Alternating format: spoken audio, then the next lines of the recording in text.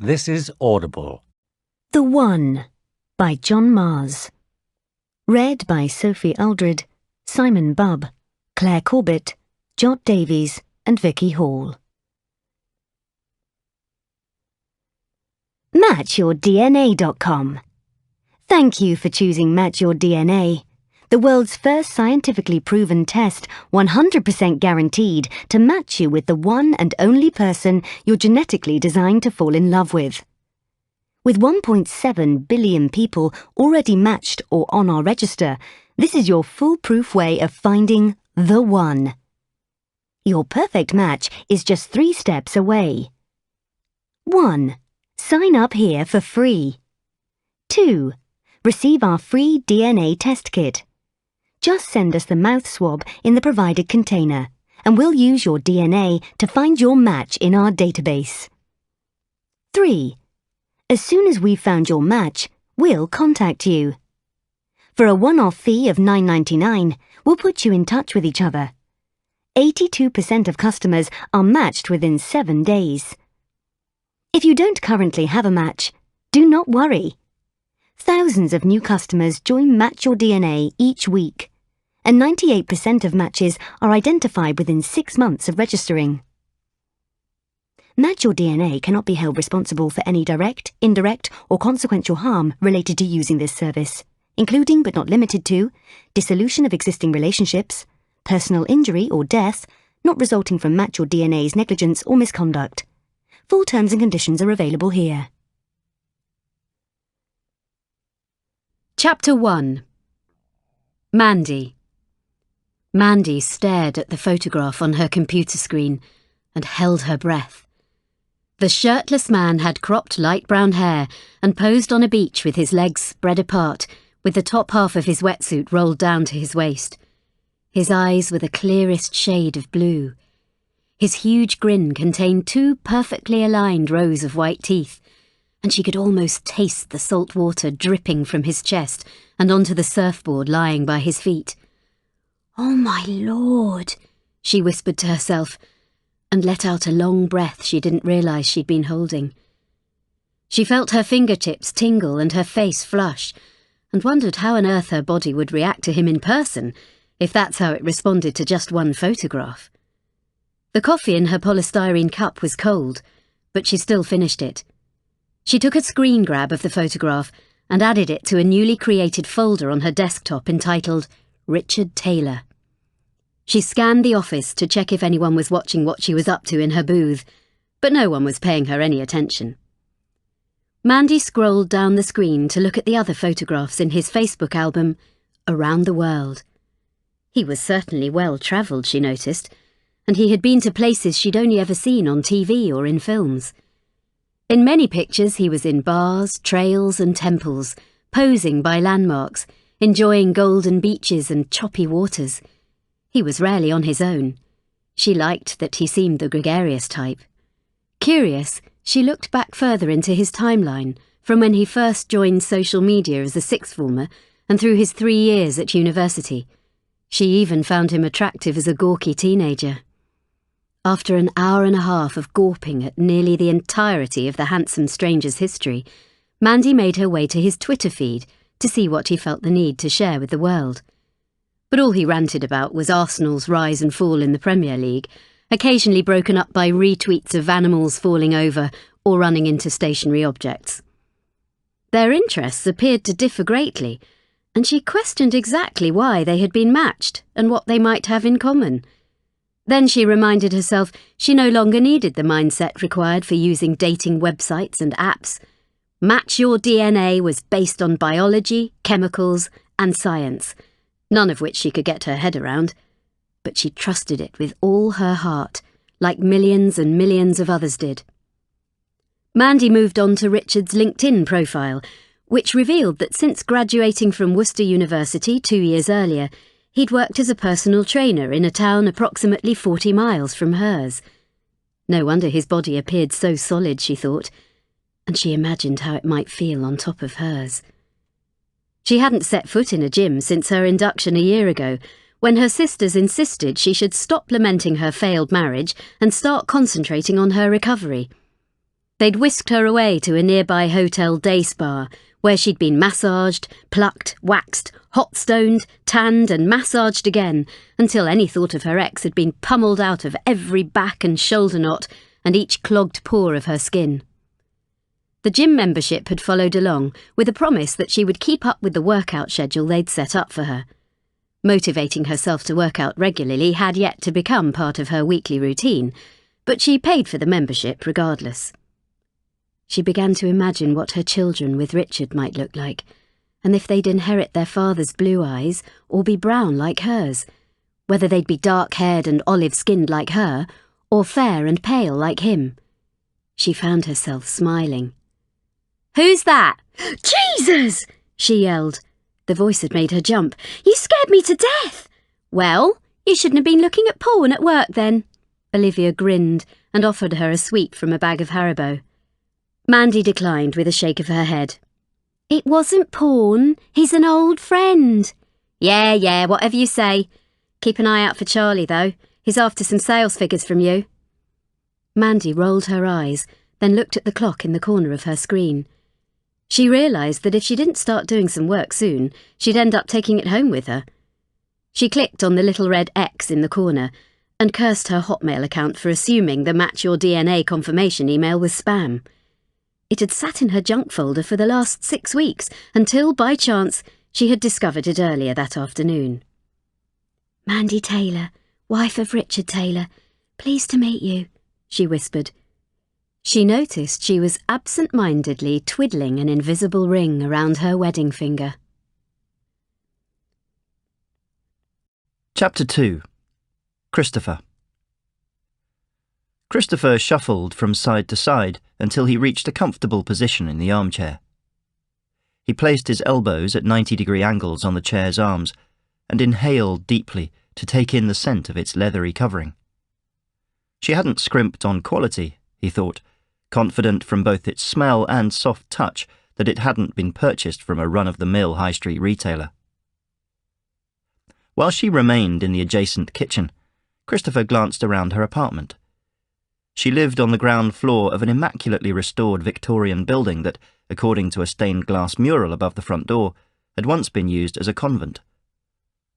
He admired her taste in pottery ornaments, which were arranged on shelves built into the walls surrounding the open fireplace's chimney breast.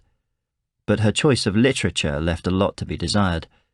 He turned his nose up at the paperback works of James Patterson, Jackie Collins and J.K. Rowling. Elsewhere in the room, a suede-covered square tray was placed centrally on a chunky coffee table that held 2 remote controls. 4 matching placemats had been perfectly laid around it. Her use of symmetry put him at ease. Christopher ran his tongue across his teeth, and it hovered over a sliver of pistachio nut that had become trapped between his lateral incisor and canine.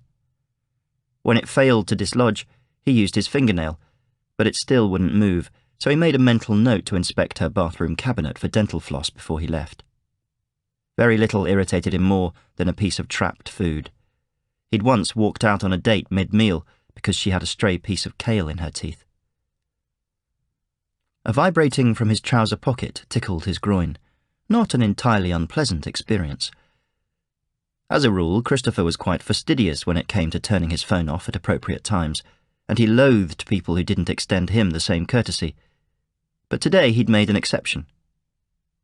He removed the phone and read the message on the screen. It was an email from Match Your DNA.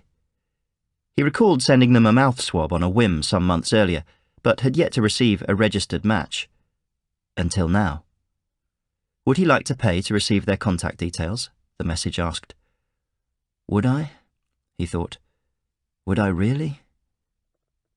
He put the phone away and pondered what his match might look like, before deciding it was inappropriate to be thinking about a second woman while he was still in the company of the first. He rose to his feet and returned to the kitchen to find her where he'd left her minutes earlier, lying on her back on the cold slate floor, the garrote still embedded in her neck.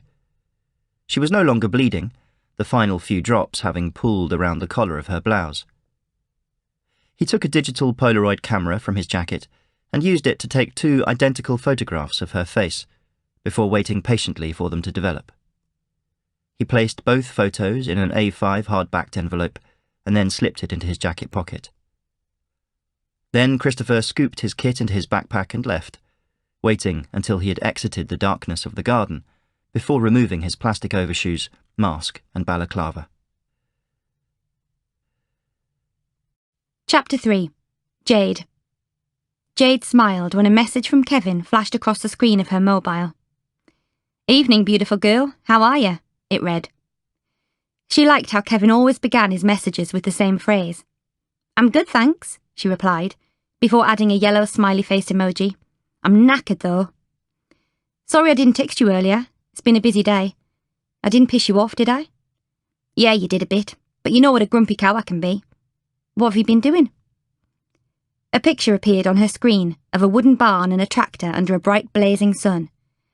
Inside the barn, she could just about make out cattle behind metal bars and milking equipment attached to their udders.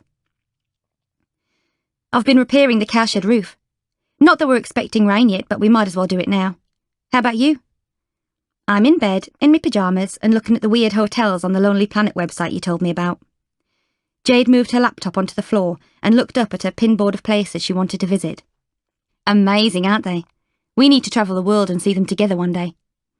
It kind of makes me wish I'd taken a year out after uni and gone backpacking with me mates."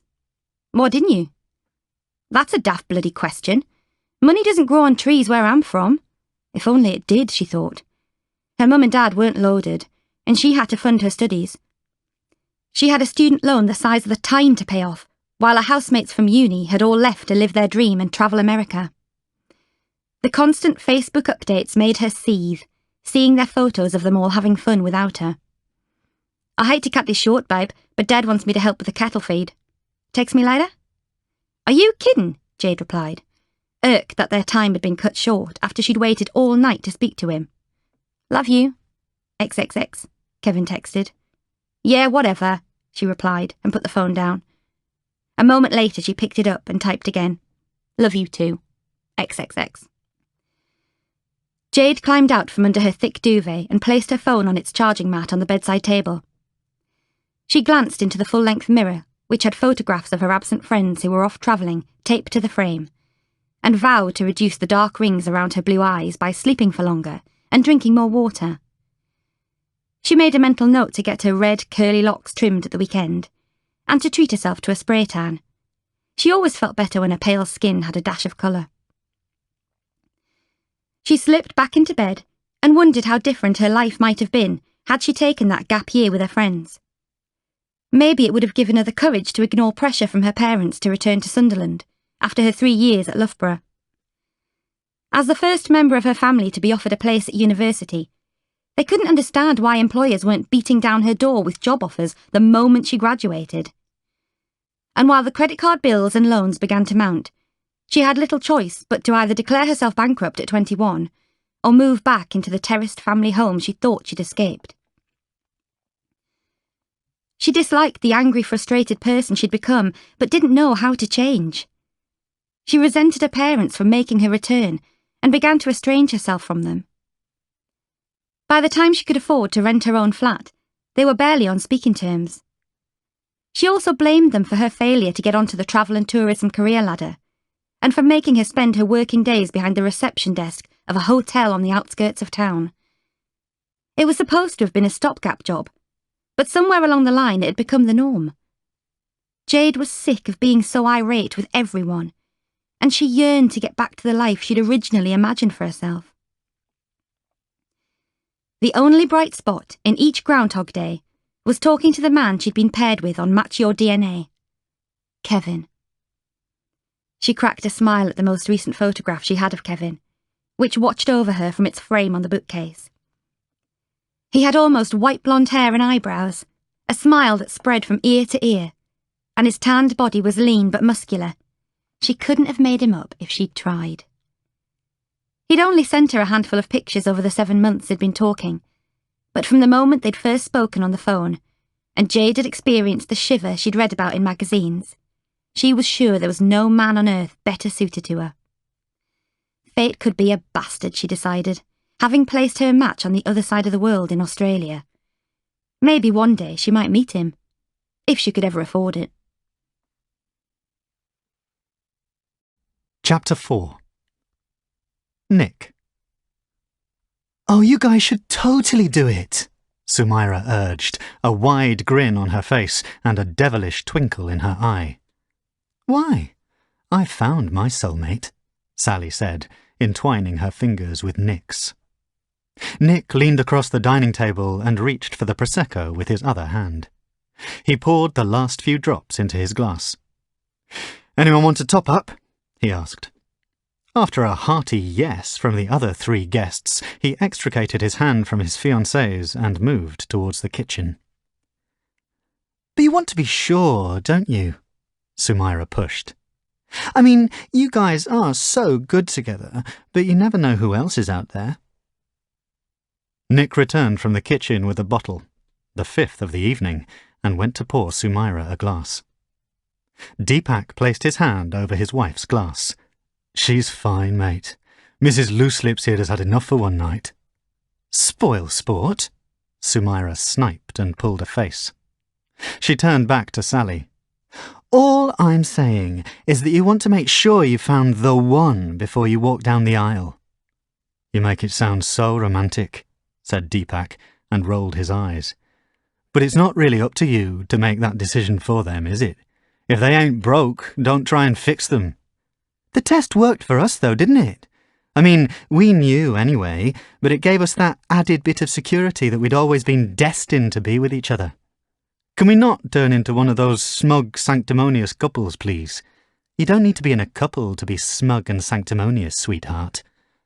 Now it was Sumaira's turn to roll her eyes. She swigged the remainder of the contents of her glass under her husband's watchful eye. Nick rested his head on his fiancée's shoulder and glanced out the window at the glare of cars' headlights and figures milling about on the pavement outside the pub. They lived in a converted factory apartment, and the windows were floor to ceiling. No escape from seeing the busy street outside and what his life used to look like. Not so long ago, his usual evening would have been made up of bar crawls around Birmingham's hip up-and-coming areas before falling asleep on a night bus and waking up many stops from where he lived. But his priorities had changed almost overnight when he met Sally. Sally was in her early 30s, 5 years his senior, and he knew from their first conversation about old Hitchcock films that there was something a bit different about her. In their early days together, she'd got a kick from opening his mind to new travel destinations, new foods, new artists and music, and Nick began to see the world from a fresh perspective. When he glanced at her with her impossibly sharp cheekbones, chestnut-brown, pixie-cropped hair and grey eyes, he hoped that someday their children would acquire their mother's good looks and open-mindedness. Quite what Nick offered Sally in return, he couldn't be sure, but when he'd proposed to her on their 3-year anniversary in a restaurant in Santorini, she'd cried so hard that he couldn't be sure if she'd accepted or declined. "If you two are the best example of what being matched is about, I'm quite happy for Sal and I to remain just how we are," teased Nick, and slipped his glasses down his nose to rub his tired eyes. He reached for his e-cigarette and took several puffs. "We've been together for almost 4 years now, and now she's promised to love, honour and obey me, I'm 100% sure we're made for each other." "Hold on. Obey?" Sumaira interrupted, raising an eyebrow. "You should be so lucky." "You obey me," added Deepak confidently. "Everyone knows I wear the trousers in our relationship." "You do wear them, honey, but ask yourself who buys them for you." "What if we're not, though?" Sally asked suddenly. "What if we're not made for each other?"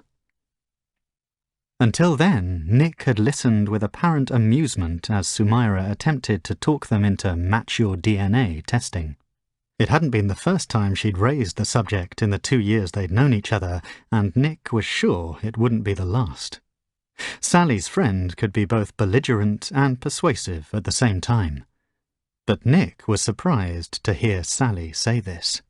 She'd always been very anti-match your DNA, as was he. "Excuse me?" he said.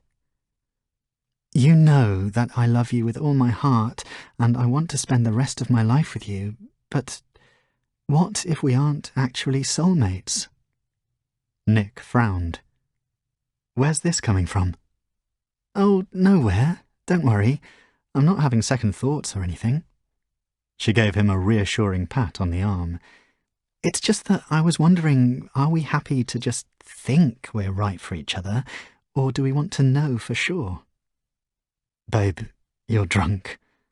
Nick dismissed her and scratched at his stubble. I'm perfectly happy knowing what I know, and I don't need some test telling me that. I read something online that said Match Your DNA is going to break up around 3 million marriages, but within a generation, divorce will barely be a thing anymore, Sumaira said. That's because marriage won't be a thing either, Deepak retorted. It'll become an outdated institution, you mark my words. You won't need to prove anything to anyone because everyone will be partnered with who they're destined to be with. You're really not helping me here, Nick said, and dug his fork into the crumbly remains of Sally's raspberry cheesecake. Sorry, mate. You're right. Let's have a toast. To the certainty of chance. To the certainty of chance, the others replied, and clinked their glasses against Nick's. All but Sally's glass reached his. Chapter 5. Ellie. Ellie swiped the screen of her tablet and begrudged the extensive list of tasks she needed to complete before her working day was over. Her assistant, Ula, was ferociously efficient and updated and prioritised the list 5 times daily, even though Ellie never asked her to. Instead of finding this useful, Ellie often felt animosity for both the tablet and Ula for their constant reminders of her failing in reaching the bottom of the list. Sometimes she felt the urge to shove the device down Ula's throat. Ellie had hoped that by now, being her own boss, she'd have hired enough reliable staff to whom she could delegate a large proportion of her workload. But as time marched on, she gradually began to accept the label of bloody control freak that an ex-boyfriend had once thrown at her. Ellie glanced at the clock. It was 10:10 p.m, and she realised she'd already missed the celebratory drinks for her chairman of operations, who'd recently welcomed his son into the world. She doubted anyone had believed her promise to attend.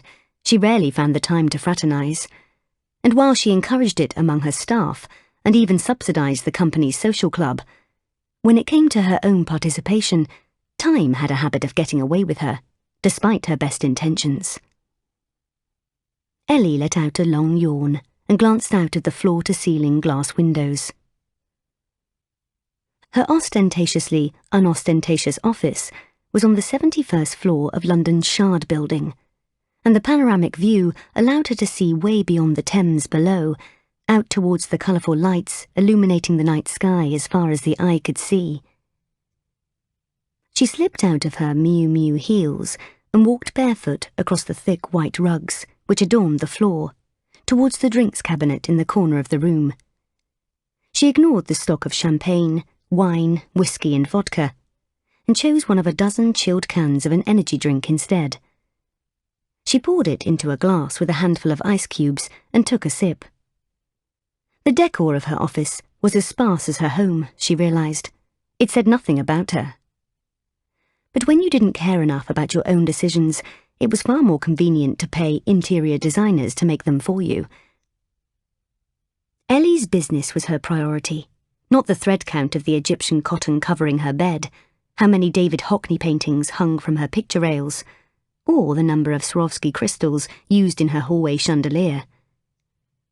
She made her way back to her desk and reluctantly glanced at the next day's to-do list, which Ula had already compiled. She waited for her driver and head of security, Andre, to take her home, where she planned to read her PR department's suggestions on her upcoming speech to the media about a new update to her app. This update would revolutionise her industry, so she had to get it right. Then, at 5:30 a.m. the next morning, a hairstylist and a makeup artist would meet her at her Belgravia home, ahead of the pre-recorded television interviews with CNN, BBC News 24, Fox News and Al Jazeera. Afterwards, she would sit down with a journalist from The Economist, pose for some photographs for the Press Association, and hopefully be back home no later than 10 a.m. It wasn't the best way to begin her Saturday, she thought. Ellie's publicist had forewarned the news agencies that she was only prepared to discuss her work, with strictly no questions to be asked about her personal life. It was why she'd recently turned down a profile feature with Vogue, complete with a shoot with legendary photographer Annie Leibovitz. The column inches could have been vast and picked up by publications across the globe, but it wasn't worth the expense of her privacy. That had already suffered enough over the years. Along with being notoriously aloof about her life outside of work, Ellie also didn't want to publicly address the level of criticism her business received. She trusted her PR team to deal with any negativity on her behalf. She'd learned from mistakes of the late Steve Jobs concerning the handling of the iPhone 4 antenna issue, and how much damage it had, at the time, caused to the reputation of both the brand and the figurehead. Her personal mobile phone lit up on her desk. Few people had the privilege of that number, or her private email address. In fact, just a dozen of her 4,000 employees worldwide and family members who she barely had time to see. It wasn't that she didn't think about her relatives often. She'd thrown enough money at them over the years to compensate for her lack of presence. But it all came down to there not being enough hours in the day and a lack of mutual understanding. Ellie didn't have children. They did. They didn't have a multi-billion-pound global company to run. Ellie did. She lifted the phone and recognised the email address on the screen. Curious, she opened it. Match your DNA match confirmed, it revealed. She frowned. Even though she had registered for the site a long time ago, her immediate reaction was still mistrust that one of her staff was playing a joke on her. Ellie Ayling, your designated match is Timothy, male, Leighton Buzzard, England. Please see instructions below to discover how to access their complete profile. She placed the phone upon the table and closed her eyes. This is the last thing I need, she muttered to herself, and switched it off. Chapter 6. Mandy. Have you heard from him yet? Did he text you or email? Where's he from? What does he do for a living? What does his voice sound like? Deep and sexy, or has he got an accent? The barrage of questions from Mandy's family came thick and fast. Her 3 sisters and mother hunched around the dining table, hungry for information about her match, Richard. They were equally hungry for the contents of the 4 boxes of take-out pizza, garlic bread and dips spread out in front of them. No, Peterborough. He's a personal trainer and no, I don't know what his voice sounds like, Mandy replied. Show us his photo then, Kirsten asked. I'm dying to see him. I only have a couple I copied from his Facebook profile. In truth, there were at least 50, but Mandy didn't want them to know how keen she was. Oh my God! You don't want to show us them because he sent you a picture of his willy, didn't he? Her mother exclaimed. Mum, Mandy gasped. I told you, we haven't spoken yet, and I haven't seen a picture of his willy. Talking of willies, I'm breaking into the meat feast, said Paula, and offered a slice to her sister. Mandy shook her head. It was her firm belief that, while her coupled sisters could afford to rest on their laurels and eat to their hearts' and stomachs' content, she had to be careful what she ate. It didn't matter that it was a cheat day either. According to Grazia, the difference between a size 14 and a size 16 can sometimes be just one mouthful. Mandy selected the shirtless picture of a surfing Richard and passed her phone around the table for her family to see. Bloody hell, he's a fit little bugger, Paula shrieked, although he must be about a decade younger than you. You have a toy boy. You're one of those cougars, aren't you? So when are you going to meet him? Asked Kirsten. I don't know yet. We've got to start a conversation first. She's waiting for another picture of his willy to make sure he measures up, Karen said, and they all burst into laughter. You lot have filthy minds, Mandy said. I wish I hadn't said anything now. For once, she was pleased she had some good news to share with her family when it came to her love life. With 3 younger sisters who had settled down and married, all of them to their DNA matches, she was riven by insecurities, and she'd begun to feel like she'd been left on the shelf, especially since they started having children. Mandy was a 37-year-old divorcee, and she was beginning to feel as if she'd never be anything else. However, since Richard had come into her life, albeit not yet in person, everything was now looking up, and all she could think about was how things were about to change for the better. The confirmation email she'd received from Match Your DNA had informed her that Richard had ticked the box, which meant that, in the event of a match, his contact details could be sent out. He would also have received a notification informing him of this, as well as Mandy's contact details, yet he hadn't been in touch. The suspense was killing her. However, Mandy was old-fashioned at heart and believed it was the man's job to do the chasing. Right, this is what you need to do, began Kirsten. First off, send him a text. Be proactive and set a date when you'll meet in person, at a restaurant or something. One of the fancy ones like Carluccio's or Jamie's. Then make him wait a few dates before you let him kiss you, let alone anything else. Oh, to hell with that, interrupted Paula, who took a long drag from her e-cigarette. The beauty of being matched with someone is that you don't have to faff around with all that game playing. You know that you two are perfect for each other. So, go and shag each other's brains out. Mandy felt her face turn scarlet. Her mother shook her head and rolled her eyes. Mandy's not like you, Paula, said Karen. She's always taken things slowly. And look where that's got her. Paula turned to Mandy and said, No offence, but what I'm saying is that she doesn't need to be that slow anymore. Mum would give her right arm to be a grandmother again, and Karen and I have spent enough on designer vaginas to not want to push another kid out. And Kirsten, yes, I know lesbians can have babies too, but you're too busy playing the field to even think about settling down. Mandy, grandchild number 4 rests on your shoulders. Just think, by this time next year, you could be married and pregnant. All eyes flashed a wary look at Paula, who quickly said, Sorry, I didn't think. It's okay. Mandy looked down at the table. Mandy had always longed for a child of her own, and when she had been married to Sean, they had had a couple of near misses.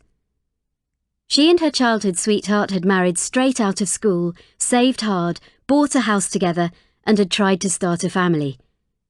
It had completely shaken her world to lose those babies, and this had been part of the reason why the marriage had fallen apart. Sometimes there were times at night when, with only the silence to keep her company in her bedroom, she swore she could hear her biological clock ticking. She had probably less than a decade left to conceive a child naturally, and, even then, her body was prone to complications. During the many evenings she'd spent babysitting her nieces and nephew, she'd ached to have the same for herself, someone to love unconditionally. Of course she loved her sister's kids, but it wasn't the same at all. She dreamed of having someone she had helped to create and mould, someone who depended on her, who needed her, who would always seek her out for guidance and who, until her dying day, would call her Mum. The thought of becoming a childless spinster was a terrifying prospect, and as the years sped past, Mandy worried that instead of a possibility, it was becoming more and more of a probability. I think you're getting a bit ahead of yourself, Mandy said. I'm going to let him make the first move, and let's see how we get on from there, okay? The others nodded reluctantly, and Mandy recalled how, not so long ago, she'd been wary of registering with Match Your DNA. Her marriage had become unsteady because of the miscarriages, but the final nail in the coffin had been when Sean suddenly left her for another woman 11 years her senior. He had taken the test without Mandy's knowledge and been matched. He promptly ended their marriage, and once their house was sold, he had moved to a country chateau in Bordeaux to be with his French match. Mandy had been left to pick up the pieces, a tiny starter home and a broken heart. Match Your DNA was no longer the enemy.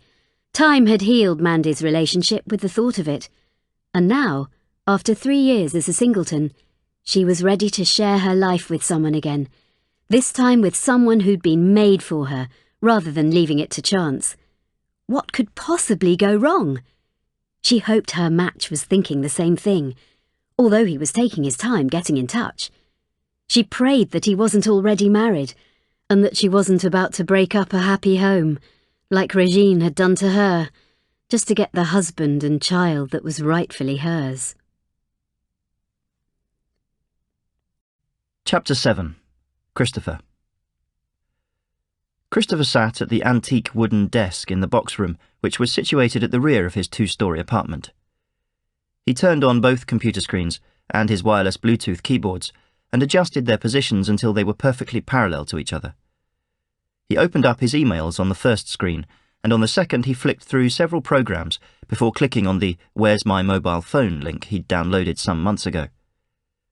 24 different phone numbers appeared on his screen, but just 2 flashed in a bright green colour to indicate their users were on the move.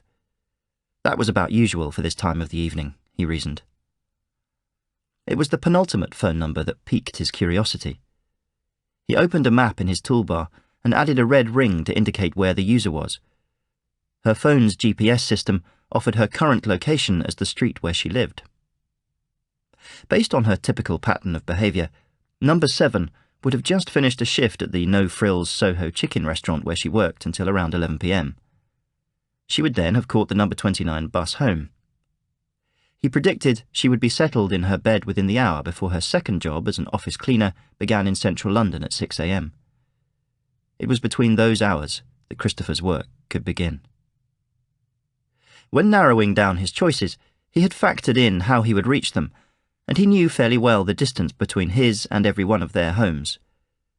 He'd learned from the error of others like him that there should be no pattern to the location of his marks. Keep everything random on the surface, but in perfect order underneath. And over time, he'd worked out whose property he should drive to, who'd be best served by bike, and which locations would be better reached on foot. Number 7's flat was just a 20-minute walk away from his house. Perfect, he muttered, happy with himself. But his attention was diverted from the red circle on one screen to the other, which displayed his dozens of email accounts. The email from Match Your DNA had remained unopened since it appeared in his inbox 4 nights earlier, when he'd been preoccupied with number 6. But on seeing it again, he became curious as to the woman his biology had determined was best suited to him. At least, he hoped it was a woman.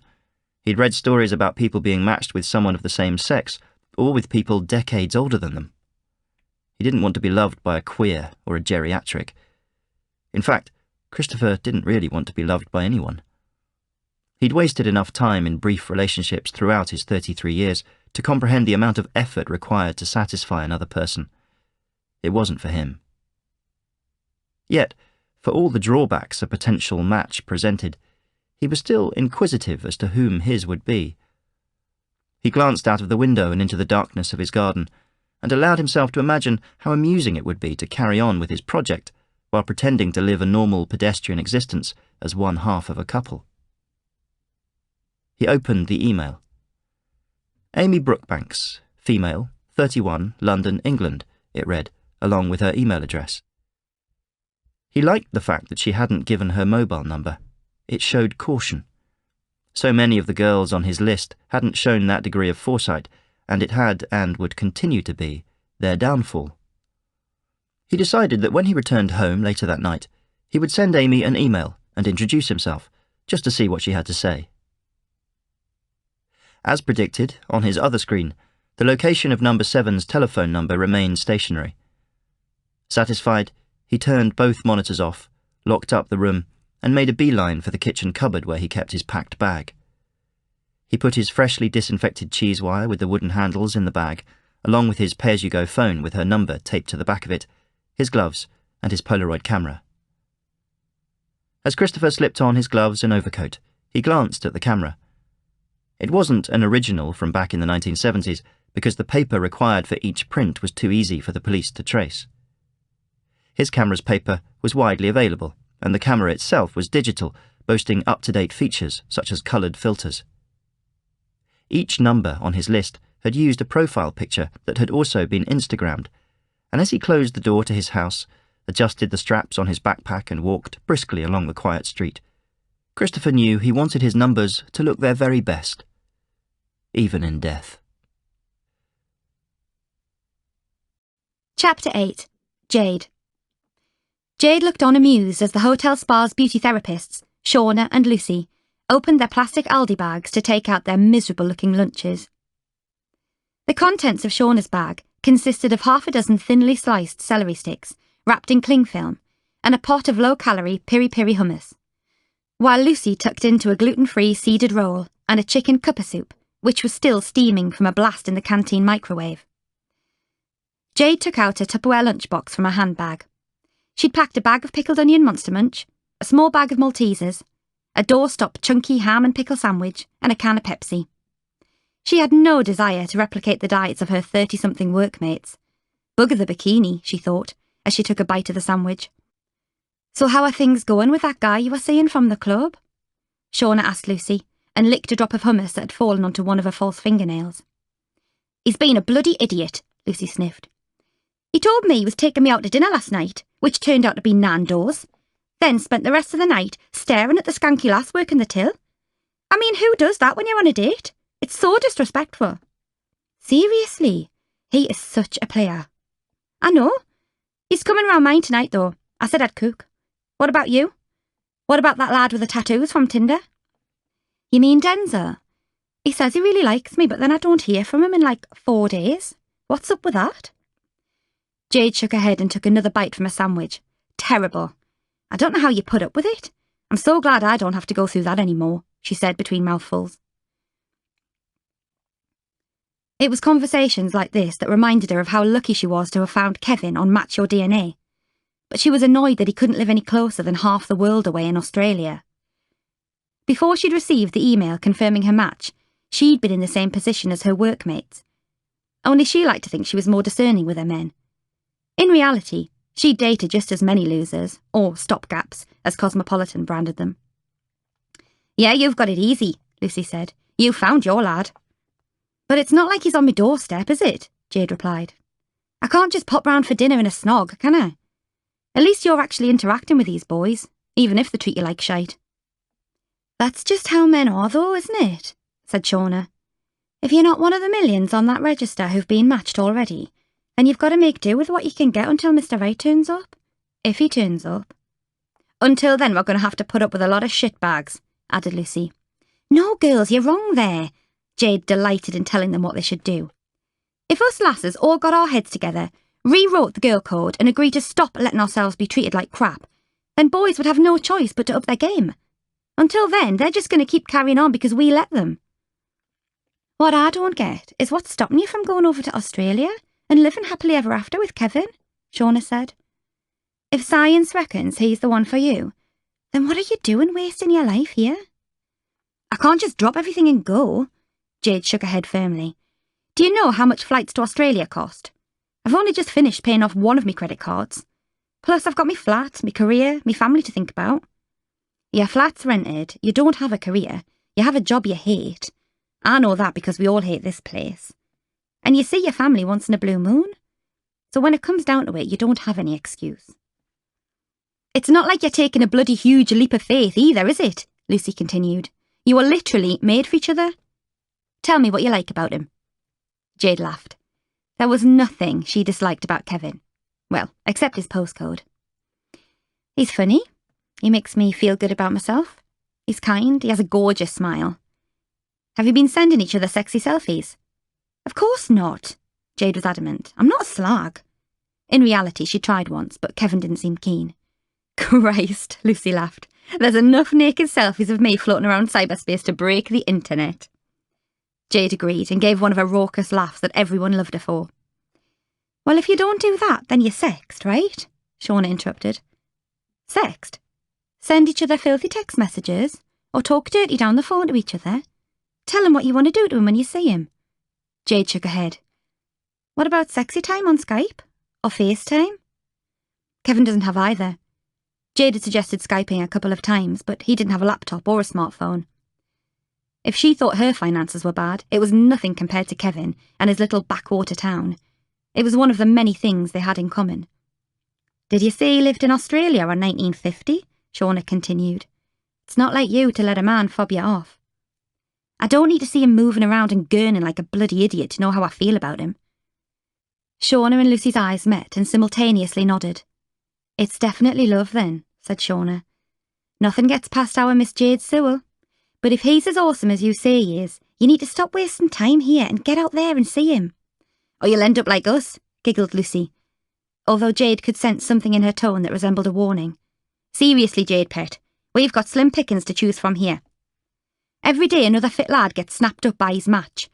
Me and Shauna are like vultures left picking at the bones of what's been left behind, and believe us, it isn't canny. It really isn't. If I had a chance to be with my match, I'd be on the next plane out of here. Not sitting on the floor eating lunch around the back of the service entrance of a hotel. Yeah, stop making excuses, Shauna added. Girls like us don't do that sort of thing, Jade said, taken aback by Lucy's directness. I can't leave everything behind and go just like that. And like I said, a flight to Australia costs an arm and a leg. How much do you have left on your credit card? Well, I just finished paying one off. What's your card limit? Couple of grand, I think. Then whack your holiday on the plastic. What you got to lose? You need to grow some balls, bonny lass. Don't make me get me balls out and slap you around the face with them. It's just not me to chase a lad around the world. Shauna and Lucy glared at her, both of them with their tattooed eyebrows raised as far as the Botox would allow. It's not chasing him, honey. He's already yours. I can't, repeated Jade, then paused. Can I? Chapter 9. Nick. I think we should do it, Sally muttered as she lay on her back staring at the exposed beams holding up the bedroom ceiling, illuminated by the street lamp outside. It usually takes you longer than that, but I'm not complaining, Nick replied, and he removed his head from between her legs and surfaced from beneath the duvet. His hand moved towards the bedside cabinet where she kept their toys. Not it as in sex, Sally said. I think we should do the Match Your DNA test. Nick manoeuvred himself back to his side of the bed. Way to kill the moment, babe. Sorry. Why now? Before Sumaira and Deepak rocked up for dinner and started talking about it, you were adamant we didn't need to do it. Oh, baby, I still am, she said, her fingers playing with the hairs on his chest as if to reassure him. But like Sumaira says, it'll give us a bit of added security, just to know. To really know. Bloody Sumaira, thought Nick, but he didn't complain aloud. Are you sure this isn't your way of telling me you have pre-wedding jitters? Of course not, silly. Sally pulled his head down to kiss it. But you know what I'm like. It's okay for you. Your parents have been together since the Dark Ages, while my mum's been married 3 times and my dad is on his 4th wife. They're both always searching for something they don't think they have, and I really don't want to be like them. I want to know that, at least biologically, we stand a chance. What if it turns out our DNA doesn't match? Then we'll be mindful that maybe we'll need to put more effort into our relationship. Like John Lennon said, all you need is love. Yes, but he also said, I am the walrus, so let's not hold too much credence to his pearls of wisdom. So you'll do it? She gave him an imploring look. Nick couldn't say no to those puppy dog eyes. If it makes you happy, then yes, I'll do it. Now can I go back to doing something else that makes you happy? Sally caught a flash of his smile before Nick's head disappeared back beneath the duvet and between her legs. Chapter 10. Ellie. The clock radio hit 3:40 a.m. as Ellie finally gave up trying to get to sleep. With a busy day ahead, she desperately needed to get some rest, but her active brain didn't seem to get the message. Instead, it raced at the speed of a runaway train, with what she needed to accomplish in the next few hours in order to promote her newly revamped app. Under normal circumstances, she'd have taken one of the sleeping tablets her private physician had prescribed for her, but she couldn't risk feeling groggy when she needed to be on point. Being interviewed by the world's press was something Ellie had grown to loathe since reluctantly becoming a public figure. A decade earlier, she was another anonymous worker bee, busy behind the scenes. Then the next thing she knew, the world's media was both praising her and lambasting her in equal measure. It had made her a tough cookie, and she fast gained a reputation for being someone who was ruthless in her quest to make her business one of the world's most successful. They hinted at the unscrupulous methods she may have used to get there, but with no concrete evidence, it was all just rumour. Ellie had paid enough people off to make sure the full story of her early days in business were never truly revealed. As public appetite for her story grew, the tabloids had sifted through every piece of her private life, examining her past as if she were on trial. They picked apart her former relationships and threw enough cash at her exes that they spilled the beans on what she was like as a person, as a girlfriend, and as a lover. It made Ellie not just wary of the press, but of everyone else too, and made dating a near impossibility. And while she acknowledged it was unfair to tar every man with the same brush, each time she met someone new, her barriers would go up, and she'd attempt to second-guess the motivation behind their interest. Were they only interested in her wealth? Did banging a billionaire make for good bragging rights to their friends? Or was she going to see another kiss-and-tell headline in The Sun on Sunday? Ellie couldn't remember a time when Bill Gates, Mark Zuckerberg, or Tim Cook had been hauled over the coals for their sex lives, yet it seemed to happen to her with an overwhelming frequency. She rolled onto her side, stretched out her legs, and recalled how she had been forced to employ a legal team specifically to fire off warning shots every time she had an inkling the press was up to no good. Then, after half a dozen successful libel cases, she became too costly to lie about, so they lost interest. Her media team became the go-to guys for all press inquiries, and she turned off her Google alerts, Facebook and Twitter accounts to remove any temptation to discover what people were writing about her. Only when absolutely necessary would she step out publicly as the company's figurehead. Ellie gave a frustrated groan at her lack of tiredness, threw her sheets to one side, and turned on the bedside lamp. She remembered the email she'd received hours earlier, confirming a DNA match had been identified. She'd signed up some 10 years earlier, when the company was still in its infancy, and as its popularity quickly rose, she had assumed it'd just be a matter of time before she found her match. But when the number of registered users had powered through the 1 billion mark, Ellie had begun to give up hope. Her match was either in a happy relationship with somebody else, he was living in a developing country with no access to or knowledge of the test, or he was just not interested in knowing. So Ellie had grown accustomed to spending her life alone, and, in recent years, had become too consumed with work to even care. She didn't need a relationship to make her content. She could do all that for herself. What could a match add to her life that she wasn't capable of finding on her own?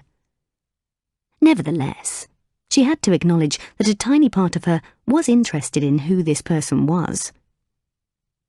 "Sod it," she said out loud, and grabbed her phone. She opened her email, paid the $9.99 for her match's details, and waited. 2 minutes later, an automated response landed in her inbox. Name: Timothy Hunt.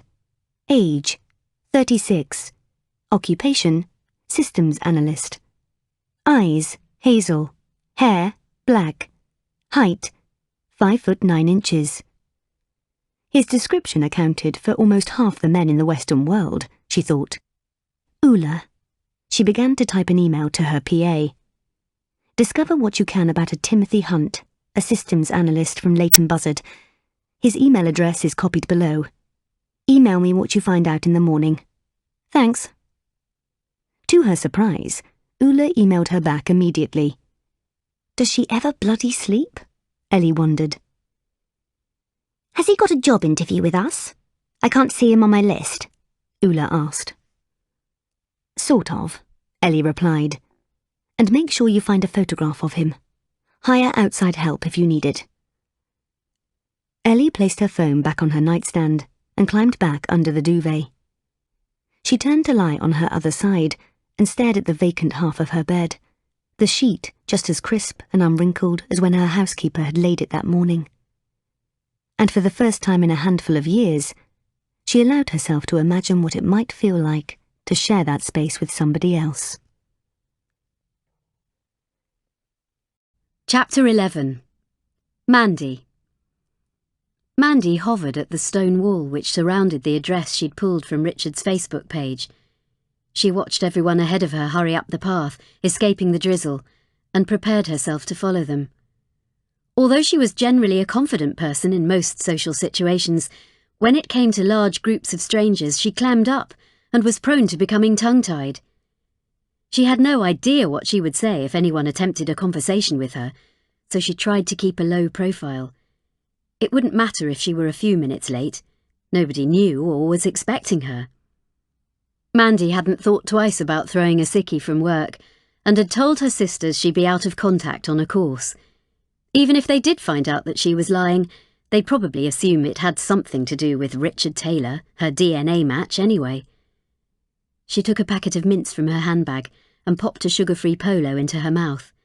She also took out her handheld mirror and angled it in an attempt to check that she still resembled something presentable after the 2-hour-long car journey. She ruffled her hair, hoping the damp hadn't made her curls too frizzy. Finally, when she heard music begin to play inside, she walked slowly up the path, approached the door, and braced herself for what she would confront inside.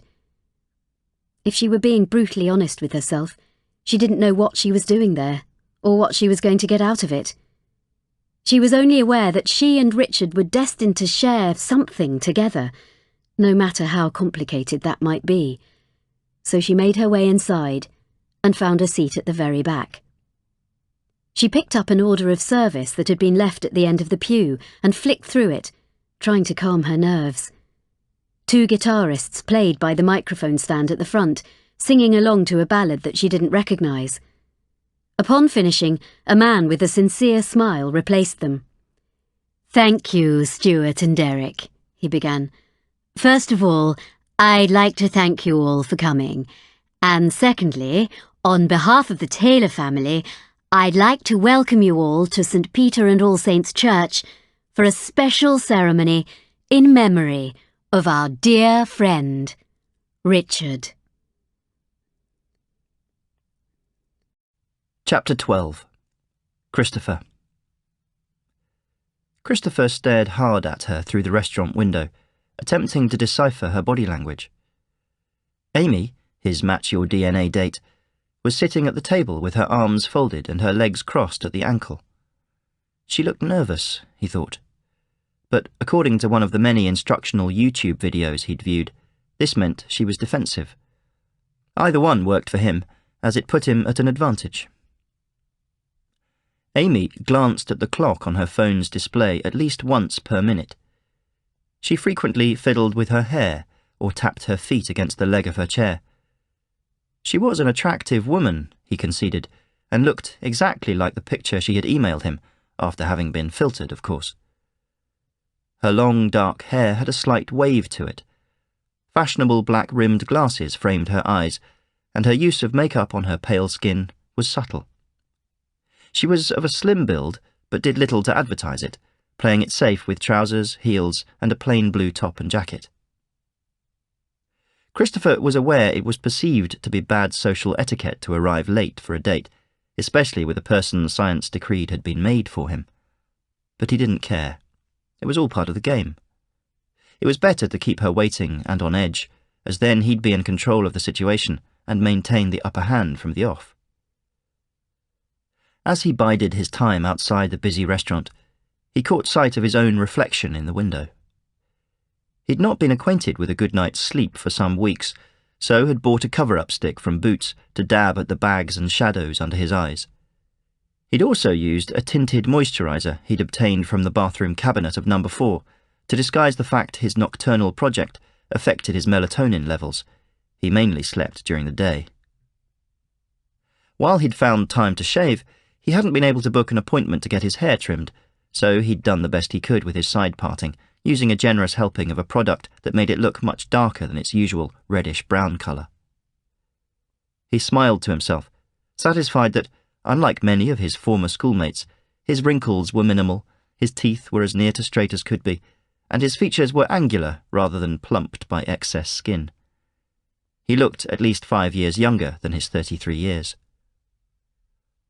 Christopher straightened the lapels of his tailor-fitted jacket, holding out a little longer until Amy looked like she was about to leave, and then entered the restaurant.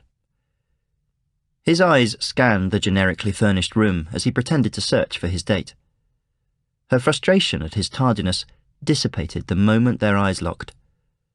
To Christopher, it looked as if an invisible force had thrown her back into her chair as she stammered a nervous, "Hello?"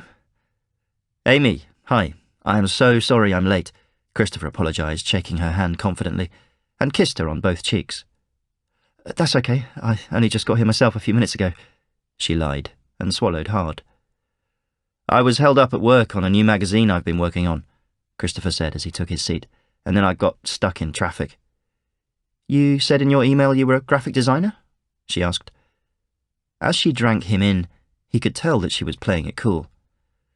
"Yes, I'm freelance, so I have quite a few projects on the go at any one time." "Who do you design for?" "Mainly luxury trade magazines, companies that build yachts or planes, and brochures for holiday destinations that you won't find at Thomas Cook," he boasted. "It's very exclusive." She didn't look as impressed as he had hoped. She asked, "Where are you based?" "I work from home in Holland Park, which is convenient. Shall we order some drinks?" Christopher moved his glass so it sat next to Amy's, then opened the wine menu. When the waitress arrived, he ordered the most expensive bottle on the list. "Will you be eating tonight?" He looked up and into the waitress's eyes as she spoke, wondering what noises she'd make if his trusty garrote penetrated her throat and severed her thyroid cartilage. It fascinated him how each one of his sitting ducks had, so far, offered a different squawk from the last. Christopher looked at Amy and raised his eyebrows. "Do you have time for something to eat?" he asked. "Yes, I'd like that," she replied, trying but failing not to appear too eager. As they both read their menus in silence, Christopher felt Amy's eyes lift from the page to his face. He glanced at her, and she offered an embarrassed smile. Her cheeks flushed, and he looked to see if her irises widened. He'd read enough about human behaviour to know that meant she was attracted to him. "I'm sorry, do you mind if I just quickly use the bathroom?" she asked. "You can order for me if you like. See it as your first test of how much of a match we really are." "Of course," he replied, and rose to his feet as she left the table. Impersonating a gentleman came easy to Christopher, but other behaviours, like reading facial expressions and being mindful of people's emotions, he learned from books and online.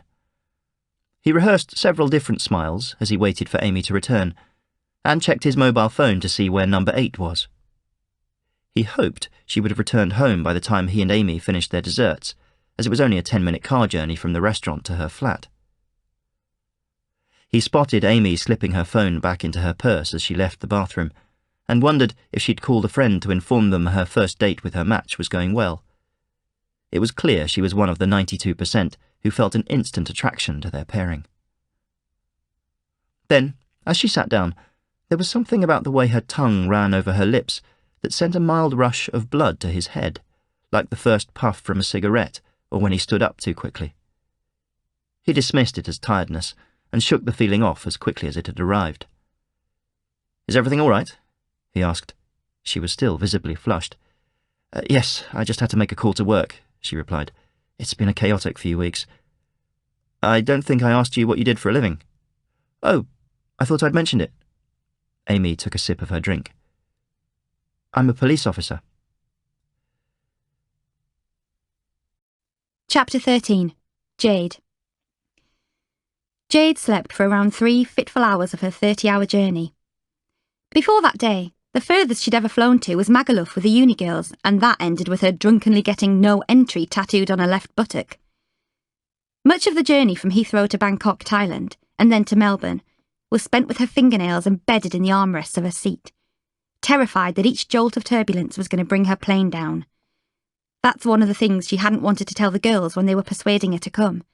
She was terrified of flying. She read one of the several thriller novels she'd downloaded to her Kindle, then watched 6 movies back to take her mind off it. She eventually drifted off to sleep shortly before landing. Jade had just enough time to change her outfit and freshen up before she picked up a pre-booked sedan-style hire car. She was relieved to discover Australians drove on the same side of the road. She programmed the vehicle sat-nav with the address she'd be travelling to. It was some 250 kilometres to Echuca, Murray Basin, the place where she would begin the next phase, and the biggest adventure of her life. As she drove along the Great Northern Highway, she sang along to Ed Sheeran and Beyoncé and tried to keep her nerves at bay. Jade thought about a conversation just 10 days earlier with Lucy and Shauna. She'd stared at them across the canteen table, growing ever more conscious that she was morphing into them with their over-made-up faces, fake hair extensions, and their obsession to stay skinny just to remain viable in an ever-shrinking dating pool. But she was grateful for their home truths. They were right. There was no excuse not to travel to Australia to meet Kevin. The only thing stopping her was the fear of the unknown. And after she got the flight over and done with, Jade liked to think she wasn't scared of anything. By the end of that week, Jade had purchased an open-ended return flight on her credit card to Australia. As Shauna was settling into Jade's sublet flat, Jade had made herself comfortable in an aisle seat on a megabus to Heathrow, beside herself with what the next few weeks might hold. She sent her parents a text message from the airport informing them of her plan. She assumed the speed at which they phoned her meant they weren't supportive, although she couldn't be sure because she refused to answer. Jade knew just how quickly her fiery temper could flare, and she didn't want their negativity tainting the nervous anticipation she was feeling. She took another glance at the picture of Kevin she had as her phone's screensaver, and knew she wasn't going to be disappointed. The 3-hour car journey to Kevin's farm passed quickly, and she was on edge with a nervous excitement as she pulled the car over to the side of the road, stepping outside and stretching her tired legs. She was immediately struck by the searing heat and was glad she'd lathered herself in Factor 50 before setting off. Her pale skin could never handle the heat. She had no idea how it was going to fare here. She glanced over at a sign reading Williamson's Farm, which was attached to a waist-high wire fencing running the length of the dirt track road. Tall, scrawny trees framed the road with their trunks buried deep in arid soil, and in the distance she could make out a large white house and the roofs of an outbuilding and barns, which she recognised from Kevin's photos. Jade felt her stomach begin to churn, just like it had every other time she daydreamed about what it might feel like to meet Kevin in person. Now the moment was almost upon her, and she was terrified, particularly as he had no idea she was about to appear at his home without warning. Back at Heathrow Airport, she texted him a white lie, telling him she was changing mobile phone network suppliers, so she'd be out of contact for a day or 2. He'd sounded agitated by the news, but she reassured him it wasn't her subtle way of trying to break up with him. Far from it, she thought to herself. She picked up her phone and switched it to camera mode, then took a selfie of herself with Kevin's parents' farm in the background. "Hey babe, you okay?" she typed, her fingers trembling so much that she was grateful for predictive text. "Hey," he replied almost immediately. "I've really missed you. You got your new phone sorted out?" "Yes, thanks. On with the cows in the shed. The place reeks, man." "Oh, poor you. Guess where I am? In bed? Try again. Still at work?" "No," she replied, and then sent him the photo she'd taken. Her heart raced as she awaited Kevin's text. Instead, her phone rang. "Surprise!" she squealed. "I'm here!" "You shouldn't have come. I'm sorry," Kevin said curtly, and hung up. Chapter 14. Nick. "Don't open it!" Sally had yelled down the phone to Nick. She sounded anxious. "Wait until you get home and we'll do it together." Sally had admitted to Nick that from the moment her smartwatch had indicated an email had arrived from Match Your DNA, her stomach had felt like it was trapped in a lift falling 20 flights. She'd called him immediately, and after checking his inbox while she waited patiently on the other end of the line, he found he too had received a notification. At the media agency where he worked, Nick was supposed to be thinking of snappy, original ways to promote a new brand of intimate wipes for women, but he was instead wondering what the contents of the email might reveal. But it was Sally's insistence on taking the test in the first place that really concerned him. He'd assumed they were content and in agreement that their future was together, but her need for scientific confirmation tapped into his recurring worry that he wasn't good enough for his wife-to-be, that their 5-year age gap was too large, and that he was, and always would be, too immature for her. When Nick finally made it home, 30 minutes after Sally, she was already clutching her second glass of red wine, sitting on the kitchen island with her legs dangling over the side. "Sorry I'm late," he began. "I got held up in a meeting, and it doesn't matter," Sally interrupted, and took an anxious gulp of her drink. "Can we get this over with?" She was rapping her other hand on the countertop, clearly nervous. "May I say one thing first?" Nick asked, and perched on the island next to her. "I don't care what these results say. I could be matched with Jennifer Lawrence as far as I'm concerned, and it wouldn't make the blindest bit of difference. You are the one I'm destined to be with, no matter what these emails tell us." Sally smiled and hugged him, then picked up her phone and pressed the email icon. "Are you ready?" she asked, scrolling down and opening the message. Her face fell. It says, "No match." A foreboding silence filled the room. Neither knew what to say to the other. Eventually, Nick wrapped his arm around her shoulder. "We're going to make it work. I know we are," he offered. "Millions of couples have, and we'll be no exception. Just because we aren't DNA matched, it doesn't mean we aren't meant to be together. You still love me, right? After reading that, you still love me?" "Of course I do." Her voice was muffled from where she'd buried her head in his shoulder. "Then who cares what a bit of chemistry or biology says? Nothing is going to change that." Sally swallowed hard and began to weep. "I'm sorry," she sniffed. "I just wanted to make sure we stood a chance, that we were predestined to be together." "Fuck that. Let's take a punt instead." Sally smiled, and they rested their foreheads against each other's. She ran her fingers through his thick, dark hair and drew his lips towards hers. "Let's go out and get an early dinner," he suggested. "That new Turkish restaurant has opened on the high street. My treat." Sally nodded, and Nick hopped off the island, making his way toward the coat hook on the back of the door to grab his denim jacket. "What about yours?" she asked, tentatively. "My what?" "Your results." "I don't care," he shrugged. "I know what I need to know." "And I need to know what you don't. Put yourself in my shoes. My fiancé is probably matched with someone who isn't me.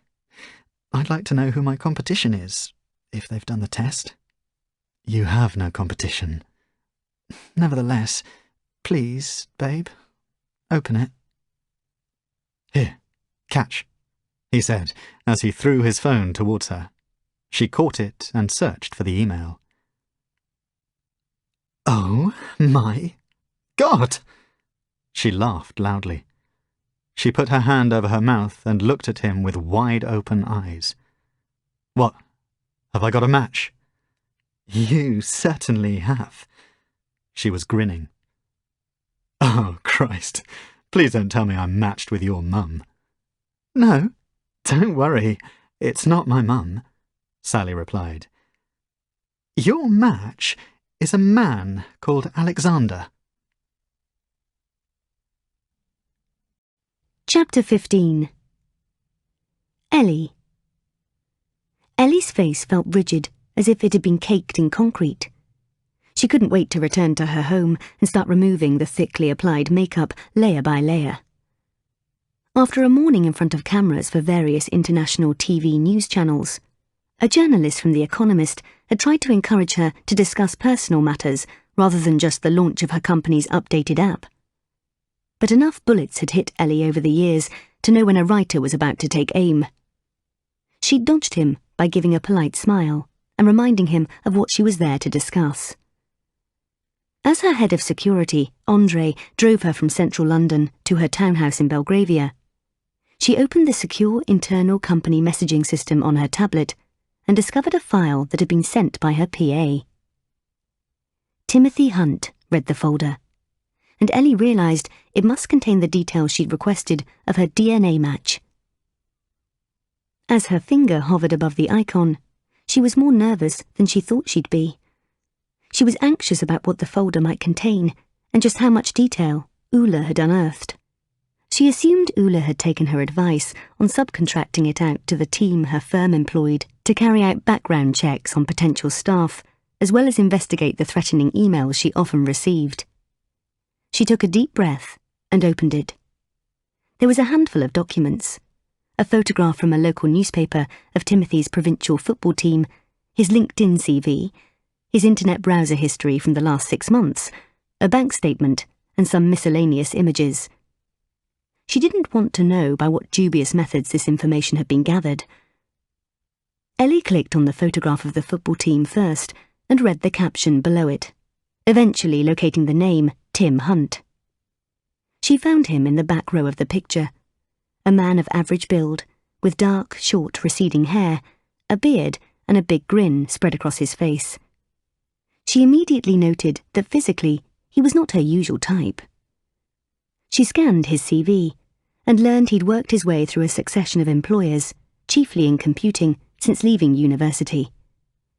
His internet history was typical of a man of his age: YouTube links to 1990s music videos and Family Guy clips, football and Grand Prix results, the occasional pornographic site, but nothing freakish, she was relieved to discover, and regular visits to Amazon and Spotify for his films and music.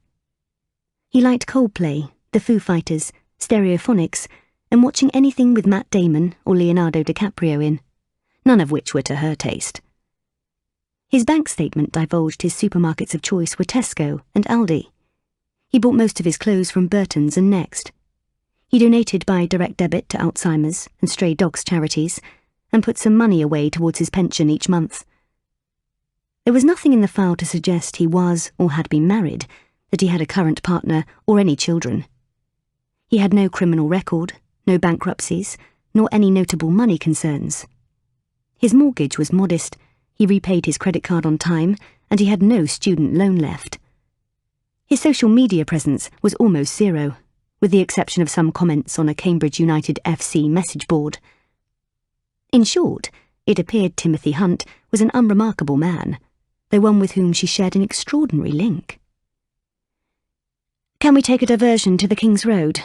Ellie asked Andre, and within a few minutes, on her instruction, he'd purchased her a brand new, no-frills pay-as-you-go mobile phone so she wouldn't have to give out her actual number. She hadn't used one of these since she'd been an impoverished student, and she caught herself smiling as she recalled a much less complicated time in her life. She typed in Timothy's number and began to write a text. "Hi," she said. "My name is Ellie, and we have been matched up." She then paused, deleting the message. Too chirpy, she thought. "Hello, I'm your match on Match Your DNA. Would you like to meet me?" Too slutty. "Hi, Timothy. I believe we're supposed to be spending the rest of our lives together," she typed, and then added a smiley face. Ellie paused before hitting the send button, then remained still with the phone in her hand, staring at it, scared of what the Pandora's box she just opened might contain. She didn't have long to wait. The phone's loud alert made her jump. "Ah, the future Mrs. Hunt. What took you so long?" Timothy responded and added a winking face. "And please call me Tim." He has a sense of humour, she thought, and immediately relaxed her tensed shoulders. "Sorry, I was busy choosing my wedding dress," she typed, and sent an emoji of a woman wearing a veil. What a coincidence. So was I. So tell me a little about my wife-to-be, as I only know the basics. It'd be nice to find some common ground before I book the register office.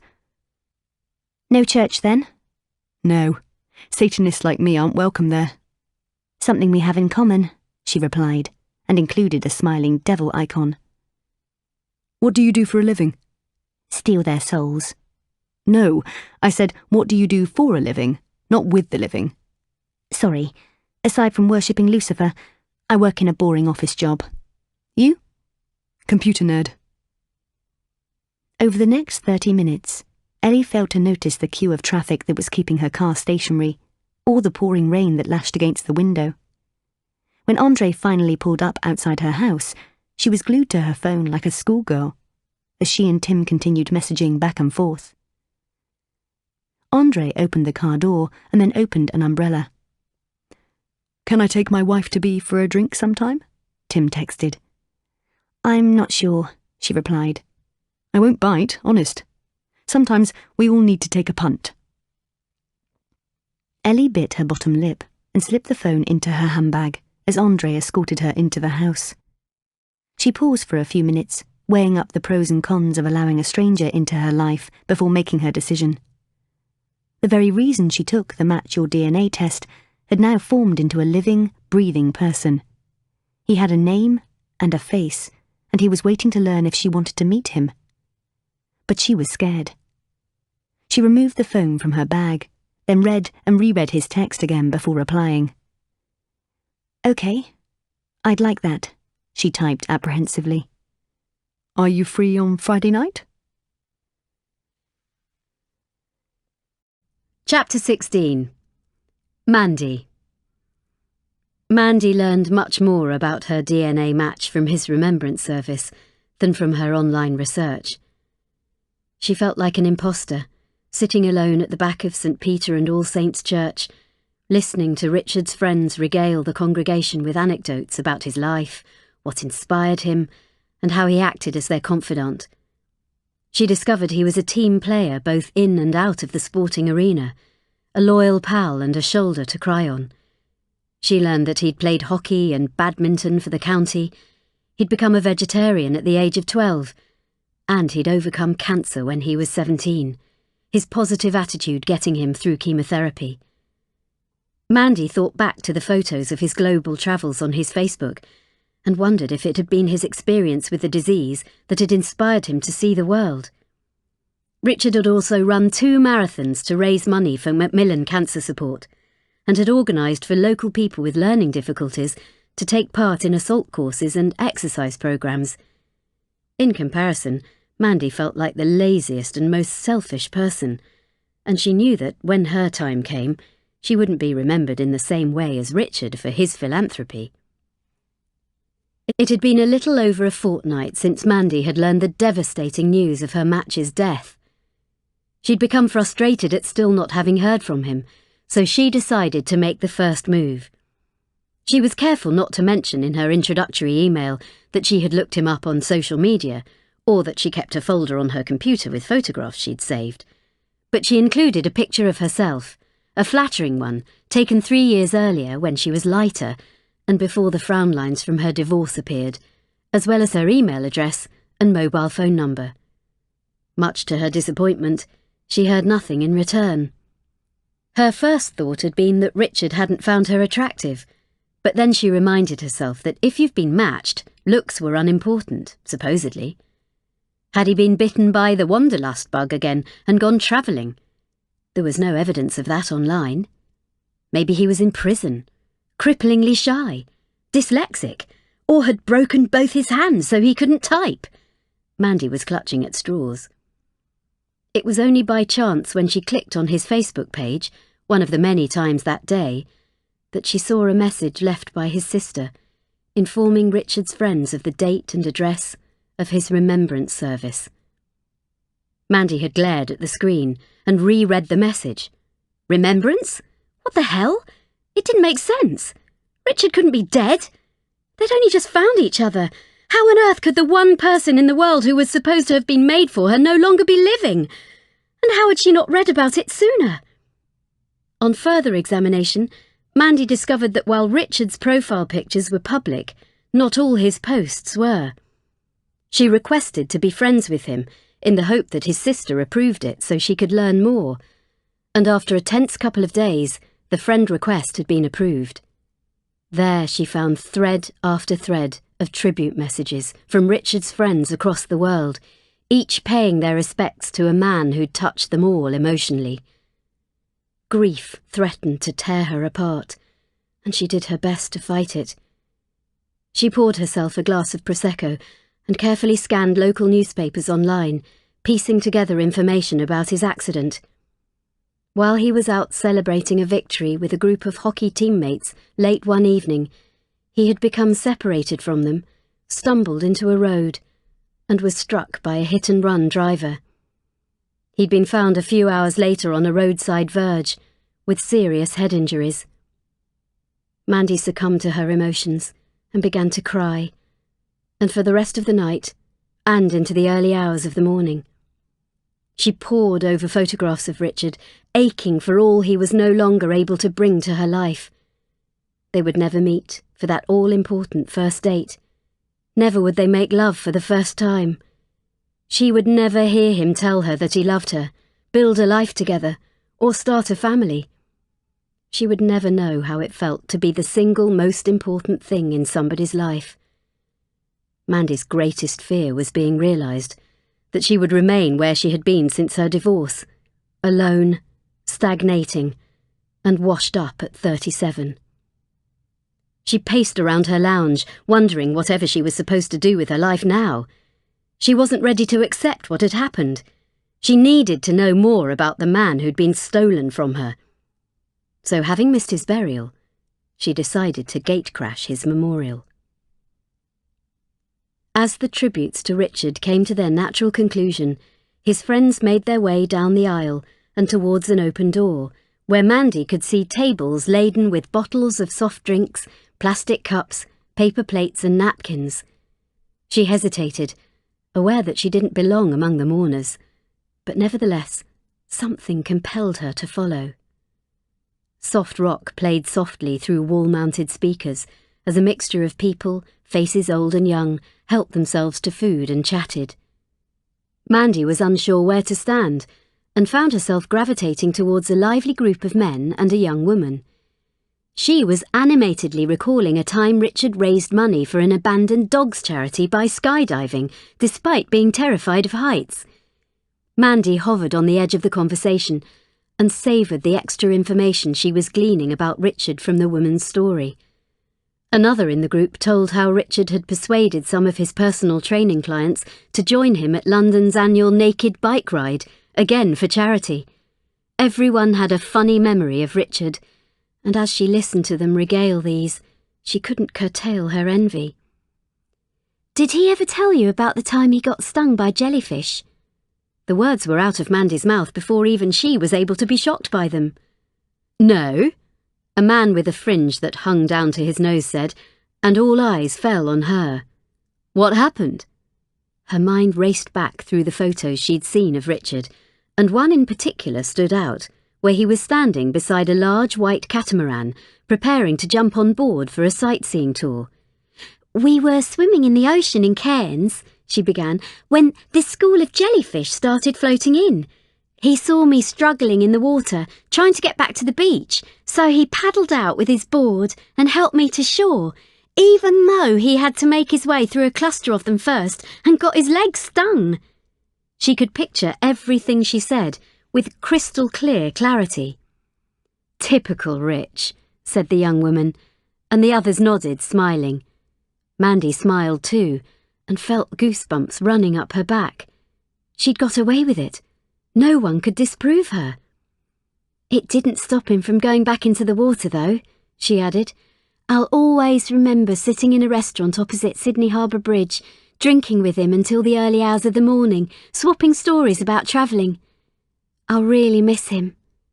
At least her final few words had a grain of truth in them. "Sorry, we haven't been introduced," the woman said. She gently placed her hand on Mandy's arm, leading her away from the others. I'm Mandy, she said, and held out her hand. Chloe, the woman replied. And how did you know Rich? Mandy tried to disguise the panic that was swiftly rising inside her. She needed to think on her feet. We, met in Australia when he was travelling. Then we stayed in touch when we got back. How long were you out there for? A few months. And where exactly did you meet him? I think he was with some friends in Cairns to see the Great Barrier Reef, and then we hung out for a bit in Sydney. Really? That's interesting. The woman feigned a smile. Because I joined Rich for the Australian leg of his travels, and we were never out of each other's sight in Sydney. Mandy had taken her fabrication too far.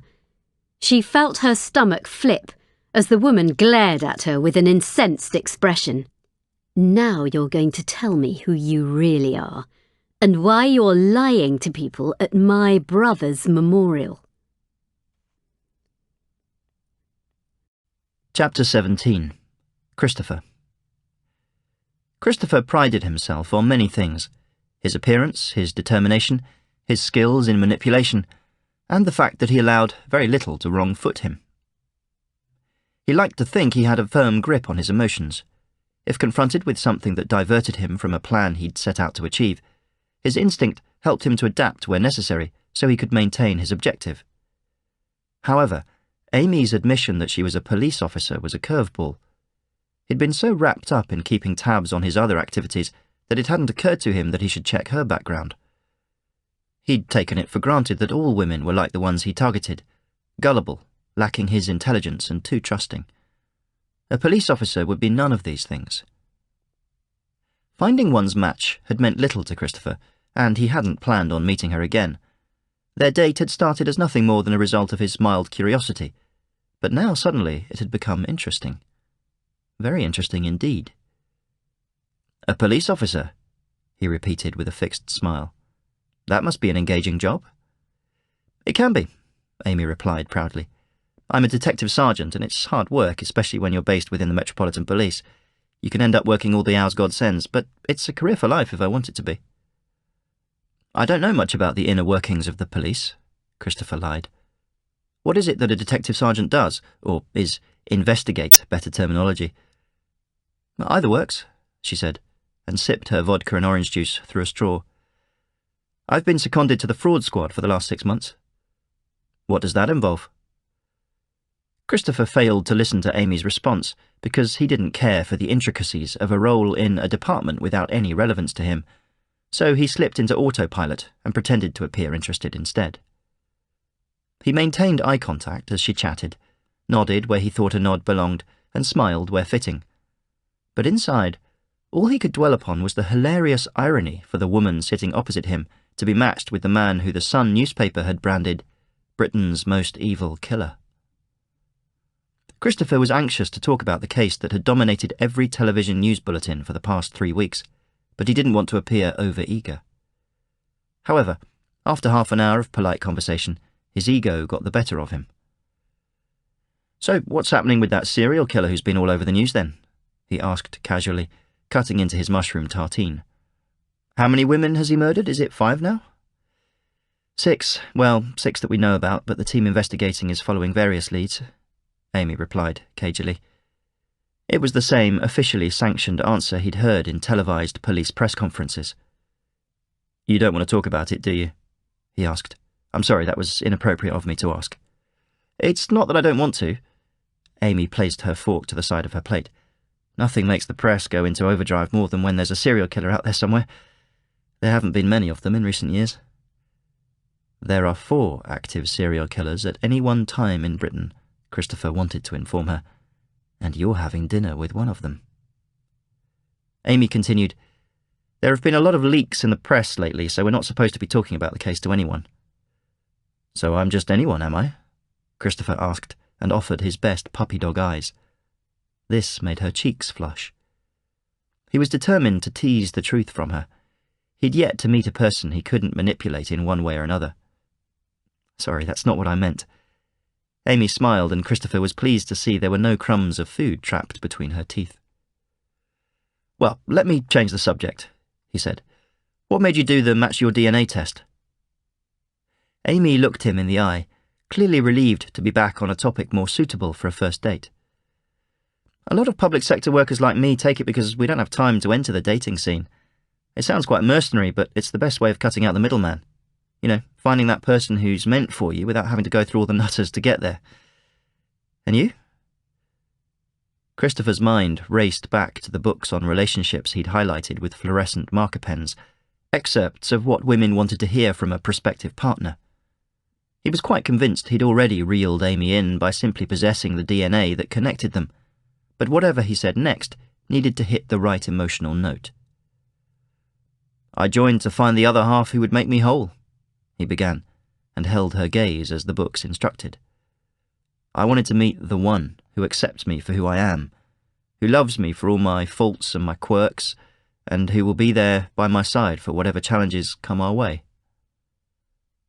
Christopher tilted his head slightly to one side and shrugged, almost apologetically, as if to emphasize his sincerity. A peculiar feeling enveloped him for a second time, making his head feel woozy and his skin sensitive. Suddenly the corners of Amy's mouth began to waver, and she laughed. "Are you serious?" she giggled. "You sound like you just read that from a self-help book." Christopher's mask slipped and he felt something akin to embarrassment, one of many emotions he was aware existed but had rarely experienced. "Have I said something wrong?" he asked, genuinely baffled. No, oh God, Amy said. "You were being serious, weren't you? Oh, I'm sorry, it just sounded a bit cringe, that's all." "Oh," said Christopher, still muddled, questioning whether Amazon had been recommending him the right books. Amy leaned forward and spoke quietly but confidently. "Look, Christopher, this is how I see it. You and I have been matched, which means we don't have to do all the things we did when we were dating other people. You don't have to stand outside the restaurant window and be deliberately late to put me on edge. You don't have to try to impress me by name-dropping the posh part of London where you live. You don't need to subtly inform me that the magazines you design aren't for people like me, and you certainly don't need to choose the priciest wine on the menu. We can move straight to the getting to know each other part and seeing what happens without the games. And right now, and this may have something to do with hormones, chemistry, or the 3 vodkas and 1 glass of wine I've just drunk, but I might explode if I don't have sex with you very, very soon. Like, now, soon." Christopher was taken aback. He hadn't met a straight-talking woman like Amy before. She was beginning to excite him, and he wanted to know what made her tick. The fact she was a policewoman should have scared him off, but it had the opposite effect, and he could feel himself becoming aroused by their cross-purposed interaction. Of course," he answered, and beckoned the waitress for the bill. He paid in cash, like he always did, and within 10 minutes, they were driving back to her house. Chapter 18. Jade. Jade removed the phone from her ear and glared at it in the palm of her hand, almost as if it were the phone that was the problem, and not the fact that her match had just told her he didn't want to see her. She had travelled for almost 2 days from England, and as she stood at the top of his driveway, readying herself to meet him, she'd wondered what the hell was going on. She must have misheard him, she told herself, and called him back.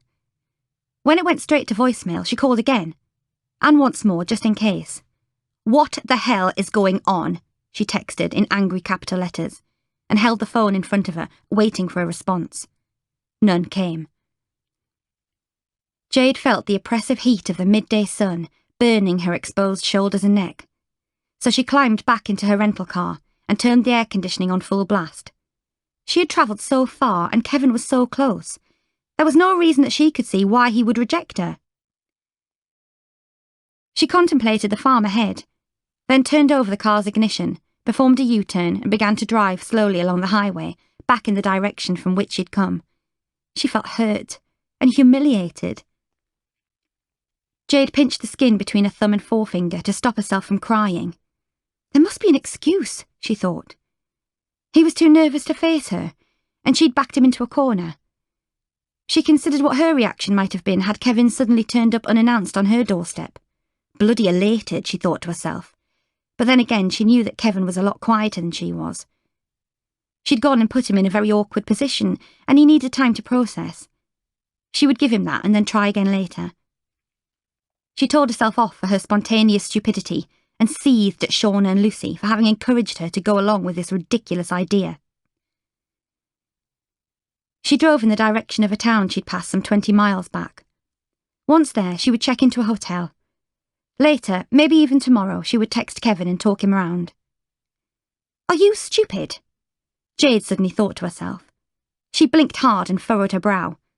"Why are you blaming yourself for this? Since when have you ever let a man make you question yourself? Kevin's the one in the wrong here, not you." Her mind raced as a whole other host of thoughts came to her mind. Reasons why he might not want to see her. She'd watched enough episodes of MTV's Catfish to know that hopeful romantics are duped all the time online by people pretending to be someone they're not. Maybe Kevin was actually a woman, putting on a deep voice when they spoke. Or maybe he was old enough to be a father and hadn't wanted to say. Or perhaps he didn't live with his parents on the farm, but with his wife instead. That must be it. Kevin was married, and that's why he hadn't wanted to Skype or FaceTime in case his wife caught him. And he was probably talking to Jade on a secret second phone his wife had no idea he owned. Maybe he had a child too, or even several children with several wives, like the TV shows she'd watched about polygamists. After all her gloating that Kevin was different to all the scumbags Lucy and Shauna dated, it turned out he was just the same. She punched the steering wheel in frustration.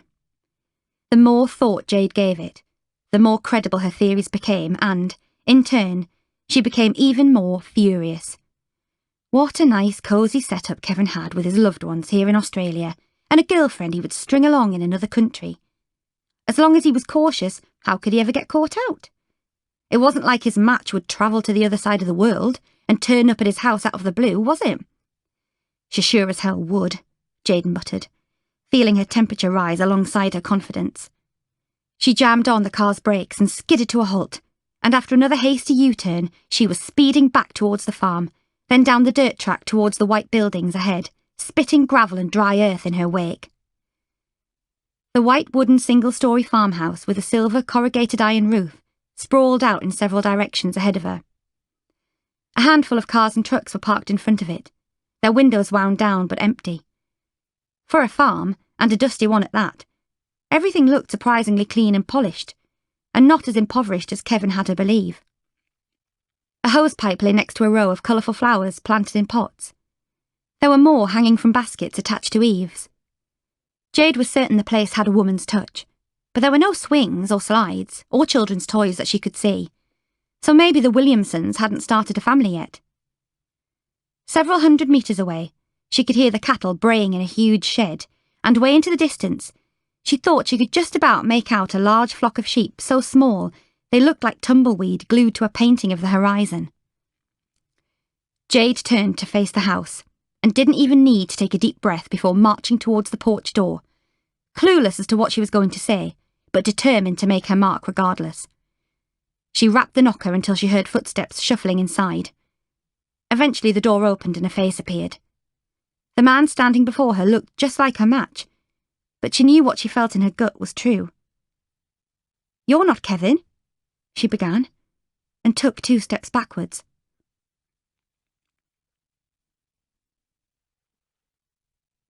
Chapter 19. Nick. Very funny.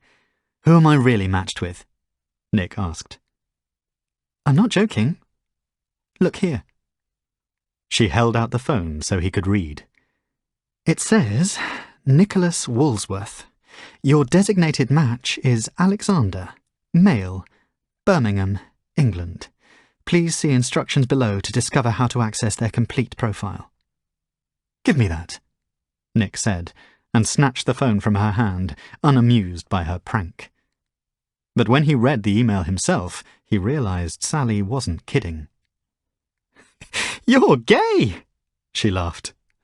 My boyfriend, strike that, my fiancé, is gay. Nick reread the email, then put his phone down on the kitchen counter. This is bollocks, he said. They've either made a mistake or someone is having a laugh at my expense. Well, it's 99.999997% accurate, which is far more reliable than a lie detector test. Well, then, there's still margin for error, and if there's margin for error, then errors must theoretically be possible. And this is the proof that an almighty fucking error has been made. Babe, don't get angry, Sally said, stifling her laughter. But that would make you the first person in the world to be mismatched, the only person out of about 1.5 billion who've registered. I think you need to face facts, my darling. You are a gentleman who enjoys the company of other like-minded gentlemen. Oh, be quiet, Sal. Nick was becoming irritated. This Match Your DNA crap is just a money-making scam. Otherwise they wouldn't charge you a tenner to tell who you've been matched with. Horoscopes are more credible than this. Hey, it's not a problem, Sally teased. I've always wanted a gay BFF, and it turns out I'm about to marry mine. Nick rolled his eyes. I'm not gay, all right. Bisexual, then? I don't have a problem with that. You know I had my moments with girls when I was in uni. I think I'd have known about it by now if I were. You don't just get to the age of 27 without a single moment of attraction to another man and then suddenly you're bisexual or gay because you've licked a cotton bud and a test says you are. I didn't realise you were so homophobic. I'm not! Believe me, if I were one or the other, you and I would not be living together and about to get married. It'd open up a new world of opportunities for me and I'd be out there trying to stick my dick in a whole load of new places. You're taking this very seriously. I just don't want you thinking that I'm a secret closet case, because that'd mean our whole relationship was a lie. And this is the most honest relationship I've ever been in. Oh, honey, come here. I'm only teasing, Sally said. I don't think you're gay, but you must admit, it's kind of amusing. You're like that old R. Kelly song. Your mind's telling you no, but your body... You're not funny. Nick topped up Sally's glass with wine and took a large gulp himself. Well, I don't know how else to react other than to joke about it, because apparently we are not destined to be together. And while the man of my dreams has yet to make himself known, the man of your dreams could be living in the next street to us. He lives in Birmingham too. What kind of strange coincidence is that? We may even already know him. Don't be silly. And there is no man of my dreams, not according to the email. Nick rolled his eyes. Shall we see if we can find him on Facebook? Sally continued. What? Come on. Let's see if I can find my competition. No, I don't want to. Are you scared you might develop a little bit of a crush on your future husband? Nick shook his head. Look, we don't even know his surname. Sally took the phone from his hand and within 3 swipes of the keypad paid the $9.99 required for more details. Name, Alexander Landers Carmichael, she read out loud. Age, 32. Occupation, physiotherapist. Eyes, grey, like mine. Hair, dark, like mine. She smiled. Height, 5'8". Again, like me. Babe, you do have a type, don't you? He sounds like my double. With 3 exceptions. 2 breasts and a vagina. That should be enough information to find him on Facebook. I don't really think I want to. Oh, come on, it'll be fun. Sally typed in Alexander's name and scrolled down through the list of postage stamp-sized pictures that appeared. What are the chances of there being 4 Alexander Carmichaels in the Birmingham area? I'll use his middle name as well. There can't be that many Landers. Just the one, it seems, Nick replied, pointing at the screen. They simultaneously squinted at the thumbnail photograph, and Sally tried to click on his profile. However, Alexander Carmichael's privacy settings wouldn't enable anyone who wasn't his friend to look any further. But even from the small picture, both recognized he was a handsome man. His lantern jaw sported dark stubble, his hair had a slight curl and touched his collar, his lips were full, and his eyes were wide and warm. I've got to hand it to you, babe, Sally said. Your DNA has really good taste in men. Chapter 20. Ellie. Andre opened the car door for Ellie, and she followed him along the canal towpath and into the building ahead. You don't have to come inside. I'm sure it'll be okay, she told him, fairly sure there was little danger lying in wait for her in the provincial pub. This is what you pay me for, Andre replied in his husky Eastern European accent, and went inside to scout the room regardless. Throughout his 3 years in her employment, he had proven he was worth his weight in gold, having taken punches and even a broken bottle thrust into his chest for her. Ellie turned her head to see the other 2 members of her security detail in a car parked behind the one she'd arrived in. Okay, she conceded, but don't let him see you. Be subtle. I don't want you scaring him off. Subtle is my middle name, the 6'5" Hulk replied, his tongue placed firmly in his cheek.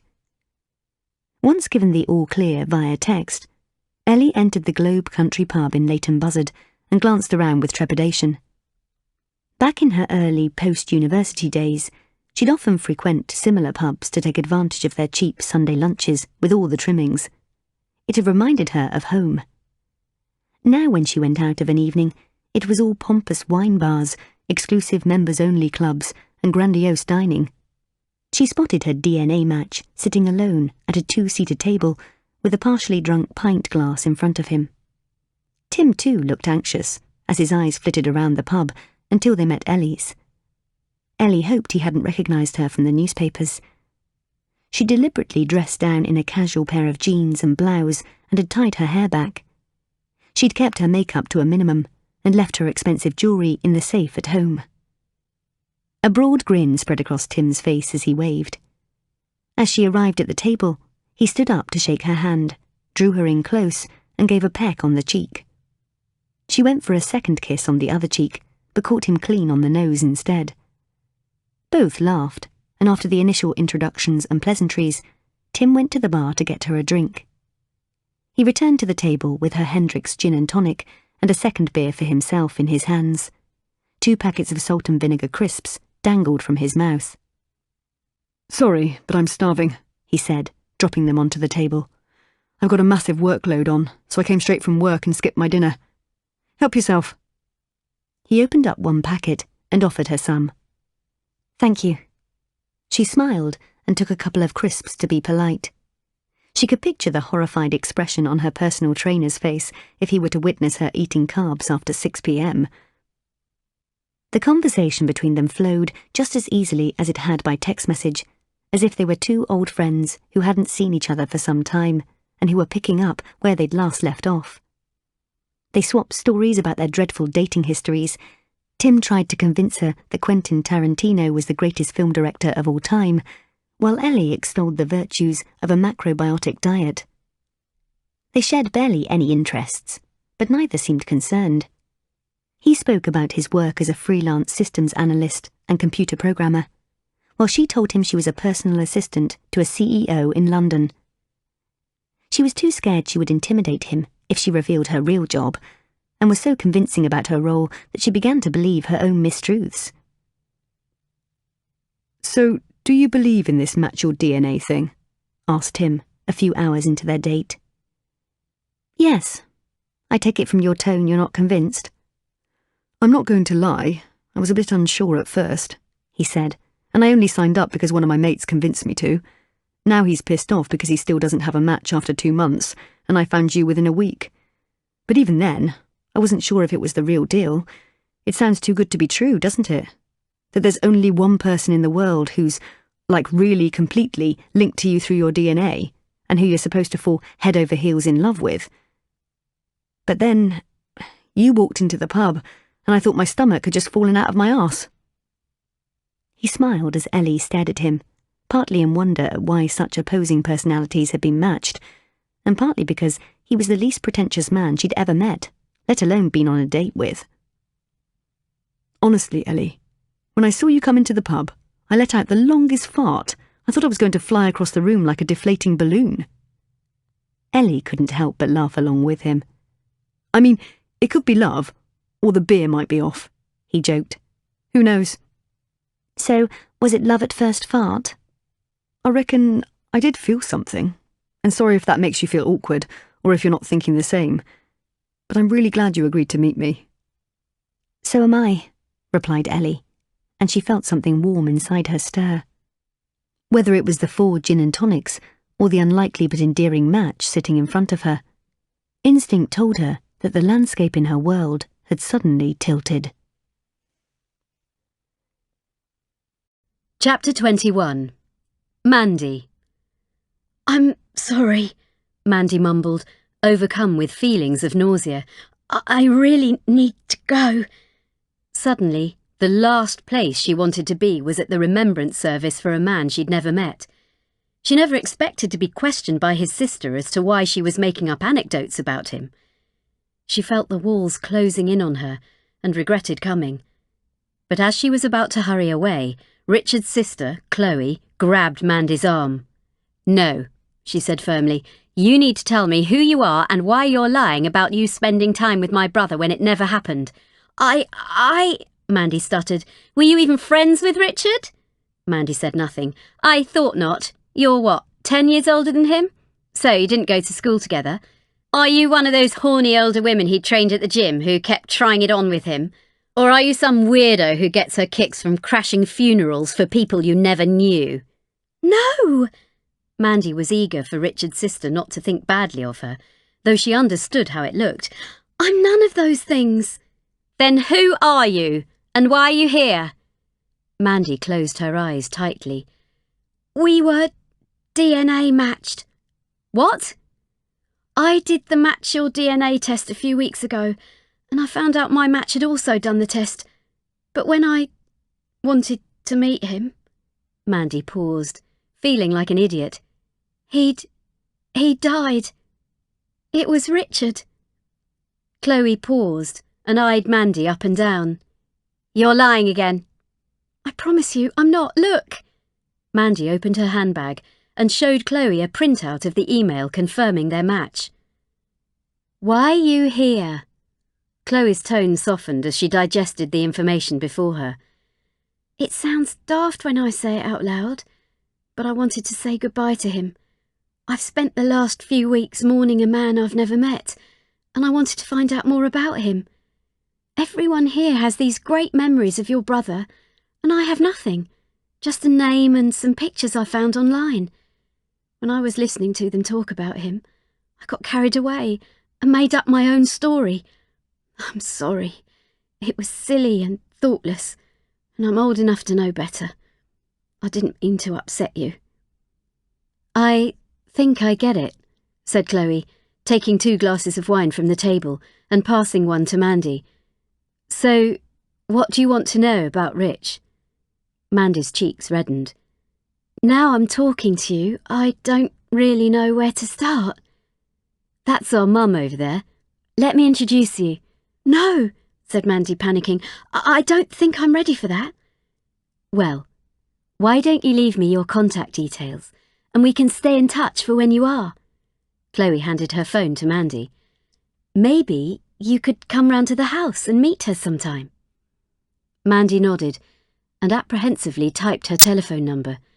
"I should be going," she said. "It was nice to meet you, and I'm so very sorry about Richard." "I'm sorry too," Chloe replied. "I'm sorry for both of you." Mandy kept her head down as she passed Richard's mother on her way out of the church and hurried back towards her car.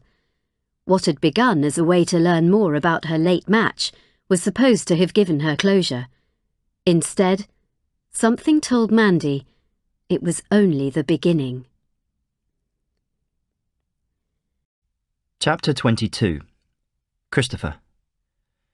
"You fucking bitch!"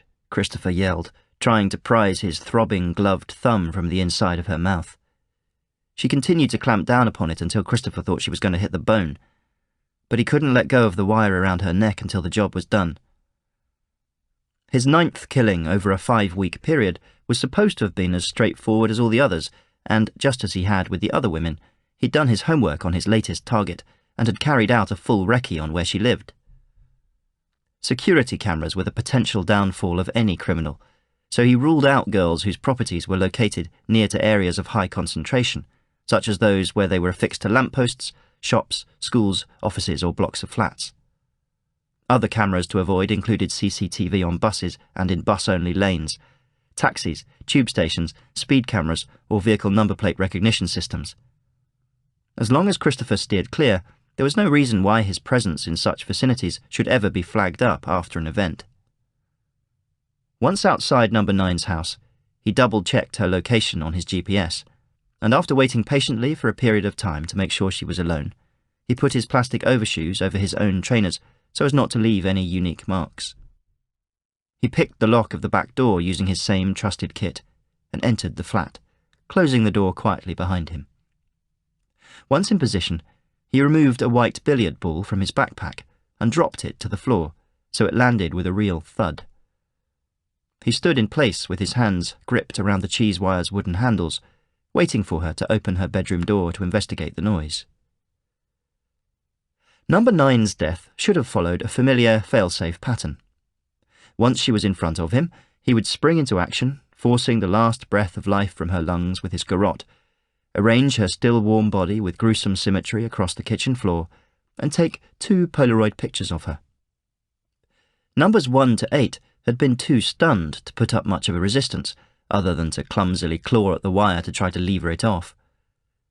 The element of surprise, combined with his strength and determination, were always too powerful for them to surmount.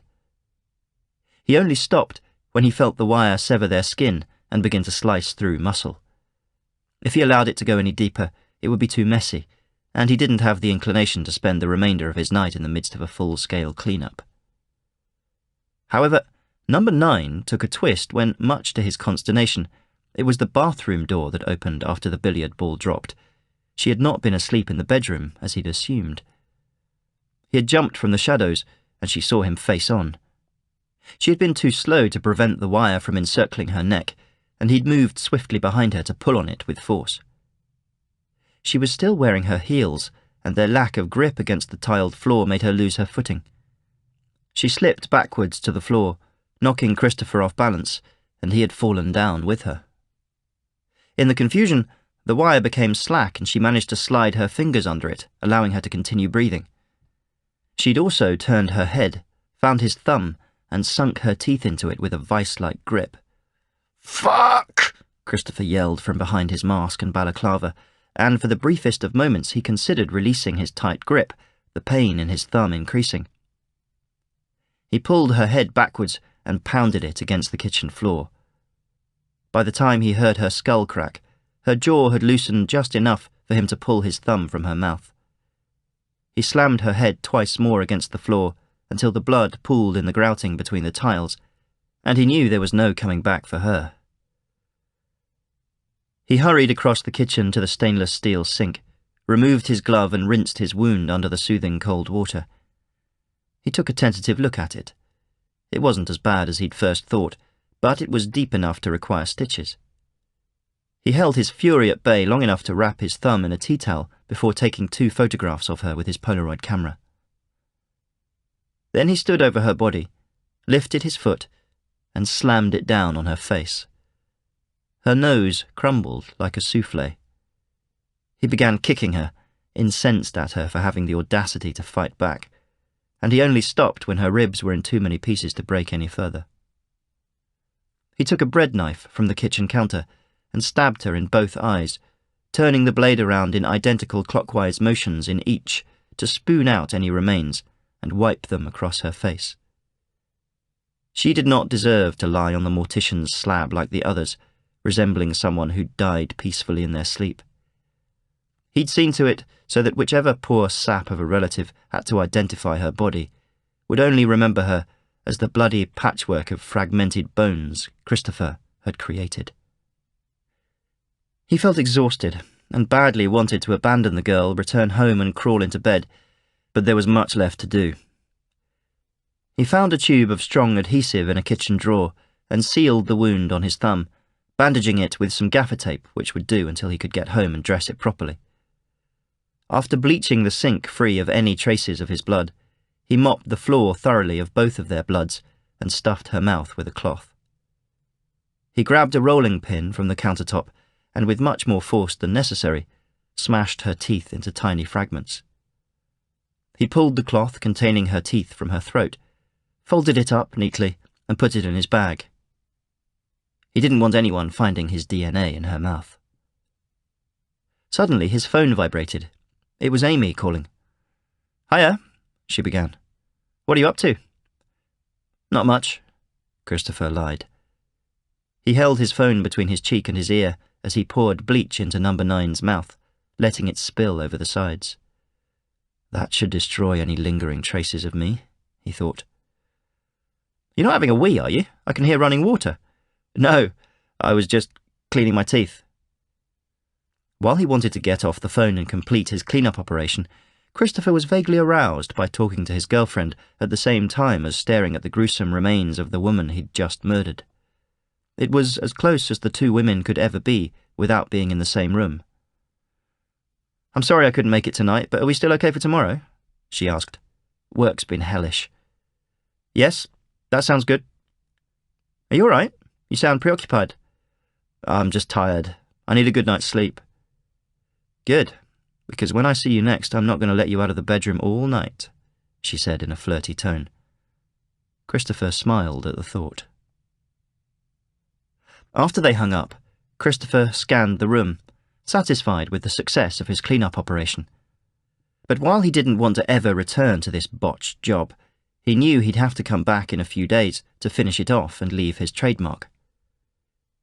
He swallowed a couple of painkillers he'd found in No. 9's handbag to relieve the pain in his thumb, and left her house silently in the direction of his home. He took a detour up a quiet street of new-build 4-story flats. He checked to see that he'd not caught anyone's attention, and went around the back and found the door to the ground-floor apartment, which was still unlocked.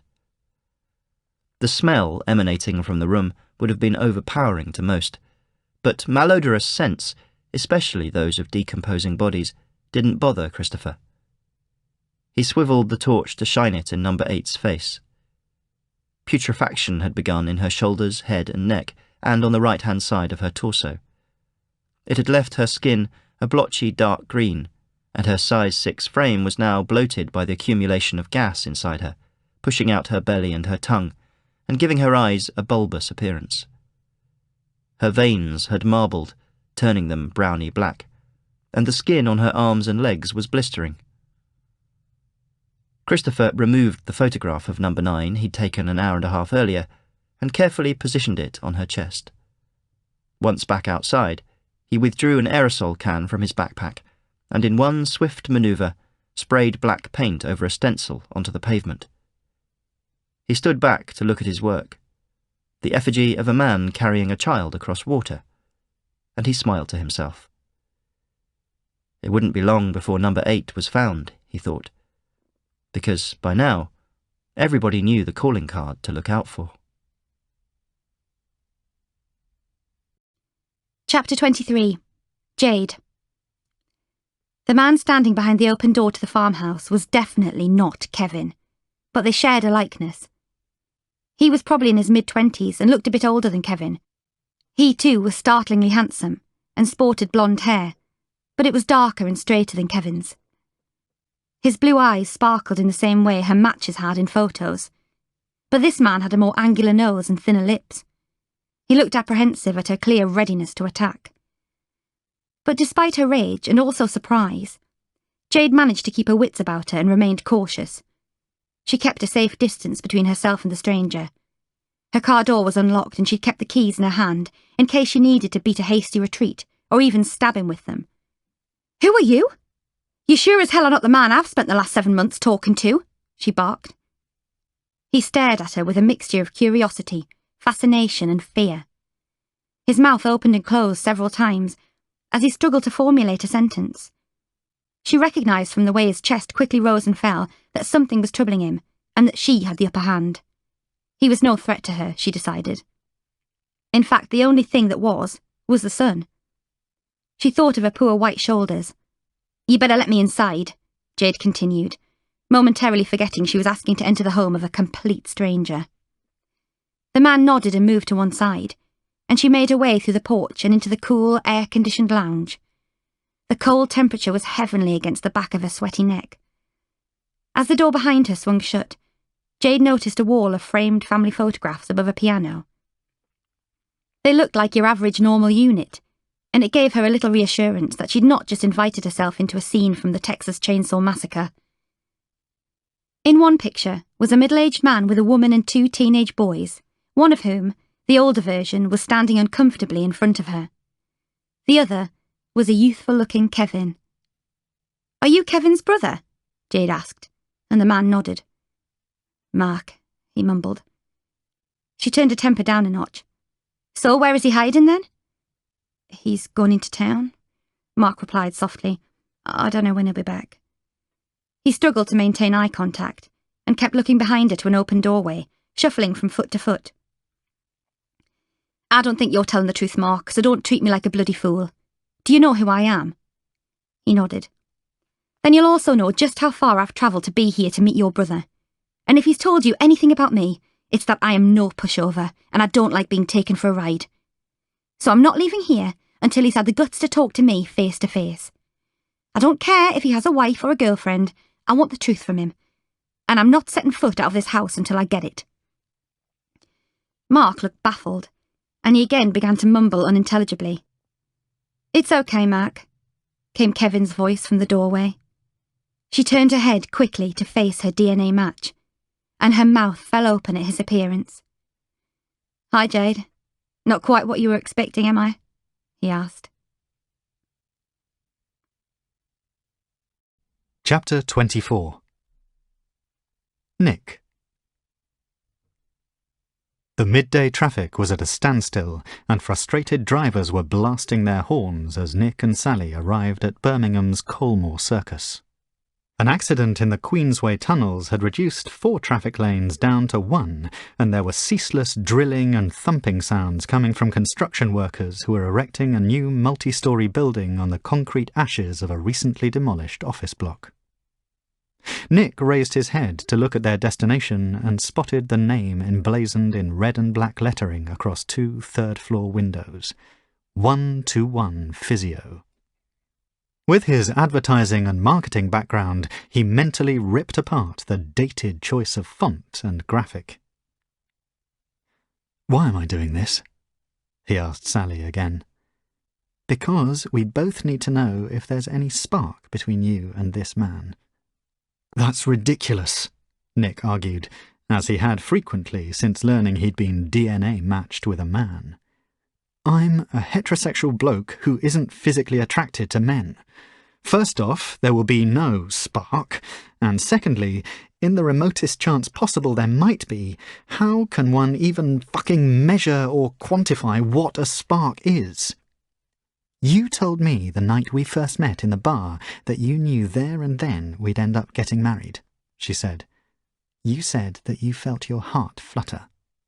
Now, for my own peace of mind, I need you to meet this guy and find out if your heart flutters for him too. Otherwise you'll spend the rest of your life wondering." "No, babe, you will spend the rest of your life wondering. I will spend it wondering why on earth I've apparently been matched with a guy when it's a woman I'm head over heels in love with." "There's no apparently about it, Nick. It's science, and science is based on fact, whether you believe it or not. You have to do this." Nick took a deep breath and took Sally's face in his hands and kissed her deeply on the lips. While outwardly he was giving the appearance of not caring to meet his match, inside Nick had a growing curiosity about the man he supposedly shared a link with. "Well, let's get this over with," he sighed. "I'll be in the Costa over the road when you're done." Nick gave her a half-hearted smile, pressed the buzzer on the door, and once it opened, made his way up 3 flights of stairs to the reception desk. "Hi." He smiled nervously at the young receptionist who had a tattoo of a rose on her hand. "I've got an appointment with Alexander at 2:30. "David Smith?" she asked, glancing at the schedule on her screen. Nick nodded, pleased he'd changed his name. If Alexander had also requested the contact details of his pairing, Nick hadn't wanted to forewarn him they were about to meet face to face. "You need some physio on your neck and shoulder, is that right?" she continued. "Yes." "OK, just fill out this form and Alex will be with you in a few minutes." Nick sank into an armchair and began to complete the brief questionnaire about his bogus ailment. Along with his name, he'd also made up the whiplash he'd received in a recent non-existent car accident. "David?" A deep but friendly voice with an accent Nick couldn't quite place came from behind him. Nick turned to find a smiling Alexander standing in the doorway. Yes," Nick stammered. "I'm Alex," he began, and held out his hand to shake Nick's. "Come in and let's take a look at you." Nick followed him into a room and perched on the physiotherapy bed as Alex sat on a fold-up chair opposite. "So, tell me about the pain and what caused it," Alex asked. As Nick began, he hoped Alex wouldn't ask him to go into any further detail about the accident, as that was as far as he'd rehearsed his lie. But instead, Alex ran through some general questions about Nick's health and work habits, while Nick tried his best not to stare. Even Nick could admit that, like his photo had indicated, Alex was incredibly good-looking. "Right. If you want to take your t-shirt off for me and lie down face up," Alex said, and squirted some sanitizer into his hands. Nick suddenly felt very scrawny compared to Alex's broad chest, which burst from his V-neck t-shirt. "I'm just going to feel around your neck and shoulders for a moment," Alex explained, and stood behind him. "Oh fuck, oh fuck, oh fuck," Nick thought to himself, bracing himself for Alex's touch, hoping his body wouldn't betray him, like his nipples standing to attention or his penis twitching. He reminded himself that when he was drunk he'd often embrace his male friends, and it had never sparked a sexual reaction before. He closed his eyes and prayed as Alex's hands made contact with his shoulders, and then nothing. All he felt were Alex's fingers poking around, digging into knots, manipulating his neck into different positions, and requesting him to tilt in various directions. Nick breathed a sigh of relief. He turned around and lay face down upon the bed at Alex's request, putting his face through a hole, and Alex's hands made his way down his patient's spine, aligning certain vertebrae with an audible crack where necessary. Despite the occasional moment of discomfort, Nick felt relaxed enough to make small talk. "So, are you an Aussie?" "No, a Kiwi. I'm from New Zealand." "Ah, how long have you been over here?" "About 20 months or so, although my visa's running out. My old man's not doing so good, so I'm heading home soon." "Oh, sorry to hear that. Are you going back for good?" "That's the idea. We're just in the process of sorting out my girlfriend's permit to work in New Zealand. She's a Brit." He has a girlfriend. He's not gay, thought Nick, reassured that they were in the same boat. The same straight, positively heterosexual boat. As Alex continued to manipulate and maneuver his way around Nick's shoulders and neck, they made small talk about work and where they socialized. Nick learned that they occasionally frequented the same bars, but had little else in common. Alex was the sporty type, playing amateur rugby most weekends. He'd proudly displayed a photo of his team, Solihull Rugby Club, on the wall of his office, or spending time away with his girlfriend fell walking or rock climbing. The closest Nick came to exercise was running for a bus when he'd overslept. "Right, mate, that should just about do you for today," said Alex. "You're a bit knotted, but it wasn't too bad back there. Give it another week, and if the symptoms persist, make another appointment to come and see me." "Great, thank you," replied Nick, throwing on his t-shirt and jacket. As he got to his feet, feeling a little light-headed, he spotted Sally through the window, 3 floors below in the coffee shop. He smiled to himself, reassured that this hiccup hadn't spoiled their plans. The person he was destined to spend the rest of his life with was sitting on the opposite side of the road and not standing in the same room as him. After shaking hands, Nick made his way towards the reception desk.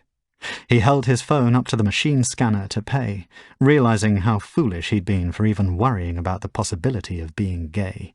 This was proof, he told himself, that the DNA tests were a con.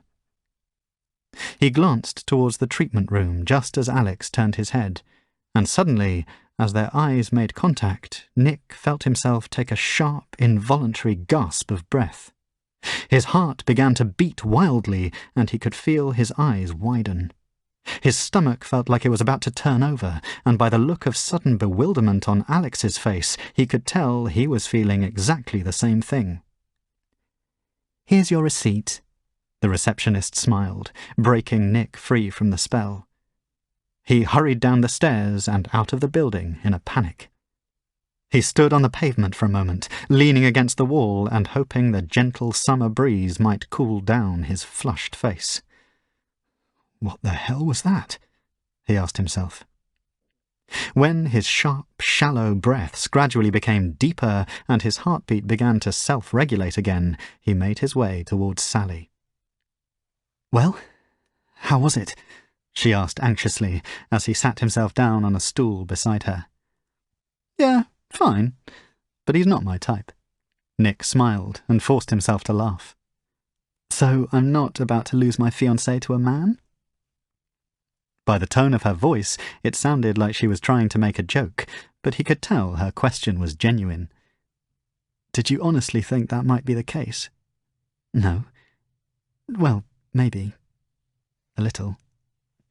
Yes." "Of course not," he said reassuringly, comforting her with a peck to her forehead. As she stretched her arms out and wrapped them tightly around him, Nick's eyes glanced across the road and up 3 stories to the clinic, where he knew he'd left his heart. Chapter 25. Ellie. There must be something wrong with him, Ellie thought to herself as she read another of Tim's text messages. Barely an hour of their waking days passed without one sending the other a message. At the vibration of the phone in her pocket, she would will meetings to move faster, just so that she could read what he had to say next. She'd already cast aside her pay-as-you-go phone number and given him her private contact details. And while there'd been no instant physical attraction to Tim when they met at the pub days earlier, there was definitely something about his presence that she found endearing. Tim had been self-deprecating about his choice of a career as a systems analyst. Dull as hell is the expression he'd used, while Ellie was more ambiguous about hers. She'd informed him she worked for a large company in the city, but when he inquired specifically what the firm did, she was deliberately vague, informing him it had something to do with economics and had left it at that. She knew if their friendship were to flourish into something more, she couldn't lie to him forever. But for the time being, she enjoyed pretending to be a regular person, and hoped he'd not ruin it by looking her up online. It had been an age since Ellie had taken any real notice of a man, after a long line of disappointments. Her last few dates were only interested in using her as a networking opportunity, or as someone to pitch potential business investments to. Others, be they on dates 1, 2, 3, or 4, inevitably found a way to bring up the subject of her wealth. It was an instant turn-off when she realised their own insecurities had left them in fear of being emasculated by her, and it turned out that many men believed an independent, rich and attractive woman like herself was a threat who required controlling. Back in her 20s, Ellie believed she could fall head over heels for someone even if she hadn't been matched with them. After all, it had been happening for thousands of years before the gene had been detected. But as time marched on, and she passed the threshold of her 30s, she'd lost faith that she could ever find common ground with somebody who was not genetically matched to her. She'd experienced sparks on dates, but they'd always fizzled out after she'd learned their true intentions. She found herself wondering what Tim's angle was, and now she was trying to find fault, becoming almost disappointed when there was nothing about him to criticise. "I'm going to be working in London on Tuesday. Do you fancy joining me for dinner before I get the last train home?" Tim texted. Yes, that'd be lovely, she replied, and felt a rush of warmth inside. While she had yet to experience that immediate love that 92% of matches reported experiencing within the first 48 hours, Ellie still felt that Tim was something special. No two couples were the same, and, in some cases, all-consuming love could take weeks, so she wasn't worried. The longer she spent in his company, the more she would feel herself thaw. But whether he was special enough to reveal her secret to, she had yet to decide. Chapter 26. Mandy. The front door to the modest detached house that Richard had once called home opened as soon as Mandy set foot on the driveway. Chloe stood in the porch, a beaming smile across her face. This was a very different version of the suspicious woman Mandy had crossed paths with at the memorial service. Come in, Chloe ushered, and Mandy nervously followed her through the hallway and into an open-plan kitchen. A woman she recognised from the church was perched on a stool by the breakfast bar. There wasn't a lot of resemblance between the siblings, or mother and son for that matter, but there was something about the way they looked at each other that somehow told Mandy she was supposed to have been a part of this family. She could feel the pull of her match even here. Behind the frames of the woman's glasses were the eyes of a grieving mother who was still coming to terms with the loss of her child. Mandy held her hand out to shake hers, but instead the woman grabbed her by the shoulders and held her in a tight embrace. "Thank you so much for agreeing to come," she whispered in her ear. "OK, Mum, you can let go of her now. Mandy, this is our mum, Patricia," Chloe said. "It's lovely to meet you," said Mandy. "And you. And call me Pat," she replied, looking her son's match up and down.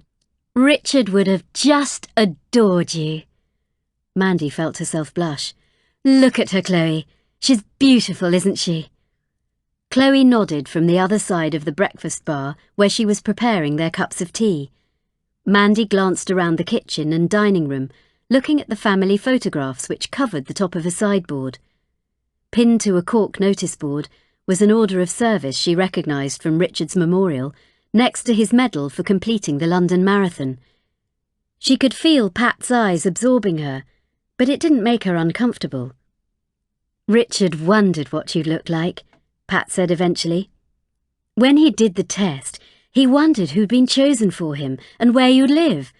I don't know if Chloe told you, but he loved to travel, and I think he'd have gone to the ends of the earth to be with the one he was matched with." "I'm only about 2 hours away, just outside Essex," Mandy smiled, "so he wouldn't have needed to travel far. Do you know why he did the test?" "For the same reason everybody else does, I think.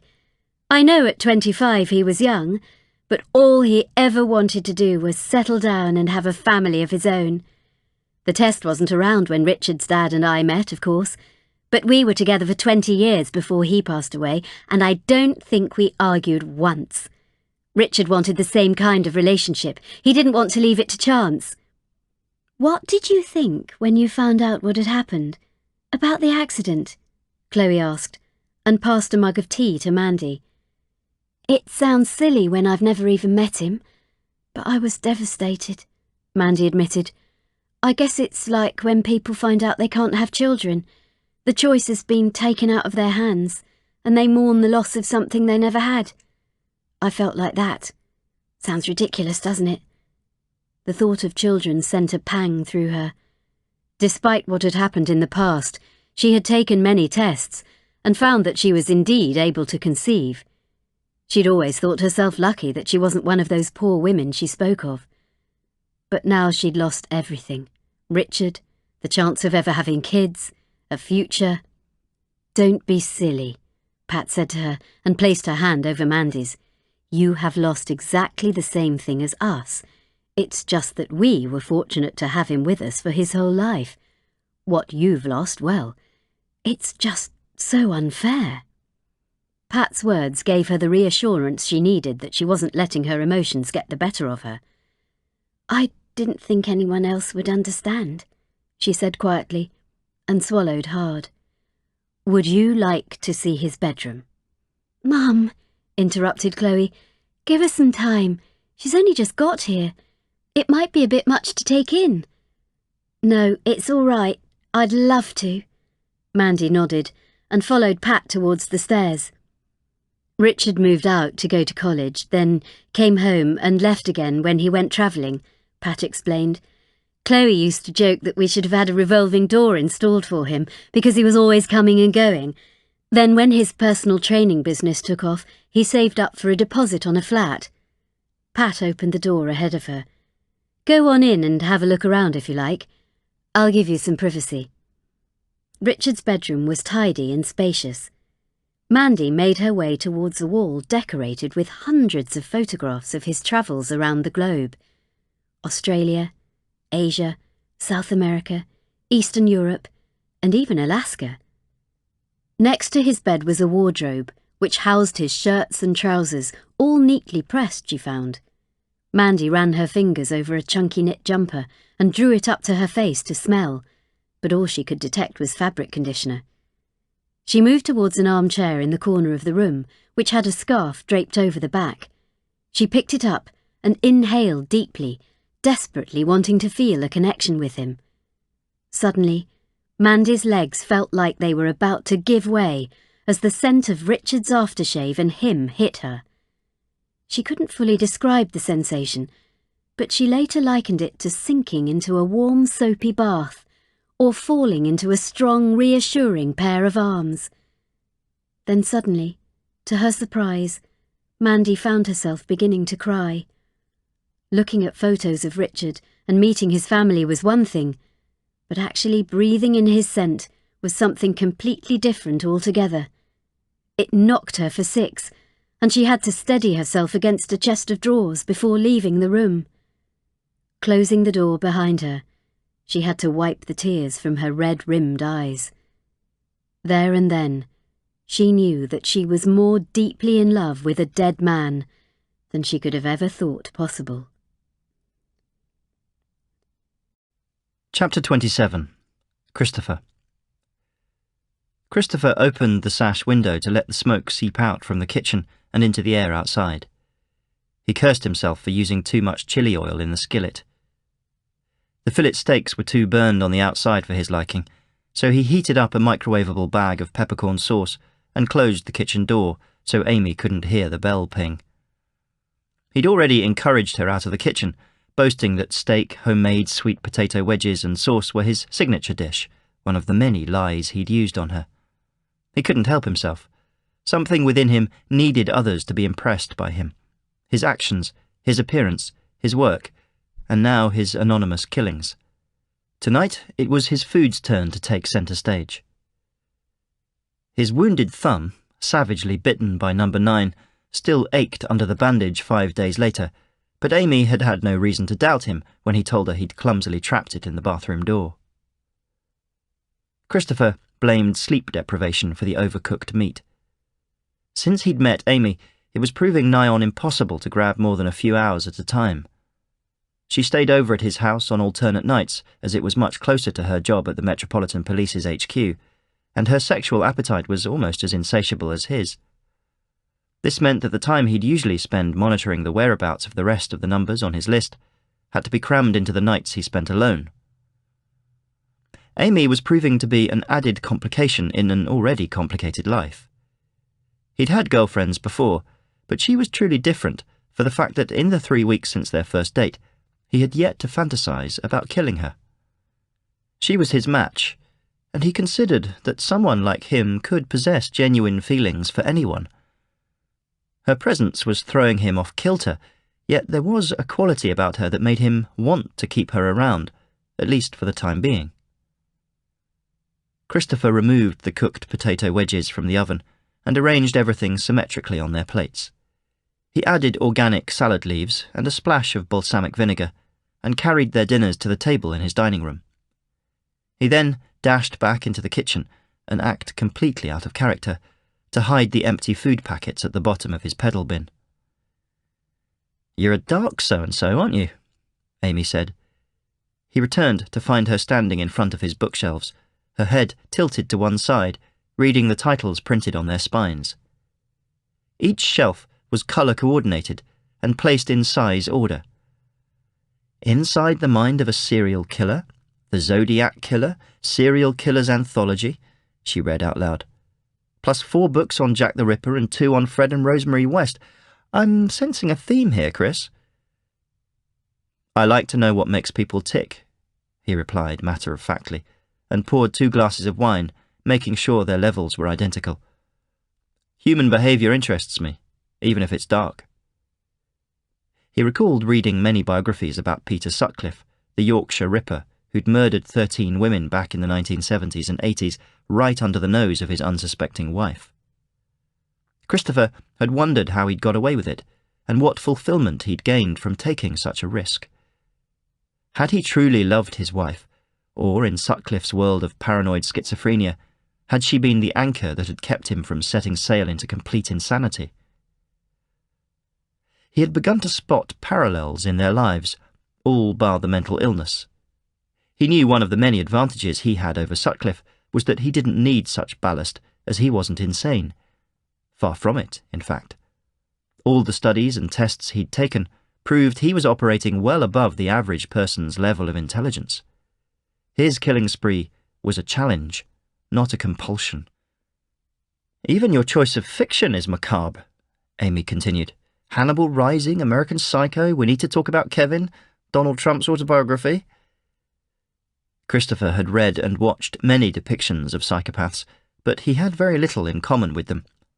So many like him had had their images misused, misrepresented, exaggerated and caricatured by novelists and scriptwriters because they were easy targets and shocked audiences. American Psycho's Patrick Bateman, Hannibal Lecter, Gone Girl's Amy Dunn, or the malformed soul of Kathy Ames in East of Eden, all had varying degrees of psychopathic traits, but none like his. Only the eponymous Tom from the novel The Talented Mr. Ripley bore any resemblance to him, with their shared love of the finer things in life, and how the manner in which they attained them showed a clear lack of guilt. But Tom's machinations resulted in a curious mix of triumph and paranoia, while Christopher's did not. Suddenly, Amy's attention was drawn to a white book that had no name on the spine. Christopher's heart raced, and he held his breath as her hand pulled it out a couple of inches further. The danger-seeking side of him had deliberately left it there, and had wanted her to remove the book and open it, but his dominant, controlling side knew that it would be game over for her if she did. "Your meal is getting cold," he said, and Amy left the book where it was and joined him at the table. "Why hasn't your serial killer been given a name?" he asked, firmly cutting into his steak. "What do you mean?" "Well, most serial killers are given a nickname, either by journalists or by the police. The Yorkshire Ripper, the Zodiac Killer, the Angel of Death. This guy hasn't been given one." Christopher was genuinely insulted that his efforts had not yet been rewarded with a moniker. It made him question why 9 dead women, and hopefully another to add to the list the following night, weren't enough to be taken seriously. "I don't know," Amy replied. "It's usually the media. Would you like to come up with one yourself?" "Isn't that a bit distasteful?" "Coming from a man with 20 books on his shelves about serial killers, you're an expert." "You need to tell me what you know about him first before I can pick a name." "Well, this comes from my DI, who's been having meetings with all departments this week, just in case anything about the suspect sounds familiar. The psychological profiles tell us he's male, aged between 20 and 40. He prefers to target single women living alone. His MO is always the same. He breaks in through a ground floor door or patio doors by picking the lock. Their doors are almost always quite old and security lapse. He kills them in the kitchen, then lays their bodies out, arms to their sides and legs straight. Then he gives himself anywhere between 2 and 5 days to kill another woman, returns to the scene of the last crime, and places a photograph of the most recent victim on her predecessor's chest. He leaves no DNA that we know of, so he is methodical, but while the women targeted are only in the London area, he seems to be taking a scattergun approach to where they live, which makes it harder to narrow down where he might strike next. Christopher felt the butterflies in his stomach circle in a swarm and take off en masse, making his entire body buzz with excitement. He'd never heard anyone speak in person about his work in such detail before. His only interaction with others on the subject had been via anonymous web message boards. "We think he leaves the photographs either to taunt us or to show he has no plans to stop," Amy continued.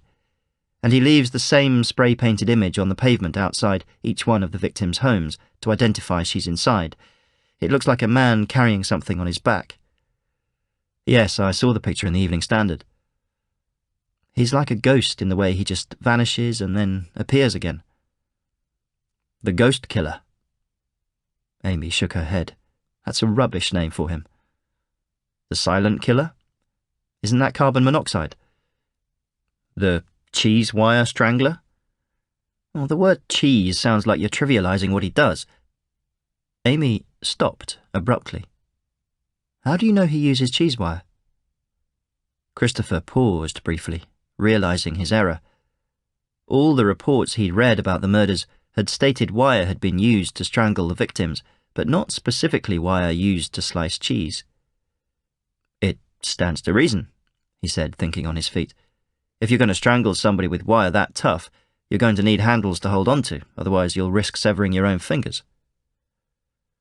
"We think it's cheese wire too," Amy said. Good. She'd bought the lie.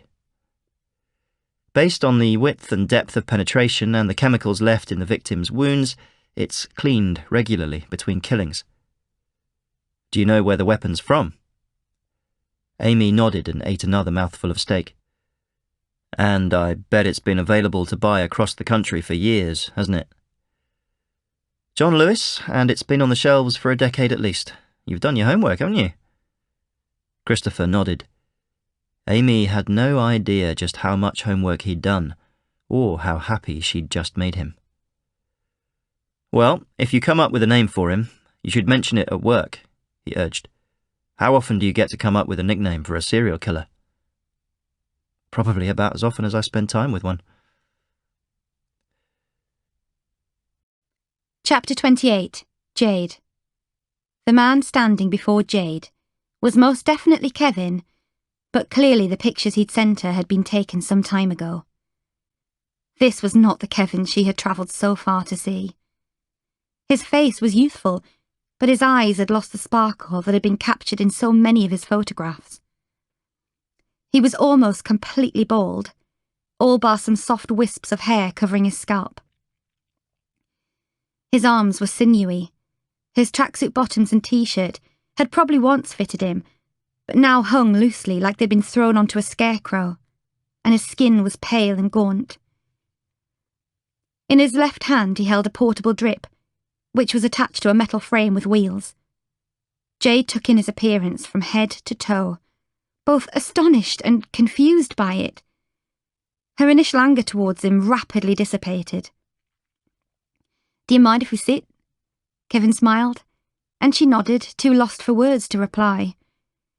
She followed him into a spacious, brightly lit reception room with huge windows that overlooked miles and miles of fields, stretching as far as the eye could see. Kevin steadied himself against the arm of a chair and slowly lowered himself into it. "I'm sorry I asked you to leave when you called, but you kind of took me by surprise," he began, the youthfulness of his voice belittling his appearance. "The last thing I expected was for you to fly over here to see me." "I only decided a few days ago," whispered Jade. I'm sorry." "Wow. Do you know that in the entire time we've known each other you've never said sorry?" Kevin teased. "It's not a word I'm used to." "I'm kidding. And you shouldn't be the one who's apologising, it should be me. I haven't been honest with you about everything. Well, I guess that's pretty obvious. There's no easy way to say this, Jade, but I have lymphoma. It's now at stage 4, which means, well, it ain't good." Jade found it difficult to maintain eye contact with him. She couldn't make the connection between the man she'd fallen in love with by telephone and text message and the sliver of a person standing before her. "I was diagnosed a year ago, before you and I were matched," he continued. "I wanted to know if my perfect girl was out there somewhere, and a few months later it turned out to be you. And I did consider leaving it at that and not giving out my contact details. It wouldn't be fair on you, but it's human nature to be curious, and When you spend so many hours of the day stuck in hospital or in this house like I do, it's all you can think about. I really couldn't stop myself from wanting to find out more about you. It was selfish. I'm sorry. Jade nodded and conceded that if the roles were reversed, she too would want to know everything about her match. How much? Her voice trailed off, deciding what she was about to ask was insensitive, even for her. How much longer do I have left? Kevin continued for her. Probably not much more than a month or two. What about the photos you sent me? They were taken last summer. And this is why you didn't want to Skype or FaceTime? A few minutes ago I was going to tear strips off you. I was convinced you were married with kids. Ha! He laughed. I don't reckon I've got a Buckley's chance at marriage. Jade suddenly realised it meant the same for her, and she began to feel very, very alone. She might eventually go on to fall in love with someone, but it wouldn't be with the one. It wouldn't be with Kevin. She offered him a sympathetic smile, but no hollow words. There was little she could say that would make the slightest bit of difference. Listen, Kevin continued. I understand if you want to leave, I honestly do. Because if I were in your shoes, I'm ashamed to say I'd probably seriously consider it. You didn't sign up for this. Jade gritted her teeth and curled her toes up inside her trainers. She wouldn't permit herself to become upset in front of him. Neither did you, Kevin, she replied. So if you don't mind, I'll hang around a little longer, so we can get to know each other in person. How does that sound? Kevin gave her a nod. He could barely suppress the grin that was spreading across his face. Chapter 29. Nick. I thought you'd quit the smokes. I have. Well, I had. It's just been a peculiar few days. What's wrong? Is it the S&D account? Nick paused to take in the view of Birmingham's city centre from his spot on the office building's fire escape. He could hear the warning bells of the trams making their way up New Street, while below him rush-hour commuters bustled along Corporation Street towards the train station. Rianne had been leaning against the railings, puffing on her vaporizer when Nick appeared. He, too, had an e-cigarette in his desk drawer, but today wasn't a day for half-measures. He promised Sally he'd given up as a New Year's resolution. It would be another lie to add to the rapidly growing list. He'd also promised that he was still 100% sure Sally was the only one for him, that they could live happily ever after, and that he hadn't given Alex a second thought since he'd met him. In reality, he was all Nick had thought about. Yes, it's the S&D account, Nick told Rianne. The MD is getting confused about the message he's trying to get across. It's such a ball ache. Well, start channeling your inner Don Draper, because you'll need to pull something out of the bag. In his 3 years at the agency as a junior copywriter, Nick had yet to be beaten by an account he'd been assigned to manage, even though he worked on many obscure products he hadn't previously heard of or even dreamed had existed. His work in making market leaders of a new yeast infection cream and a herbal remedy for erectile dysfunction had won him the office nickname of the Genital Giant, which quietly amused him. He prided himself on being able to sell anything to anyone with a smart tagline, but this week he'd been too preoccupied to make a pubic lice lotion palatable. He'd tried his hardest not to allow his mind to wander towards Alex, and had come close to convincing himself that the emotions he'd stirred in him were imaginary. But while Nick made a living persuading consumers to buy into something they hadn't realized they needed, he knew he couldn't fool himself. He had truly felt something, and it wasn't like anything he had ever experienced before, and he was convinced Alex had too. Nick slept very little in the days after their meeting, and his constant fatigue made him impatient and ratty with Sally. He found himself sniping at everything she said or did, from her innocuous requests to pick up more kale from the little Waitrose on the way home to what new box set they should begin on Netflix. Something in Nick's heart had deviated from the path it had been following, and it was making him nauseous. Or maybe, at that moment, it was the cigarette that made him want to vomit. He couldn't be sure. As Rian headed back inside the building, he took one long, last drag right down to the filter and stubbed the cigarette out on the metal step. He sniffed his fingers and turned his nose up at the smell. Stinking clothes and skin. He hadn't missed these byproducts of being a slave to nicotine. His mobile rang, and he looked at the screen. The number was withheld, but he answered it anyway. "Hello, Nick Walsworth speaking," he began. There was a pause that Nick assumed meant an automated message was about to begin, inviting him to talk to someone about claiming a PPI refund, and he prepared to hang up, until he heard a voice that he recognized immediately. "Hi," Alex said. Nick's heart went from 0 to 60 in a second. He felt part terrified, part thrilled. "It was you, wasn't it?" Alex continued. "Who came to see me?" "Yes," Nick whispered, his mouth suddenly dry. Neither spoke for a moment before Alex broke the silence. "Why didn't you tell me who you were?" "In case you thought I was mad. And because I don't believe in the whole match your DNA thing." "Neither do I. Well, I didn't until I was leaving. And you felt something too, didn't you? It wasn't my imagination, was it?" "No, mate, it wasn't." Nick felt his body shiver, even though he wasn't cold. "I'm sorry I lied about my name. How did you find me?" "I got the Match Your DNA email and I knew my match was a guy. Then, as you were leaving, I just knew it was you. I paid to access your details and guessed you'd used a different name. Sorry." "It's okay. I probably would have done the same myself." There was another break in the conversation as both men fell silent.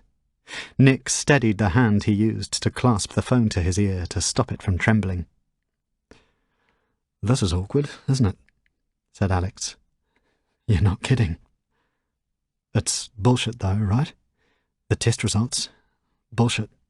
"Yeah, of course. Total bullshit. How's it happened?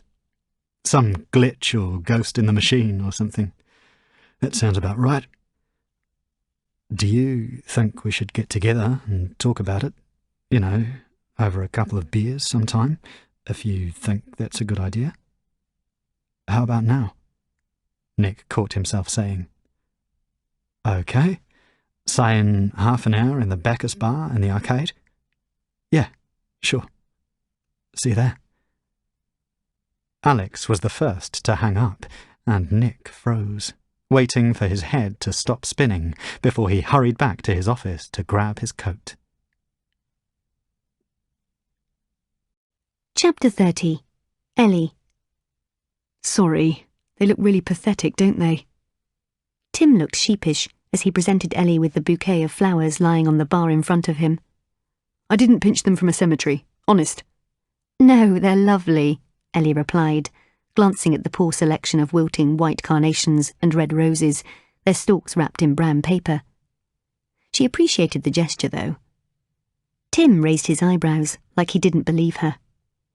"Well, they're a tiny bit pathetic, but it was a very sweet thought." She smiled. I've been carrying them around all day, which is why they're battered. I bought them this morning, in case I couldn't find another florist. Ellie was touched by his naivety in thinking there might only be one flower seller in London. He'd already been waiting at the restaurant when Ellie arrived several minutes late.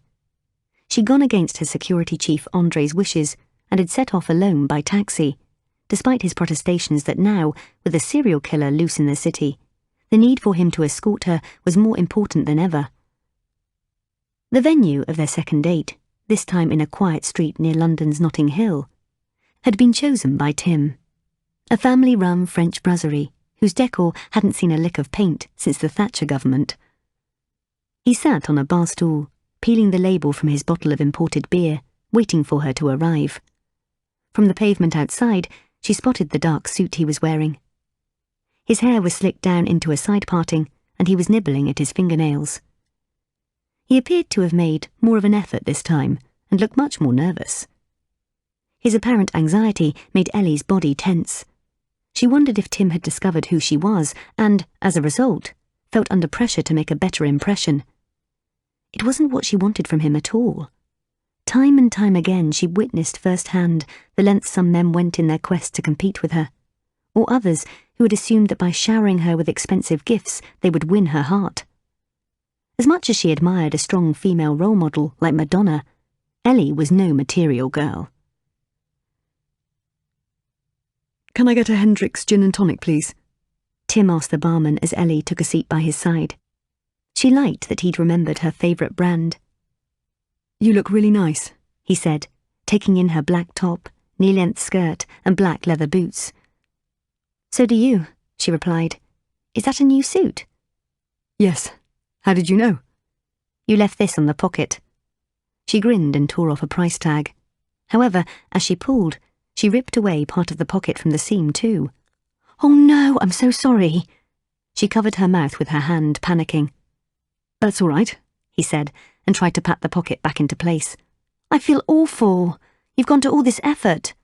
Oh really, I haven't. Flowers? A new suit? Aftershave? But you don't look as relaxed as when we met last time at the pub.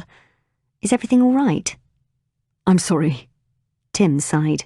But I have a confession to make. Damn it, Ellie thought, and felt her stomach sink. This was it. He's done his research, and now he thinks I'm out of his league. I told my mate Michael about our first date, and he had a right pop at me, Tim continued. I'm not sure I understand. He said that even though we'd been matched, I should have brought you flowers and taken you somewhere nice, not to my local pub, and that I should have dressed up a bit, hence the new clubber. It's been a while since I've been on a date, Ellie. The last few were off Tinder and Plenty of Fish, and I was the only one who seemed to bother making an effort. So I went the other way with you. Then you came in looking fucking amazing, and I realised I got it wrong. With the others, on the rare occasion I did meet someone I was really attracted to, it was never mutual, and I always ended up being friend-zoned pretty much straight away. But when we met, I definitely felt something more than just a bloke fancying a bird on a date. And something told me you and I weren't going to end up just as mates. And now I'm a bit nervous about that because I don't know what's supposed to happen next. I don't want to scare you off. I don't even know if it's possible to scare your match off. By the way, feel free to interrupt me at any point before I sound like a total bellend. Honestly, Tim, I like that you were yourself, said Ellie, unsure of when she had last met someone who wore his heart on his sleeve quite so openly. But when you get all those London City types in their Hugo Boss suits and Rolex watches trying it on with you, then you find you're matched with some provincial pleb. Believe me, Ellie interrupted. I had a far better time with you in your local than I would have with one of those types in the Ivy. A look of relief passed across Tim's face. Can we start tonight again? He asked. No, I'm secretly enjoying the awkwardness of it. Then let's go and see if our table's ready. That way I can drip some soup down my shirt or spill wine over my lap, and we can really make a night of it. Well, at least you're not having another one of your love at first fart moments. I don't want to know what happens on my love at second fart moment. Ellie laughed. There were many things about Tim that Ellie found endearing, like the way his lips curled up at the sides a second before he'd break into laughter, the small grey flecks of hair peeking out from his beard, how his left ear stuck out a little further than the right, the way his entire face turned a deep shade of crimson when he became embarrassed.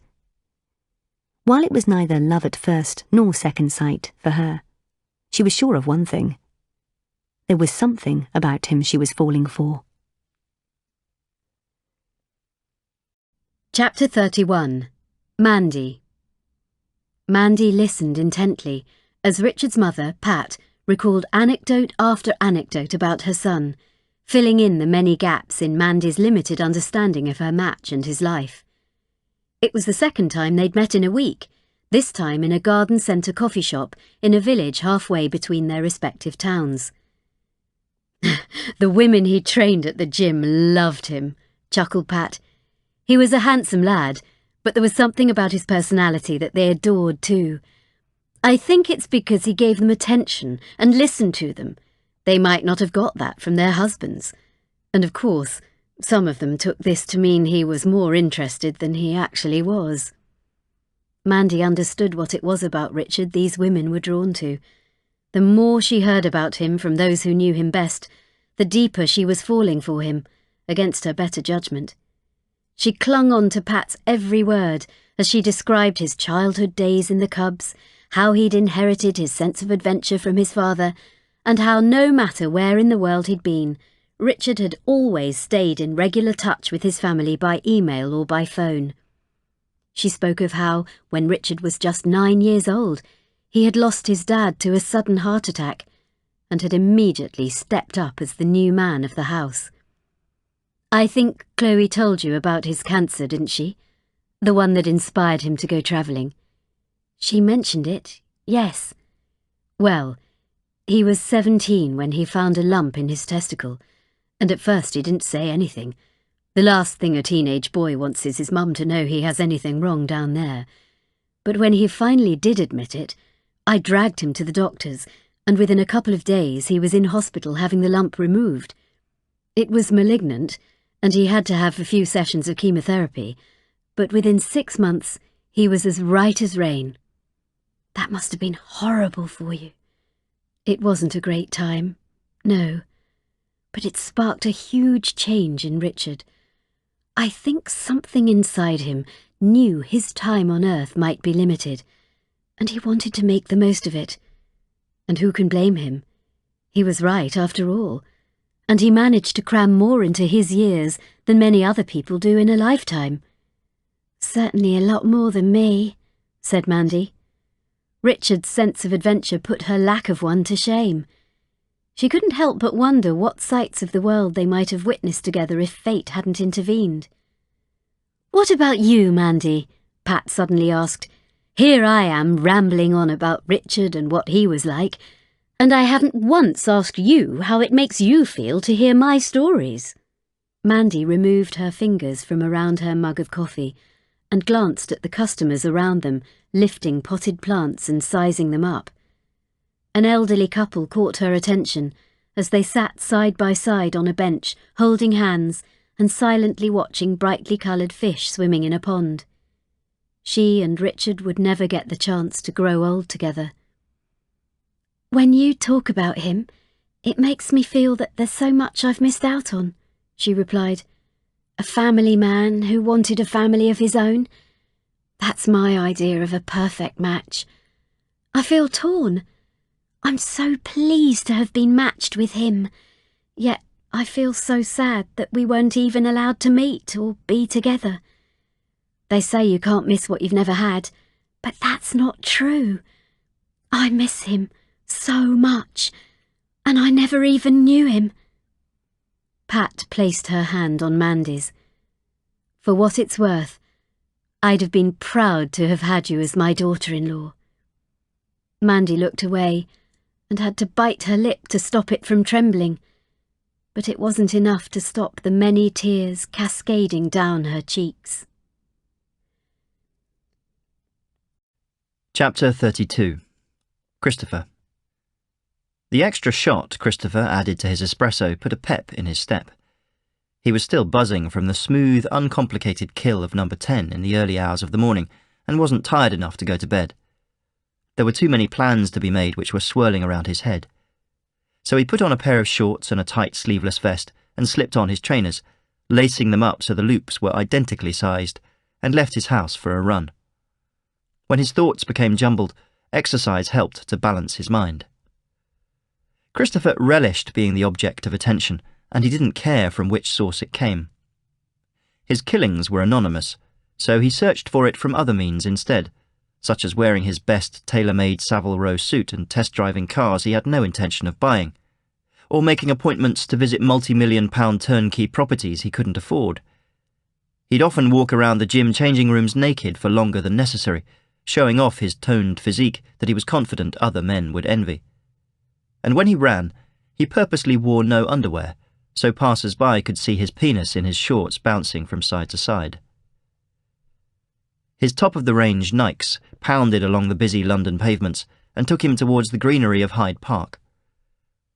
As he ran, he questioned what it was about his condition that made him seek this attention, and with it, the challenges and complications.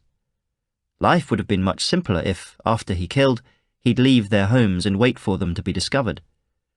But he'd chosen to make things more interesting by taking a risk and returning to the scene of the crime to leave his trademark, a photograph of the next victim and the spray-painted stencil outside.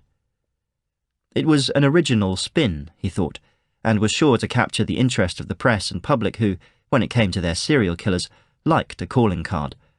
Films and books had raised the level of expectation, and he was happy to deliver to his audience.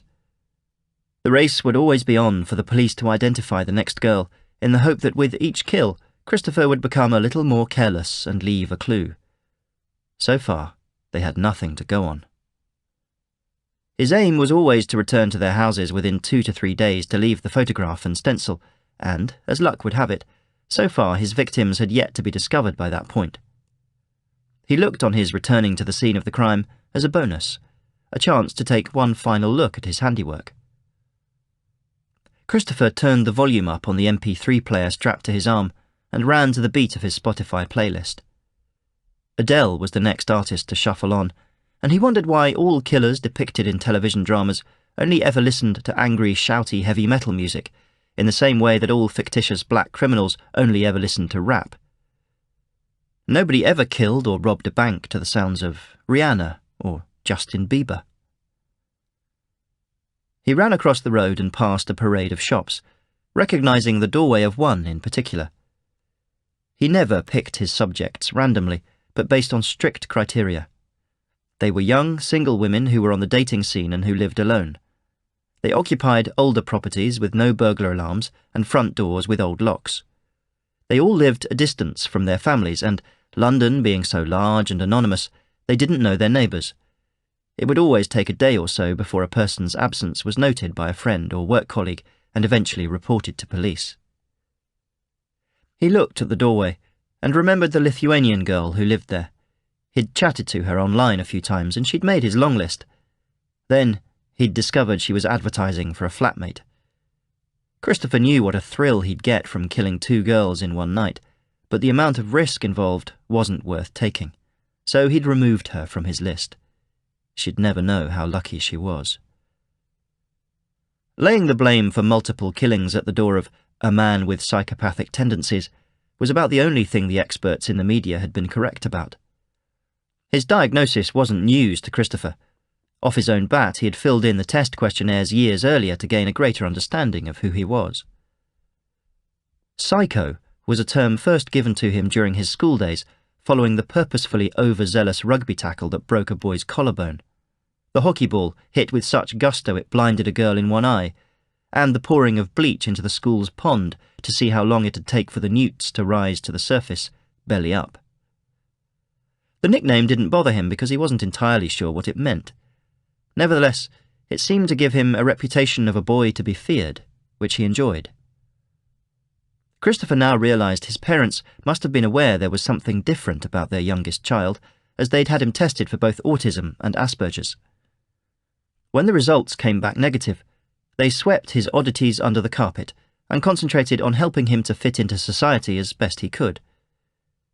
When he had told them he struggled to feel anything, from sympathy to love, they taught him to mimic acceptable behaviour instead. As Christopher reached his teenage years, he fixated on how people reacted to circumstances beyond their control, and, specifically, to scenarios created by him. Once, he took the neighbour's toddler from their garden and left him in woodland 2 miles away, just to see how the child's parents might react once they noticed he was missing. Frantic, it turned out. He wondered why he couldn't feel the same sort of terror, or why empathy was a foreign word to him. It also didn't come naturally for him to detect fear in a facial expression. He couldn't identify sarcasm, and he didn't feel guilt, shame, or remorse. Even when his parents walked in on him, aged 15, screwing another neighbour's daughter in the conservatory, he had simply turned his head to look at them until they left. He had expected to continue, much to the girl's horror. When his schoolmates began dating and finding girlfriends, he was only interested in what would result in an orgasm, neither the foreplay nor the cuddling afterwards. Love seemed like a waste of time and energy for minimal reward. It was only when Christopher reached his early 20s that he examined in detail what the word psychopath meant. There were others out there like him, which meant that Christopher was normal, just a different type of normal. And the words that had been chucked at him like stones over the years, like callous and cold-hearted bastard, finally made sense. He completed Robert Hare's 1996 psychopathic personality inventory, and of the 20 questions asked to determine psychopathic behaviour, his point tally totalled 32, well above the average. Christopher learned that some scientists believed a psychopath's brain wasn't wired properly, that they possessed weak connections among the components that made up their emotional system, and those disconnects were responsible for Christopher being unable to feel emotions deeply. That satisfied him. He liked that he was not to blame for his lack of impulse control, and if he were ever caught for his crimes, then that would be his excuse. He'd gain entry to a high-security mental hospital with attention lavished on him by those who wanted to study and learn more about him. There were worse ways to live out your life than being in demand, he thought. He cut across Hyde Park, and after a while left the grass and trees behind for the streets and large Victorian townhouses of Ladbroke Grove. He stopped to purchase an energy drink from a street vendor and smiled knowingly at a gay couple fixated by the movement in his shorts. Minutes later, he paused outside a health food store on Portobello Road and looked up at the first-floor flat above it. He double-checked the app on his smartphone to make sure the tenant, number 11, was still at work, then used his picks to unlock her front door and familiarise himself with the layout of her home. Little had changed since the pictures had been posted on Rightmove, and he surmised that his next killing should be quite straightforward. As he poked around and worked out his kill position, he furrowed his brow. Something wasn't right. Usually, from the moment he entered the premises of a name on his list, he'd feel a flicker of excitement, a moment of anticipation of the kill to come. But today, he lacked his usual enthusiasm. Instead, he thought about how time-consuming this project was becoming, time that could be spent elsewhere, like in the company of Amy, for example. An unfortunate byproduct of meeting her was that she had stimulated him in ways no other women had, neither those he'd dated nor those he'd killed. But none of his research told him why. Chapter 33. Jade. In stark contrast to his brother Mark's reaction, the rest of Kevin's family couldn't have been more welcoming to their surprise visitor from the other side of the world. When Kevin's parents, Dan and Susan, returned from a trip to town to buy supplies, neither could contain their joy at finding the pale British girl with the fiery red hair and feisty personality they'd heard so much about sitting in their lounge. Instantly they recognised her from the photographs Kevin had shown them. And once they'd gotten over the initial surprise, they bombarded her with questions about herself and insisted that she stay the night at least. "How long are you in Australia for, love?" Dan asked. They'd just sat down to supper in the dining room. "We've a guest house out back with an ensuite, so you won't have to share with these filthy buggers," joked Susan, glancing at her sons. While she spoke to and about them in the same manner as she had probably always done, Jade sensed that beyond her jovial facade lay a deep sadness. "Thank you, I'm not sure how long I'm staying," Jade replied, and she genuinely wasn't. The fairy tale romance between her and Kevin wasn't playing out like she'd imagined, and the easiest thing to do would be to beat a hasty retreat at the first opportunity. But each time she looked at Kevin, the besotted expression on his face said what his words had not. He desperately wanted her to stay. A week or so, probably, if that's okay. Dan served up plates full of cold meats, potatoes and salad, while Mark helped bring the dishes to the dining table. Kevin was the only member of the family who didn't tuck in. Instead, he picked at a small portion on his plate. "I'll struggle to keep my food down," he told her later. "The cancer's in my digestive system, so food doesn't sit properly." Jade had yet to come to terms with hearing the C word, and struggled to associate it with Kevin. She had to stop herself from recoiling when it was mentioned, even though the rest of the family didn't bat an eyelid and continued as normal. She understood they'd had a much longer adjustment period to come to terms with it than she had. "It's because of you that we've had him for longer than the doctors first thought," Susan told Jade as they were drying the dishes. "How so?" "After we were told it was terminal, he did like many people do and sank into depression. Well, who can blame him? I'd be angry as hell. He was at first too. He thought he had his whole life ahead of him, only to be told it's not going to last as long as he'd assumed." She paused and turned her head away from Jade, as if she'd suddenly relived the moment the awful news had been delivered all over again. She cleared her throat and continued. "It was pretty bad, Jade. None of us knew how to react or how to help him. Then, at the darkest time of his life, he discovered he had a DNA match, and it didn't matter that she lived in a different country, or that he'd probably never meet her face to face. Just knowing you were out there, and being in communication with one another was a reason for him to continue. I had no idea about any of this. And he should have told you. I told him you deserved to know, but he didn't know how to bring it up. For him, you were a welcome distraction from it. When you and he were texting or talking, he'd forget about what was happening to his body. He became a different person. He was my little boy again." Susan clasped Jade's hand firmly. "Thank you," she whispered. "Thank you for being my boy's friend, and thank you for coming to see him." "I'm glad I came," Jade smiled. It had been a long and extraordinary day, and as it caught up on her, she suddenly wanted to cry. It wasn't a feeling she was used to. She hated people thinking she was weak. So she swallowed hard and kept the tears down. She meant it, she thought.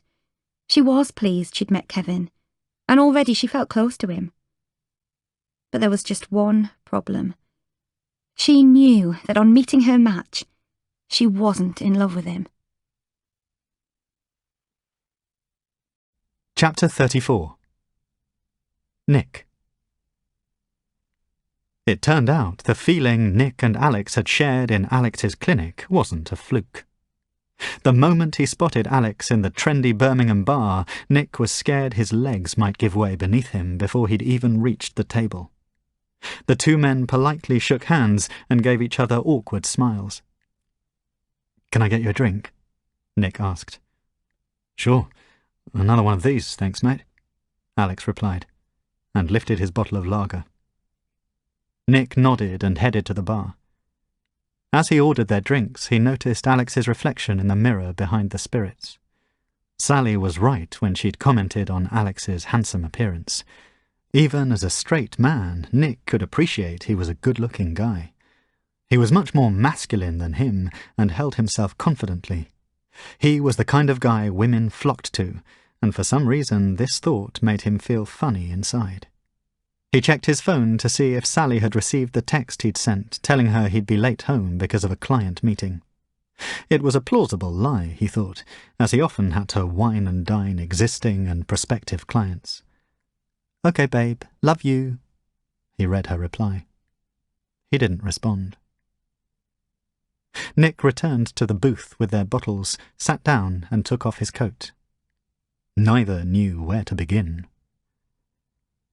"So how have you been?" Nick said eventually. "Good, thanks. Pretty busy at work, you know. You?" "Yeah, same here, same here." Both men simultaneously looked down at their drinks, unable to maintain any prolonged eye contact and risk a repeat of what they'd felt the first time they'd met. Two choruses of an old Oasis song played in the background before either of them said another word, both feeling cripplingly self-aware. "Actually, things aren't good," admitted Nick. "There's no easy way for me to say this without sounding like a total idiot, but I need to get this off my chest before I back out. The more I try not to think about it, the more it becomes the only thing I can think about at all. It's about what happened the first time we met." He paused, realizing how ridiculous he sounded. He looked at Alex, hoping for confirmation that he might be feeling the same, but Alex's face gave little away. in for a penny, in for a pound, Nick thought, and continued regardless. That feeling I got when I looked at you as I was leaving, I've thought it through 1,000 times since, and I still can't explain it properly. None of it makes sense. I'm not gay. I'm not gay either, Alex replied. So why do we have this link? I don't know. I've not so much as kissed a guy, not even for a laugh or when I was drunk. Me neither. So if neither of us are into blokes, then what's happening here? It's simple. The test is fucked up. They got us mixed up with other people, Alex said resolutely. That's what I said. I even emailed them to check, but they sent out this standard reply saying the test isn't flawed and to date they haven't had one mismatch.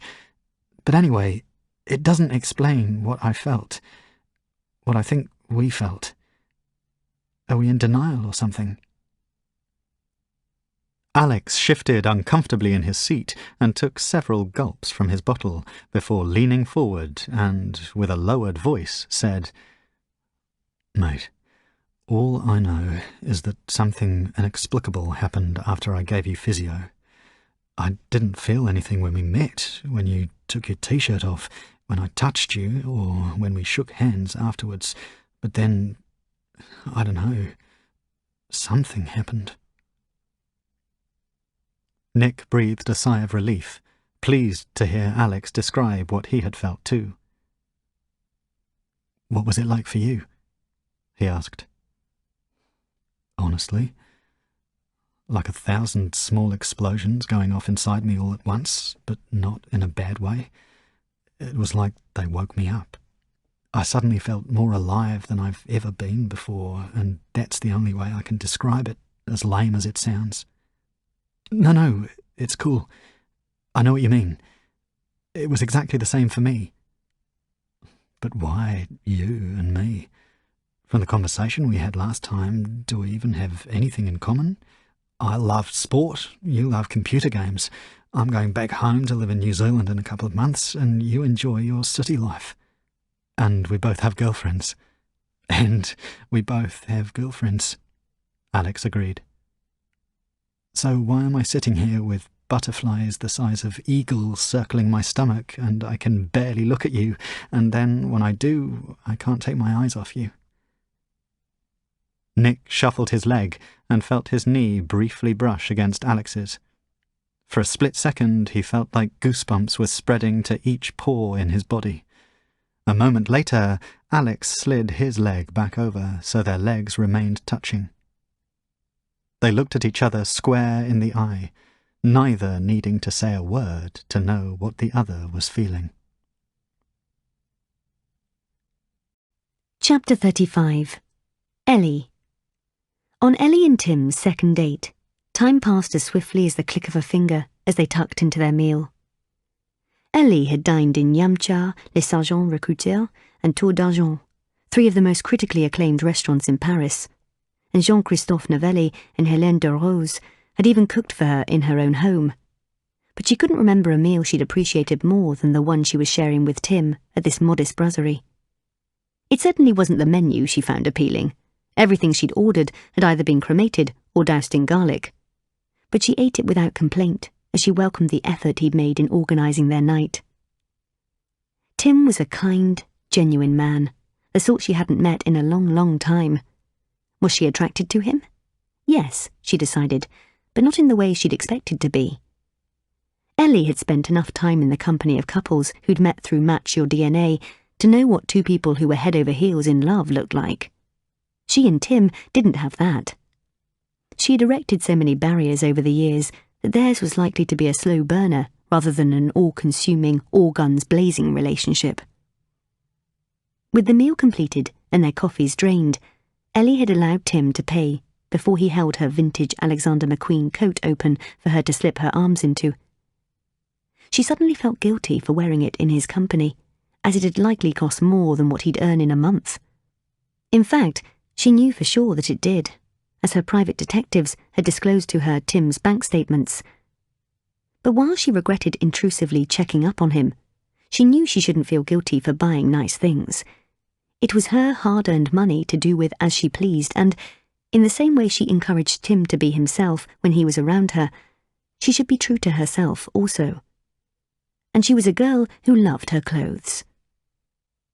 Tim held open the door as they left, and she gave in to the urge to entwine her arm inside his, immediately feeling the radiating warmth of his body. Suddenly, he stopped in his tracks and offered her the widest beam, then leaned towards her for a kiss. Ellie closed her eyes, and as their lips met, she felt the unexpected release of pheromones she had heard about surge around her body, making her nerves twitch and her heart flutter. For a second, she thought she might have even seen stars. But her moment of elation was brought to an abrupt halt when she heard a female voice shriek from behind them, You fucking bitch! Together, they turned to find a scowling, middle-aged woman hurling something in their direction. On instinct, Tim tried to step between the woman and Ellie, and was hit with the brunt of a whole can of red paint, which was now all over his face, shirt and jacket. A generous amount also hit Ellie too, splashing against her arms, hair, cheeks, and the restaurant window behind them. You've got blood on your hands for what you've done, the woman yelled at Ellie, before throwing the can into the gutter and scurrying away along the road into the night. Ellie remained frozen in place as a stunned Tim wiped the paint from his face. What did you do? He asked, his voice filled with disbelief. The shock had rendered Ellie immobile. It wasn't the first time she had been subject to an attack, although most of the others had been of a cyber or verbal nature, with the exception of the religious nut who'd stabbed Andre with a broken bottle. It was precisely for this reason she had hired him and his team to escort her in public. Only that evening, she'd needed to remind herself what it felt like to be a normal person going on a regular date. As she and Tim had kissed, Ellie's defences were down and she was lost in the moment. Now, though, all she felt was the thick, gloopy paint dripping down her cheeks. She was aware Tim had just asked her a question, but she was too dumbstruck to acknowledge it. Instead, she stared back at the onlookers who'd stopped to gawp at the spectacle.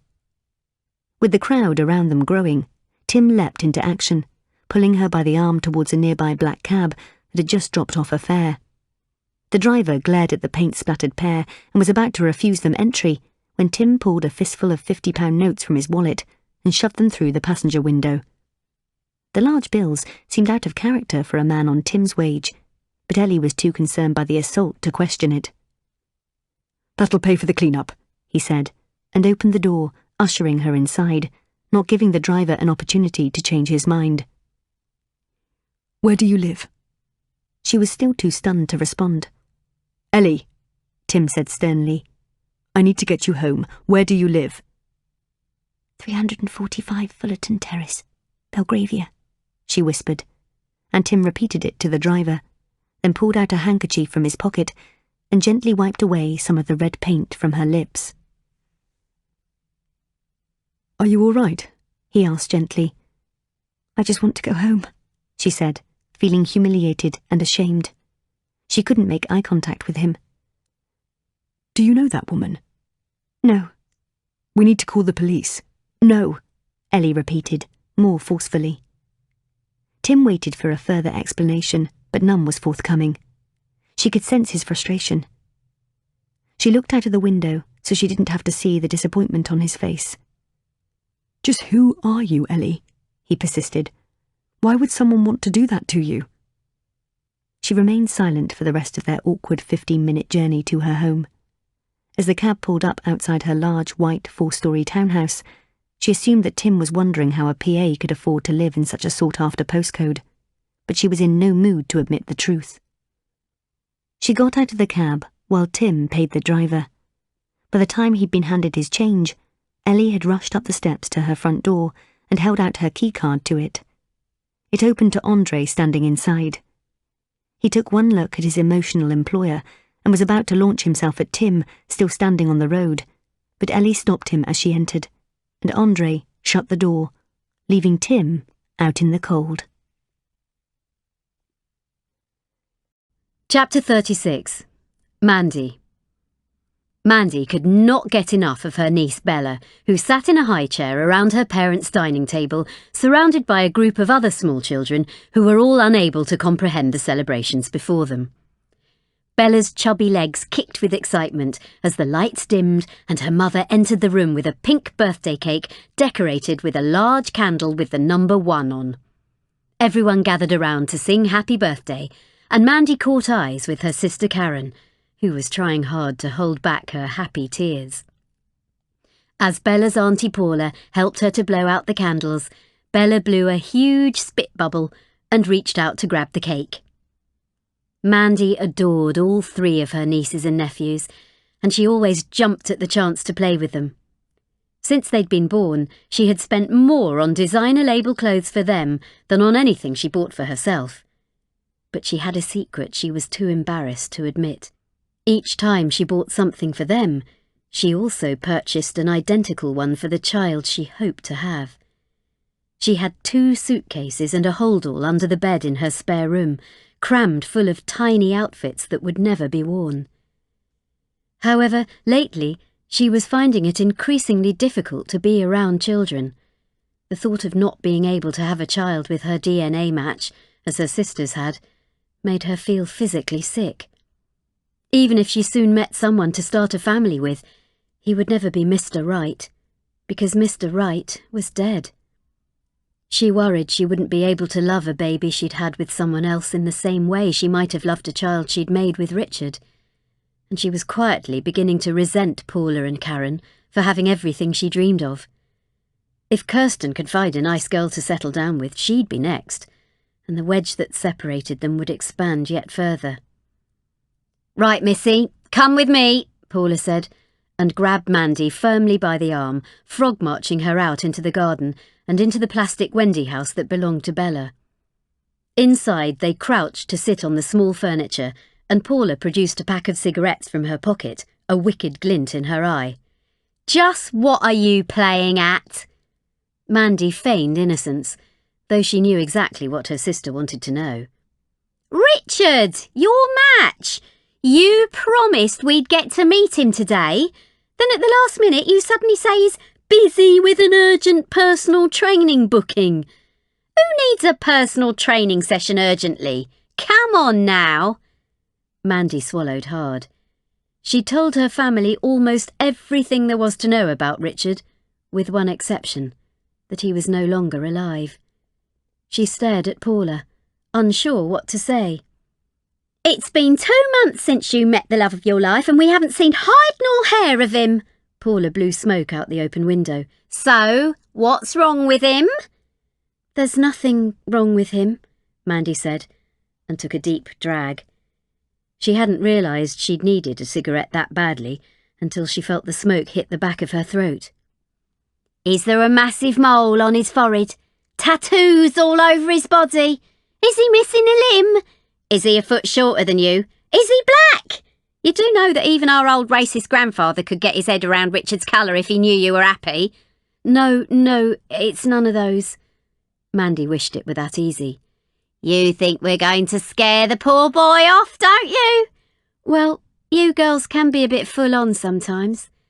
Mandy wasn't ready to share the story just yet, so said, "He's quite shy. I'll introduce him when I think he's ready." "OK, fair enough." Strangely, Paula seemed satisfied with the explanation. "But let's not leave it till Bella's 2nd birthday before I get to meet my brother-in-law-to-be." "No, of course not," Mandy said, aware that her lies had an expiration date. Chapter 37. Christopher. Christopher wasn't sure how to react when Amy walked through his front door and threw her arms around him. He couldn't read her facial expressions, so he responded by mimicking her movements and wrapped his arms around her in response. It appeared to be the correct move. "It's been a horrible day," she began quietly, releasing her grip and making her way through the hallway and into the lounge. She unzipped her boots, discarded them in the corner of the room, and tossed her keys on a circular wooden side table. Christopher straightened each key and her footwear when she wasn't looking. They found another girl last night, Amy began, pouring a large measure of vodka into a tumbler from his drinks cabinet. The splash of tonic was less generous. Wrong glass, he thought, but it didn't seem appropriate to point that out. South London this time. Why has this one upset you? He replied, and attempted to rein in his fevered anticipation about the conversation to come. Because he upped the ante this time. The poor girl had been beaten to a pulp. Her teeth were smashed in, her ribs were broken, and bleach poured down her throat. He stabbed her in the eyes. It was a necessity, thought Christopher. It wouldn't surprise me if he'd raped her too, Amy added. Christopher was offended by the suggestion. Gosh, he replied instead. How do you know all this? I didn't think you were working on that case. I'm not, but a handful of us were asked to conduct some door-to-door inquiries today because it's all hands on deck until they catch him. This was his 9th victim. Can you believe it, Christopher? 9 poor girls. They'll find number 10 soon, Christopher thought, and folded his arms in satisfaction. Before we talked to her neighbours, the DI leading the case showed us the pictures of the girls. I've never seen so many bodies relating to one case. Christopher only just contained a smile at the thought of how the police were discussing the fruits of his labour. And even better, they were being discussed with someone he was close to. All the others had just been strangled, Amy said, but this attack was personal, like he knew her, like he really wanted to make her suffer. It's totally changed our psychological understanding of him. That wasn't the plan, thought Christopher, but it's a useful little diversion. In what way? He asked. Well, there's no doubt that he's an evil fuck-up, she replied, making Christopher bristle. But now it appears he's a vindictive one too. Not only does he focus on women, but it seems that he has a deep ingrained hatred of them as well, which is why this attack was so vicious.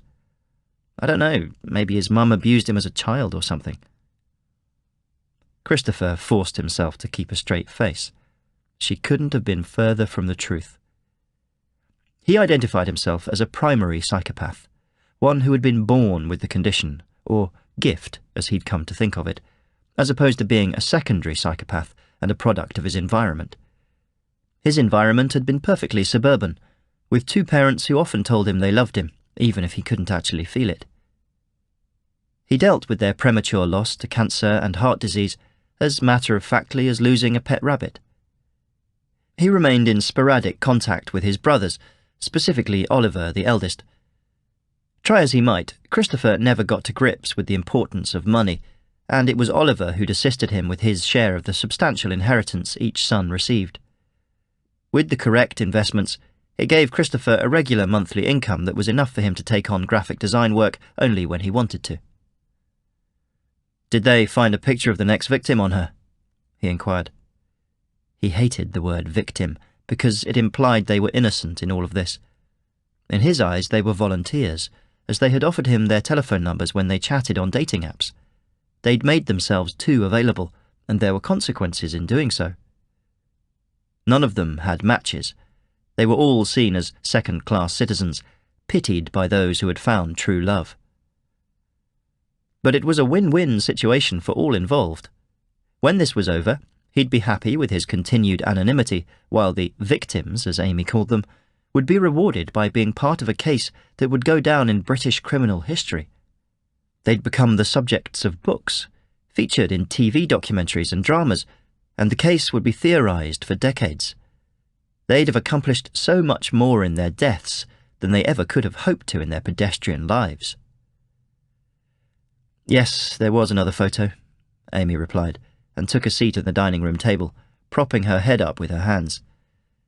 It's pretty much a certainty she's dead, of course, but there's no indication of where the body could be. We're now playing the waiting game, hoping that somebody's going to spot a stencil painted on the pavement. Why can't you release her photo to the media?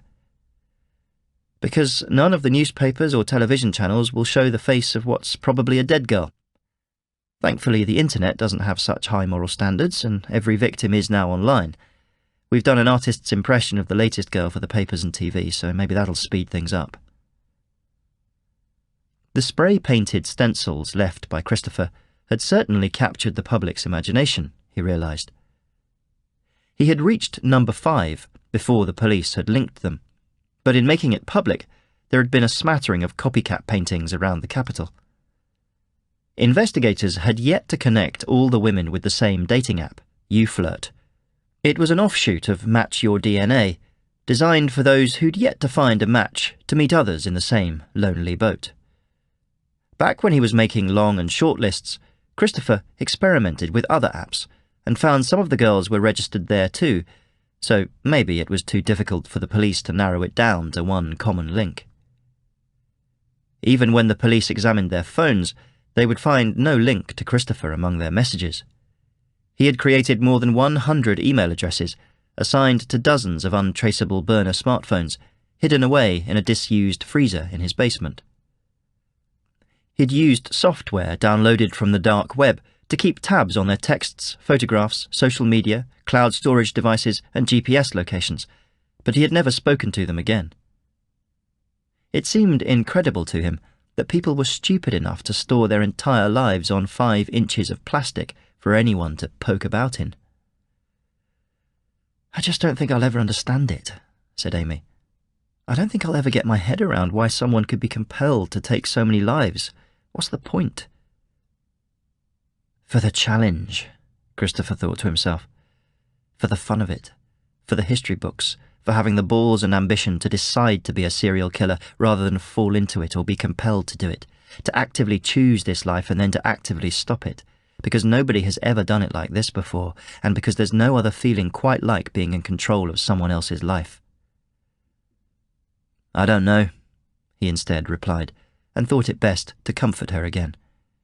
He stood behind her and wrapped his arms around her shoulders, bringing her towards him. "Maybe it's because he simply can," he added, kissing the top of her head. "So he does." Amy clung to the security of her boyfriend's strong, warm arms for a moment, as he remained behind her, wishing he could have seen the expression on her face when she first saw a photo of what he was capable of. Even he might have identified what revulsion looked like. Chapter 38. Jade. Jade was awake for much of her first night in Australia, and not just because of the jet lag. Coming to terms with the news of Kevin's terminal illness and the realisation that she didn't love him had left her bewildered, angry at him and even more angry at herself.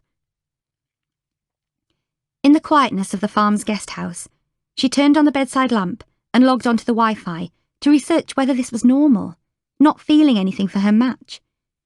She knew there was a love between them, but she hadn't experienced the deafening, booming, colourful fireworks or rainbows that the films and TV programmes she'd watched depicted. Fictional couples with a DNA match always fell hook, line and sinker for one another the instant they came into contact. Why wasn't it happening to her? She checked the official Match Your DNA website. The emotions felt between 2 matches can vary from couple to couple, it read. For some, it happens in an instant. For others, it can take several meetings or several days before the connection is made. This can sometimes be due to the mental capacity of a couple or an individual, or an illness, which can affect the productions of pheromones and receptors. A change in a match's body clock can also affect the way they process their emotions.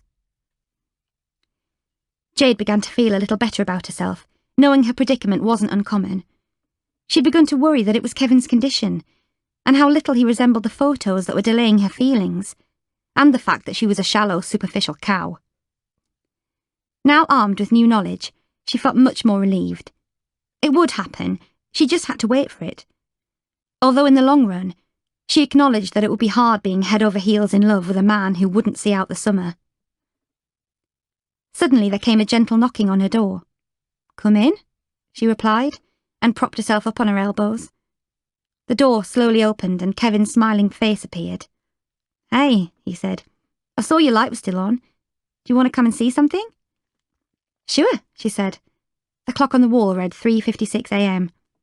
"I'll meet you by your car in 15 minutes. Bring a jumper. Early mornings are cold as ice out here. Oh, and your keys, of course." Kevin was already standing by the car, and leaning against his walking frame when Jade appeared. "Let's go," he said chirpily. He directed them as she drove along the dirt track driveway and back onto the highway. They travelled for around 10 minutes until they reached a flat region by the side of the road. "You can't come to Australia without seeing the sunrise," Kevin said. "It's like nothing on earth." They sat together, listening to a playlist of soul classics as the darkness gradually lifted and was replaced by a purple and orange hue. "How often do you come out here?" she asked. "Quite a lot when I was first diagnosed," he said. "Then I went into a dark place for a while. I was angry at everything. Especially thinking that everyone else would have a lifetime of sunrises and sunsets, while mine were being limited. Then I began to understand that being here to see any sunrise was a major accomplishment. It means I've lived for one more day." Jade instinctively placed her head on Kevin's shoulder, where it remained until the sun rose, and he'd long drifted off to sleep. His hand was cold, his skin parchment-like, and she wondered how he might have felt to the touch before cancer started eating away at him. While the intense Match Your DNA love was still undoubtedly missing, there was no doubt that she felt relaxed around him. They'd shared so many intense conversations by phone that she'd come to see him as a best friend as well as her match. Maybe that was more important than anything else, she thought. Maybe, when you took it back to basics, that's what love really was. Just being there for someone when the sun rises and sets. Jade arrived back at the farm with her sleeping partner and was greeted by his brother, who opened the passenger door and unclipped Kevin's seatbelt. He scooped him into his arms and carried him back into the house as Jade looked on, suddenly feeling the first pangs of something she couldn't identify. Chapter 39. Nick. Nick nursed the steaming polystyrene cup of hot chocolate he'd bought from the kiosk a safe distance away from the grass pitches. He'd contemplated buying himself a burger, too, until he spotted the filthy fingernails of the man serving behind the counter. It was the first rugby game he'd ever attended. His school had been keener to teach hockey than rugby, and it was as cold as hell outside. He pulled the grey cashmere scarf Sally had bought for his birthday tightly around his neck and his hoodie up over his head to keep his ears warm. "What am I doing here?" he wondered, having no clue what the game's rules were or what the state of play was on the pitch. All he knew was that he could barely keep his eyes off the one player in front of him. Nick's eyes moved from Alex's calves to his thick tree-trunk thighs and then his solid torso. He almost willed himself to be turned on by Alex's physical appearance so their match might start making sense. If they had been predetermined to be together, surely he'd feel at least a mild sexual arousal, but there was nothing. On a whim, Nick had decided to spend his morning watching the game. He'd recalled the framed photo of the team on the wall of Alex's office and had searched online for their fixtures list to see when they were playing next. The location was a community rugby pitch in Birmingham's suburbs, but aware of how creepy it might appear if he suddenly turned up unannounced, Nick stood a distance away from the other supporters to watch Alex from afar. A week had passed since they'd met at the bar, where they'd stayed for much of the evening, becoming acquainted with one another. They'd both grown steadily drunk, gradually discovering more things they had in common, from artists to architecture, from travel to rock music. The only subject both were reticent to go into any detail about was their relationships with their partners.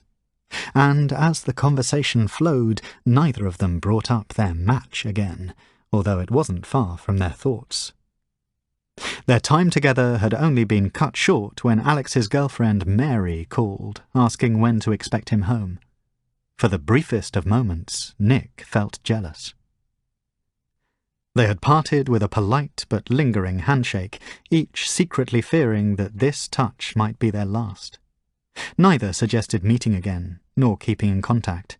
However, it seemed to be enough for now to know the other was out there, albeit leading their lives independently of one another.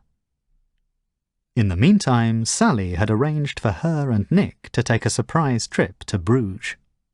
The first Nick knew of it was when, on a Friday afternoon, she turned up at his office with 2 suitcases, Eurostar tickets, and print-out confirmation of a hotel she'd booked. There'd been a distance in their relationship recently, and he felt that he'd let this business with Alex come between them. But the way Sally had arranged their sexy getaway made him feel as if she were trying to make up for something too. She was much more distracted than usual, and he could only assume it was that she was upset he had been matched. He tried to put the thought to the back of his mind. In Bruges, her sexual appetite was almost insatiable, and when they weren't sightseeing, they were in bed. Part of him wondered if she suspected he had seen Alex again, and that she was trying to compete, but neither mentioned his name. On their return to Birmingham, Nick didn't just want to see Alex again. He needed to. It had been 8 days since they had last been in each other's company. Suddenly his thoughts were interrupted by a rugby ball flying through the air which smacked him square on the shoulder. "Shit!" he yelled in surprise. The crowd in front of him parted and left him exposed. "Pass us the ball, mate!" A stocky, shaven-headed man yelled through his gum shield, and just as Nick threw it clumsily in the player's direction, Alex saw him. Nick looked back apprehensively, promptly regretting his decision to crowbar his way into Alex's private world. But when Nick saw the smile slowly creeping across Alex's face, his own didn't lag far behind. Chapter 40. Ellie. Tim had a bowl of cereal in his hand when he answered the front door. Ellie could just about imagine how it looked to him, to discover a tall, shaven-headed, burly man standing rigid alongside a nervous-looking Ellie. 2 black Range Rovers with tinted windows were parked on the curb outside Tim's modest semi-detached home. She didn't know if he could make out the shapes of people in both of them. "Hi," Tim mumbled, and swallowed his mouthful of breakfast. His shirt sleeves were rolled up, and a yellow tie hung loosely around his neck. He looked taken aback by her sudden appearance, probably wondering how she'd gotten his address. "Hello," Ellie said. "I'm sorry to turn up unannounced. Do you have a few minutes before you go to work?" "I've been trying to talk to you for the last few days, but you've been ignoring me." "I know, and I'm sorry. That's why I'm here to explain. Please?" Tim moved to one side. Andre was the first to enter. He removed his dark glasses and scanned the entrance hall and various rooms before he let Ellie follow. Tim frowned at the Man Mountain, then at his DNA match. "He's my security detail," she offered, almost apologetically. "In that case, I should make you aware of the family of ninjas living in the dining room and the barrels of mustard gas I've been cooking up in the conservatory." An unamused Andre shot him a disapproving glance. Ellie had taken 4 days to muster the courage to approach Tim after the events of their second date had culminated in red paint being hurled at them. She'd bunkered down in her London townhouse since, and remained there, embarrassed and deeply humiliated. Had Tim been just a run-of-the-mill date, she'd have made sure to never see him again. However, he was far from ordinary. Besides, she liked spending time getting to know him, and the kiss they shared shortly before the attack was nothing short of wonderful. Ellie was accustomed to public speaking, and thousands of people had attended some of her keynote speeches around the world.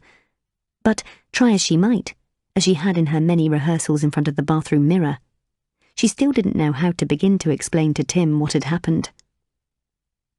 "Can I offer you or your pet giant a coffee?" Tim asked, eyeballing Andre. "That's what I call him," Ellie laughed, trying to lighten the mood. "Andre the Giant.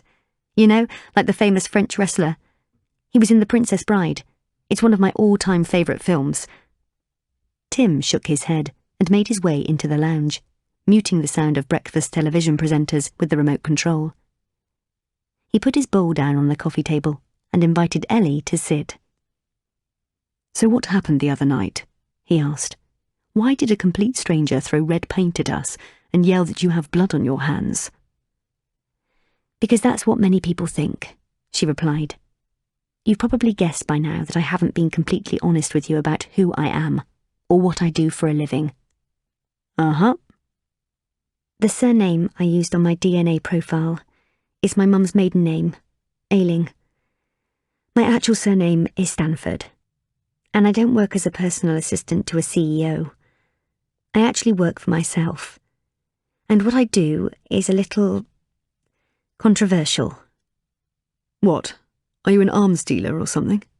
No, she said. Nothing like that. Ellie paused and took a deep breath.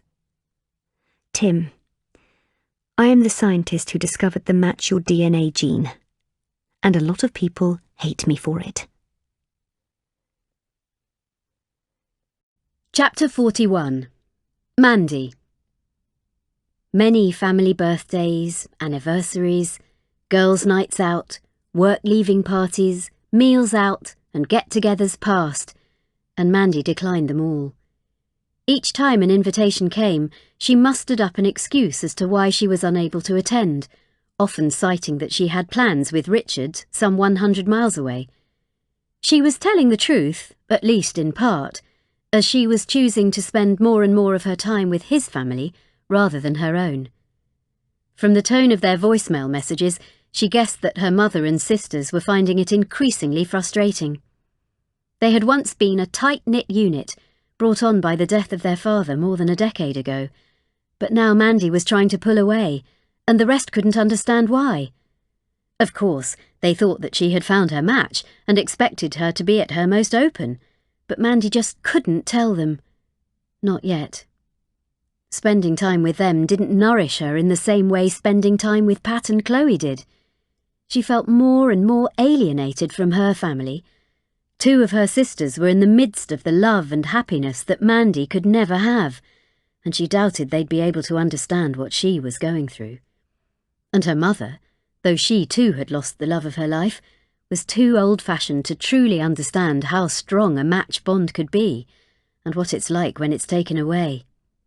Richard's family filled the void. "If you want to have a few drinks, then why don't you stay over?" Pat had texted the evening before. So, with a packed overnight bag, she spent the evening with them watching DVDs, drinking wine, and leafing through an album of Richard's baby photos. Not for the first time, she wondered what their baby might have looked like. When they finally retired to bed, Mandy found herself wide awake in the guest room, unable to sleep. She closed her eyes, and as she did most nights, she pictured a future they'd never have. She imagined walking through her parents' front door on Christmas Day, arm in arm, and how he'd be the centre of her family's attention. Her fingers clenched the duvet, and she squeezed it hard in frustration. On her way back from the bathroom, Mandy spied Richard's bedroom door slightly ajar. Hesitantly, she opened it, but the room was empty. She entered, quietly closing the door behind her, and turned on a lamp. Curiosity got the better of her, and she slid open the drawer of his bedside cabinet and peeked inside. There were toiletries, such as moisturisers, hair products and deodorants, along with an open pack of 10 condoms. She flipped the lid and counted. Just 4 remaining. She immediately wondered who'd been the lucky girl, or girls, with whom he'd used the missing ones. The thought made her heart sink. She was envious of a woman she couldn't even put a face to. She looked under his bed and found his threadbare army green backpack from his travelling days. The torn airline and coach labels were still attached, but there was nothing inside. She removed occasional pieces of clothing from his chest of drawers to press against her skin or to run her fingertips across and inhale. Each one made her nerve endings tingle. Then, in the bottom drawer, tucked away at the back, she found a scuffed mobile phone, several models out of date. Mandy turned it on, assuming the battery would be dead, but there were 2 bars of power left, and it was so old it required no passcode. She was aware that she was invading Richard's privacy, but she didn't care. Her thirst for more knowledge about him was unquenchable. The more she learned, the more she needed to know. Most of his old text messages were from personal training clients or friends organising nights out. They revealed very little about him, other than he had a wide circle of friends and grateful clients. However, his photos were dominated by images of one person in particular, a young woman, in various states of undress. She was nearer to Richard's age than Mandy's, and was far prettier, she thought. Mandy fought away the pangs of jealousy. She frowned, wondering who the girl was, and continued to flick through his pictures quickly, hoping the photos of this girl would cease. That was when she stumbled across a naked selfie of Richard. She held her breath and felt her heart racing, unsure what to do next. She swiped from right to left to see half a dozen more explicit pictures of her match. She was surprised at how well endowed he was, and unashamedly pinched the phone's display to get a closer look. She suddenly experienced a sensation she hadn't felt in quite some time, an overwhelming arousal. She found a 3-minute video clip, and her face flushed red. It was of Richard, pleasuring himself, in that very room on the bed where she sat. Mandy couldn't hold herself back any longer. She double-checked the bedroom door was closed, turned down the volume on Richard's phone, and lay back, in exactly the same position as he had. Slowly and silently, she slipped her hand down the front of her pyjamas and began to touch herself, closing her eyes and envisaging how it might have felt to have Richard inside her. It wasn't long before she felt every muscle in her body clench, and she erupted at the exact same moment as the image of her match. She replaced the mobile back in his drawer and lay on the bed, smiling and waiting for her lightheadedness to ease. But instead of returning to her own room, she drifted off into a deep sleep and only awoke hours later when she heard the sound of the door hinges creaking and Pat's face appeared. "Oh, I'm so sorry," Mandy immediately apologised. "I couldn't sleep, so I came in here." "It's fine, darling," Pat replied, and gave her a warm smile. "You can stay with Richard as often as you like." "You'd like children of your own, wouldn't you?" Pat's question caught Mandy off guard. They'd been sitting in a park close to Pat's house, staring at the rolling countryside surrounding them. Mandy had been telling her about her failed marriage and how it had left her at the brink of despair, but she had focused her gaze on a young mum with 2 small children, and the conversation tapered off. The excited kids were taking it in turns to throw bread to the ducks in the pond, giggling each time the birds quacked. "Yes, I'd have loved my own family," Mandy replied, with a resigned smile. "You mentioned that you have nieces and a nephew. Do you see them often?" "I see them a lot. Well, not so much lately. My sisters tell me I can spend as much time with them as I want, but it's not the same when they're not your own." "It can be, if you allow yourself." "Not for me. I actually fell pregnant with Sean, my ex-husband, twice, but miscarried both times. The first a few months after we got married, and then a couple of weeks after he left me for his DNA match. I thought that was it for me, that I didn't stand a chance of being a mum with someone I really loved, until I discovered I had Richard. Then my imagination went into overdrive." Mandy gave a quiet laugh. "We were going to buy a little old cottage in a village together, somewhere that needed doing up from scratch that we could work on together, and the first room we'd do up was the nursery. And we'd time it just right, so that I'd fall pregnant as we were finishing the place, and I'd be the mum I always saw myself being. Now that opportunity has been taken away from me." Pat paused before she spoke. "Not necessarily," she said. "Come with me. I want to show you something." As Mandy followed Pat along a steep path and up a hill, she wondered what she meant. After 10 minutes or so, they stopped and squinted across the horizon. "You can see the whole of the town from up here," she began. "Do you see that steeple right in the distance? That's the village where Richard Sr. and I married, in St. Mary's Church. And down there? That's where my Richard went to primary school. Then if you look over to the right, next to the large chimneys, that's the Fox and Hounds pub where Chloe got her first weekend job when she was studying for her A-levels. So much of my family's life is wrapped up in this one little viewpoint. It must be important to you. It is, to all of us. Richard in particular loved it up here. He'd come up on his mountain bike and stay for ages. This is where we scattered his ashes, so they were free to blow across the town that made him. Not all of them, though.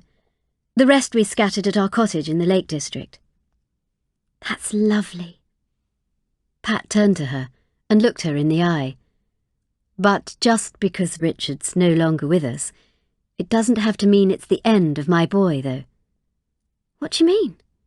I've told you before, Richard always wanted children of his own. Like you, he was a natural with kids, probably because he was a big kid at heart. Mandy nodded. He sounded so perfect for her. Pat continued, looking out over the vista before them. Well, when he found out he had testicular cancer, we didn't know how bad it was going to be. So he went to a sperm bank, just in case, further down the line, he couldn't have a family the natural way. He had to give 3 or 4 samples.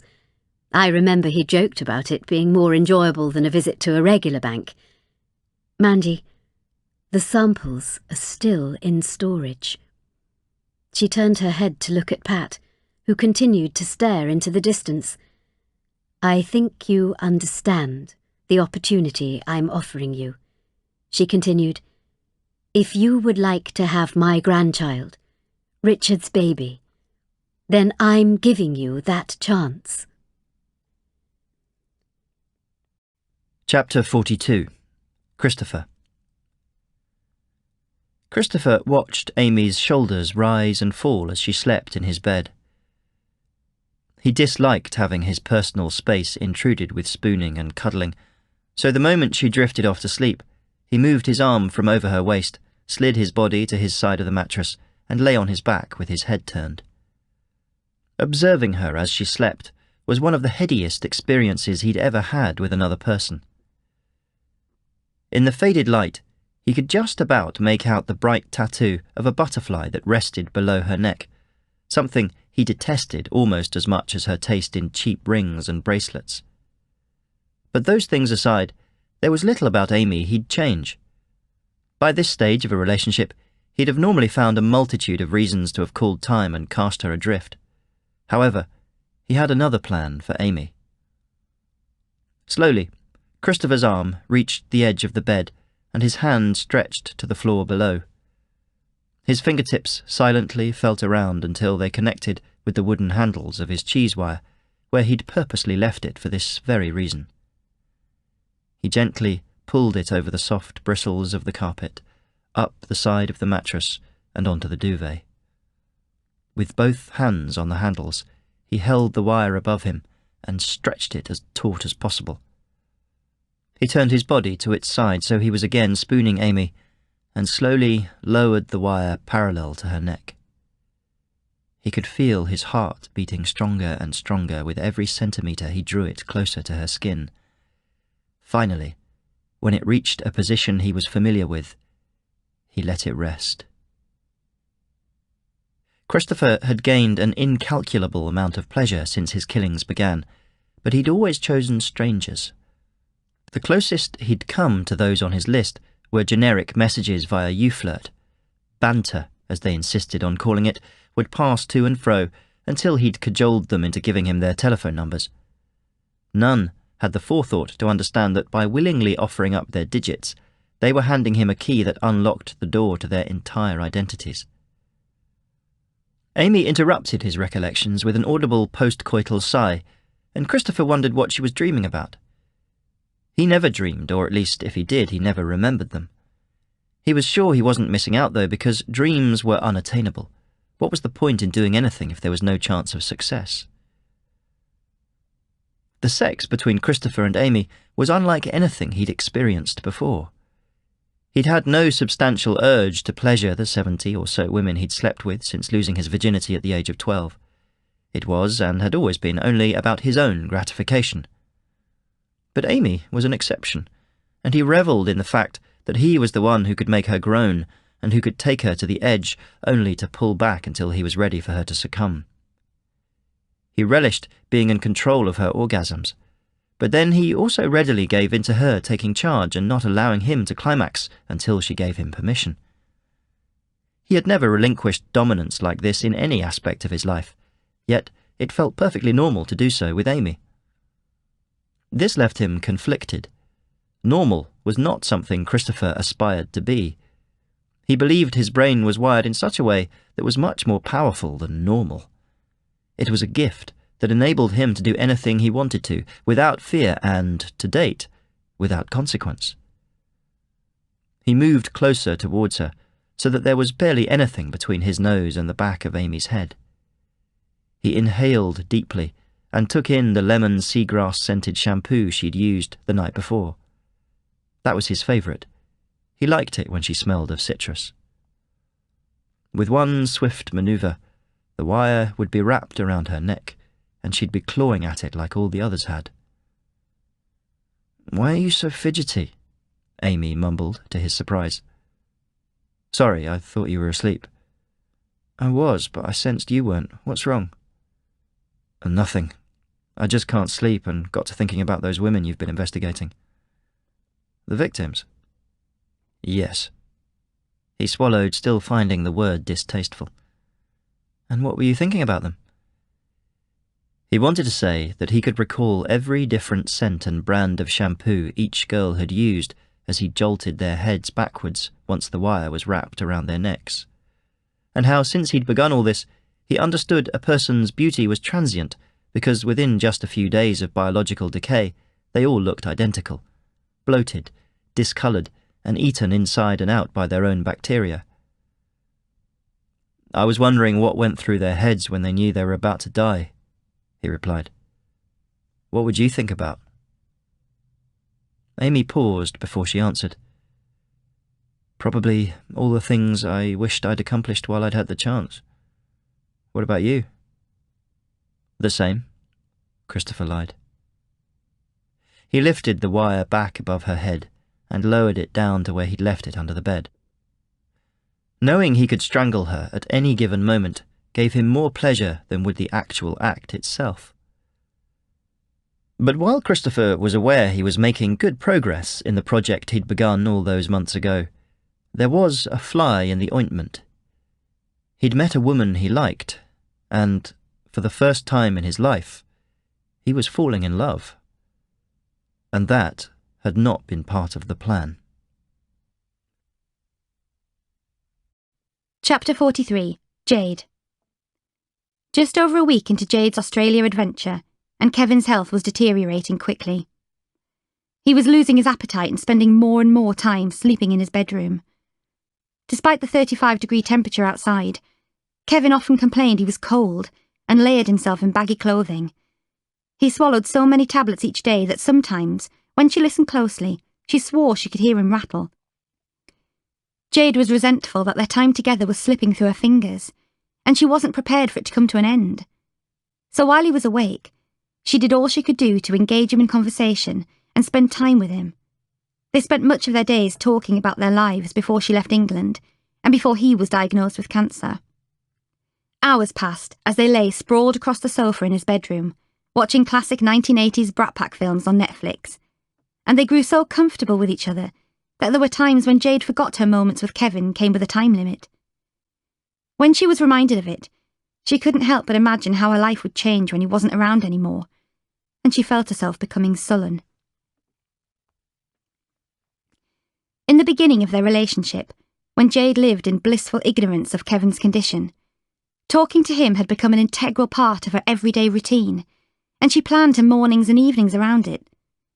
She'd set her alarm so she could wake up earlier than necessary and talk to him as they ate together, her breakfast and him supper, and she'd always record anything on TV that was broadcast after 10 p.m. to watch later, so they had more time of an evening. Jade was used to her heart fluttering when he texted her, or when her phone lit up with his call, and she knew that when the unavoidable came, she would miss that. But what she had yet to figure out was if it was Kevin she'd miss, or the knowledge that there was someone in the world who was made for her. As Kevin slept, Jade would lie beside him with her head on his stomach as it rose and fell with shallow breaths. And during the long periods when Kevin was out of action, she'd offer to help his parents, Susan and Dan, around the house, or drive into town to run errands for them.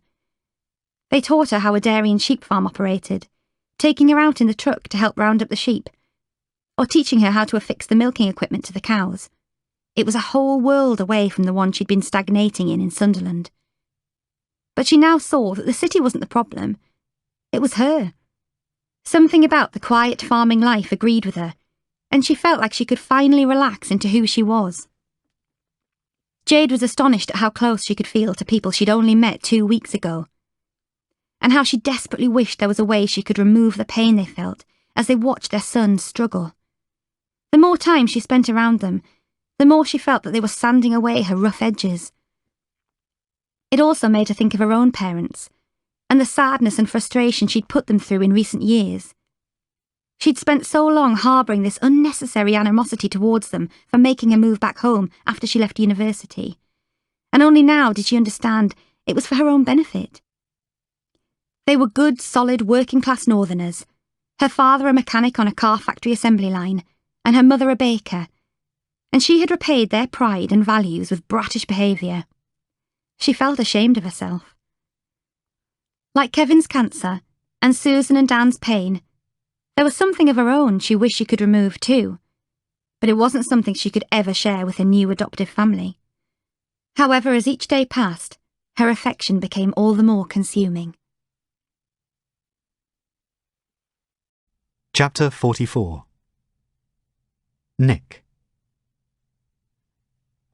To what do I owe this pleasure? Alex asked Nick as they drove away from the rugby club ground in his car. Nick clenched his fists to stop his hands from tingling at the smell of Alex's damp hair and recently applied aftershave. Honestly, I don't know, he replied. It was a spur-of-the-moment thing. I remembered who you played for, and I read up about them online, and the next thing I know, I'm waving Sally off to spend the weekend with her mum, and I'm on my way over to see you play a game I don't even understand. Have I stepped over the line? I should say yes, but no, you haven't. Nick was pleased to hear it. He sat and pondered his next question, trying to phrase it properly in his head before posing it. This will sound really tragic, but I have to ask. Have you thought about me much since we saw each other last? He looked away and waited for Alex to reply, hoping his answer would be positive. What, do you mean, have I thought about you over the last 8 days, 11 hours, and, let me check, 47 minutes? Yeah, you could say I have, a little. Both men smiled. Now can I ask you something? Alex continued. When we spoke on the phone the first time, you told me you took the Metcha DNA test even though you didn't believe in it. So why do it? My girlfriend, well, my fiancée, wanted me to. We're getting married soon, and she wanted to reassure herself we were genuinely suited. Nick noticed Alex edge ever so slightly away from him when he said this, as if the news had come as an unwelcome surprise. And when she found out that you were matched with a guy? She found it hilarious. But it was Sally who insisted I met you, which is why I made that appointment with the fake name. Why didn't you just tell her to back off? It was important to her. I don't really know why, and I guess, even though I didn't want to admit it, I was a little curious about you too. Most women wouldn't have let us anywhere near each other, let alone encourage it. Sally and I have always had an honest relationship with no bullshit. We tell each other everything. So she knows where you are right now? Nick averted his eyes. I think you already know the answer to that. Where does Mary think you are? Out for drinks with the rugby boys after the game? She's not expecting me home until tonight. The streets of suburban Birmingham were quiet for a Saturday afternoon as Alex's Mini Cooper made its way out towards the M6. Where are we headed then? Asked Nick. Mate, I don't have a fucking clue. Chapter 45. Ellie. Tim hiked his eyebrows. Are you kidding me? He let his body sink into the soft cushions of his sofa as he digested Ellie's revelation. It was she who discovered the gene that formed the heart of Match Your DNA and had used it to build one of the world's most successful businesses. Then, much to Ellie's surprise, Tim began to chuckle, which developed into a full-on laugh. She was puzzled by his reaction and glanced at Andre, who stood in the corner of the room, hoping for reassurance, but Andre simply lifted his broad shoulders and shrugged. So let me get this right, Tim said, wiping his eyes. You're telling me that I've been on 2 dates with the person who is my DNA match, and it turns out she was the person who invented it? Well, discovered it is probably a more accurate description, but yes, Ellie nodded. And the company? As in, the company that's bigger than Facebook, Amazon and Apple, all that belongs to you? Most of it, yes. He shook his head and ran his fingers through his thinning hair. You couldn't make this up. I'm sorry I didn't tell you the truth before now, Ellie said earnestly. I honestly wasn't sure how to. No, I get it. I really do. You didn't trust me, and that's fine because, given your situation, I'd probably have kept stum too. Ellie gave a nervous half-smile, but didn't appear convinced that he was okay with it. Tim placed her hands inside his, and immediately she felt that familiar sensation return. It spread throughout her body as it had when he'd kissed her on their disastrous second date. Look, Ellie, you could be working behind the checkouts at Lidl, and I wouldn't give a flying fajita. I mean, the fact you could afford to own Lidl and still have change to buy Morrison's and Tesco doesn't matter to me either. But you need to see it from my perspective. My first date in Yonks is with the person who single-handedly reinvented the concept of dating. It's bloody hilarious. So you're not angry with me? No, of course not. But I still don't get why that nutter outside the restaurant threw red paint at you. We looked like we'd spent the evening clubbing seals to death. Ellie sighed. She hated thinking about this side of her job. Because not everyone is pleased with the consequences of Match Your DNA. While my discovery has matched millions and millions of people around the world, it's also broken up an awful lot of couples who thought they were made for each other, and it turned out they weren't. And I get the blame for that, more often than you can probably imagine. She paused, trying to gauge his reaction before continuing. And getting to where I am today, it's not been easy. Like most large businesses, sometimes corners had to be cut, and people felt they were hurt. But it was all for the greater good, to get us to where we are today. I don't want you to think badly of me. Can you give me a little credit to come up with my own opinion? Ellie hesitated. That woman with the paint. I wasn't honest when I said I didn't know her. Do you remember that incident in Edinburgh 7 years ago, when a man started stabbing shoppers in the city centre? Didn't he kill, like, 6 people before the police got him? Ellie nodded. The killer was her son. He had mental health issues and had been living under her supervision until he found his match. His match was already married and, well, once she learned of his problems, she left him and went back to her husband. Her match started stalking her and then one day stabbed her to death in the shop where she worked before attacking random people. It was awful. And his mum blames you? Yes. We've told her through the courts that we can't be held responsible for who takes the test, but she refuses to accept it. Tim nodded, appearing to understand her. I'm sorry for upsetting you. Let's move on to a lighter subject. Take me back. How did you discover this DNA thing? Thanks, Ellie said, feeling more at ease. It started 12 years ago, when I hadn't long left university. I was carrying out some freelance research work at a lab in Cambridge, examining the links between DNA and depression.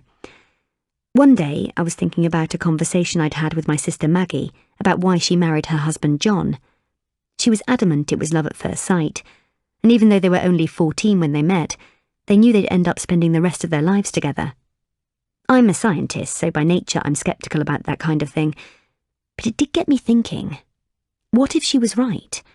What if love at first sight actually exists? Perhaps there's something tangible inside all of us that we've been confusing with sexual attraction.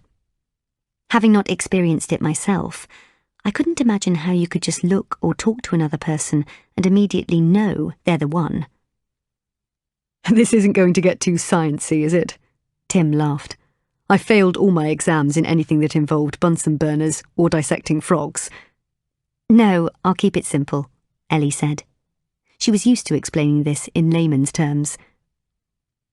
When you see someone for the first time, you know if you fancy them or not. Well, I began by looking at what it is that appeals to different people, like whether it's their face, their body shape, how they carry themselves, etc.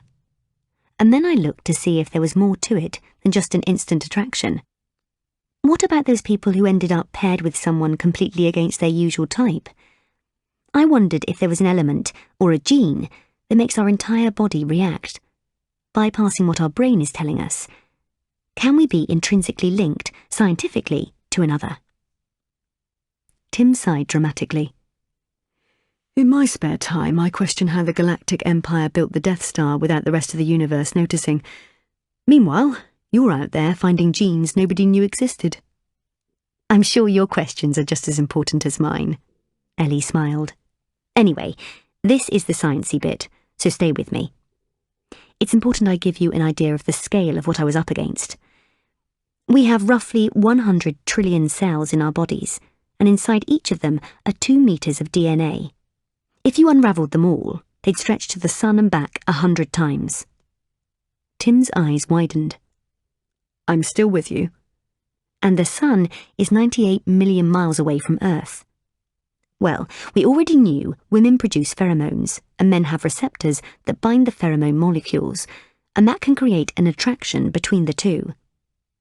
But I discovered that when certain people are brought together, there's a variable gene inside us that allows both sexes to produce pheromones and have receptor genes. 2 heterosexual people, 2 gay people, it doesn't matter. Once the right match is made, it's set in stone. I examined the DNA of hundreds of couples, and those who shared that same gene are the ones who'd say they'd fallen for each other the moment they met. I expanded my search globally to include thousands of volunteers in my database, and kept finding the same thing time and time again. Only one other person shares that gene with you, and that person is your DNA match. I thought the idea of all animals was to shag around and propagate the species. That's what men like to believe. But when you break it down to basics, then yes, it is. But say you're an 80-year-old woman and your match is an 18-year-old man. There's not much propagating going to happen. You're right. Every single person produces their own personal pheromone. It's like a unique fingerprint that remains the same for the rest of your life. And it's the luck of the draw as to whether your match is with someone who lives in the same country, or whether it's someone in a Brazilian favela. Likewise, you could be matched with someone around your age, or be decades apart. It's actually intergenerational matches that have helped to cause a drop in birth rates around the world. And the gene is largely responsible for falling numbers of one-night stands and STIs. Maybe it's nature's way of balancing us out. We're close to finding cures for cancer and AIDS, so now nature is trying to keep us under control with love. There have been stranger theories. So you don't think that true love can exist between couples who aren't predestined? No, of course it can. What I am saying is that my discovery can help you find that person you are linked to. Should you choose not to be with them, you can still fall in love with someone else. But I've found that those who have been matched often feel something deeper and more complete. The other person is literally their other half. And how did you turn all this into a business? Once I realised the ramifications of what it might mean, it scared me so much that I sat on it for a while. It was a huge responsibility. I didn't want to get it wrong. Because once the news got out, I'd be changing the way people thought about their relationships forever. It'd be like telling the world I could prove there was no God, or that aliens existed. People wouldn't believe me, or they'd get scared. I got many scientists, and I'm talking dozens, to go over my research to prove I wasn't a crackpot. And when every test came back positive, there was no denying it. Some old uni friends who were now hedge fund investors helped me to register Match Your DNA as a trademark and get biological patents for Australia, Europe, Japan, and the USA. And then, after an announcement in The Lancet, the story went viral. I think I remember reading about it somewhere, but I didn't take much notice of it at the time. Thousands and thousands of people did, though, and got in touch wanting to send me their DNA. We sent them testing kits so they could do it for free, but to turn it into a viable business, we had to start charging for the results. Tim nodded. This part he would know. Do people always feel love at first sight? He asked. Studies show that 92% feel an instant arrow-to-the-heart attraction within the first 48 hours of meeting. With the other 8%, it can take longer, but that can be down to psychological issues, anything from a mental illness like clinical depression to emotional problems like whether they have trust issues or have built up barriers. There are a few other mitigating factors as well. People might fight those feelings, but once they're in their match's presence, eventually nature will always prevail. What about a regular person and someone with a genetic disorder like Down syndrome? Can they be matched? Yes. Wouldn't that be a bit weird? Shouldn't people with learning difficulties have the chance to find love too? Yes. What I mean is, what I'm saying is that society isn't ready for that yet. And yes, that's unfortunately true, but that's out of my control. Ellie was surprised that Tim hadn't read about any of this in the news. It was something that was frequently discussed, with human rights charities constantly on her case. We live only about 50 miles apart. Surely the chances of us being matched must be minuscule. They're not as small as you think. We found that 68% of people are likely to be matched with someone in their own country. We don't know if that has to do with the fact that hundreds of generations ago we were all more closely related. Small differences in our DNA can even tell us which continent we originated from. It could be that our genes are more likely to be attracted by others from a similar environment, or it could just be coincidence. Ellie waited for Tim's next question. She'd anticipated he'd react like this, as many others before him had. It almost felt like she was being interviewed, but she was used to people's curiosity and was happy to indulge Tim's. You mentioned how your discovery has affected so many people's lives for the better and for the worse, Tim continued. How do you get your head around that? If it were me, I don't know if I could deal with the responsibility. It's hard sometimes, Ellie admitted. I've had hate mail and death threats from people whose partners have left them to be with their match, and from people with no match who think it's my fault. For every 10 matches we put together, 3 regular couples will split up. We've put thousands of dating sites out of business across the world. But on the flip side, we've given so much work to divorce lawyers and relationship counsellors.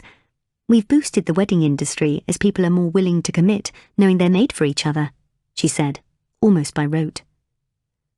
So you don't feel any kind of guilt or responsibility? No. Why should I? Tim ignored her. How do you stop kids from taking the test, or paedophiles being matched with them? Each country has its own laws based on the age of consent, and here in Britain, it's 16. Our servers run a search through the International Criminal Database too, and warn those who get a match if they have a criminal record. Privacy laws means we can't reveal the exact crime, but we are allowed to rate the severity on a scale of 1 to 5. But sometimes people slip through the net. If they've never been charged with a crime, there's nothing we can do, which is why there's about 40 pages of legal disclaimers on our website. I admit it's a grey area, and I have a huge legal team that deals with the lawsuits. But so far, not one case has got past the first couple of court appearances. We're not to blame for the results. It'd be like suing gun manufacturers on behalf of anyone who's ever been shot. It's not the fault of the weapon, it's the user. I've provided the tool to change your life, but I can't be held responsible if you abuse it. I usually take my security team with me to avoid situations like the paint incident. She gestured to where Andre still stood silently in the corner of the room. But the night you and I met for dinner, I insisted on going alone. I just wanted to feel like a normal person again. And up until she attacked you? Tim said. Did you feel normal with me? Ellie blushed. Yes, I did. I know you're one of the 8% who haven't felt that lightning bolt yet, but just for the record, I'm already there. Ellie's cheeks went a deeper shade of red, and she tried to prevent a huge smile from spreading across her face. Andre, would you mind looking away for a moment? Tim asked, then turned his head to kiss Ellie. For the first time since they met, an overwhelming wave of euphoria began to charge its way through her veins like an electrical current. Chapter 46. Mandy. After 3 nights with little to no sleep, Mandy had stopped off at Tesco on her way home from work and picked up some over-the-counter sleeping tablets. She hoped that a solid night's sleep might offer her some perspective on Pat's unexpected and remarkable offer to carry Richard's baby. Instead, the pills left her feeling sluggish and unable to think clearly the next morning. Regardless, she went through the motions. She crawled out of bed when her 7 a.m. alarm went off and dragged her weary bones into the shower. Then, with a generous application of foundation and under-eye cream to make herself look less zombie and more office worker, she set off for work. Mandy had started work as a team leader for an energy supplier's telesales division 4 years ago, and she hadn't treated it as anything other than a job, and certainly not a career. Lately, she was finding it an increasing struggle to gather the motivation to turn up for work each day. In fact, after meeting Richard, she struggled to put her broken heart into anything anymore. Her work, her family, and her social life were all suffering, and today, instead of trawling through spreadsheets of data, she'd been staring blankly at her booth's front partition wall. Barely a couple of hours would pass without Mandy feeling the need to look at the photos of Richard she had on her phone, picturing herself in another life, travelling the world with him, marrying him, and beginning her much-craved family together. She'd even forwarded the footage of him masturbating to her own phone. Now it was in her possession, and she could pretend he'd made it only for her. She asked herself what Richard would do if he were in her position, working in a job he hated, with no light at the end of the tunnel. He'd just leave, she thought to herself. He'd pack up his bags and go travelling, in search of a bigger and better adventure. But Mandy didn't have the guts to simply quit her job, although, of course, his mother had offered her the opportunity to go on a very different adventure. Her mention of Richard's frozen sperm had come out of the blue and opened up a whole new potential path, if she dared. "Don't answer straight away," Pat had advised her on the hillside. "Take your time to think about it and what it would mean to you to have his baby.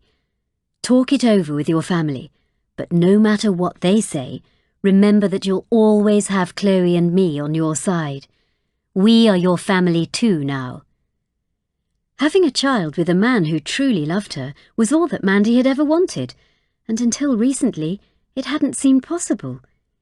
Even though they'd never had the opportunity to meet, she knew how she felt about him based on being around the remnants of his life.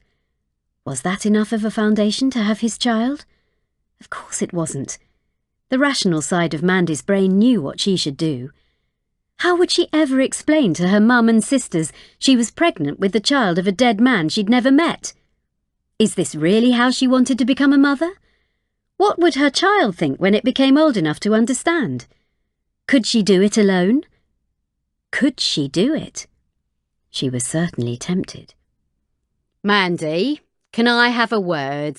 The voice startled her.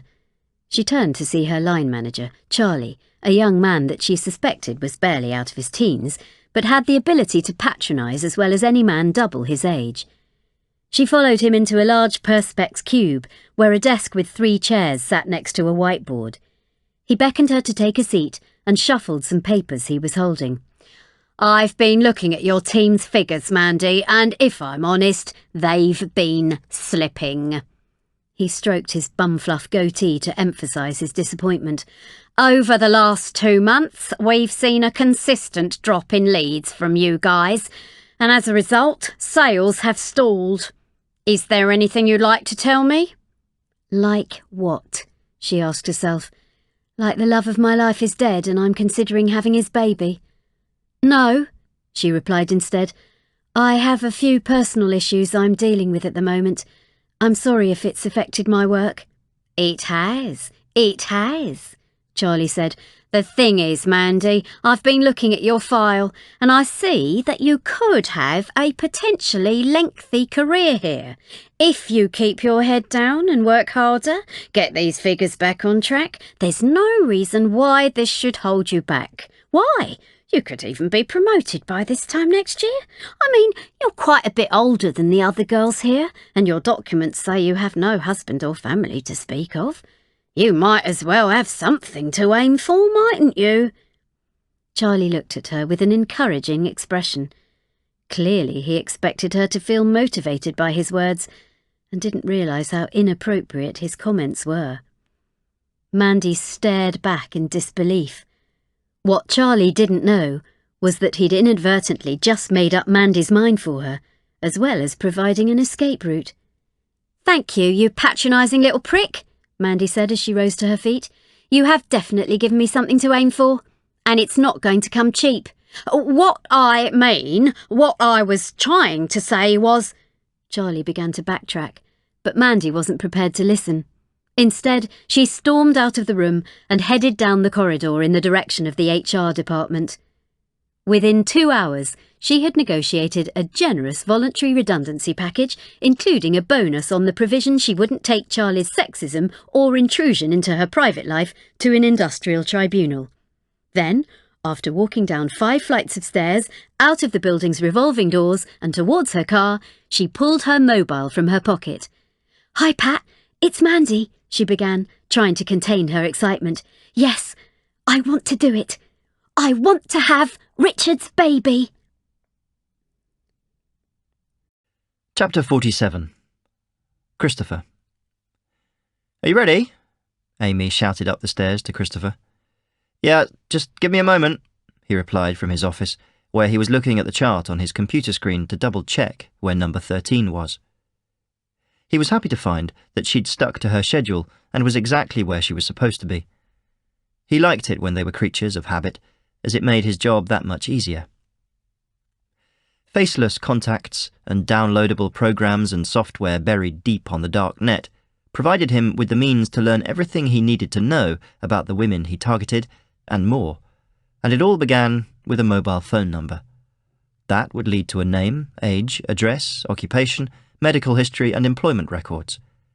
He could determine almost anything, from their blood types to what they'd last purchased on eBay.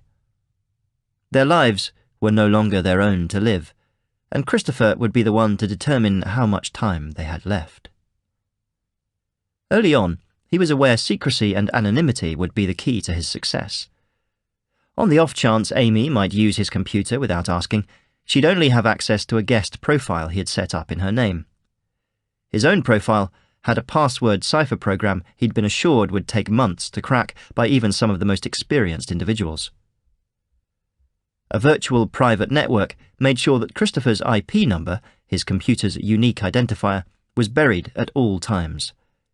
He ran all his online data via an encrypted virtual tunnel that stopped all websites from tracking his online activity. Each email he sent and received went through a program that encrypted and decrypted, and he used unlimited aliases and disposable addresses to register with UFlirt, the only app installed on each of his dozens of phones. It was the Tor network that allowed him to access the deep web, where millions of websites and pages were created anonymously, and individuals communicated privately. Even for Christopher, it was an eye-opener, as anything from drugs to firearms and paedophile pornography were available to purchase for the right price. It was there where he'd bought a job lot of smartphones for a fraction of British prices, using dark coins, a more discreet version of bitcoins. Then he had the phones couriered from somewhere in Eastern Europe to a P.O. box he'd set up in London. "Chris!" Amy shouted again. "Come on, we're going to be late." He narrowed his eyes. He loathed the abbreviation of his name, but she was using it more and more. By the time the couple found a parking space 2 streets away from the restaurant in Bow, they were 10 minutes late. and while not being on time for an allotted appointment often made Christopher irritable, it didn't matter so much if Amy was with him. "This menu looks lovely," she said, flicking through the pages of the leather-bound book. She smiled at Christopher, and he felt his stomach perform somersaults. He smiled back at her, and meant it. "It earned superb reviews in the Guardian's weekend magazine," Christopher replied. "That's why I suggested it." He began to feel anxious, and his muscles were tense, but he disguised it from Amy. Tonight was going to be the most important night of their relationship, and he'd managed to keep his preparations under the radar. He had booked the right table in exactly the right spot, and now all he had to do was wait for that special moment. As they glanced over the list of traditional British foods with a modern twist, their waitress appeared with bottled water and glasses. "What would you recommend?" Christopher asked politely. His mouth was dry, so he took a large gulp of his water. He wasn't listening when she read from the specials board, although he picked up on something about a toad in the hole with chili-spiced sausages and ham hock soup. He was more interested in focusing on the silver hoop in her pierced septum and how much pain she'd be in if he ripped it out. He liked the way a dimple appeared when the waitress laughed, as Amy made a joke about a courgette dish with a name prone to innuendo, and how she tucked her short dark hair behind her ears and cocked her head to one side like a dog as she listened. It was the first time Christopher had ever permitted his two worlds to collide.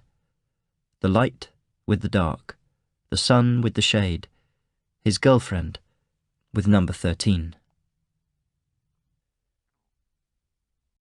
Chapter 48. Jade. Jade could pinpoint the exact moment the touch paper caught light and the fireworks began to explode throughout her body. She was making her way towards her rental car to head into town and pick up some groceries when through the bedroom window she spotted Kevin being helped to dress. Without warning, it was as if the floor had given way beneath her and she felt herself falling. She struggled to catch her breath and her body felt as light as a feather. She wasn't sure when she landed. The only thing she could be certain of was that time had frozen and the only two people in the world who mattered were the two of them. There had been times when they'd been around each other that she'd felt occasional jabs and twitches, but she hadn't been certain what they meant. Now that she'd felt the full blast of it, she knew exactly what they were, and thinking back, she could see what was going on. It was as if, as soon as she let down her guard and began living in the moment, the sensations became more frequent. She also began to feel other unusual reactions around him, but this was something she'd only ever read about.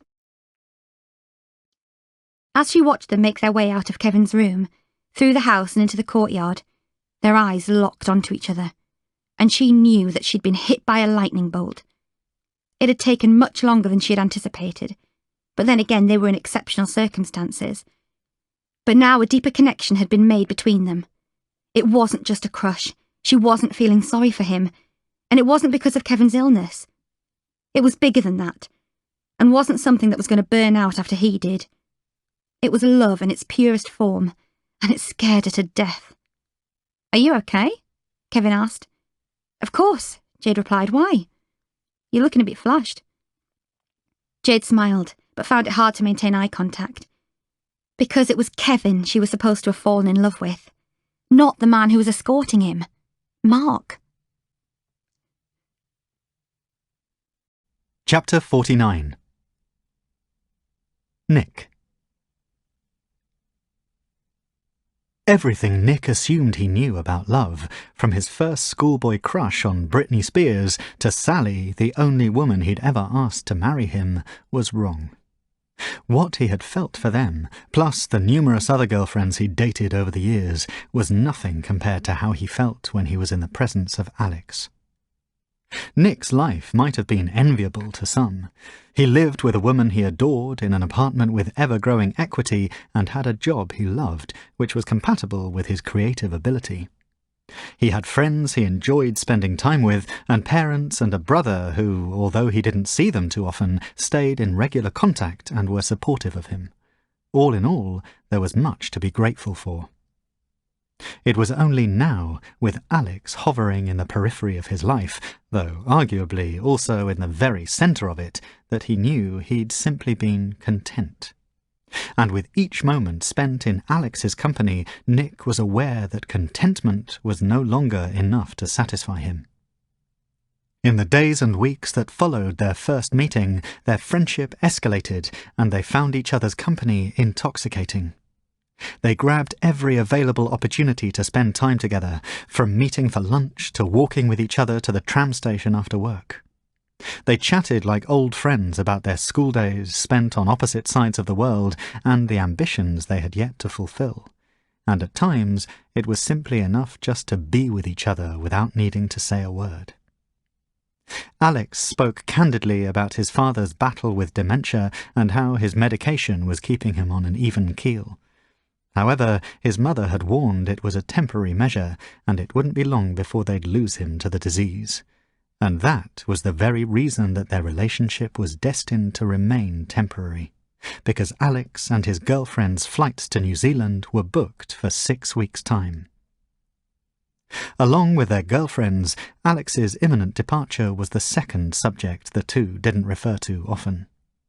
Each time the elephant tried to barge its way into the room, they'd fix another padlock to the door, and both of them could feel the hinges creaking under the elephant's weight. "What the hell? How can you suddenly be a gay?" Deepak exclaimed. "I'm not." "Well, bisexual then." "Again, I'm not, and that's the point, and that's why my head is screwed." Nick sighed and held his face in his hands as Deepak opened the top off yet another bottle of beer and handed it to him. "You can't tell Sumaira any of this, by the way. You know what she's like. She'll be straight on to Sally, and I'm not ready to have that conversation yet." "Of course I won't," Deepak reassured him. "I don't tell her everything. But when you say yet, do you mean you're thinking of leaving Sal?" "What? No, of course not. We're getting married in a few months. How can I?" "Mate, you can't really marry her if your heart isn't in it. You two won't stand a cat in hell's chance." "But it is. I swear to God, I love that girl. It's just that what Alex and I have is different." "Different how?" "You must know what I mean. You and Sumaira have been matched, haven't you?" Deepak nodded, though there was something in his expression that didn't reach his eyes.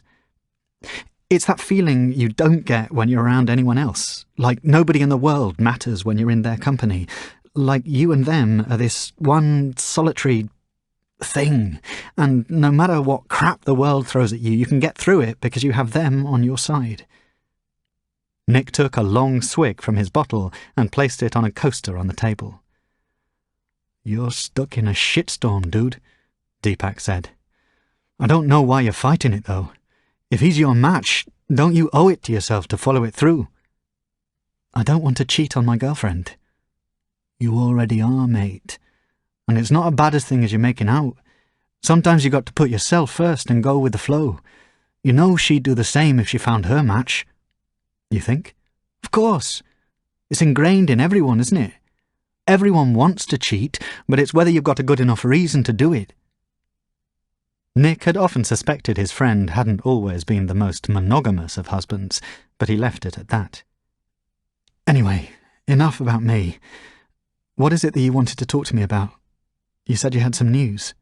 "Oh, it can wait until another time." "No, tell me. I could do with something to take my mind off my own problems," Nick pressed. "Okay. Well, it turns out I'm going to be a dad. Sumaira's pregnant." "Oh, Deeps! That's fantastic!" Nick said with genuine enthusiasm. He leaned across to shake his hand, delighted for his friend. "How far along is she?" "She just got past the first 3 months, and they're all doing great." "All?" "She's expecting twins. Apparently they're running Sumaira's side of the family." "That's incredible! I can't wait to see you juggling one dirty nappy, let alone 2, Nick joked. "That's no more five-a-side for you. No more getting hammered on a weeknight. No more sneaky spliffs on the balcony when you think she isn't looking." "Tell me about it. She's already started putting on weight, and our sex life has gone to nothing. If this is the future, I'm going to be hammering the hell out of Tinder." Nick waited for Deepak to laugh or indicate he was joking, but he didn't. "Well, it's going to be a hell of an adjustment for the both of you, but I'm sure you'll get through it," he added. "I reckon my life's in for a bumpy ride from here on out." "You're telling me," Nick replied, and downed the rest of his beer. Chapter 50. Ellie. Ellie tapped her restless foot absent-mindedly against the mat in the Range Rover's rear footwell. In ordinary circumstances, her first trip home to see her family in almost a year was enough to make her anxious. But for this outing, she had brought Tim. Sensing her trepidation, Tim placed his hand over hers, gave it a squeeze, and smiled to offer his reassurance. "You know I've been certified as a safe bet to introduce to parents," he began. "Honestly, I've been tested and probed, and it's highly unlikely I'll steal anything or call your Nana a whore." "My Nana's dead." "Then she won't care what I call her, will she?" "Come on, give me a smile." "I'm sorry. It's just that I haven't seen them for a while, and the longer the gap between visits, the harder it is." "How painful can it be? They're your family." Ellie sighed. "We don't have much in common these days, and it's not their fault. It's mine. When my business started taking off, I had less and less time for a private life. I began to think that to be a successful businesswoman, I had to put my personal life on hold. I assumed that to be taken seriously, I had to act in a certain way, or be seen in the right places and with the right people, and that came at the expense of my family. Then by the time I realised I was being an idiot, I'd missed too many weddings, christenings and Christmases. I bought them cars, paid off their mortgages, and set up trust funds for my nieces and nephews, but it didn't make up for it." "But what they really wanted was for you to be around, right?" "I suppose, yes." "Well then, let's make tonight the start of a new chapter. You're lucky you have a family. It was just my mum and me my whole life until she died, and now it's just me." Tim gave a meek smile. "No. You've got me too," Ellie said, and tilted her head to rest on his shoulder. It had been almost 4 months since she'd appeared on Tim's doorstep and revealed she was the scientist who discovered the Match Your DNA gene. He'd forgiven her for lying about it, and, now with the playing field levelled, the two tentatively embarked upon their relationship. Tim was a little rough around the edges and certainly wasn't her usual type. But once she'd allowed herself to open up to him and let their genetic link lead the way, none of their contrasts mattered. She had been drawn to him like a magnetic field, and it felt wonderful. They spent many of their after-work hours living a comfortable pedestrian life at Tim's Leighton Buzzard home. Twice a week, she'd send a car to pick him up so they could stay at Ellie's London townhouse. However, she often felt self-conscious spending time in the home she'd created for herself. The £5,000 spent on a single roll of wallpaper, imported Italian marble flooring, the basement cinema she rarely used, were all reminders of a time when she assumed that a beautiful home was the equivalent of a meaningful life. Along with her curtailing her work hours, she'd imposed a new rule to leave the office at 6 o'clock. Ellie had also turned her back on the trendy London eateries she frequented in favour of small provincial pubs, watching Sunday League football games, and nights spent curled up on the sofa watching box sets. Only the presence of Andre and his colleagues, keeping guard in their vehicles outside Tim's home, reminded her that their relationship was out of the ordinary. "We're almost here," Ellie announced, as they pulled into the street where she'd spent her childhood. Little had changed in the Derbyshire suburb of Sandiacre, where she'd spent the first 18 years of her life. The 1950s-built detached houses remained virtually untouched by progress, with the exception of replacement PVC windows and block paving over lawns to make room for more cars. It had been a safe, nurturing environment for her, and she was ashamed for having turned her back on everything that made her. "Oh my God! Make way for the Queen's arrival!" yelled her sister Maggie from the doorstep as she flung her arms open wide and squeezed her younger sister. "And she's brought someone with her!" A cheer rang out from the lounge of Ellie's mother's house as her family and neighbours descended upon their guests. Take That's greatest hits blared from a hi-fi system, and there was a sign that read, "Happy 70th birthday, Mum." The dining room table was pushed against the wall and was covered in napkins, party foods, plastic cups, cutlery and paper plates. "Oh, let me get a look at you," Maggie continued, and grabbed Tim, spinning him around like a lazy Susan so everyone could size him up. "You've done well there," she said to Ellie, and clutched her sister's arm. "Come here, girl." Her mother grinned as she walked in, eyeing her daughter up and down. "You need a bloody good meal inside you. You're looking right skinny. And who's this handsome lad?" "This is my boyfriend, Tim," Ellie said. "Nice to meet you, Mrs. Stanford," he began, and went to shake her hand. "Call me Pam," she replied. "Now let's get you a drink and you can tell me all about yourself. At least you look normal. You should have seen the last one she brought home. He spent the whole day eyeing up the whole estate, working out how much he could buy it for. Cheeky bugger." For the next hour, Tim was paraded around the house from room to room, having drinks thrust into his hand by strangers, and being introduced to family members he likely wouldn't remember the names of the next day. He danced with her 2 youngest nieces, chatted football with her brothers-in-law, and was given a guided tour of her father's newly erected shed. Ellie watched proudly from the sidelines as she reminded herself that she could have the best of both worlds. "I'm sorry. Has she been giving you the 3rd degree?" Ellie asked cheekily as her mum led them to the kitchen. "Not at all," Tim smiled. "I've been getting all the gossip about what you were like as a kid. And you were a right little geek by all accounts. And no boobs until you were 17. "Mum, don't try to deny it, Els," she said, and turned to Tim. "Flat as an ironing board until she could learn how to drive. But even as a girl, she always had a nose in a book. Then when she discovered science, that was it. She wouldn't set fire to her curtains in her bedroom with magnesium and a test tube she stole from school." Ellie shook her head and felt herself blush, much to Tim's amusement. "I'm just going to borrow your bathroom. Then you can tell me more," Tim said, and gave Ellie a wink as he left the room. "So?" Pam asked hopefully. "So?" Ellie repeated stubbornly. "So, has the woman who's fixed everyone else's love life actually found one herself?" "Maybe," Ellie smiled. "Well, if it counts for anything, I love him," Maggie chipped in, who'd just returned from smoking a cigarette in the garden. "He can hold his own with us lot. He's down to earth and funny, and he's not intimidated by you. He's a keeper in my book." "Do you love him?" asked Pam. "If he's your DNA match, then you must be in love with him.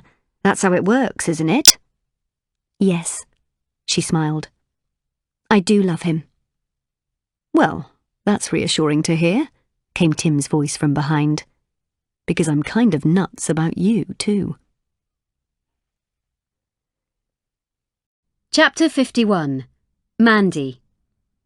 Mandy stared at the sepia-coloured 3-dimensional image of the child she was carrying.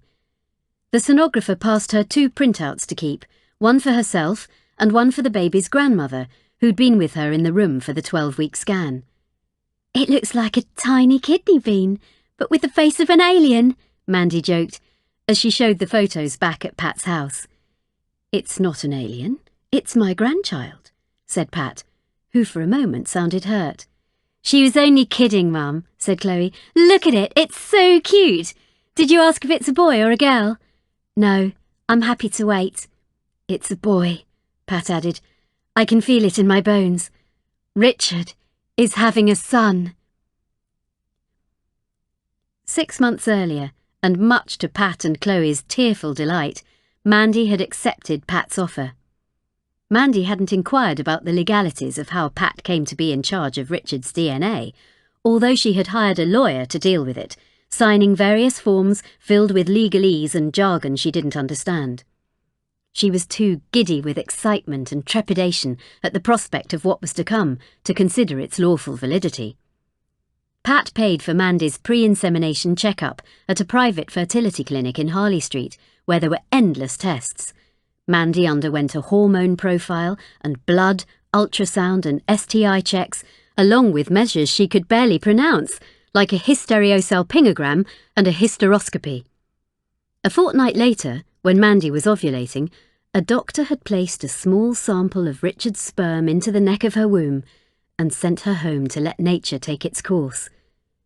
When her period arrived 3 weeks later, she had sobbed so much. The thought of not having Richard's baby after having made the decision was too much to bear. She cursed herself for letting herself get her hopes up. The following month, she returned to the clinic for a second attempt. And before Mandy had even peed on the home pregnancy test stick and watched the Blue Cross form, she knew. She had fallen pregnant. The symptoms mirrored her first 2 pregnancies. From the first morning, she awoke with a queasy feeling and then the pressing need to vomit. As she sat on the cold slate tiles of her bathroom floor, clenching the test, she thought about the miscarriages she had had with Sean and prayed that history would not repeat itself, that it would be 3rd time lucky. Truth be told, Mandy wasn't sure how she should be feeling. She was aware she should be delighted and excited, yet fear was the only emotion coursing through her veins, and as hard as she tried not to, she couldn't stop weeping. The first person Mandy had called with the good news was Chloe, who she'd grown close to like a sister. She wanted Chloe to be by her side when she told Pat. "As I'm going to be a grandma, you can call me Mum if you want," Pat had suggested through her tears. Mandy smiled politely, but it didn't sit comfortably with her. They were close, but she wasn't sure if she was there yet. Now she was without the day-to-day grind of work in a job she'd grown to loathe. Mandy spent more time in the company of Pat and Chloe. Pat was still on compassionate leave from her work in the accounts department of a supermarket, and with Chloe living just a few streets away from her mother, the 3 women spent many of their days and evenings together. Mandy often stayed the night at Pat's house, although she was no longer consigned to the spare room, having been offered Richard's bedroom instead. It was in his bed, surrounded by his smells and his invisible presence, that she was able to sleep the night through, and it was also a place where her dreams of Richard remained unsullied by the reality of her situation. With her first trimester complete, Mandy felt more confident in telling her friends that she was expecting. But she had no idea how she was going to break the news to her family. It was her fault that they'd been estranged for so long, and she didn't know how to seal the rift. She was caught off guard, however, when her doorbell rang and she saw Paula and Karen's faces. "What's going on?" began Paula, before she'd even walked through the door. "You never answer our calls, we get a text from you once in a blue moon, and you haven't spent time with your nieces and nephew in weeks." "Is this Richard knocking you around?" asked Karen bluntly. "You can tell us if he is and we can help you. You don't have to stay with him just because he's your match." No, look, I'm sorry. I know I've been a bad sister and auntie. It's just that it's been a peculiar few months." Mandy ushered them inside and into the lounge. They sat next to each other on the sofa with puzzled expressions, fixated on their aloof sister who paced the length of the carpet. "What do you mean by peculiar?" Karen asked. "What's going on? Mum's worried about you. We all are." With no words to describe what had been going on, Mandy simply hitched up her jumper to reveal a small but noticeable baby bump. Karen and Paula reacted just how she thought they would. They let out high-pitched squeals and jumped up to hug and squeeze her. "Why didn't you tell us?" shrieked Paula. "And is everything all right with the baby?" asked Karen. "After the last 2 miscarriages, I wanted to make sure I got through the first 3 months okay. And yes, Karen, the baby's fine. It's growing at a healthy rate and everything looks good." "And what does Richard think? Are we finally going to meet the father-to-be? Where is he?" Paula turned her head to peer into the kitchen and dining room. "I think you need to sit down again," began Mandy calmly. "Don't tell me the little shit's done a runner. Kaz, didn't I say that's why we haven't met him? He's dumped her. How's that even possible? I didn't think you could get binned by your match." No, he hasn't dumped me. Richard doesn't know about the baby because Richard is no longer with us." Mandy's sisters frowned and looked at each other, unsure if they understood her correctly. So, he has left you, said Paula. No, I mean, he has left us in another way. What other way is there other than he's dead? Asked Karen. Mandy said nothing. Oh, Karen's face fell. Your boyfriend died and you didn't say anything, Paula said quietly.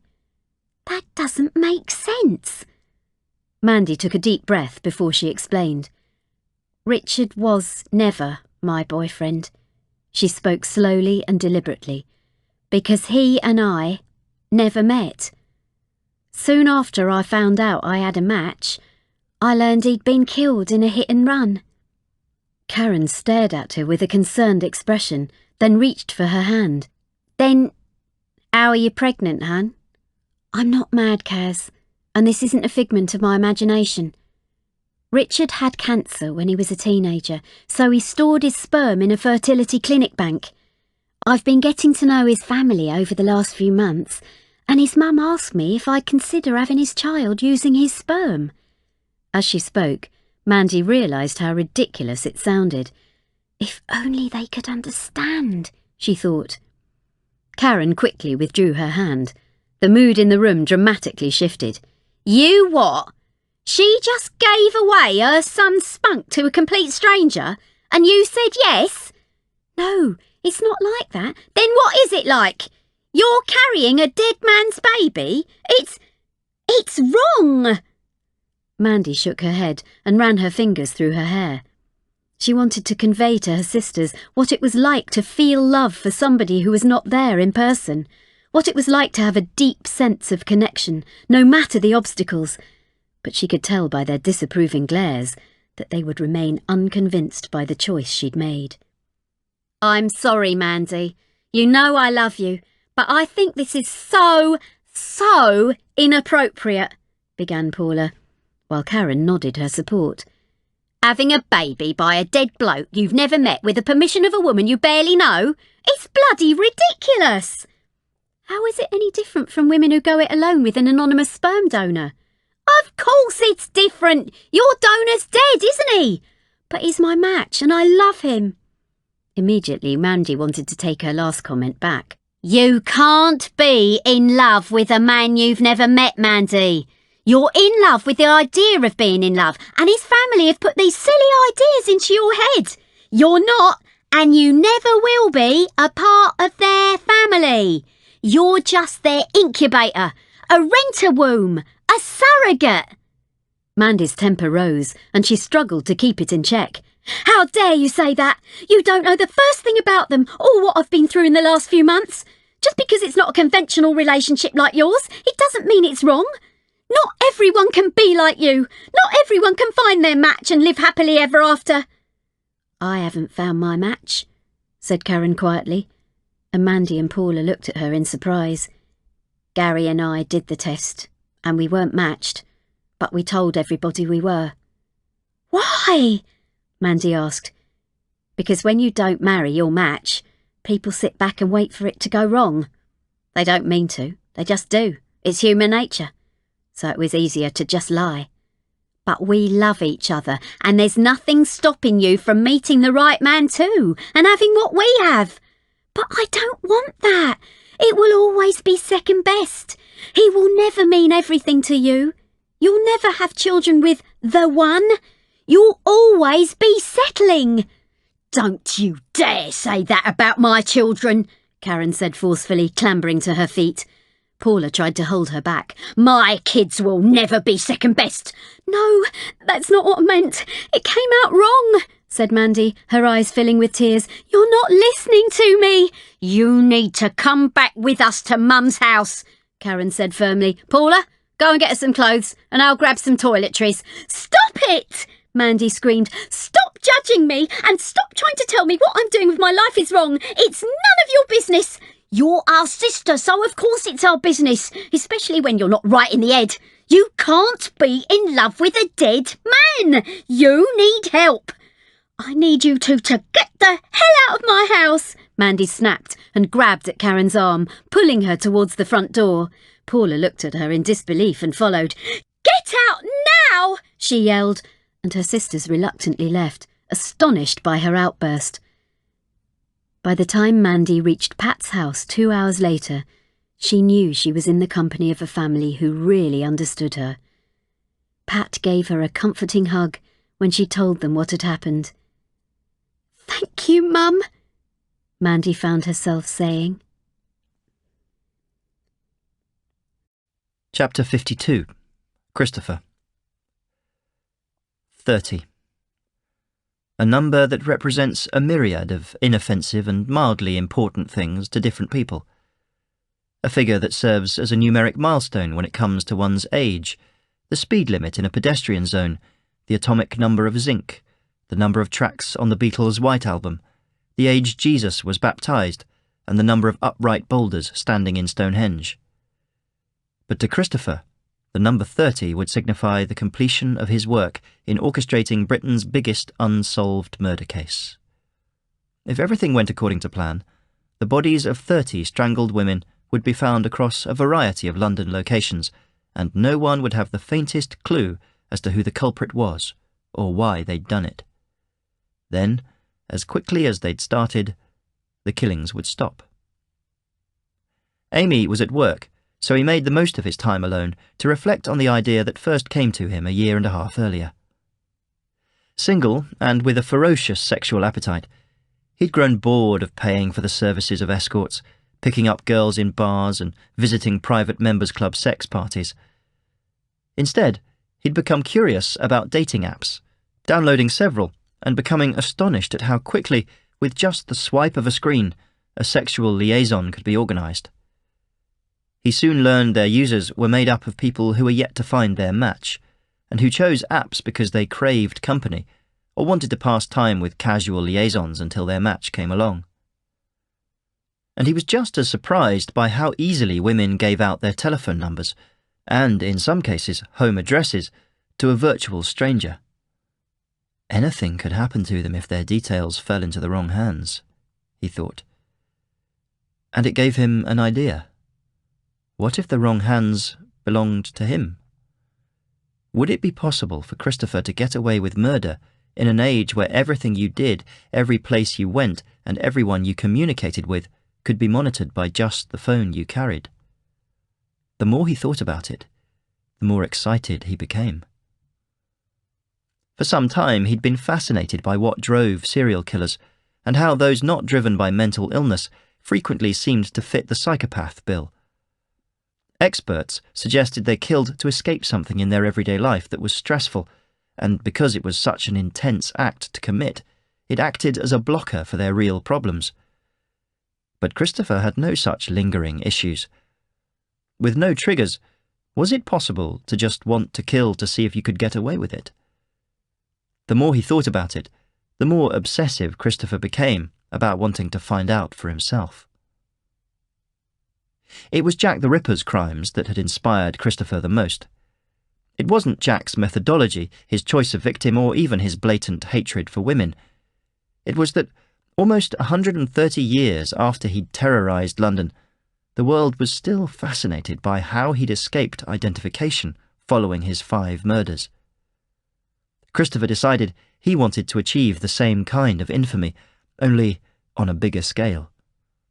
He wanted his killings to be studied and theorised for years to come, with no one being any the wiser to who he was, what his motivation was, or the significance of why they'd suddenly ceased. His biggest challenge wasn't choosing his women or the actual kill itself. It was to avoid leaving any evidence at the crime scenes and evading the authorities. If his identity were ever revealed, there would no longer be any mystery to it, and his murders would be forgotten within a generation. This was the last thing he wanted.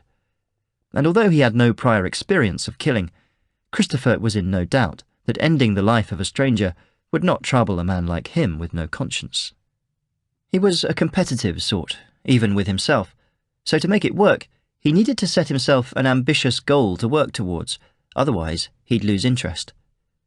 He would never reach the heady figures of Harold Shipman's 260 known victims, and he didn't want to either, if for no other reason than Shipman's murders required no skill and little challenge. His sick, elderly victims had been served to him on a plate. Instead, Christopher chose a challenging but manageable 30. Over a year later, and by his 12th killing, he had tied with Fred and Rosemary West's death toll. Then, at 15, he would be 2 ahead of the Yorkshire Ripper and level pegging with Dennis Nilsen. While he'd actively sought to beat their tallies, Christopher would have taken offence at being put in the same category as them. They possessed neither his intelligence nor his ambition. They hadn't planned with the same depth. They lacked his thoroughness, and instead of following their heads, they followed their base cravings. He'd never felt such pride as when his actions became national news and the capital began to live under a blood-red cloud. Christopher had the police where he wanted them, ignorant and powerless. And because Christopher was neither greedy nor careless, yet meticulous in his devising, he'd always be 1 step ahead of them. Once he reached his 30th kill, he vowed his mission would be complete, and with nothing left to prove, he would simply stop. The police investigation would continue fully manned for months before gradually thinning out. Then, after a couple of years and with no new leads, the case would join the rest of the cold cases the police neglected to investigate. Meanwhile, Amy would provide him with something new to invest his time and energy in. He sat cross-legged on the floor and carefully placed the Polaroid of number 13 beneath a film sheet and onto a page inside the white album he kept in the lounge, the one that Amy had come close to opening. "Keep everything in plain sight and nobody will be any the wiser," he told himself. He'd never learned the answer to the question of how much it would hurt the waitress if he'd ripped out her nose ring, as she'd fallen unconscious before he had the chance to yank it out. But number 13 was special, as she had been the first he had introduced to Amy, so he placed her ring, complete with slivers of cartilage, under the sheet and next to her picture. He closed the book, returned to his desk, and continued to formulate his plans to visit number 14 later that night. Chapter 53. Jade. How is this even happening? Jade asked herself so many times that even she realised she was beginning to sound like a broken record. She needed to process her thoughts, so she made her way to the closest town, approximately 20 miles away. She'd travelled the world to meet the man with whom she'd been matched, the like-minded soul she thought she'd fallen in love with before they'd even come face to face. It was only after spending time together in person that she realised there was no spark between them, at least not on her behalf. They'd held hands, they'd laughed, they'd spoken about life and death and everything in between, and delighted in each other's company. But there hadn't been so much as a kiss between them. Now, out of the blue, everything she was supposed to be feeling for Kevin, the sparks she'd read about, she now felt for his brother Mark instead. "No, this is wrong," Jade told herself. "You've barely even spoken to the lad. Every time he sees you, it's like he'd rather be anywhere else than with you." But it was then that suddenly Mark's attitude towards her made sense. He felt it too. What she'd previously put down to some strange hatred or animosity was actually him trying to conceal his feelings. It all made sense now. He was often tongue-tied around her, or ignored her completely because he was experiencing the same intense feelings of love and lust as she did, only it had hit him sooner. And like Jade, he knew just how inappropriate it was. Jade remembered the film she'd gone to see at the cinema with her girlfriends last Christmas, Rebel Heart. Jennifer Lawrence and Bradley Cooper played a couple who'd been DNA matched but didn't get on. And Jennifer fooled herself that she'd fallen for his best friend instead. Transference is what they'd called it, Jade recalled, and picked up a phone to Google the word. Transference is a phenomenon characterised by unconscious redirection of feelings from one person to another. "Yes," she said out loud. Somewhere in her mind, she was scared of loving Kevin because he was terminally ill. There was only ever going to be one outcome. And by the way his physical health had been deteriorating of late, they might not have much time together at all. It made sense that her mind, or her heart, or even her DNA, had latched onto Mark as a sort of coping mechanism. She leaned her head back against the car's headrest. With this realisation, she felt much less disgusted with herself. She wasn't the cold-hearted bitch she was worried she was becoming, merely someone who'd been put through the ringer and had subconsciously found a way to cope with it. Jade knew what she must do. She'd follow Mark's lead and keep a distance. Whenever they crossed paths, he always looked awkward. She'd stop trying to engage in conversation and try to keep away from him in general. Hopefully, her unwanted feelings would disappear with the same speed with which they'd arrived. Upon her return from the town stores, and after having unpacked the groceries, Jade made a beeline for Kevin's room. "What do you think would have happened between us if I hadn't been sick?" Kevin asked as she browsed through the many films on Netflix. The question made her bristle. "I don't know. You once said on the phone that because we were destined to be together, we'd probably get married and have kids and stuff. Yes, if everything had been normal, then that's probably what would have happened. I'm sorry I can't be that man for you. Don't be daft. I know I can't give you a happy ever after, or a family, but I can give you this." Kevin removed a small, velvet-covered box from his oversized jogging bottoms. "Here," he said, passing it to her. "Open it." Inside, Jade found a silver ring inset with a small cluster of diamonds. She looked at him, puzzled. "Jade, I know this isn't what either of us planned, but the last couple of weeks have been the best of my life. I love you, and I'd like to marry you." She swallowed hard and stared at the nervous young man in front of her. His fingers had trembled when he held the box to her. She wanted so desperately to love him, but here, at his most vulnerable, she knew that she did not. "I mean, you don't have to say yes or anything because you feel you have to," Kevin continued. But Jade had already made a decision and wore her best smile. "Yes," she replied. "I'd love to marry you." Chapter 54. Nick.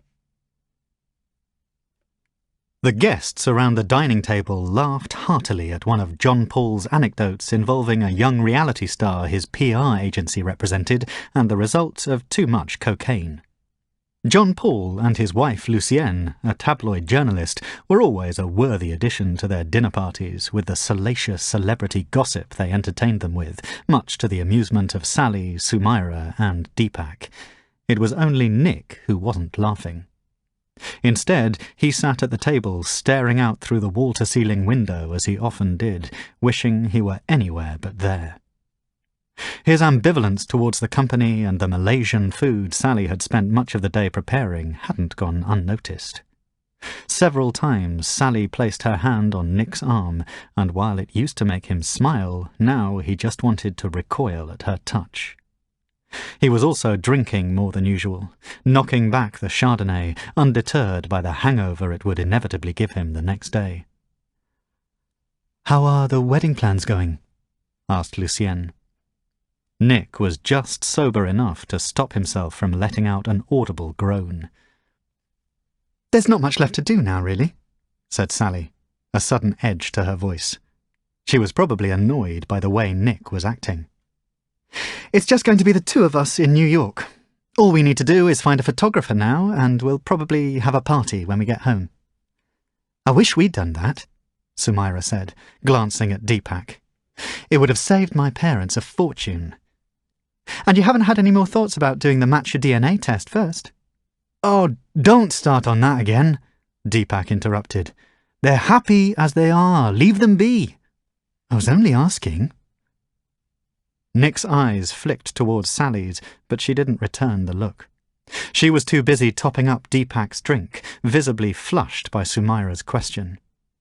He was surprised she hadn't told her best friend they'd taken the test, or about his results. He was thankful to Deepak for keeping the information between just the two of them. But there was something about Sumaira that night that was winding him up. Her pregnancy gave her a boastfulness that irritated him, as if she was rubbing her and Deepak's perfect marriage and impending parenthood into his face. He felt like his world was on the verge of collapse, and he couldn't stand looking at her smug expression. Several times he bit his tongue to stop himself from saying something inappropriate, and instead he continued to stare blankly out the window, refusing to add anything to the conversation.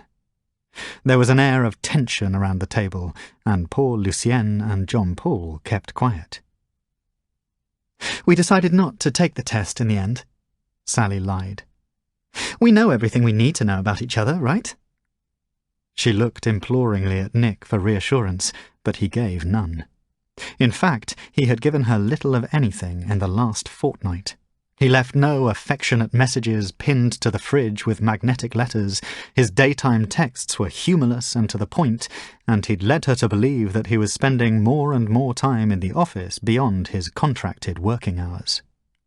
Whenever she confronted him about his aloof behaviour, he simply blamed it on a couple of particularly stressful accounts, an excuse she'd at first accepted. But she wasn't stupid, and he knew she understood there was more to it than that. Well, let's see if you can buck the trend of rising non-match divorces, Sumaira added. I'm rooting for you guys. Remind me again about how it was when you and Deepak first met? Nick asked suddenly, the first words he'd spoken for a good half hour. I've told you before, she replied hastily. We were at my cousin's wedding in Mumbai. No, Nick interrupted. Tell me how you felt when you first saw each other, or when you had your first conversation. How did you know that Deepak was the one? It was a gradual thing, wasn't it? Sumaira said, blushing from Nick's interrogation. A couple of dates in, I had a feeling he was the person I was going to spend the rest of my life with. Then the DNA test confirmed it. Deepak nodded in agreement, but something inside Nick knew it was half-hearted. Nick had become the master of half-hearted of late. Only it didn't, did it? Said Nick, leaning over the table to grab the bottle and refill his glass. What do you mean? Sumaira asked. I mean, there were no fireworks or explosions or thunder and lightning bolts like other matched couples talk about. It's not the same for everyone. No, Sumaira. You didn't feel any of that because there's no match between you and Deepak. Nick, what are you doing? Sally asked, darting a horrified look to their guests on the other side of the table. I'm so sorry, you two. John Paul and Lucienne also glanced at each other, evidently feeling equally uncomfortable but quietly fascinated. You either didn't do the test because you were too scared to find out the results, or you did it and discovered you weren't compatible, Nick continued, a grimace on his face. You've lied about it ever since because you want everyone to believe you're this perfect couple destined to be together. I've seen matched couples, and the way they behave is nothing like the two of you act. Really, you have no idea how it feels when you meet the one, do you? How, when you're with them, the whole world melts away and you feel like you've been hit by the force of a tsunami, and how nobody else in the world exists in that moment apart from you and him. At the word him, Sally took a sharp intake of breath. You don't know how any of that feels because you have never experienced it. So don't try to tell me or anyone else how we should live our lives when your own is just as messed up. And with that, Nick grasped the rest of the bottle, pushed his chair out from behind him, and stormed up the stairs to the bedroom, slamming the door shut. Chapter 55. Ellie. Ellie slammed the cubicle door behind her and breathed a huge sigh of relief. It was her company's Christmas party, and each time she'd attempted to make her way towards the restrooms, she'd been yanked in all manner of directions by staff wanting to bend her ear. Until Tim had arrived in Ellie's life, she hadn't been so much aloof as she had been wary of people, and she very rarely attended events like this. She found it awkward to relax in public. Speeches or lectures were a different matter, as she attended those with a purpose, but mingling and small talk made her feel self-conscious. However, with Tim's encouragement, she had come on in leaps and bounds, confronting her shortcomings, and despite her employees competing for her attention, she was actually enjoying herself. She recalled how at Christmas the year before she had been consumed by work and little else. Business had been booming, but she had no one to share the spoils with. And as the 25th of December approached, She hadn't given a second thought to the fact she'd inadvertently taken her joyless life out on her employees, signing off on a very impersonal sit-down dinner in the ballroom of a generic hotel. She might have footed the bill, but she had also sucked the fun out of Christmas. I was the Grinch, she'd since told herself, and had vowed to make this year different. This year, she'd given the company's social committee a blank cheque and permission to hire London's historic old Billingsgate, a former fish market hall turned events venue by the River Thames. Christmas-themed props, including giant toy polar bears, snow-clad trees, ice sculptures and sleighs, were hired to give it a winter wonderland feel, and her employees enjoyed a luxurious 5-course meal. Afterwards, roulette wheels, card tables, slot machines and a swing band would keep them entertained into the early hours. Every so often, Ellie glanced across the room to make sure Tim was enjoying himself. But each time she saw him, he was chatting to someone new. She liked that he was a sociable sort, and that she could leave him to his own devices without worrying. As an early Christmas present, Ellie had sent him to Savile Row to be measured for his first tailor-made suit. After its fast-track completion and delivery, he'd refused to take it off since. She hadn't minded, as he looked sexy in it, and she'd have gladly paid for a whole wardrobe of them if it made him happy. But based on past lessons learned, Ellie knew how easy it was for someone with money to smother someone without it. Her bathroom break over, she flushed the toilet and made her way to the sink to wash her hands. "Hi, Ellie.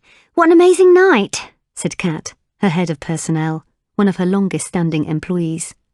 Her half-moon eyes were a telltale sign that she was drunk. "It seems to be going well, yes," Ellie smiled. "I think there might be a few sore heads being dragged around the corridors tomorrow, especially mine." "Well, that's what tonight's for."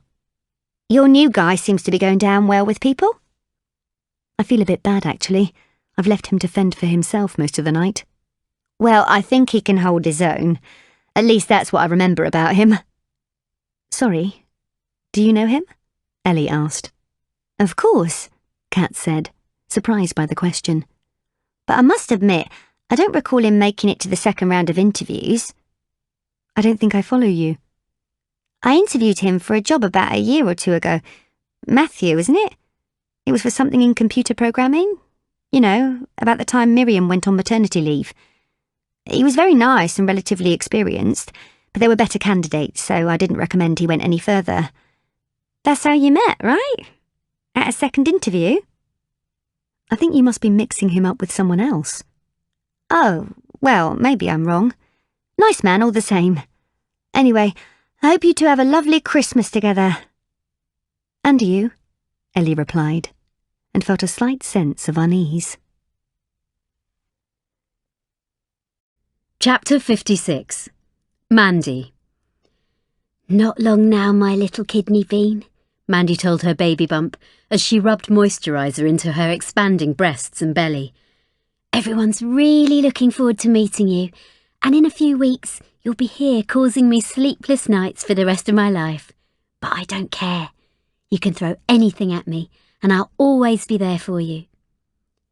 She glanced into the bedroom mirror to check on her stretch marks and was grateful to see that they hadn't extended any further. Mandy was now staying full-time with Pat and living off her redundancy money. With all the big changes in her life, she was grateful to Pat for helping her. She had registered Mandy with her own doctor, enrolled her in antenatal classes at her local health centre, assisted her with her birth plan, and even volunteered to be her birthing partner. She'd also kept the cabinet stocked with everything she needed: vitamins, minerals, and folic acids. At times, Mandy would have preferred for Pat to take a step or two back, but with nobody else but Chloe on her side, she was reliant on her for support. It had been 5 months since she'd had the altercation with Paula and Karen, and she didn't wish to speak to them. She'd ignored all the texts and phone calls, even those from her mother and Kirsten. She was still angry and disappointed that they hadn't tried to understand her point of view and recognise her need to have this child. But along with her rage, there was an underlying sadness that they weren't there to experience her pregnancy with her, like she had been with them. "You're doing the right thing," Pat had assured her. With your history of miscarriages, you need to stay away from anything or anyone that causes you stress. Mandy agreed, but it didn't stop her from feeling sad. Pat and Chloe's almost constant presence helped to offset Mandy's loneliness, and they'd been by her side through everything, her hormonal tears, her mood swings, and her morning sickness. They were her family now, she realised, a hermetically sealed unit joined together by a man who no longer physically existed. Now permanently living in Richard's bedroom, her clothes hung next to his in his wardrobe, and her perfume sat beside his aftershaves. She slept only on one side of the bed, leaving room for where Richard would have been, and she cuddled his favourite jumper through the night, bringing it close to her face, in the hope that somehow the baby might catch his scent. Pat and Chloe had assembled a wooden cot one afternoon, and this now stood at the far end of Richard's room. Next to it was a stack of blue and white coloured baby clothes that Pat had bought, convinced that Mandy was carrying a boy. Mandy screwed the top back on the bottle of moisturiser and slipped her shirt on. She realised they had never discussed how long Mandy would live with them after the baby arrived, but she already knew she didn't want to leave. She felt safe in that room, as if Richard's spirit was there with them, keeping them comfortable and protecting them from the people outside. They had all been concerned that the media might find out about the story, and based on the way Mandy's family reacted, she knew the world would view her as a freak. She lay on her side, trying to find a comfortable position, and looked up, as she often did, at the collage of photographs Richard had pinned to the wall. Each night she'd pore through them, as well as others in albums, to learn more about him. There were photos from when they'd visited Disneyland, and also at the family's cottage in the Lake District. In one photo, Richard and Chloe perched on bikes below a tiled house sign reading Mount Pleasant. It looked like such a calming place, and she wondered, had he had the chance, if Richard would have taken her to the family cottage, if he would have shared that special place with her. Mandy had seen so many pictures, with such regularity, that she felt like she knew his facial expressions and mannerisms as well as she knew her own. 3 other photos featured a teenage Richard in a hospital bed, surrounded by his friends. She assumed they must have been taken during his chemotherapy. Her attention was drawn to 2 images of a young woman whose face seemed familiar. Mandy tried to remember why she recognised her, and then it dawned on her. She was the girl who'd sent Richard nude pictures of herself, the ones she'd seen on his old phone. Mandy grabbed the phone back to check, and sure enough, the girl was there, in all her nakedness. She was about Richard's age, so about a decade younger than Mandy, and it showed. Her breasts were perky, her stomach washboard flat, and she pouted her lips in a way that only a young woman can get away with. Mandy felt an instant dislike for the unnamed girl, particularly at a time when she felt so dowdy and profoundly pregnant. But she'd rather have her swollen, lumpy and stretch-marked body than be a collagen-plumped stick insect, she thought bitterly. However, it didn't stop Mandy from wondering how close the girl and Richard had been. Clearly they were intimate enough to send each other naked selfies and for her to be on his wall. But had there been anything more between them? Or was it just sex text fun? Was she the girl he'd used over half a pack of condoms with? Mandy felt an overriding, irrational need to know who this girl was. She turned on her iPad and headed to Richard's Facebook page. It didn't take long to find her. Michelle Nichols. She discovered she lived in a village around 10 miles from Pat's house. Michelle hadn't set her profile to private, so Mandy was able to scroll through all her posts. The more she read, the more begrudging she became. She managed to establish that Richard and Michelle had been in a relationship for about 10 months, possibly only ending shortly before his death. Mandy wondered if it had been around the same time he had sent his swab to match your DNA. But while Michelle had kept many of their photographs on her Facebook page, Richard had deleted most of her from his. It was a small triumph for Mandy, but she did wonder why Chloe or Pat hadn't mentioned her. As the next few days passed, Mandy couldn't stop returning to Michelle's profile and skimming through her most recent posts. She and Richard appeared well suited to each other. In her pictures, she was always smiling on nights out at bars, with friends in restaurants or on holiday. Mandy wondered what Richard saw in her, apart from the obvious. Was she intelligent? Did she make him laugh? Could she hold herself in conversation? Or was it just that she was good in bed? Why wasn't this gorgeous girl enough for him? She was clearly besotted with him. Why did he feel the need to get his DNA tested to find his real match? At first, Mandy put her curiosity down to her hormones, but she gradually accepted that there was more to it than that.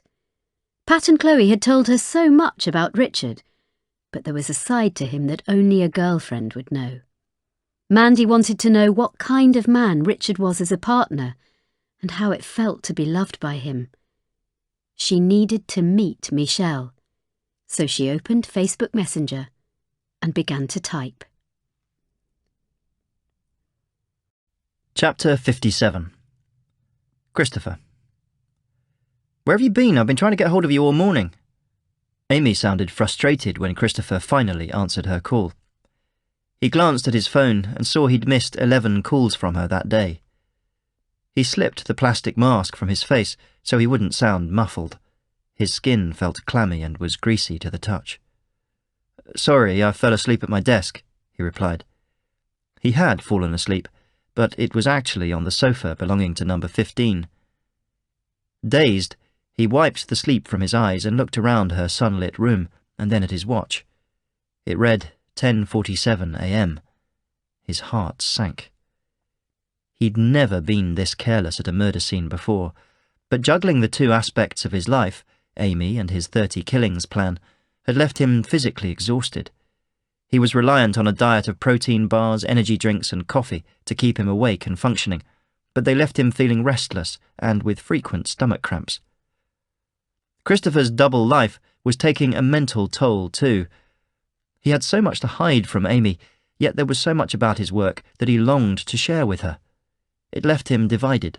There had even been moments when he'd contemplated disclosing his plans in an attempt to convince himself that, if she truly loved him, she would understand. But when it came to it, he couldn't trust that he had read her correctly, that she would forgive him. And she was hastily becoming too integral a part of his life to risk dispensing with. "They've found a 13th body," Amy whispered down the phone. "The papers don't know, and I'm not supposed to tell anyone, but you will never guess who it is." "The waitress who served us at the restaurant last week," he wanted to say. "That pretty girl with the nose ring.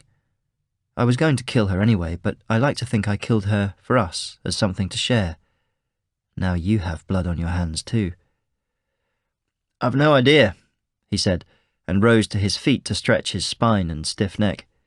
"It was the waitress from the restaurant we went to last week, do you remember?" "No, I don't think so." "Pretty girl with dark hair and a nose ring." "Ah, yes, I do now. Shit, what happened to her?" "Same as all the others. She was strangled and laid out in her kitchen. He tore the ring out too, the sick bastard." Christopher made his way into the kitchen and glared at number 15, lying in the same position he'd left her on the floor. 7 hours after her death, her face had sunken, her skin was grey, and, for a reason he couldn't explain, she had already begun to attract flies. He checked his pocket to make sure he had taken the 2 photographs of her, and to his relief he had. A picture of how she looked right now would ruin his album's aesthetic. "Poor girl," Christopher said, and flicked through his backpack to make sure he had packed everything he'd brought. He removed a lint roller and began to manoeuvre it across every inch of the sofa where he'd slept. "I recognised her as soon as I saw the photograph, which at least sped up the identification process."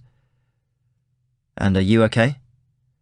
"I think so. It just brought the investigation a little closer to home." "You have no idea just how close to home you are already." Chapter 58. Jade. "Not bad, eh?" Dan asked, standing back and admiring his work. "Not how I imagined my kid's wedding reception to be, but then nothing is how I imagined it to be anymore." He looked to Jade as if he was hoping she could say something that would make everything okay. The best she could offer was putting an arm around his shoulders, in a silent show of solidarity. She had spent much of the previous day assisting Susan, Dan and their farmhands in erecting a white tarpaulin over a grassy stretch of the garden. They'd plugged speakers into a sound system to play music, unfolded wooden chairs and tables, and on these they laid linen table covers and placed pink and white posies in jam jars, arranging them in clumps. The next morning, a little over a month since she'd arrived so unexpectedly at their farm, Jade was to become Mrs. Kevin Williamson. The venue Kevin had chosen for the ceremony was the old Breezeblock Church in the town nearest to the farm. It was unlike any other house of worship Jade had ever visited, and without the wooden crucifix planted in the ground by the road with a signpost reading Baptist Church, most passers-by would assume it to be a dilapidated storage building. Inside, the altar was made from an old porch door on bricks. The seating consisted of faded white patio chairs, and the single window had been decorated with coloured tissue paper so as to resemble stained glass. But as derelict and shoddy as it appeared, there was a certain quirky charm to it. Nothing about her life in the last few weeks had been ordinary, so why should the venue of her wedding be any different? The ceremony was held in front of an intimate congregation, consisting of just Kevin's immediate family, his last remaining grandparent, 2 cousins and some of their farmhand staff. Quite selfishly, she hadn't even informed her parents, but it had happened so fast and they wouldn't have flown over anyway. The ceremony was as brief as the time it took Jade to choose a dress from the slim pickings her suitcase held. As the elderly and affable Reverend began reading passages from the well-thumbed pages of a Bible, Jade made sure to maintain eye contact with her husband-to-be, even when she could feel Mark's eyes gazing at her. She knew that if she so much as glanced at him, she'd have put the whole charade in jeopardy.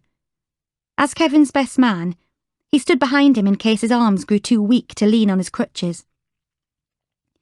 However, Kevin was a stubborn soul and refused to remain seated. He couldn't stop grinning at Jade. Her parents had texted her frequently during her trip, demanding to know what the hell she thought she was doing. If they could see her now, she thought, standing at the altar in a makeshift church, about to marry a terminally ill man when she was actually in love with his brother, they'd have tried to talk some sense into her. She wouldn't have listened, but she did feel a tinge of regret that they weren't there.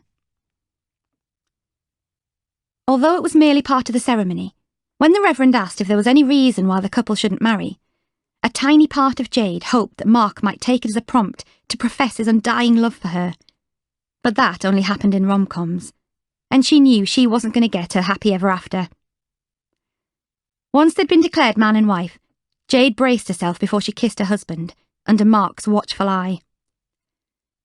Jade had come to Australia by following her heart, but in marrying Kevin, she'd followed her head, or more specifically her conscience. She'd put someone else's needs above her own, and for a moment, she allowed herself to feel proud of that selfless act. However, it didn't stop a little voice in the back of her mind from telling her she'd made a mistake. She'd married the wrong brother. But there was little she could do about it now. Chapter 59. Nick. The fairy lights pinned around the window gave the bedroom a warm buttermilk glow, but they didn't help Nick to relax or calm down. He felt more tightly wound up than he could ever recall. Moments earlier he'd made a scene and stormed away from the dinner party he and Sally were hosting after assassinating the characters of Sumaira and Deepak. Now he lay on his bed, propped up against the headboard, and took another swig straight from the wine bottle he'd brought up with him. He checked his mobile to see if Alex had texted, and at the blank screen he threw the phone down on the bed in a rage. "You said him." Nick was startled by Sally's sudden appearance in the doorway. He hadn't heard her enter their bedroom.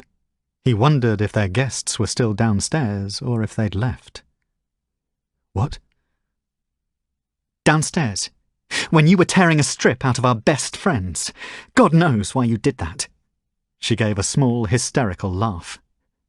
"You said, 'Nobody in the world exists right at that moment apart from you and him.'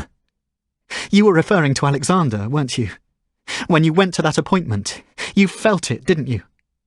All that stuff you said about love being like a tsunami. You've fallen in love with him. Nick said nothing.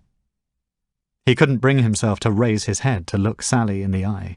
He'd already lied to her enough of late. I'm a fucking idiot, she laughed. Have you been seeing him? Again, Nick didn't reply. Of course you have, she continued. All those late nights at work, the weekends where you and your boss were supposed to be laying out new campaigns and strategies, you were with him, weren't you? Nick nodded reluctantly. So you are gay. I don't know what I am or what this is, Sally. But you have feelings for him. Nick paused before saying, yes.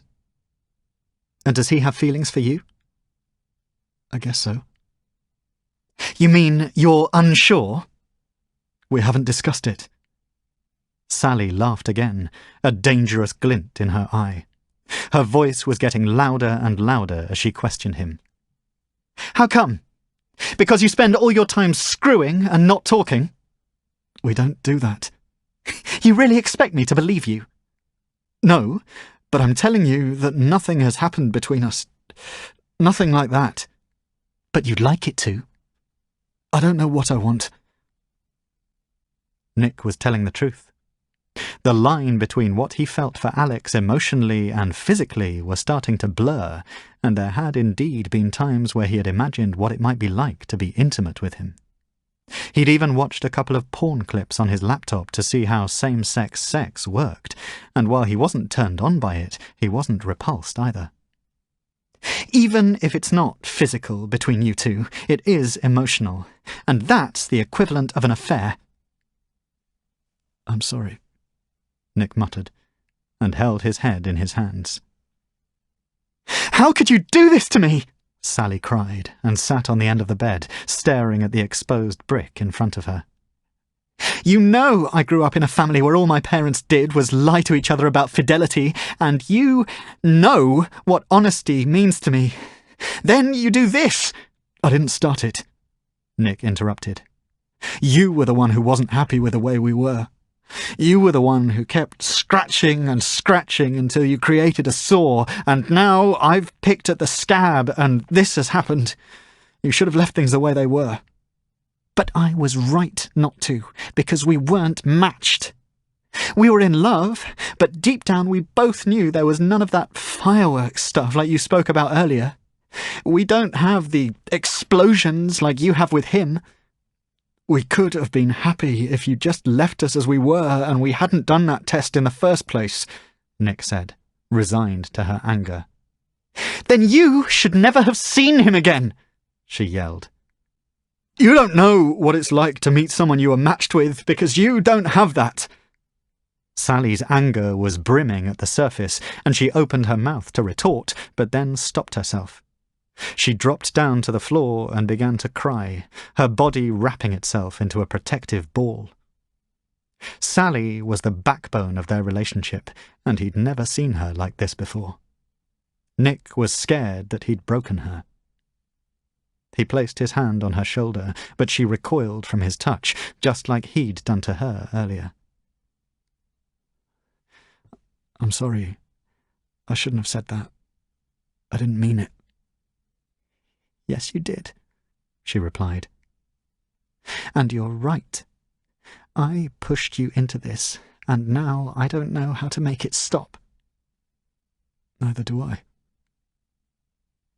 Sally wiped a tear from her cheek and took a shuddering breath. There's only one way this can go, Nick.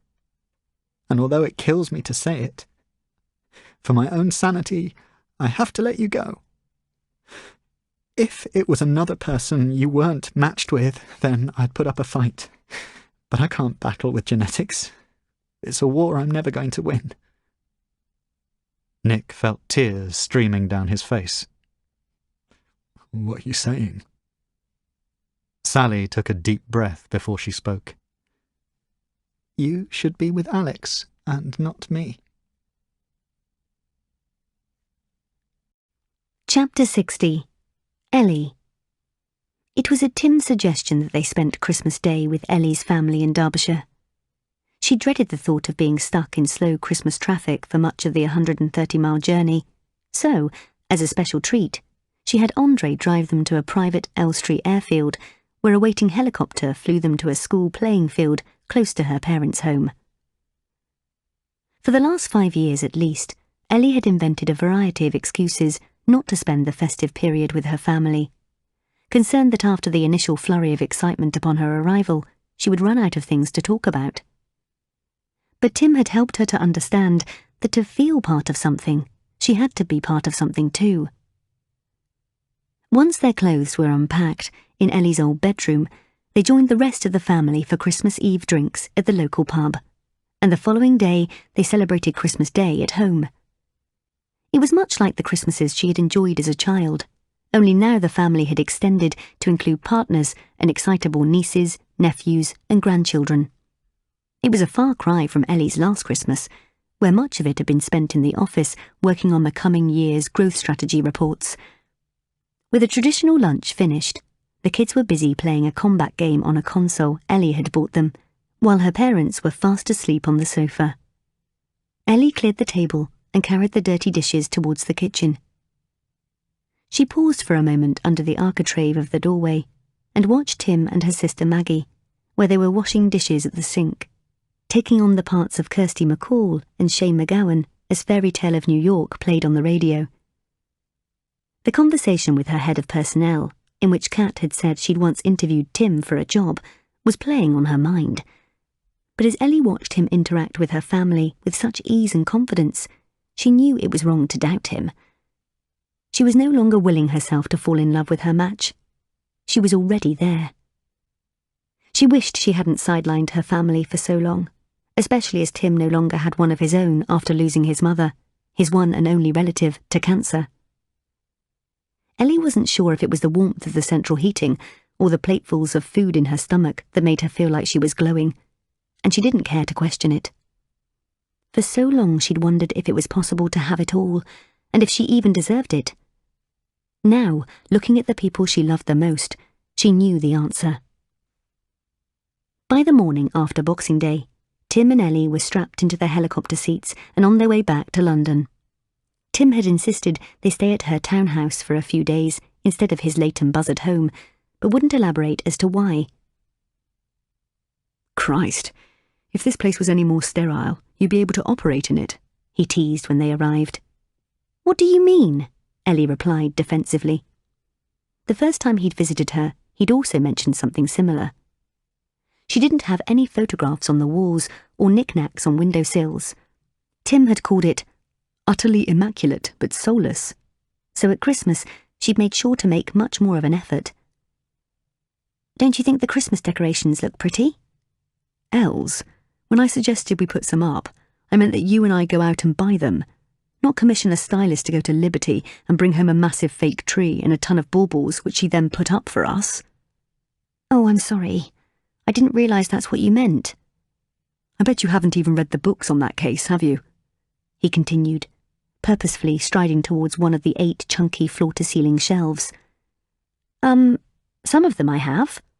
I don't believe you.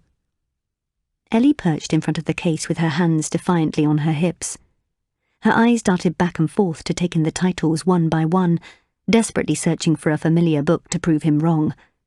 However, one spine that she didn't recognise caught her attention.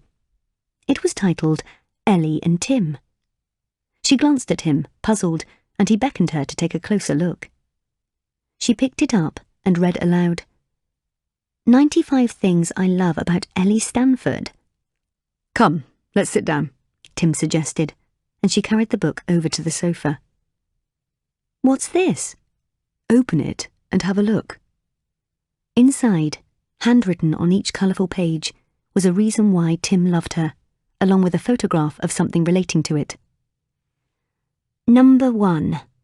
I love the way you clear your throat when you're pretending not to cry at The Notebook or The Fault in Our Stars, she read out. That is so not true. Number 2. I love the way the only shape you ever doodle is a DNA double helix.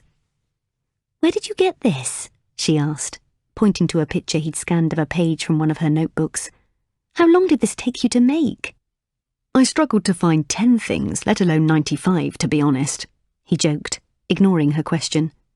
Anyway, keep going. Ellie devoured each page, frequently laughing at the pictures Tim chose and wondering how he had noticed so many of her quirks, habits and foibles when others hadn't. He really got her, she realised. She turned to reach the final page. And it's for all of these reasons that I'd like to ask you... Ellie gasped. Will you marry me? She threw her hands up to her mouth and looked at Tim. She hadn't noticed he'd slipped his hand into his pocket and removed a small black box and opened the lid. Inside, on a chiffon bed, sat an engagement ring with a central diamond. I asked your dad's permission on Christmas Eve, and he said yes. But I draw the line at getting down on one knee. He smiled. However, I'd love it if my match would do me the honour of being my wife. Ellie threw her arms around Tim and sobbed into his shoulder. Shall I take that as a yes? He asked. Yes, she bawled and slipped the ring on her finger. Yes, yes, yes! Chapter 61. Mandy. Mandy recognised Michelle from her photographs and, of course, the naked selfies as soon as the cafe door opened. She was immediately irked that Richard's former girlfriend was even prettier in the flesh. Her hair was now shorter and blonder, and she wore skinny jeans with a figure-hugging top. Her tan gave her a healthy glow and emphasised her white teeth. Bitch, Mandy mumbled to herself, and subconsciously wrapped her coat tighter over her pregnant belly. As much as she was looking forward to the prospect of impending motherhood, the sacrifice of fashion for elasticated comfort clothing was getting on her nerves. She longed to slip on a pair of heels, or find a pair of skinny jeans that could fit over her swollen ankles. She waved at Michelle and feigned a smile, beckoning her over to the table at the rear of the cafe. It had taken a week of messaging to persuade Michelle to meet Mandy. And even now, Mandy didn't know why she wanted to meet her either, but some invisible force inside her told her to pursue it. "Can I order you a coffee?" Mandy began. "No, I can't stop for long. I'm on my lunch break," Michelle replied, politely but curtly. "I'm still not really sure why you wanted to meet me." "Well, like I said in my messages, I was matched with Richard, and I wanted to know more about him. We never got the chance to meet, and I know the two of you were close." Michelle cautiously eyed Mandy before she leaned forward onto the table. "All right then, what do you want to know? What was your relationship like? Did you love each other?" Michelle smiled at this. "Rich and I had an on-off relationship. I was in my last year at university when we first hooked up, and he was working at the gym." She paused, clearly wondering how much she should say. "I was pretty much in love with him, but Rich? Well, I reckon he might have been at first, but then he started pulling away. In the end, I felt like he was just using me for hookups." "Really?" Mandy said. She was surprised, but deep down secretly satisfied that even pretty girls sometimes got used. "Yeah, and I got the feeling he had a few of us on the go. Like some of the older women he trained at the gym. They were always flirting with him, especially the married ones. I just don't reckon he was the type to settle down and have a regular girlfriend." "Oh." Mandy suddenly felt very deflated. "Maybe that's when he did the Match Your DNA test. He knew you weren't the one, and didn't see any point in continuing it." She regretted her choice of words as soon as she saw a glimmer of hurt in Michelle's eyes. "Maybe," Michelle conceded, "but I was surprised when you said you'd been matched. Rich was adamant he never wanted to do the test." "Really?" "He said something like it to take all the thrill out of the chase, and that life without risks wasn't a life at all. So there was no way in hell he'd be told who he was supposed to fall in love with. Maybe he changed his mind." "Possibly, but I doubt it." Mandy leaned back in her chair and stared at the table as the mental picture of Richard she'd spent months painting, with the help of Pat and Chloe, faded before her. "I guess I knew in my heart he wasn't the one," continued Michelle. "I've read about how it feels when you meet your match, and I didn't get any of that with him. But he was a nice boy, and we had a lot of fun. And can I be honest with you? Please do. And I'm not saying this because I'm jealous you've been matched with him or anything, but if things had been different, no matter how much the two of you might have been in love, I still don't reckon Rich was the type of guy who'd throw all his eggs in one basket.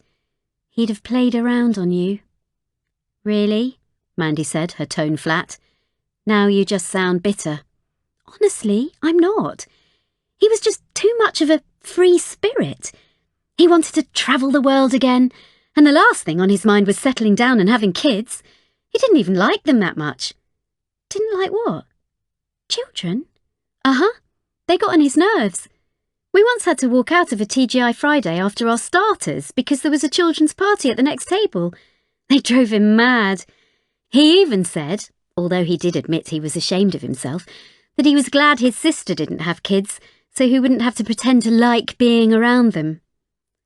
Why did he get his sperm stored then? Pat and Chloe told me all he wanted was a family of his own. Michelle's eyes suddenly widened.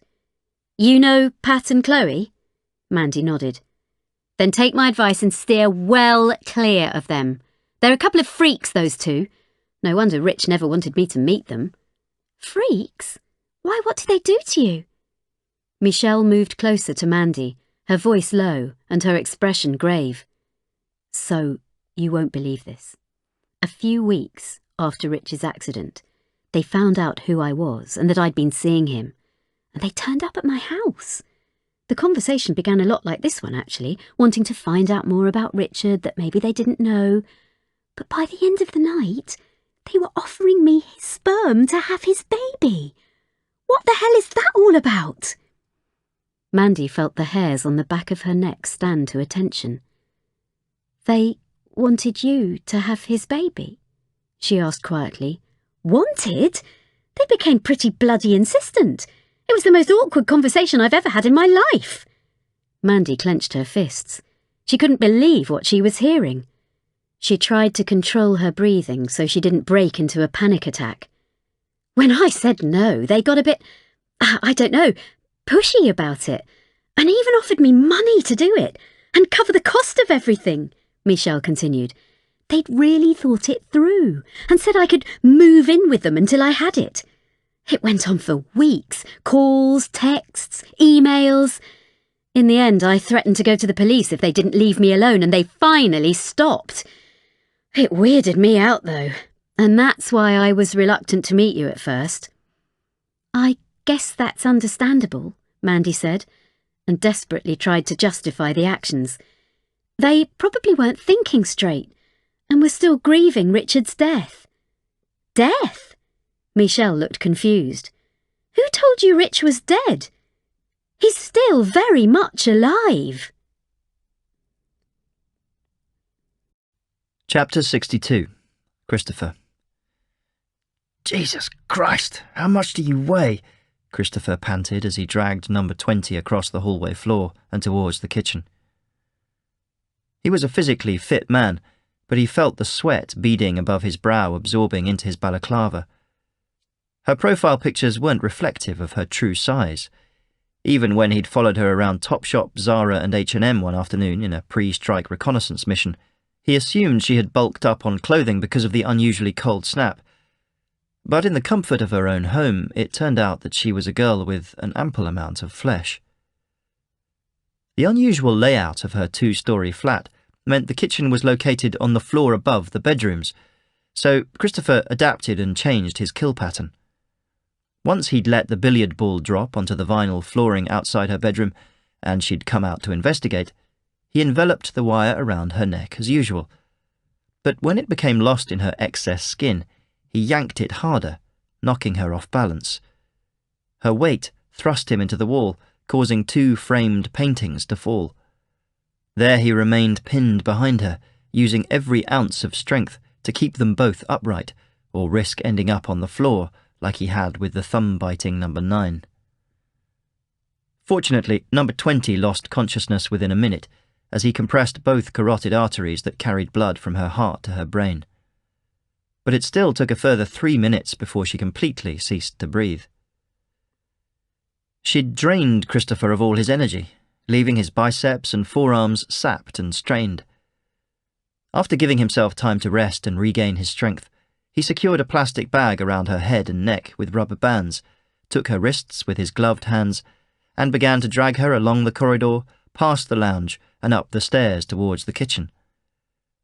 He paused a third of the way up to catch his breath, before he finally laid her body out symmetrically in the kitchen.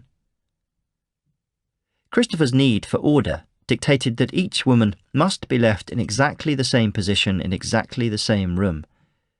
It hadn't commenced like that.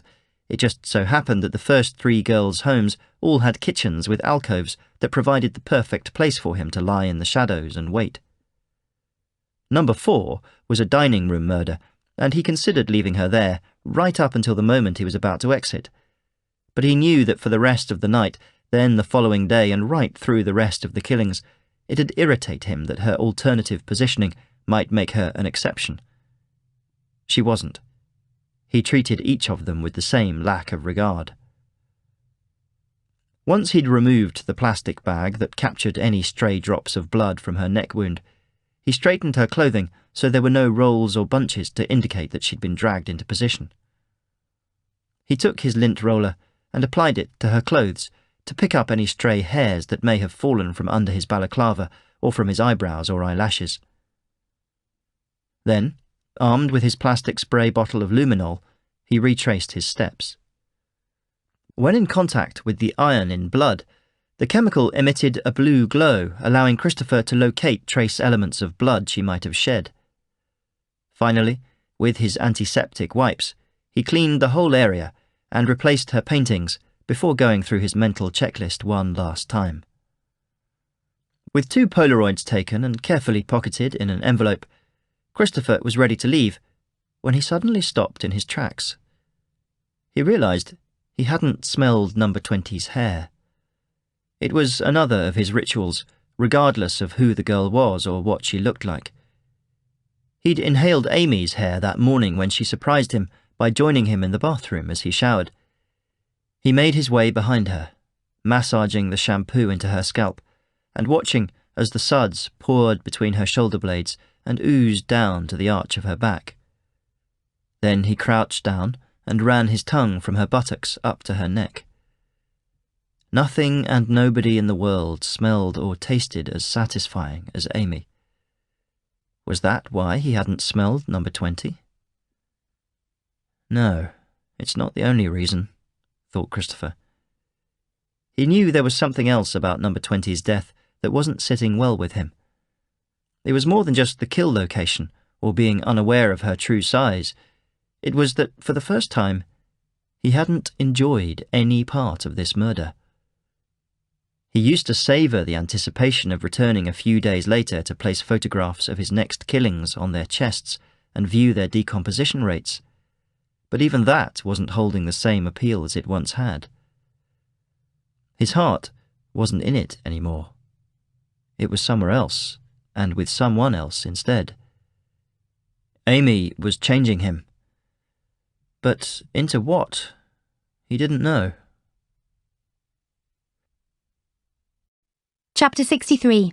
Jade.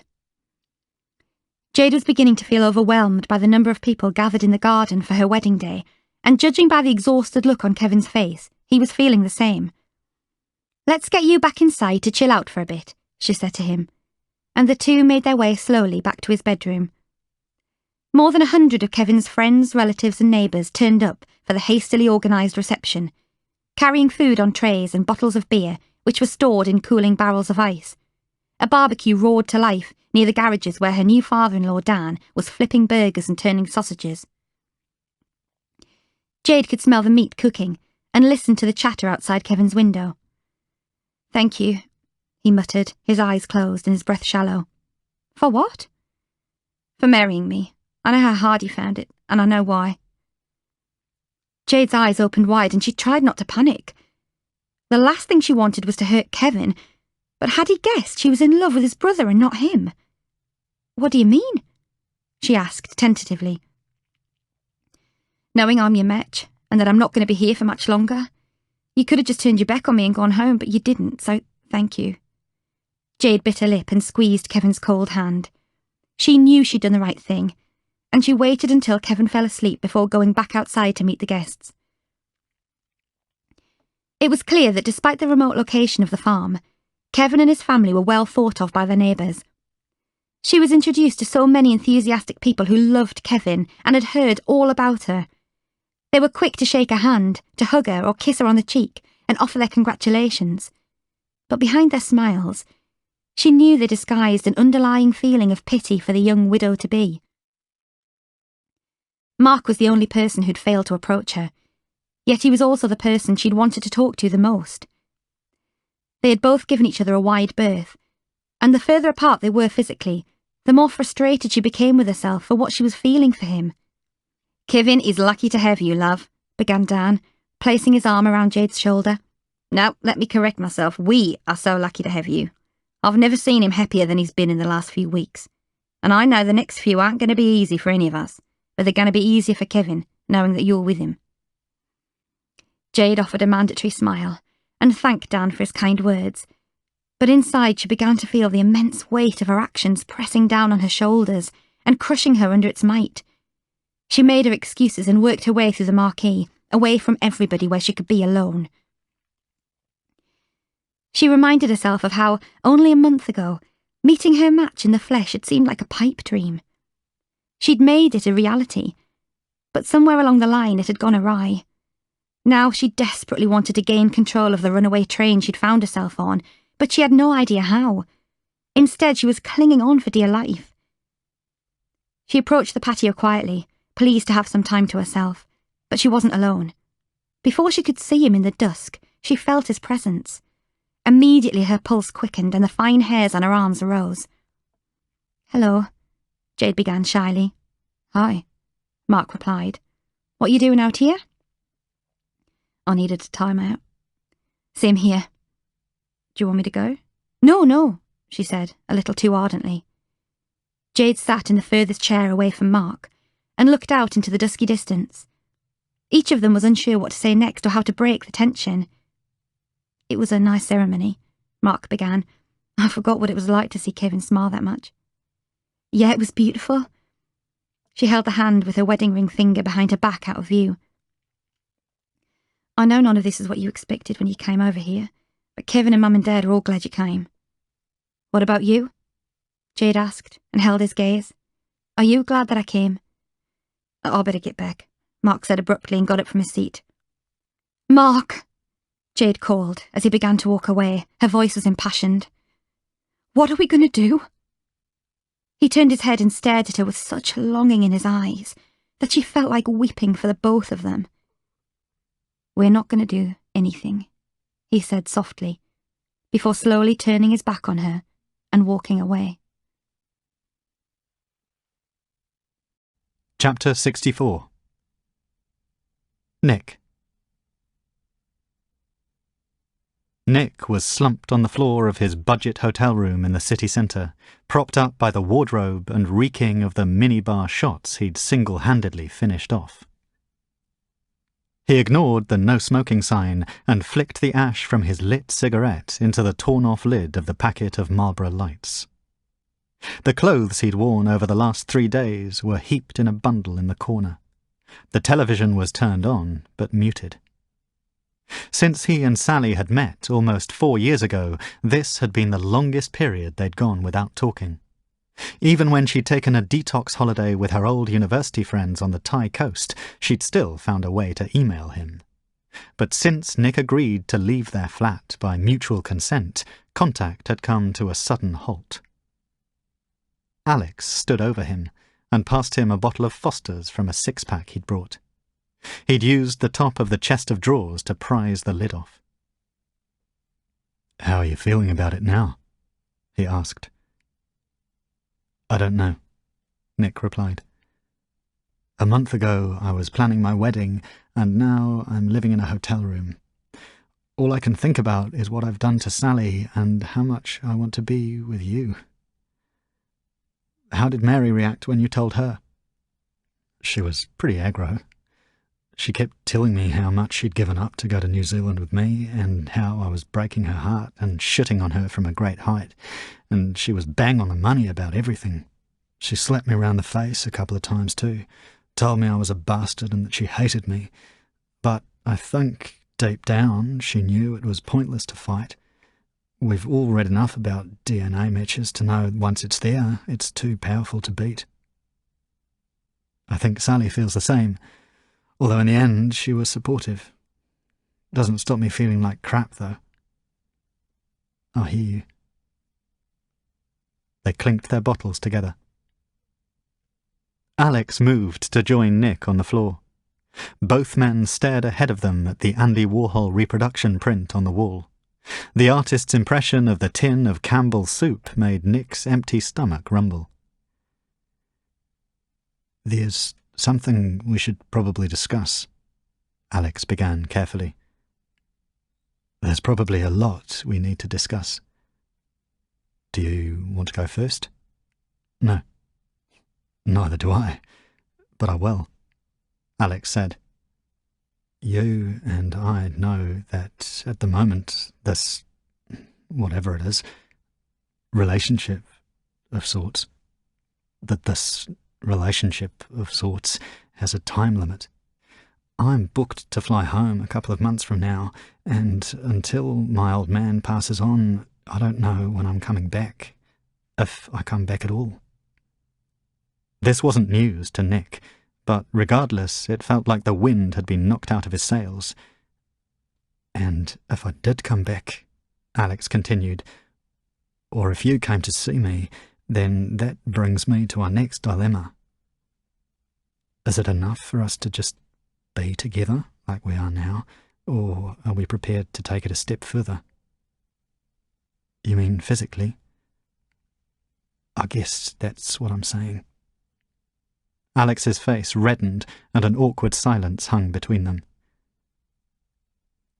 "Is that what you want?" Nick asked. "Don't we have to be, sexually attracted to each other?" "That's how it usually works, yes." "And are you?" "I'm not going to lie to you. I don't know one way or the other, mate. This is uncharted territory for me. Well, both of us. I mean, I like sex. Well, to be honest, I bloody love sex, and I reckon it's a huge part of a relationship. And if you and I aren't doing that, then can we actually be together? Is what we have between us now enough for sex not to matter? Are we supposed to live like monks for the rest of our lives, or do we get our rocks off somewhere else with women?" "That's a lot of questions. Imagine what it's like being in my head right now." "I have a fair idea," Nick said. "What if we do, try it, and one of us finds we enjoy it, but the other doesn't? Then what happens?" Alex rubbed his eyes, turned his head, and shrugged. "This is so screwed up." "You can say that again." Alex let out a long breath, then ran his hands through his hair. "No," he said firmly. "I'm not going to say that again. We've done enough talking to last us a lifetime." Nick watched as Alex tilted his head and slowly moved towards him. He closed his eyes and reciprocated. Alex's lips were much softer and warmer than Nick had imagined a man's to be, but his stubble was more prickly. Instinctively, Nick moved his hand up to Alex's face as they continued to kiss silently. He felt Alex's hand on his thigh and pushed himself closer until their chests touched, connecting and slotting together like they'd been designed to do. And in that moment, as they felt each other's hearts racing, yet beating at exactly the same speed, they felt as if they were two halves of a whole. Chapter 65. Ellie. Tim appeared puzzled at first when Ellie had suggested they keep their engagement under wraps for the time being. "Please don't think it's because I don't want people to know," she was at pains to point out. "But believe me, when the creator of Match Your DNA announces she's found her own match, things are going to get pretty crazy for the man involved. Like, how crazy? Tim asked. His naivety made her want to protect him all the more. The press are going to try to find out everything there is to know about you.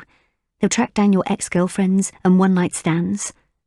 As long as they say I have a big cock and I can go like a steam train, I don't care. I'm being serious, Tim. They'll write about your late mum.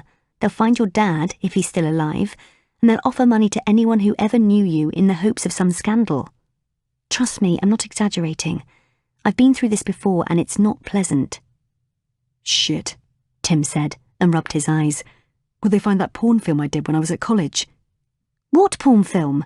Ellie asked, a look of dismay spreading across her face. He laughed. You know, for an intelligent woman, you can be extremely gullible. She gave a sigh of relief and thumped his arm. Don't worry. The only skeletons in my closet belong to the mice. When she'd informed Andre, he had nearly broken into a smile. And when she'd told her family that they would be gaining a third son-in-law, she'd had to ask them to promise not to tell anyone outside their circle. I thought Tim would be more old-fashioned than that, her sister Maggie had said. In what way? I thought he'd ask for Dad's permission to marry you first. He did, when we came up at Christmas. That's not what Dad said. It's not a big deal or anything. We were just a bit disappointed. I think he's getting confused, Ellie said.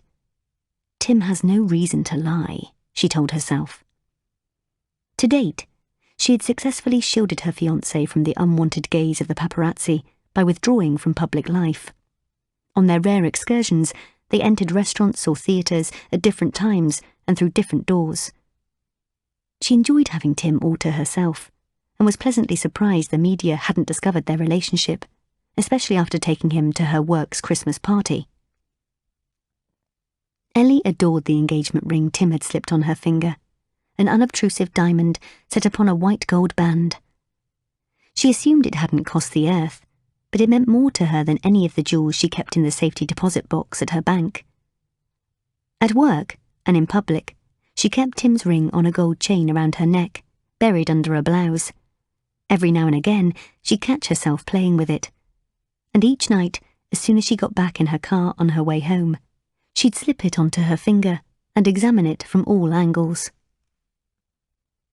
On one rare evening not spent in each other's company, Ellie arrived back at her London home, and immediately it felt empty without Tim. They'd FaceTimed before he went to play his five-a-side game of football, and he scoffed as she flipped the phone to show him the mountain of paperwork she had to get through. But before she set about tackling it, she heated up the meal her housekeeper left for her in the oven and sat in the kitchen, listening to a Spotify playlist of 1990s indie bands Tim had made for her. The engagement book he'd created sat on the countertop. She couldn't stop herself from rereading it. Number 42. I loved the way we shared the same haircut when we were kids, she read, and took another look at the pictures on the page. On the left-hand side was a school photograph he'd borrowed from her mum, of her as a 7-year-old, and when she sported an unfortunate pudding bowl style. And on the right was Tim with an almost identical haircut. He looked adorable in his school uniform. The way Tim had proposed with his book was so personal, so thoughtful and so romantic, it was worth more than any gift she'd ever received. In fact, throughout their relationship, it had always been Tim who'd been the one to wear his heart on his sleeve, while she was aware she appeared more detached. She didn't feel like that, and she sometimes worried if Tim ever found it a turn-off. Suddenly, she had an idea. If Tim could make a book of what he loved about her, she could do something for him too. She would piece photos and mobile phone video footage of them together and create a mini-movie. She found a website on her laptop that would allow her to create her project, and she set to work harvesting media from her phone and iPad. As she went to log in to her cloud account, she noticed her iPad was already logged in to Tim's. He must have borrowed it recently. She wondered whether she could pilfer anything. It contained images from the Christmas they'd shared with her family, a spontaneous weekend getaway to Berlin, and some old photos of him as a schoolboy. She smiled as she flicked through the variations of him and wondered if or when they had children together, who they might look like She came across several childhood photos of a young Tim with a woman, and by the various places and span of time they'd been taken, she assumed it was his mum. That puzzled her. When she'd asked to see a photo of her, Tim had claimed he had none, and that they'd been destroyed in a fire. In one, she was kneeling down with her back to the camera, holding a birthday cake with 5 candles in it. In another, she had her hand on his shoulder, but she was out of focus. Ellie kept swiping through the photos, trying to find one where her face wasn't blurred. It was like someone had deliberately kept her out of focus. Finally, when she could clearly see the woman's face, she let out a loud gasp. She knew exactly who Tim's mother was. Chapter 66. Mandy. Mandy sat in her car outside the cafe where she had met Richard's ex-girlfriend Michelle and wound down the window in the hope the cold air might cool her down.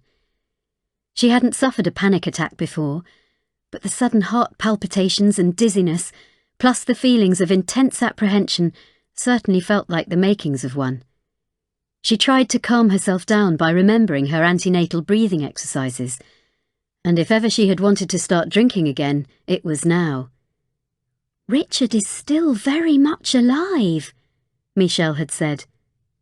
"Richard is still very much alive?" "Are you okay?" Michelle had asked when she saw the colour drain from Mandy's face. Mandy nodded, but it was clear that she wasn't. "What do you mean, Richard is alive?" she asked eventually. "He was hit by a car, wasn't he? I went to his remembrance service." "But the accident didn't kill him," Michelle replied. "He's in a private nursing home, somewhere in Wellingborough. I mean, the poor boy's as good as dead. He's got severe brain damage." "Then why was there a service for him?"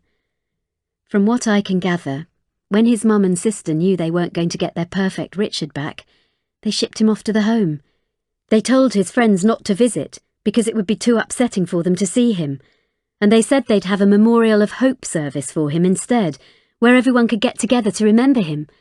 Only when it came down to it, the word hope never came into it." Mandy racked her brain, thinking back over the Facebook messages left after Richard's accident and to the speeches given at his service. She'd been so anxious, she couldn't remember what had been said. For all she knew, it may not have been mentioned that Richard had died. The only people to have definitely used the word death and blatantly let her believe he was no longer with them were Pat and Chloe. "I don't understand. Why would they organise something like that for someone who wasn't dead?" "It didn't make sense to us either. But who's going to question a grieving family? His friends weren't allowed to go and see Rich, so I suppose it was their way of coming together and thinking of him. When his family came to me, it was almost as if they wanted to forget about him and just find some poor cow to give them a baby as a replacement. It sure as hell wasn't going to be me." Mandy would never forget the look on Michelle's face when, at the end of their meeting, she rose to her feet, letting her coat fall open to reveal her pregnant stomach. "Shit," Michelle had muttered. Mandy just wanted to get out of that cafe as quickly as possible. In her car, when she had finally pulled herself together, she reached inside her handbag for her phone and Googled private nursing homes and Wellingborough. There were 5 places in the search results, but it was the third one she called that confirmed what she already knew was true. She typed the postcode into the car's sat-nav, put her key in the ignition, and set off. She was about to meet the man she'd been made for. Chapter 67. Christopher. Psychopaths won't often fall in love in the same way normal people do, Christopher read aloud to himself in his empty office. But they can still fall in love. Too vain to wear reading glasses, and having run out of disposable contact lenses, he inched his face closer to the computer screen to gain a better view of the text. Psychopaths prefer to become involved in time-limited sexual liaisons on the condition that they are the ones pulling the strings, he continued. These flings don't often lead to further contact, because psychopaths see their sexual partner's eagerness as promiscuity. Yet they'll justify their own similar actions quite easily. In their minds, they can cheat and engage in intercourse with multiple partners, but if their partner does the same, they place themselves as superior and take the moral high ground. Christopher nodded and couldn't see the problem with that. He thought back to Holly, a girl he'd dated back in his early 20s. She had the audacity to take revenge on Christopher's infidelity by doing the same herself, and she couldn't understand why Christopher had severed all ties with her, even after he broke her nose. He took a swig from one of a dozen cans of Red Bull he'd purchased from a newsagent on his return from leaving the Polaroid on number 22's chest. He'd later become annoyed with himself for taking his eye off the ball and visiting a shop that might have had CCTV cameras. The only way to successfully engage in a relationship with a psychopath is to achieve a balance in power and control, he continued reading. Psychopaths make intense, talented and passionate lovers, but if they begin as the dominant partner, this is a pattern that will continue. When they understand they can dominate their partner, or if their partner has relinquished control, they frequently lose interest and look elsewhere for sexual contact. There are, however, some psychopaths who enjoy sharing their partners with friends. For them, a partner is an acquisition whom they can lend as they see fit. Tori was like that, Christopher recalled. She'd reluctantly attended a swingers club at his insistence, and he watched as, one by one, 7 men had sex with her that evening. He'd begged her to do it, informing her it would arouse him and strengthen their relationship. Tori was so young and naive she'd believed him. Afterwards, in the car outside her house, he'd called her a filthy slag and ended it. One by one, Christopher made his way through a mental Rolodex of women he could recollect having sexual relationships with, and he'd treated almost all of them in the same demeaning manner. He'd marched through life dominating his affairs and manipulating his partners to carry out whatever new deviancy excited him. But the only person he had not degraded or abused in any way was Amy. Outside the bedroom, he reserved the slight upper hand, as he had his secret, which he was not ready to share. But inside, they were equals. And it was his realization of this that made him want to know more about relationships with psychopaths. A webpage entitled, "So You Think You're in Love with a Psychopath," explained it all. He scrolled down to read on. Once a psychopath is allowed to have double standards, then the relationship is likely to fail. The partner is not their equal and cannot expect to be treated like one. It is a fruitless endeavour to try to regain their interest. The only way a romantic relationship can flourish is if the partner does not allow themselves to become manipulated and preserves their self-respect. Christopher jiggled his feet up and down, unable to keep himself still as he recognised a lot about himself and, in turn, about Amy. Because Match Your DNA studies only date back a decade, conclusions have yet to be made to determine the scale to which a psychopath can feel love for his match.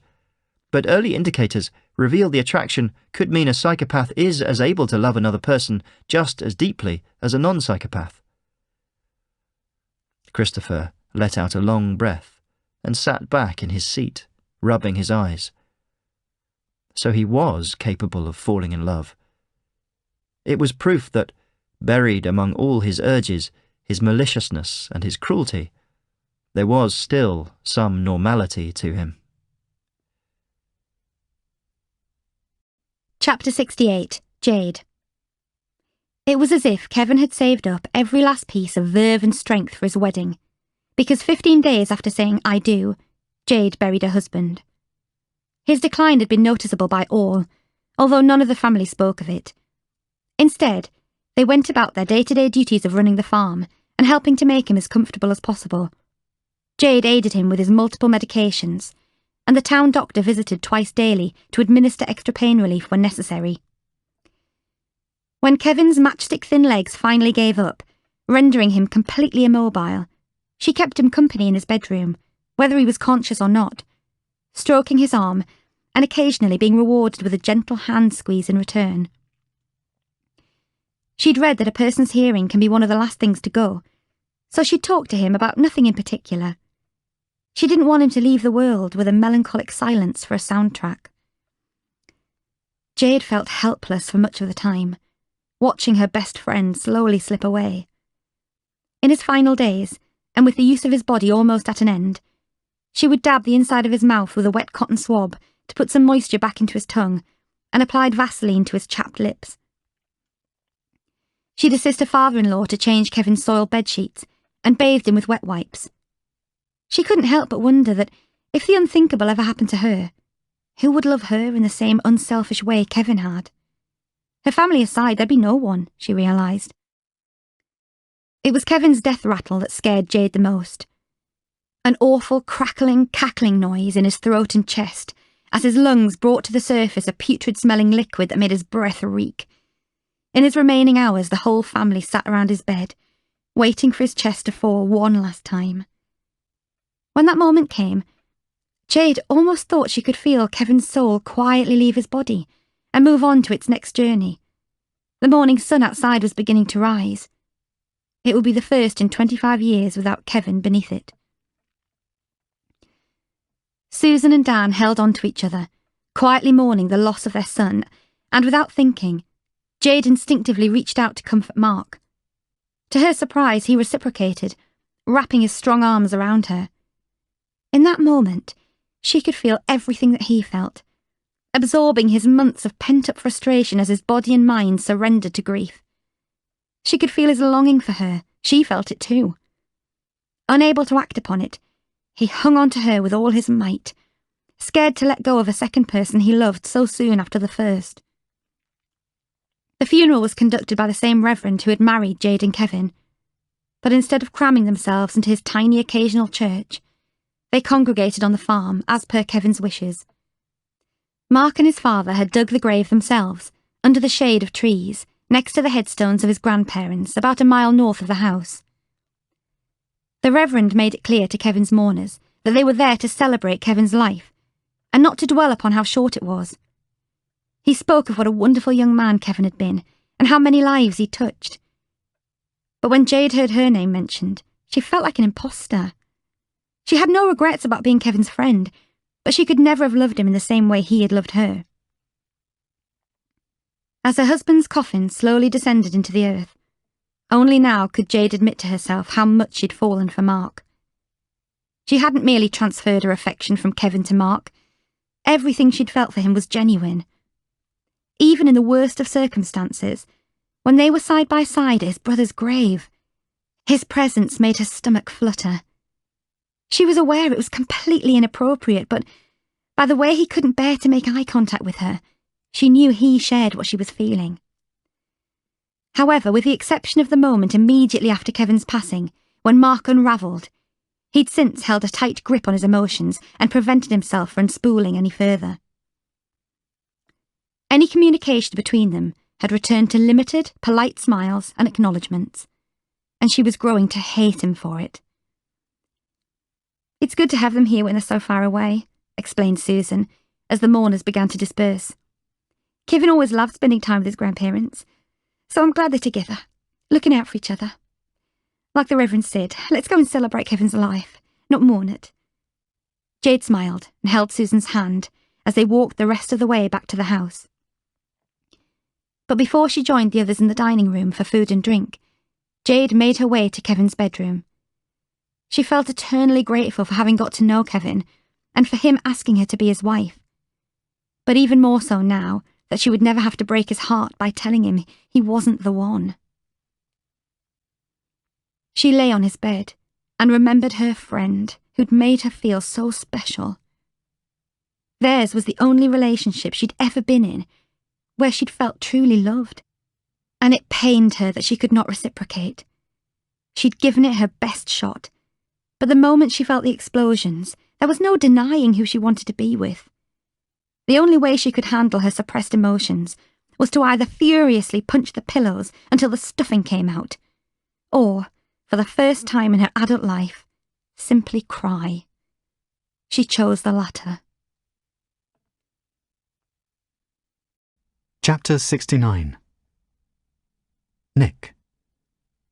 Nick's final week at the advertising agency moved cripplingly slowly. He sat at his desk looking over a spreadsheet on his monitor, reminding himself of what he had left to do both in and out of work before he could take his leap of faith. Often he became distracted, Googling images of the new town in New Zealand where he'd be living. With the exception of his remaining workdays, everything in Nick's world felt like it was travelling at the speed of light, and he buzzed with the thrill of trying to keep up with it all. The most difficult and gut-wrenching parts of it had been dealt with. Not for a moment did he doubt his decisions were right, and now he could look forward to the thought of his future with Alex. Just days after he'd finalised his separation from Sally, Nick and Alex had consummated their relationship. They'd known each other's personality almost as well as they'd known their own, but exploring each other's physicality had been a completely different ballgame, quite literally. There were awkward fumbles, new tastes, and strange manoeuvres to discover, but there'd also been incredible sensations to enjoy, while others he wasn't so sure about. And he realised that just because they were the same sex, it didn't necessarily mean they knew how another man's body worked. However, they both agreed it was something they could and would work on. It was Nick who had tentatively suggested that he join Alex on his return home to New Zealand. Of course, Alex was delighted by the proposal, although he confessed to being daunted by the thought of introducing his family to a man called Nick when they were expecting a girl called Mary, but they would cross that bridge when they came to it. Nick's boss agreed to him taking a 6-month sabbatical. Nick hadn't explained the real purpose behind it, only that since his breakup from Sally he needed to go travelling and find himself. However, with Alex, he knew exactly where he was. Nick had broken the news of his split from Sally to his disappointed family, but chose not to reveal that it was because he had been matched with a man. Once the half-year trial period he and Alex had set themselves had passed, he would tell them the truth. The most onerous part of Nick's plan had been breaking the news that he was leaving to Sally. She hadn't looked as pained as he thought she might, but he was sure that it must be a front. Of course, she would still be grieving their lost relationship. He was grateful that she hadn't sought to make him feel guilty for his decision.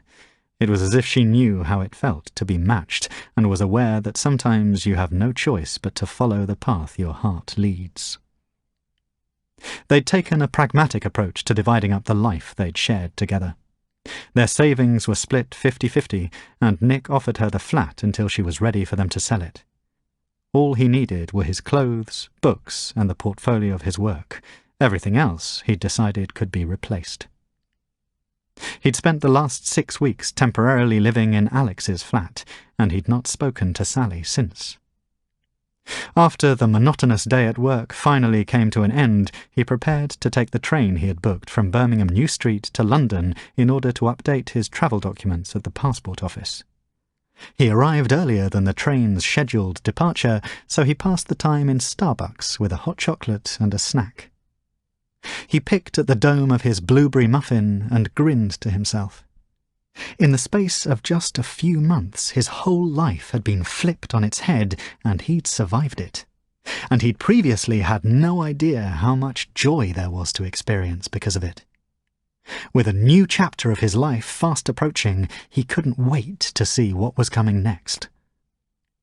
The phone in his pocket vibrated, and taking it out, he saw Sally's name with a text message.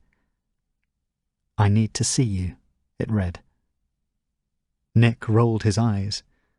He didn't wish to be cruel, but he had nothing left to say to her. "I don't think that's a good idea," he replied. "Please." "What's this about?" Her reply came in the form of a picture, and the bottom fell out of Nick's world. It was an ultrasound scan. Chapter 70. Ellie.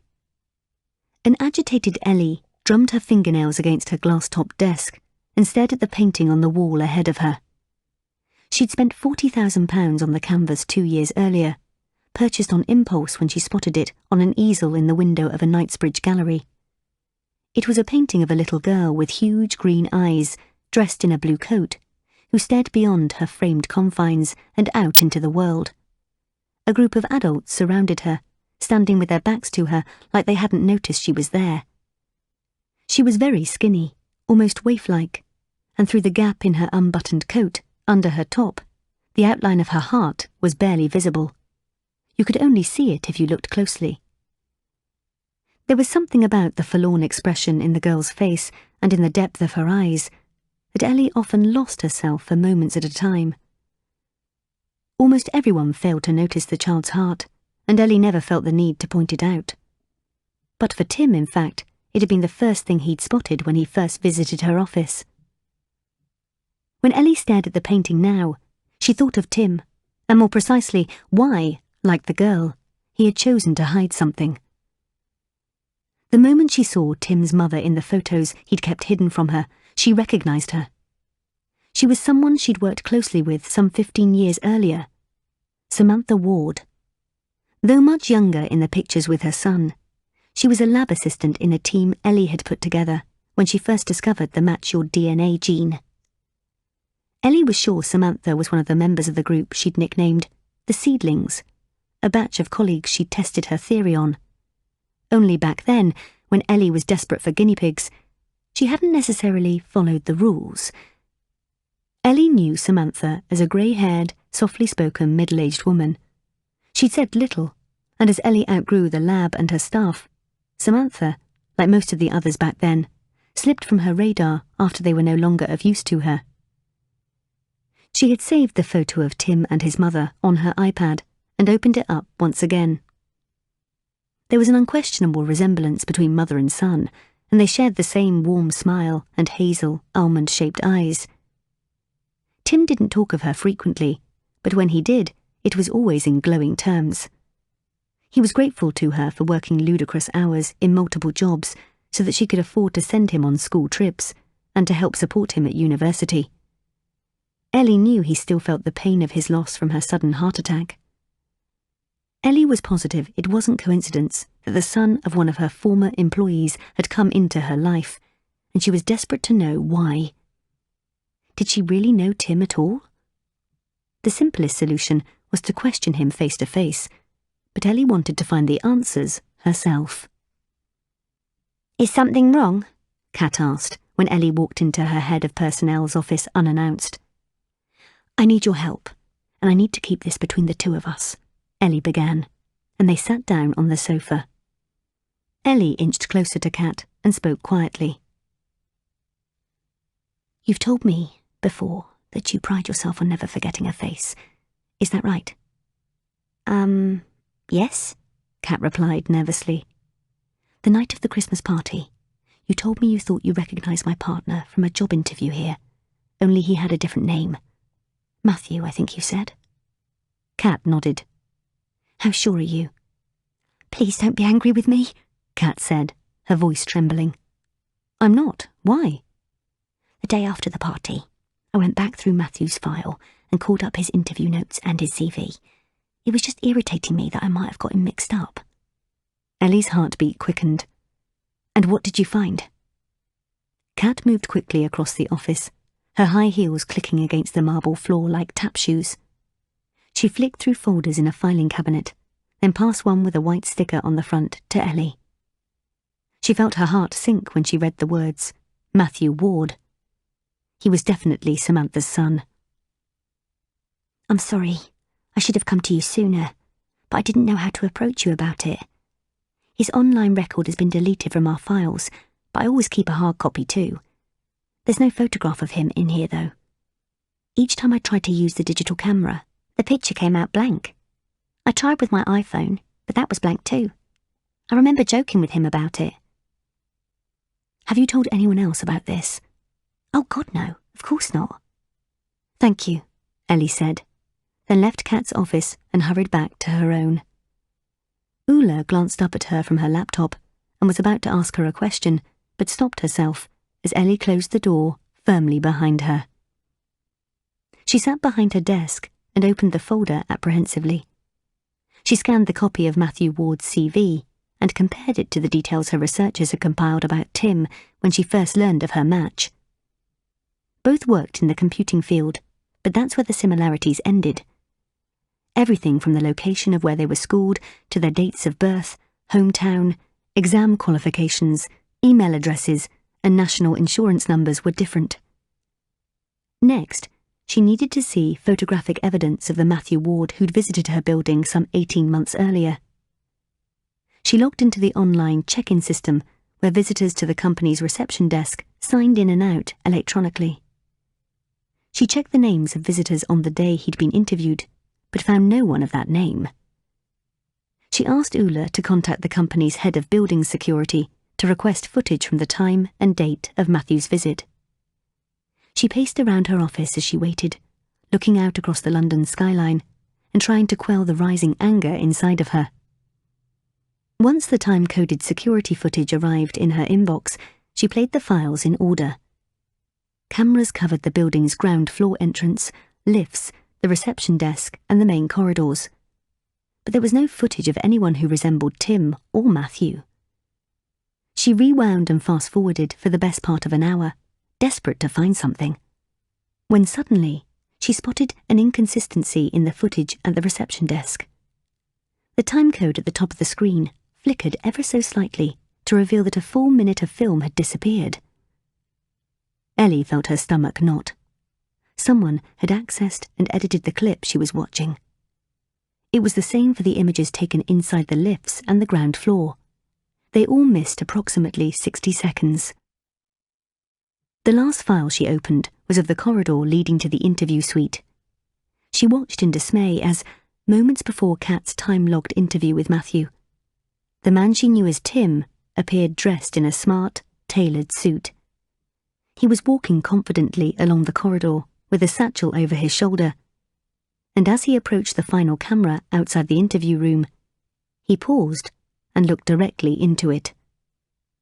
She felt her blood run cold when she saw him clearly mouth the words, "Hello, Ellie." Chapter 71. Mandy. He doesn't get many visitors, the young nurse said as she led Mandy along a corridor. The nursing home where Richard was being looked after smelled of antiseptic and air freshener. The lino on the floors was clean and unblemished, and reproduction watercolour paintings of historic British landscapes hung on the walls. At the end of the corridor, there was a spacious, open-plan, brightly lit day room where Mandy could spy residents sitting in wheelchairs in various states of consciousness. "How long has he been kept here?" Mandy asked. "Around 10 months now, I think. His family used to visit quite often at first, but not so much anymore. It's a pity." "Did they give any reason why they stopped?" "No, but you'd be surprised by how many of our patients don't get any visitors. For some of them, once they're dropped off at the gate, they don't see anything of their families again." "Someone told me Richard's family banned friends from visiting him." The nurse nodded. "It wasn't an official order, but we were asked not to encourage it." "Well, thanks for allowing me in." "I'm sure being his match must give you some rights." Mandy assumed it was nerves making her stomach anxious, and then she felt a sharp kick from inside. She rubbed her belly to reassure her baby everything would be all right, but secretly she was terrified by how she would feel when she saw Richard. "Right, here we are," said the nurse as she opened the door. "There's a chair by his bed, and just speak to him normally like you would to anyone else." Mandy mentally prepared herself before entering, and when she walked in, she waited until the last moment to turn her eyes in the direction of the bed where Richard lay. He bore little resemblance to the photographs on his bedroom wall, or to those in the folder she kept. The handsome, toned, angular man she'd become accustomed to staring at and fantasizing about was now a shred of his former self, more skin and bones held together, covered with plastic tubes and breathing apparatus. His arms were sapling thin, and there was a rash under his chin where someone had shaved him too closely. His hair was long and clumsily combed into an old-fashioned side parting. His skin was grey, and his pyjamas were hanging off him. But despite his appearance and the strained noises that came from his throat as the ventilator pumped oxygen into his frail body, Mandy knew for certain she was completely in love with her match. She pulled up an armchair and sat down. The closer their proximity, the faster the rhythm of her heart became. And when, instinctively, she reached to hold his hand, it felt like an electric charge was running through her veins. "Hi, Richard," she began, her voice quivering, unsure what to say. "I'm Mandy. You don't know me, but I know a lot about you." Mandy didn't know what she expected to happen. The last few months had shown her that the impossible could become possible, and deep down she hoped that maybe some miracle might occur. He would react to her sound, her smell, or just her presence. But he didn't stir. "It seems pretty nice here," she continued, looking out of the window at the gardens surrounding the home. "And the nurses seem very friendly. I hope they're looking after you." Without warning, she felt her eyes brimming, and once the first few tears fell down her cheek, she couldn't stop the rest. "I'm sorry," she said. "It wasn't supposed to be like this. I was supposed to meet you, and we were going to fall in love like they do in films and in those real-life stories you read in trashy magazines in doctor surgeries. And even though I know it's never going to be like that with us, I still can't stop myself from thinking about what could have been. I spent God knows how many hours looking through old photographs of you and watching your childhood videos.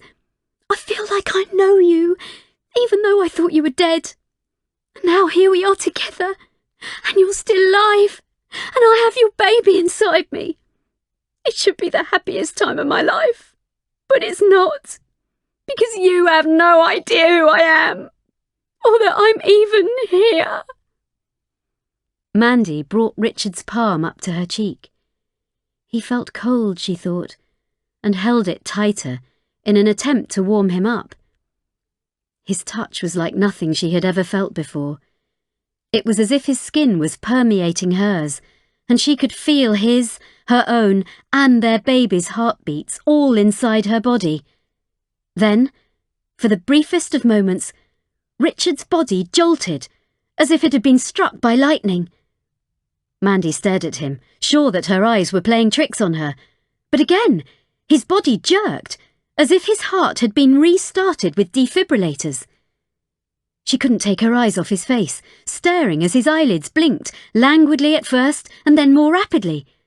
The corners of his mouth under the breathing apparatus lifted, turning upwards ever so slightly.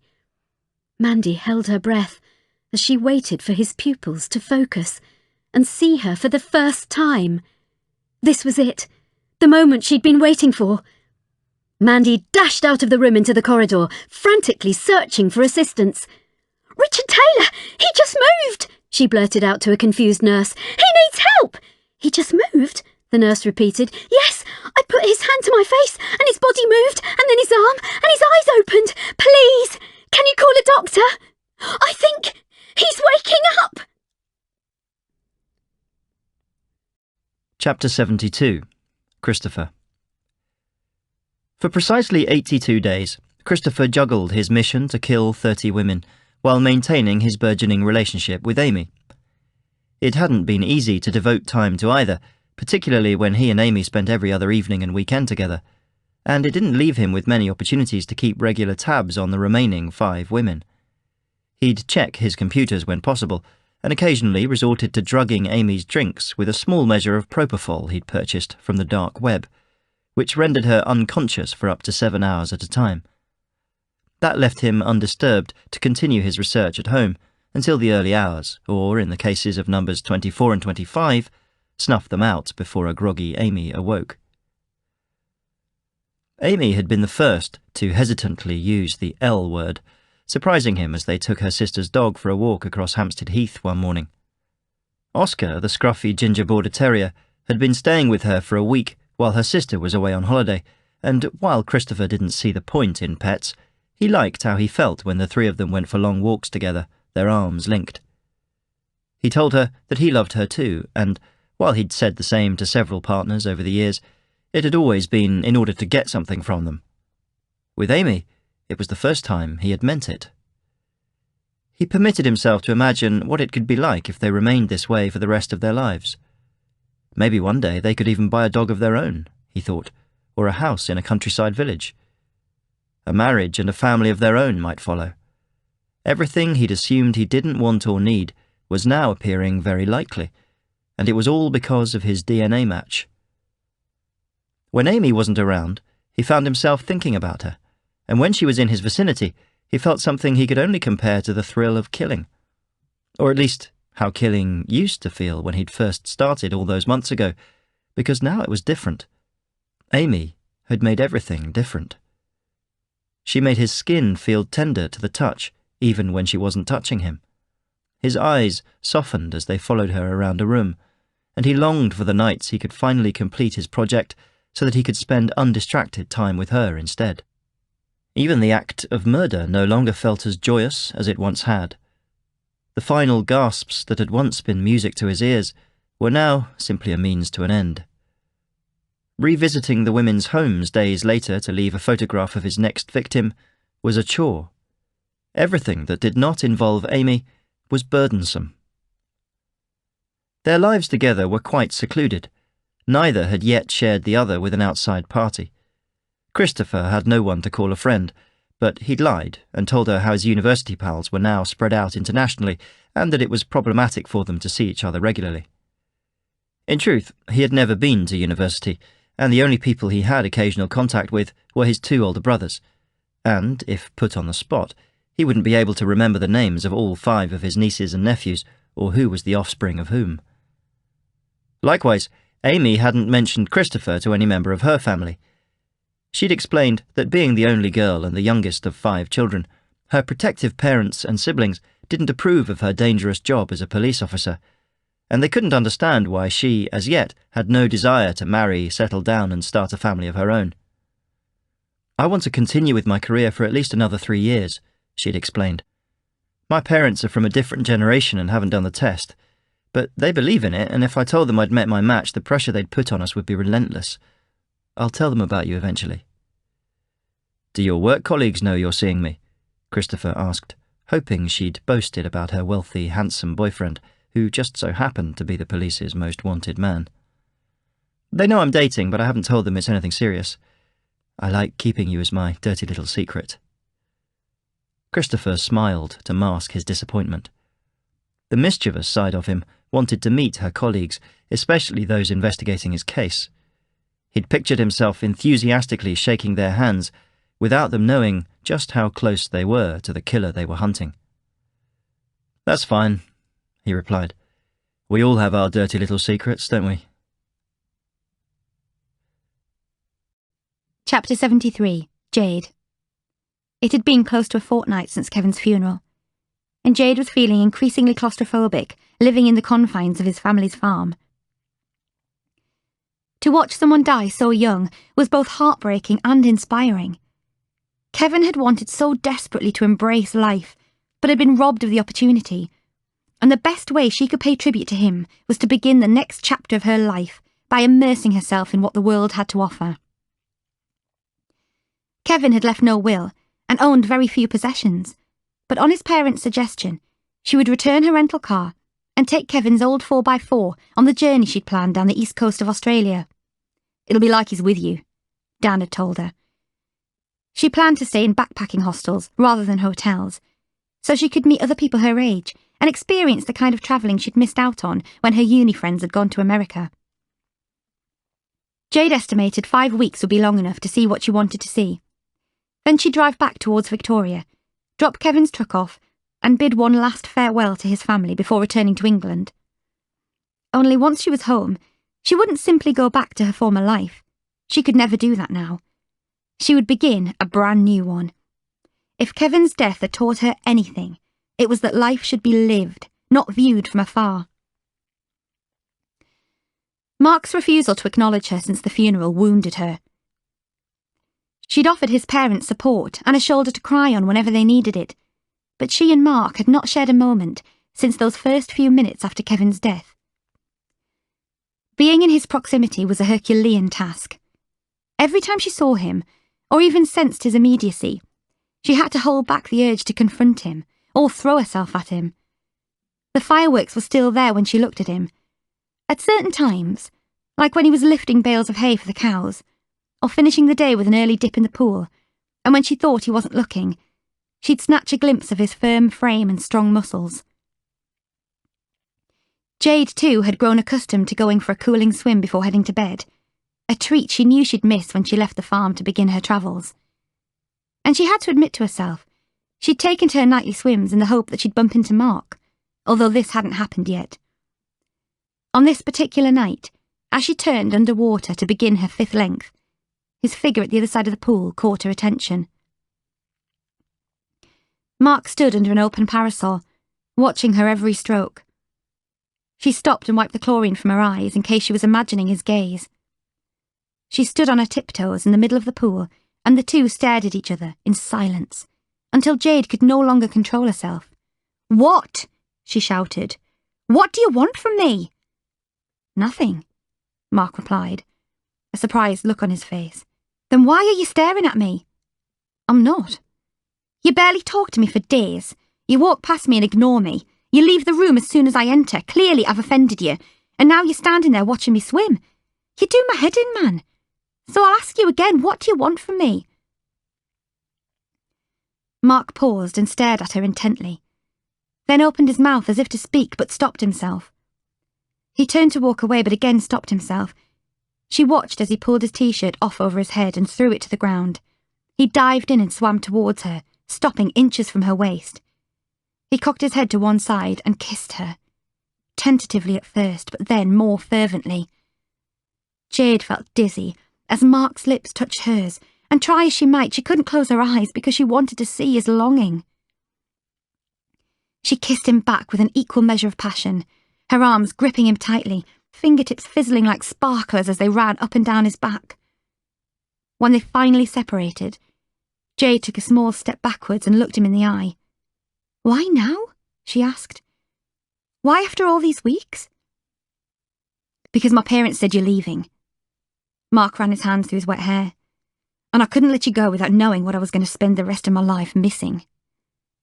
Before Jade could answer, Mark turned and swam back to the edge of the pool, lifted himself out and returned to the house, leaving her alone.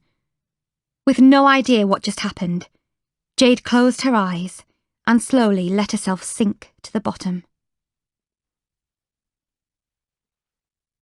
Chapter 74. Nick. "How long have you known you're pregnant?" Nick asked, trying to keep the tone of his voice measured.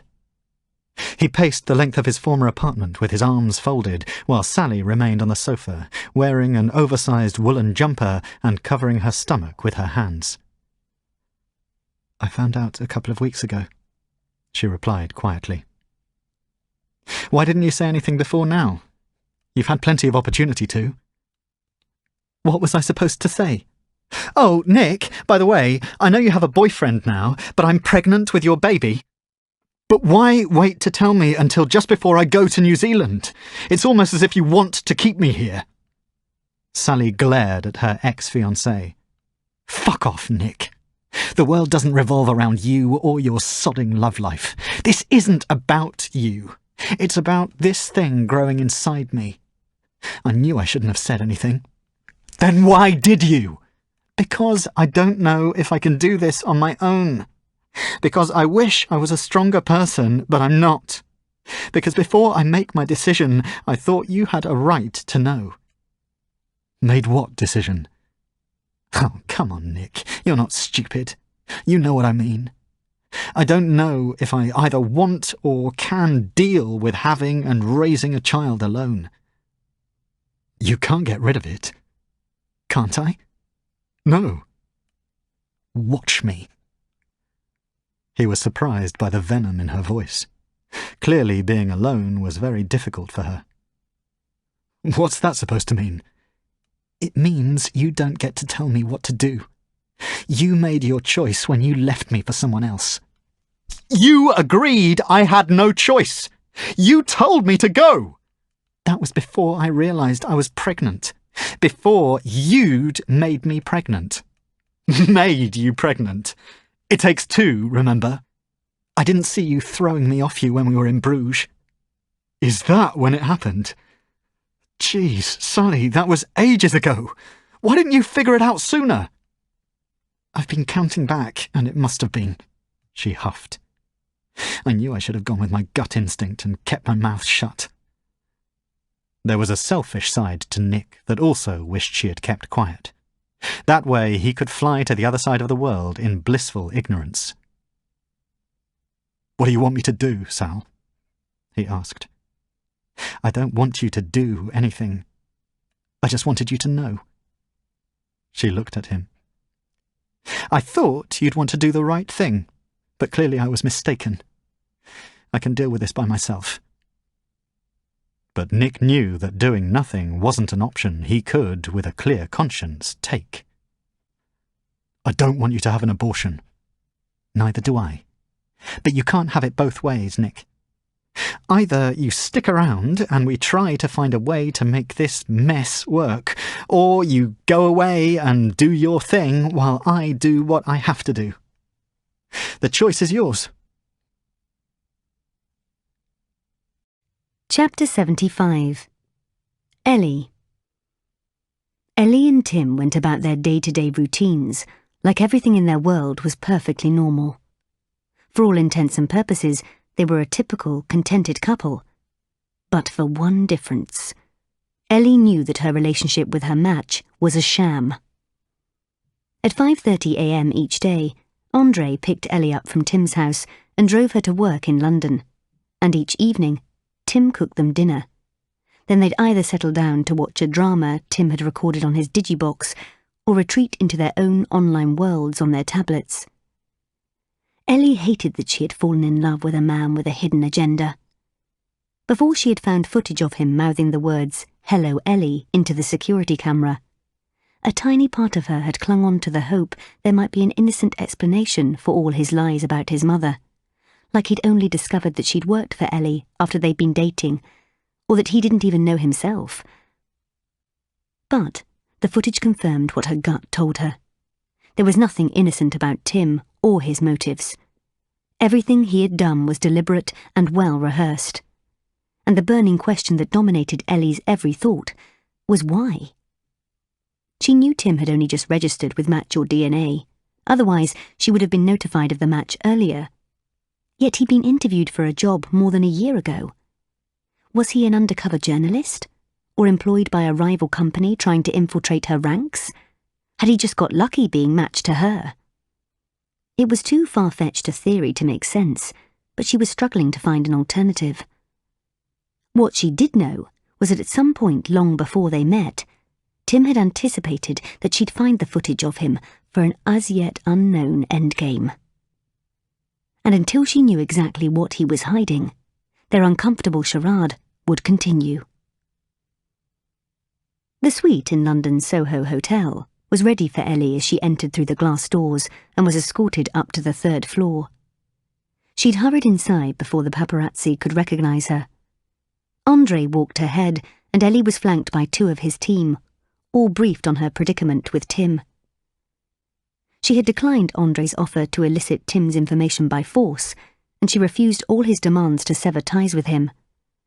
Getting to the bottom of the situation without violence was her priority, and she pursued her quest with a dogged determination. However, she did agree to carry a panic alarm when she was with Tim. Once inside the plush modern suite, Ula greeted her and took her jacket. A woman and 3 men she didn't recognise sat at a table in the middle of the room. Ellie took off her sunglasses and joined them. Ellie, this is Tracy Fenton and her team. Jason, Ben and Jack, Ula said. They've been looking into Tim's background for you.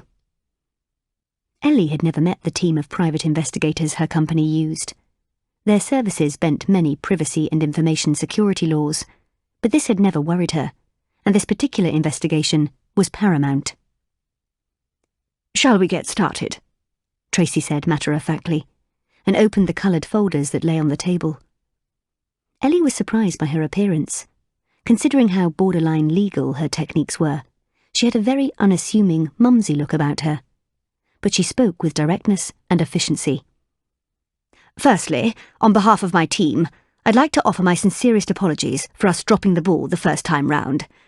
The timescale we were given to complete our work didn't allow us to do a thorough enough job, but that's no excuse.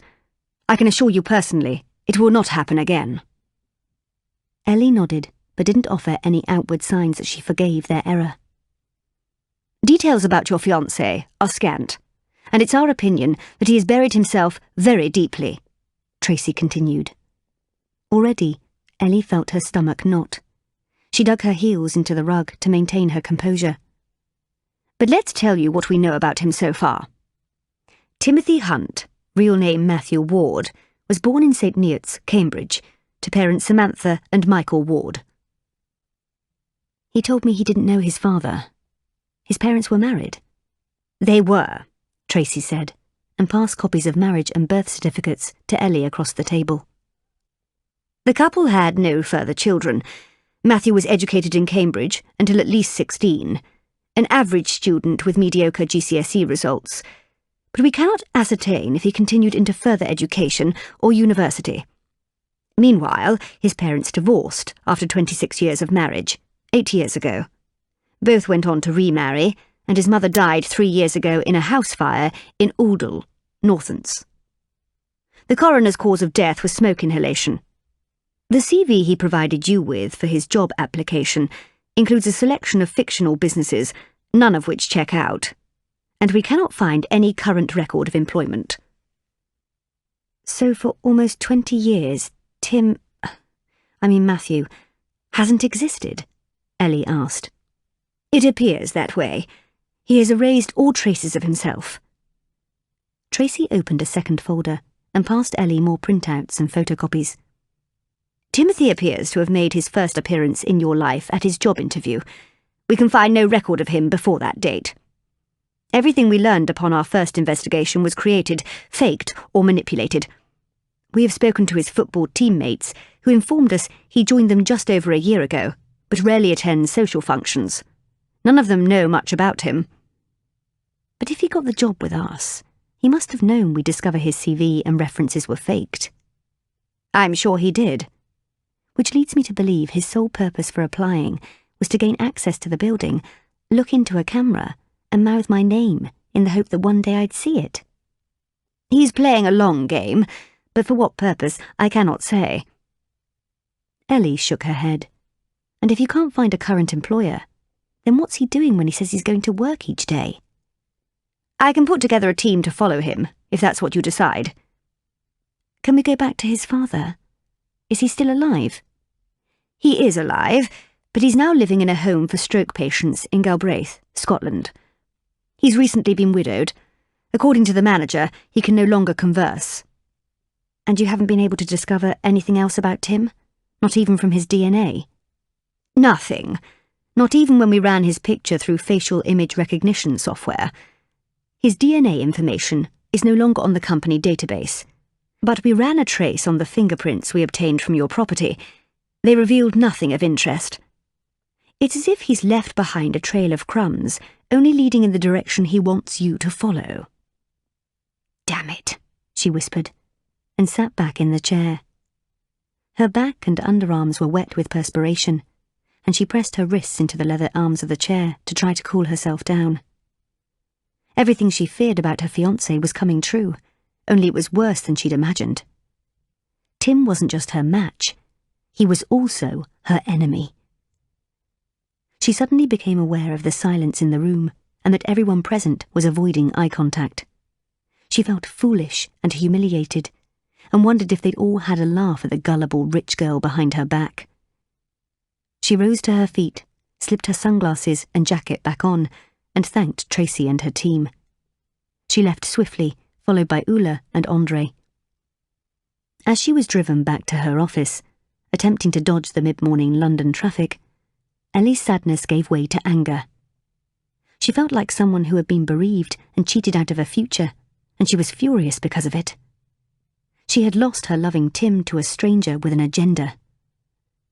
By the time the car had snaked its way through traffic across London Bridge and pulled up outside her office in the Shard, Ellie had already begun to bark orders at Ula, who furiously typed them into her iPad, changing all the locks and security codes to Ellie's home, organising a new mobile phone number and private email address, deleting all of Tim's text messages and photographs they'd taken together, and erasing any contact there had ever been between them. By the time the lift reached the lofty heights of the 71st floor, Ellie was mulling over how and when she would confront Tim. She eventually settled on that night. She would return to his home and, with Andre and his team's assistance, she would learn the truth, no matter what means were used to get it out of him. Only the element of surprise had been taken away from her. As she closed the door to her office, Tim sat behind her desk, his feet resting on the top. "Hello, Els. I think it's time we talked, isn't it?" he said, smiling broadly. Chapter 76. Mandy.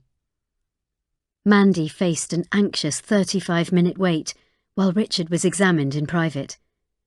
She couldn't stop her imagination from working overtime, convincing herself that it was hers and the baby's presence that had brought him back to consciousness. After an unbearable delay, his doctor finally called Mandy into Richard's room. "I'm sorry," he began sympathetically, "but I can't see any substantial signs of brain activity." I've heard that sometimes people come out of a coma when they hear a song they like, or a familiar voice. Maybe that's what happened to him. That can certainly be the case for some coma patients, but your friend isn't in a coma, the doctor said. "Please take a seat." As Mandy lowered herself into the armchair, Dr. Jenkins perched on the edge of Richard's bed. "Let me explain. Coma patients are totally unresponsive. They don't move or react to sounds and can't feel pain. Their brains have simply shut down to deal with the trauma they have been put through, but research shows that they are still aware of their surroundings. The severe brain injuries Mr. Taylor sustained in his accident pushed him from a coma into a prolonged vegetative state, which is quite different. He's unconscious and has no awareness of anything around him. However, parts of his body can still move, like you witnessed, his arms and his eyes. He can yawn and may even utter the odd word, but it's not him in control of it. It's a natural reflex. If it continues much longer, which we suspect it will, the chances of him recovering are virtually nil. I'm sorry, Miss Griffiths." Mandy dabbed at her eyes with the sleeve of her top. There was more to it than that, she said. You said he's not aware of anyone around him, but I'm sure he is aware of me. It was only when I held his hand to my face that this happened. Dr. Jenkins paused and frowned. "I understand you are Mr. Taylor's partner. You are both matched, I believe." "Yes, but I'd never met him before today." Mandy felt almost embarrassed, but she was eager to impress on Dr. Jenkins the uniqueness of the situation. "I'm also carrying his baby." Dr. Jenkins looked at Mandy with a confused expression, likely thinking she was mad. "It's a long story," she added quickly. "Well, I have read about cases where patients respond to their matches, and it can certainly become even more intense when a child is involved. Researchers believe it is because a pregnant woman's hormones contain certain properties that can stir senses in the unconscious. However, it's probably an exaggeration to call them restorative or healing. It's not impossible, but it's more of an involuntary chemical reaction than a cerebral one." "I don't understand." "It's not Richard, per se, who is responding to your touch. It's his body, his receptors, his pheromones, his nerves, his muscles, recognizing the feeling and the presence of its match, rather than his brain."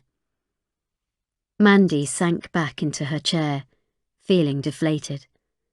For a moment, she'd let herself believe that the impossible had happened, that the power of their match had woken the man she had been destined to spend her life with. But it was just their shared chemistry playing tricks on her. When Dr. Jenkins left the room, she spent another hour or so sitting in silence with Richard, her hands clasped around his, praying that his body might react to hers again. But there wasn't even as much as a twitch. Then, giving in to defeat for now, she kissed him on the forehead and promised to visit him again. "I'm sorry," she said to her baby bump as she made her way out of the building and back towards her car. She felt a twinge inside as the baby shuffled into a different position. Mandy knew the stress of the day was going to get worse before it could get better. After packing her clothes and belongings, she was going to confront Pat and Chloe, then disappear from their world of deceit for good. Chapter 77. Christopher. Amy wound her arm around Christopher's as they plodded along the bleak, pebbled beach. The grey skies, howling wind, drizzle and encroaching tide hadn't put her off suggesting a long walk along Southwold Beach back towards Aldborough, so they'd donned their thick jumpers and covered up with the matching blue raincoats they'd purchased from a shop in town. They passed a paddock by the side of the path, with 3 large black horses sheltering behind a gate under a tree. Christopher remembered when he was a teenager he'd unlocked a similar paddock gate by the side of a busy road, just to see what might happen. He sat by a ditch on the opposite side, and didn't have to wait long as the travellers' horses in the field bolted to freedom. It was the second one to escape that had collided with a VW Beetle, its head crashing through the driver's side of the windscreen, killing both of them instantly. Ever since, he'd held a soft spot for horses. "Shall we go somewhere for a coffee and warm up?" Amy asked, and Christopher nodded his head sharply. He despised being cold, and he loathed long hikes. Unless they had a dog on a lead or a specific destination to reach, he didn't see the point of just going for a walk. But he enjoyed spending time with Amy, and as being outdoors appeared to make her happy, it gave him an equal satisfaction. They made their way along the beach, past the brightly painted chalets, up a concrete ramp, and along a high street framed by clothing boutiques, galleries and fish and chip shops, before choosing a cosy-looking cafe. A young woman with wet hair and an irked expression pedalled furiously on an oversized bike to escape the drizzle, and for a split second, Christopher pondered how she might look if he pushed her under a passing car. He used to fantasize about that kind of thing frequently as he travelled on the London Underground escalators. He'd look at the opposite side of the moving staircase and play fuck or kill with anonymous female faces, and it almost always resulted in more kills than fucks. However, Christopher hadn't felt motivated to play since he'd met Amy. Once inside the cafe, they sat by the radiator, draped their wet cagoules across it, and waited for a member of staff to take their order. "I know you're a posh city boy at heart, but this isn't too bad, is it?" said Amy, glancing out the window as the drizzle turned into a downpour and lashed against the glass. "Well, apart from the weather." "No, it's nice," Christopher replied, and he meant it. He couldn't have given 2 hoots about the town, but he was appreciating her company. "It's good to get out of London sometimes, just to get your head together." Christopher knew precisely what she meant, although when she'd suggested taking their first weekend away together in her parents' static holiday home by the coast, he felt something akin to anxiety. With just 4 women left on his list before he reached his goal of 30, he didn't need any further distractions. Distractions meant mistakes, and he'd already risked losing sight of the endgame by falling into a relationship. But his desire to spend an undistracted long weekend away with Amy was greater than his need to reach his target. Christopher had contemplated finishing prematurely after number 26. At that point, he'd have still accomplished what he'd set out to do, sending a city of 7 million into panic and generating news headlines worldwide. The killings and the faceless madman behind them had fascinated everyone. "What are his motives?" they asked. "How is he targeting them? Is there a pattern to where they lived? What is the significance behind the stencil mark?" Christopher was the only person able to answer each question, and on occasion it stymied him not to be able to do so, or to take any credit for it. However, that was the sacrifice that needed to be made for his crimes to become a thing of legend. "Can I ask you a question, Chris?" Amy said, as their whipped cream lattes were placed on the table. She appeared a little nervous. "Go ahead," he replied, as he arranged the mugs symmetrically. Her abbreviation of his name no longer seemed to bother him. "What's on your mind?" "Nothing really," she said, and placed her hand upon his in a reassuring manner. "Well, I just need to know, and I hate to be that person who brings this up, but where do you see us going? Am I the one? Do you want to settle down with me and do what every other couple does?" Her cheeks were beginning to redden, which made Christopher smile. She carried on, her words getting faster and faster.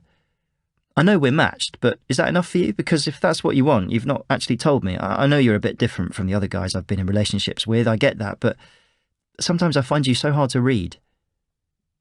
Christopher frowned. "What do you mean by different?" "Well, you play your cards pretty close to your chest, don't you? It's like there are things going on under the surface that you keep from me, and once upon a time, with other boyfriends, that would have been excuse enough for me to have walked away. I mean, I'm a police officer, for God's sake. It's my job to be suspicious, even with my nearest and dearest, but with you, it's different. It's like whatever you are not telling me doesn't really matter." She paused for a second, and Christopher really hoped she was right, that his secret didn't really matter. "It isn't something that's going to change my opinion of you. It's hard to explain, but rather than making me feel insecure, it has the opposite effect. It makes me trust you more. I trust you to have your secrets and that they won't hurt me." Christopher felt a sudden urge to strip away the layers he'd spent years building and explain everything about who he was and what he'd been doing. He wanted her to know that while people had loved him in the past, he had never known how to accept it until now. How before Amy appeared, he was merely living to type, but now the dark side of his nature, which formed so much of who he was diluting. And for the first time in his life, he wanted to be completely honest and vulnerable for someone. He paused and closed his eyes, opening his mouth for the big reveal.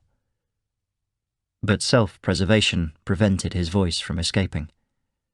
He reminded himself that if he gave up on his mission now, then for the rest of his life, it would become his only regret. A tiny portion of him would resent Amy for coming between him and his killings, and gradually that rancour would grow from a seed into a tree that would eventually block out the light that shone from her. And it scared him what he might do to her if he ever felt himself begrudging her.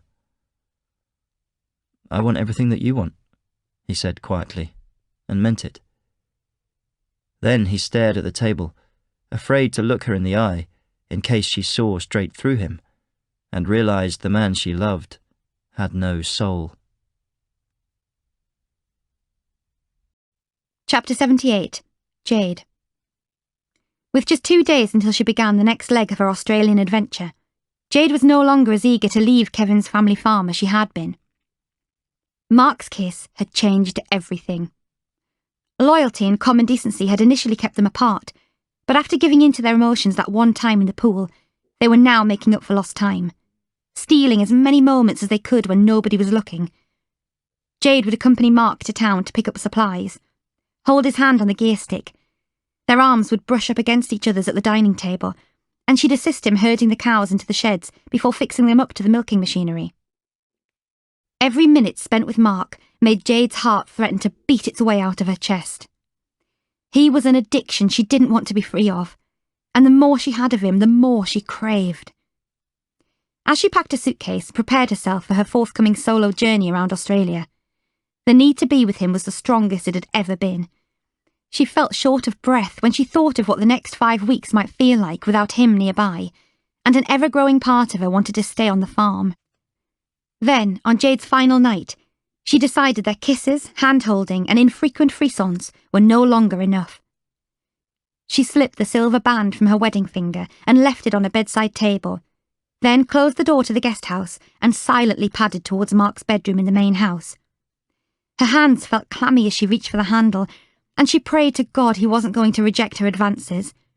But his door was already ajar, and when she pushed it open, She found him lying awake facing her, as if he'd been expecting her to come. He pulled the sheet to one side to invite her in. "Come with me tomorrow," Jade whispered afterwards, her body exhausted and her lungs close to breathless. "You know I can't, it's too complicated." "Don't you think I know that? I was the one who married your brother. And I'm the one who's just screwed his wife." "What did you just say?" she asked, pushing herself away from him. "Is that all I am to you, a shag? I'm sorry, it's not what I meant. It's what you said, though. I'm not some cheap slapper who jumps into bed with any lad. I know, and I shouldn't have said that." Mark reached out to hold her hand. "You and I both know there's something here that's bigger than both of us." Mark nodded. "So come with me. It doesn't have to be tomorrow. It could be in a week or a fortnight's time. Just tell your parents you need to get away from here to clear your head. Give us some time together on our own to figure out what this is. You owe us this chance. Jade, I'm needed here. And I need you. I can't do that to my family, or to Kevin's memory. How can I tell people who came to his funeral 2 weeks ago, that I'm in love with my sister-in-law?" Mark's use of the word love made her blush, and her body felt as if it was burning up. "But if I feel the same, how can it be so wrong?" she asked. Mark shook his head apologetically, and threw himself flat against the bed, staring up at the ceiling as if waiting for divine intervention to tell him what to do. Jade suddenly felt awkward and very naked. Rejected and frustrated, she slipped a t-shirt and underwear back on and opened the door to go back to her room. "I'm worth more than this, Mark," she snapped. "And if that doesn't sink into your head pretty bloody soon, it's going to be too late." And as she turned back towards the door, she was shocked to see Mark's mother Susan glaring at them both from the corridor, her face a mixture of fury and disappointment. Chapter 79. Nick. Nick's appetite had all but disappeared. Each time he tried to fill his empty, rumbling stomach, he felt like bringing it back up again. So instead, he stuck to his diet of cigarettes, chewing gum, and bottles of flavoured water. His initial reaction to discovering he was going to become a father was to shy away, and he'd check himself into the central Birmingham hotel room he'd stayed in when he and Sally first separated. Unlike Alex's apartment that was littered with his possessions, this anonymous room would help him think without his judgment being clouded. Hour upon hour of solitude followed, as he stood at the 9th-story window, taking in the city's diverse skyline. He'd discovered that by removing the 4 screws from the window frame, he could disable the safety catches that prevented the window from being opened fully. He held the first 2 screws in the palm of his hand, and an idea came to him. He quickly dismissed it, yet still he continued to turn the remaining 2 with a teaspoon. It was a solution that could put a stop to him being everyone's problem, he reasoned. Nick chose not to respond to any of Alex's text messages that evening. He didn't know how to tell him that, instead of travelling to London to renew his passport, he'd actually spent the evening with his ex-girlfriend trying to come to terms with the fact that he could have a child by the end of the year. As the tone of Alex's unanswered texts became more and more concerned, and the calls and voicemails more frequent, Nick decided to switch his phone off. A gentle breeze drifted through the window and reached Nick's face, but he didn't register it. Instead, he recalled how he'd always wanted children, but it was Sally who hadn't been so sure. They'd reached a compromise that they'd wait until a couple of years after they married and would let nature take its course. But their city break to Bruges saw an end to that, and now they were dealing with the consequences. "You can make this happen, or you can make this stop," Sally had been at pains to point out, and he believed her. "I'm just presenting you with the facts. You can either be a father or not. I just know I can't do this by myself. I'm not threatening you or giving you an ultimatum." It didn't feel that way to Nick. He was pragmatic in his approach, and had worked through each viable way he could play a part in his child's life and still remain with Alex. He figured he could still emigrate to New Zealand, and with flight prices falling year on year, he might be able to afford a return trip to the UK at least once a year, even twice if he was careful with his money. The rest of the time he could watch his child grow up via FaceTime and Skype. It wouldn't be ideal, but it was what thousands of armed service parents did, stationed countries apart from their children. And there's no reason why Sally might not also bring their child over to visit. This was all on the assumption that she'd view this idea as not being alone. She was so scared of raising the baby by herself, and he wanted to be there as much as he could. He couldn't face thinking of the other option Sally had presented him with. It was too big an ask of Alex to remain in London. He needed to be with his sick father. He was deteriorating by the day, and he knew Alex was eager to make the move to be with him as he saw out his final weeks. If the shoe had been on the other foot, Nick would have put his family's needs before his own, too. There were other ways around the problem, but all of them ended with the same result. Nick would be a bit player in his child's life, and that would never be enough for him. If he was to be a father, he wanted an active role in raising their child. But a worrying thought began to creep into his mind, and it frightened him. What if he resented the child for coming between him and his match? What if every time he looked into its eyes they would reflect the emptiness of his own? Nick shuddered. The thought of being unable to see his soulmate for an indefinite period of time made Nick's body ache. Not being able to laugh with him, be responsible for his gawky grin when he walked into a room, or hear the rise and fall of his chest as he slept, made Nick feel physically sick. And if he felt like this while they were still in the same city, what would it be like once they were a world apart? Nick knew deep in the marrow of his bones that it would be too much to bear. Trying to come up with one answer to suit everyone was like trying to push the tide back into the ocean with a broom. He swallowed hard and then glared at the remaining 2 screws in the window's safety catches and closed his eyes. He had made his decision, and there was no going back. Chapter 80. Ellie. Hello, Els. I think it's time we talked, isn't it? Tim said, smiling broadly. His voice was carefree and melodious in tone, but his superficial grin undermined it. He leaned back in her chair behind the glass desk and sipped from a tumbler, then swirled the ice around. The lead crystal decanter that contained a much sought-after scotch sat atop the drinks cabinet, purposefully left out and unplugged for Ellie to notice. This wasn't the Tim she'd been head over heels in love with. This was Matthew, an unknown quantity, a man she had yet to meet, but one she already hated. She fumbled around in her jacket pocket for Andre's panic alarm. I know about the alarm, and feel free to alert the giant to my presence if you like. I'm not going to stop you. Ellie turned to leave and pressed the button, but Matthew spoke again. But if you do, you'll never find out why I went to all this trouble to fuck with you. She stopped in her tracks and remained with her back to him. And as a scientist who has spent her life figuring out problems, I bet you're just dying to know why. Ellie turned towards the drinks cabinet and mixed herself a gin and tonic.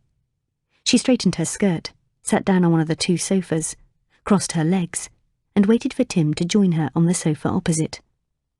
Her initial bewilderment at finding him there had been replaced by a sudden, steely resolve. If he wanted to talk, he would have to come to her. She would not pander to any man. How did your meeting at the Soho Hotel go?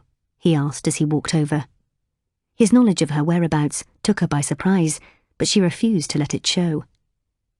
You should get a better password for your cloud account.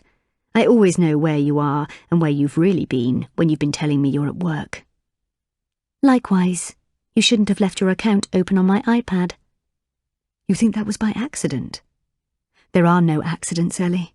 Only carefully constructed plans. Do you want to get to your point, Matthew? She asked calmly. It's the first time you've called me that. I think I like it, Els. Do you know why I picked the name Timothy, by the way? It's biblical, apparently. It means honouring God. And that's who you think you are, isn't it? Some godlike figure who should be honoured. Ellie raised her eyebrows, and he paused for a reaction before continuing. Discovering your little gene, telling people who they should be spending the rest of their lives with.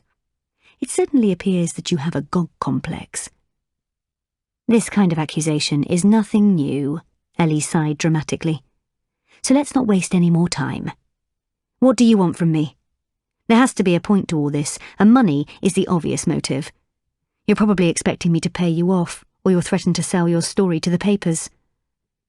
Matthew took another sip of his drink. Nope. I'm not the kiss and tell type. Try again. I have no idea what type you are. No, you don't. So let me tell you, I, my darling bride-to-be, am the type of person who is about to change your life in a way you never dreamed possible. He gave her a grin and held his glass aloft, like he was offering her a toast. And how will you do that? We'll get to that in good time. But first I have to say, I wish I'd been there to see the look on your face when you recognised my mum in that photograph. I don't actually remember her very well, Ellie lied. She was only a junior member of staff. Quite insignificant and nondescript, if I'm being honest. She was one of the first to take your test, wasn't she? I'd have thought that would have made her a little more memorable, especially as she didn't know she'd taken it. Ellie shot him a glance. She knew exactly what he was referring to. I see you're not jumping in to correct me, he continued. There were some people whose DNA I borrowed to build up the database in the early days, she conceded. Some? One of your old colleagues told me you were nicknamed Oscar the Grouch because you spent so much time ferreting around the bins looking for used plastic cups and forks. By all accounts, you'd be sneaking them out and swiping their DNA to add to your collection without their permission. Inside, Ellie seethed. She'd been assured that those in her inner circle had been paid generously to remain silent about those murkier early days. And? She asked. Hardly the crime of the century, is it? Not only is it illegal, but it's also unethical. Ellie laughed. You are about to give me a lecture on ethics. Come on now, Matthew. You can do better than that. OK. Shall we discuss how later, once you had a bit of money behind you, you hired a team to bribe government employees into allowing you access to records from the National DNA database? Or how they paid off staff in clinics, hospitals, and mortuaries for samples? I can't be held responsible for the methods of a third party. You took the DNA of the dead, the dying, sick people and criminals to bolster up your numbers in order to get more financial backing and expand your business. I found the details of known paedophiles, sex offenders and killers buried deep in your files, some of whom you actually found matches for. And when I trawled a little deeper, you had the DNA of the severely mentally handicapped and even dead children on your database. Dead children, Ellie. How the fuck can you justify that? Show me one successful global company that hasn't blurred the lines in its early days to get a foot on the ladder. Ellie looked away, refusing to feel shame for what she'd turned a blind eye to. The end justified the means, she replied. My discovery changed the world. So what harm did it do? Do you recall what the results of my mum's match your DNA were? Of course not. It was very early on. So I can only presume that she had no confirmed match back then. And what about my dad? Your dad? I didn't even know he existed until 2 hours ago. My dad was also one of your early test subjects. He was working for the government when you stole his details. Then, when you made the test available to the public, a woman got in touch with him after discovering she was his match. At a time when my parents should have been thinking ahead to their retirement, he was packing his bags to move to Scotland with a complete stranger. Matthew, I'm not responsible for... I'm not interested in hearing you toe the corporate line, or your usual bullshit about how you're not to blame for destroying people's lives. I'm here to tell you how I'm about to destroy yours. Now, do you mind if I help myself to another drink? Chapter 81. Mandy. Mandy was relieved to find Pat's house empty when she returned from visiting Richard at the nursing home. She needed space to formulate a plan before she was ready to confront Pat and Chloe about why they'd lied about Richard's death. But first, she needed to get out of Pat's house. She made her way upstairs to her bedroom, his bedroom, and fought the urge to cry again. She was concerned about the effect her afternoon of stress might be having on her baby. What had begun as an ordinary day with so much to look forward to had taken more twists and turns than a James Patterson novel. She was exhausted and couldn't wait to return to the safety of her own home and its familiar surroundings. Once there, she'd lock the doors, slip into a deep soapy bath, and begin to come to terms with everything she had learned. And then, in a couple of days, when the dust had settled, she'd visit her mum and sisters in the hope of making amends. It had been the best part of a year since she'd seen them properly, and she needed her real family now more than she could have ever imagined. She grabbed her clothes from around the room and threw them into 2 suitcases. Everything baby-related she left where Pat had hung it, alongside bags of toys, nappies, and a stroller. She could buy these things for herself later. The sound of the front door opening gave her a queasy feeling, and she quickly slammed the lids of her cases and zipped them up. Hiya! Are you upstairs, Mandy? Yelled Chloe. We've brought fish and chips from the takeaway as Mum couldn't be bothered to cook. Her voice trailed off as Mandy appeared on the landing, lugging her cases behind her. Is everything okay? Asked Pat. I'm going home for a few days, Mandy replied. I just need a bit of time to myself. Pat and Chloe looked at each other, a baffled look crossing their faces. Has something happened? Is it the baby? Is he okay? Asked Chloe. Yes, the baby's fine. Then why are you leaving? I thought you were happy here. Mandy paused and stared at the 2 strangers below her, realising she didn't really know them at all. They had lied to her from the day she'd first met them, and she resented them for every mistruth they'd sold her and every fake promise they'd made. I know about Richard, Mandy said slowly but firmly. What do you know? Pat asked. I met Michelle Nichols today, Richard's ex-girlfriend. She told me a lot of interesting things about him, like that he was quite the ladies' man and that he didn't want kids of his own. But that's not even the half of it, is it? Whatever she's told you, she's lying, said Pat immediately. Michelle is a bitter little tart, angry because Richard didn't want her anymore. So you didn't beg her to have Richard's baby and then harass her when she said no? Mandy fixed her glare on Pat. No, of course we didn't, darling. Before he died, Richard told me he never loved her. Before he died. Pat, stop it. I know the truth. I just spent the afternoon with him in his nursing home. Pat held her hand to her mouth in surprise, and Chloe looked away. Why did you lie to me? Continued Mandy. Why did you tell me he was dead? We didn't mean to, Chloe interrupted, her voice trembling. When you turned up at the remembrance service, we assumed you knew he was alive. Then, when you came to the house, we realised you thought he was dead and... She glanced at Pat. Mum thought it best not to upset you any further. I wanted to tell you the truth, but then it all went too far. Again, she exchanged an uneasy look with Pat. You even showed me where you had sprinkled his ashes, Pat. What kind of mother would do that, when her son is still alive? Even Chloe looked surprised at this. Mum, she said quietly, but Pat ignored her. For all intents and purposes, he is dead, said Pat. I lost my little boy and I wanted him back. And you wanted a child. I'm sorry I lied to you, but it's worked out for all of us, hasn't it? That was the plan then, to replace Richard with my baby? No, we could never replace him, snapped Pat. Then what? Because from what his nurse told me, you never go and visit him. You pay for his care, but you've had nothing else to do with him since before you met me. It's too hard, said Chloe, to see someone who is so full of life, drained of everything that made him exist. It's just too bloody hard. Oh, poor you. What about your brother? He's the one who's all alone up there. You've even banned his friends from seeing him. Don't you dare judge us, Pat said, making her way up the stairs towards Mandy. You're lucky you've only seen him the way he is now. That body in bed who needs a ventilator to breathe, a pipe down his throat to feed him, and a catheter to piss through. You have no idea how fortunate you are not to have known him back then, because you have nothing to compare him to now.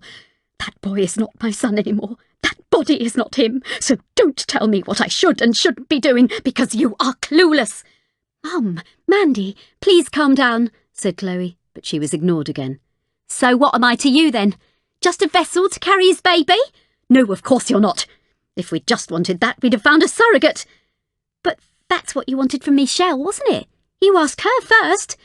We weren't thinking clearly back then, added Chloe. We were grieving and still in shock. We understand that now, don't we, Mum? That's why we sent Richard's DNA swab to find his correct match, to find the person to have his child with, and that's you. What? Mandy lost her grip on the suitcase handle, and it fell to the floor. You did the test for him? Chloe hesitated. You make it sound worse than it is, she said, and lowered her head. Mum was just doing what she thought best. Please, Mandy, just leave your cases there and come downstairs and let's talk about this. You're part of our family, just like the baby will be. Mandy shook her head and laughed. You're wrong. I am not part of this family, and I'll be damned if my baby will be either. You've lied to me from the word go, so how can I ever trust you? I need to go home and start putting my life back together without you two in it. Mandy grabbed her suitcases and pulled them towards her and started making her way down the stairs. Like hell you are, yelled Pat, and ran up the last few stairs until she was face to face with her. You aren't taking my grandchild away from me. As she said this, she yanked at her arm, which made Mandy lose her balance. Mandy fell forwards. She managed to grip the handrail just before her legs gave way, but with the force of her giant body falling, she didn't catch herself in time to stop her forehead from cracking into the spindles. She felt the warm trickle of blood run down her face. She held herself steady with one hand, and with the other, Mandy reached to touch her wound. When she realised it was a deep cut, she immediately felt faint. I'll call for an ambulance! Yelled Chloe, and ran into the lounge for her phone. Don't move, you stupid girl, said Pat. She pulled a tissue from her sleeve and placed it on Mandy's injured head. How could you put my grandchild at risk like this? You and your lies did this, Mandy wept. We could have been happy, just the four of us. You were honestly like another daughter to me, but you shouldn't have gone sticking your nose into business that didn't concern you. Whether you like it or not, I am going to be a part of this baby's life. Nobody, not you or any court in this land, is going to keep me from my grandson. Scared and disorientated, Mandy wanted to get as far away from Pat as possible. She pushed away Pat's arm, which was supporting her, and once again reached for her suitcase. But as she tried to descend the staircase, her legs buckled, and she tumbled, cracking her already injured head against the banisters and spindles before falling down the remaining steps and landing in a crumpled, unconscious heap, face down, on the floor. Chapter 82. Christopher. The odorous molecules of number 29's auburn hair charged up Christopher's nostrils and dissolved in his mucus, creating a signal to his brain. But there was something about the fruit-infused ingredients in her generic brand of shampoo that repelled him, and to the best of his recollection, it was the first time a smell had ever had a negative effect on him. Christopher wanted to get through this as briskly and efficiently as possible, but the skin around her neck was thin, and he'd wrapped the wire around it too tightly, causing it to penetrate. He loosened the slack a little, concerned that it might pierce her jugular and release a jet of blood across the room. Cleaning up each microscopic droplet would be far too time-consuming, and Christopher wasn't in the mood. His partly released grip meant he had to wait an agonising 8 minutes, he had counted, for her to finally lose full consciousness and slip to the floor. She'd put up a brave fight, he conceded, with her futile attempts to kick, scratch and bite him. But he'd learned from the thumb incident of number 9 not to be that careless again. And in the end, experience and the element of surprise were on his side, and the duel was weighted in his favour. Christopher followed the unconscious girl to the ground and wrapped the wire around her neck again, using just enough pressure to completely starve her brain of oxygen. For a moment, in the reflection of the bifold doors, he watched the hunter take down his prey in an ill-fated tango before turning away. He no longer resembled or recognised his old self. The squelch emitting from number 29's throat as she slowly died was just as unpleasant as the odour from her hair, and he chose to ignore the mucus dripping from her nose and the frothy white bubbles pooling in the corners of her mouth. With her life finally expunged, Christopher released his grip and lay by her side, shattered, staring at the ceiling as images of another woman on his list flooded his head. Number 27 had haunted him for days and had been a turning point for him. Between her and Amy, the psychopath was developing empathy and a conscience. 27 had been dead for the best part of 3 days when he'd returned to her kitchen to leave a Polaroid snapshot of number 28. And it became the one and only time in Christopher's life that he'd been truly shocked and mesmerised by what he saw. Lying between her swollen, discoloured legs was a small, perfectly formed, lifeless fetus, no bigger than an apple. To begin with, all Christopher could do was stare at it, transfixed, wondering if the pressure he'd placed upon himself to reach his goal was causing him to hallucinate. But each time he held his eyes shut and released them again, the fetus remained. Number 27's name was Dominica Bosco, and he wouldn't forget it, because she and her baby were the only two Christopher considered victims. He felt compelled to wrap the fetus in a tea towel and gently move it into the crook of its mother's arm. Christopher imagined how he might feel if he were looking at Amy and their child lying before him, cold and lifeless, and with all their potential quashed because of the actions of another. And for the very first time in his adult life, he could feel tears forming in the corner of his eyes. It was too late to stop the first few from splashing mother and child. It was only when he arrived home and researched it on the internet that he discovered that her unborn child had been a victim of a rare occurrence named coffin birth. The pressure of abdominal gases inside Dominica had built up as she began to decompose and forced the child from her body. Christopher spent the rest of the day working his way through every piece of information he had on her, trawling her emails, text messages and social media interactions. Then, in 4 separate emails to friends back home in Syria, she revealed she was pregnant. He cross-checked the dates. They'd been sent the weekend he was away in Aldborough with Amy. His relationship with Amy had made him complacent. He'd invested more time in her than keeping up to date with other aspects of the women's lives. If he'd known of Dominica's pregnancy, he'd have removed her from his shortlist. There was only one more left before Christopher's work was complete, but whether he could stomach it was up for debate. Chapter 83. Jade. Jade had never felt more heartless as when she stood partially clothed before her mother-in-law, still flushed from having made love to her son, and not the one she married. The light from Susan's bedroom illuminated the distress on her face, the shadows accentuating her formidable presence. She glared at both of them in turn, disgusted by what she saw, then turned and walked towards the lounge. Mark scrambled to find the underwear Jade had stripped from him and thrown across the room. Pulling them on, he grabbed a t-shirt and pushed past her to follow his mother.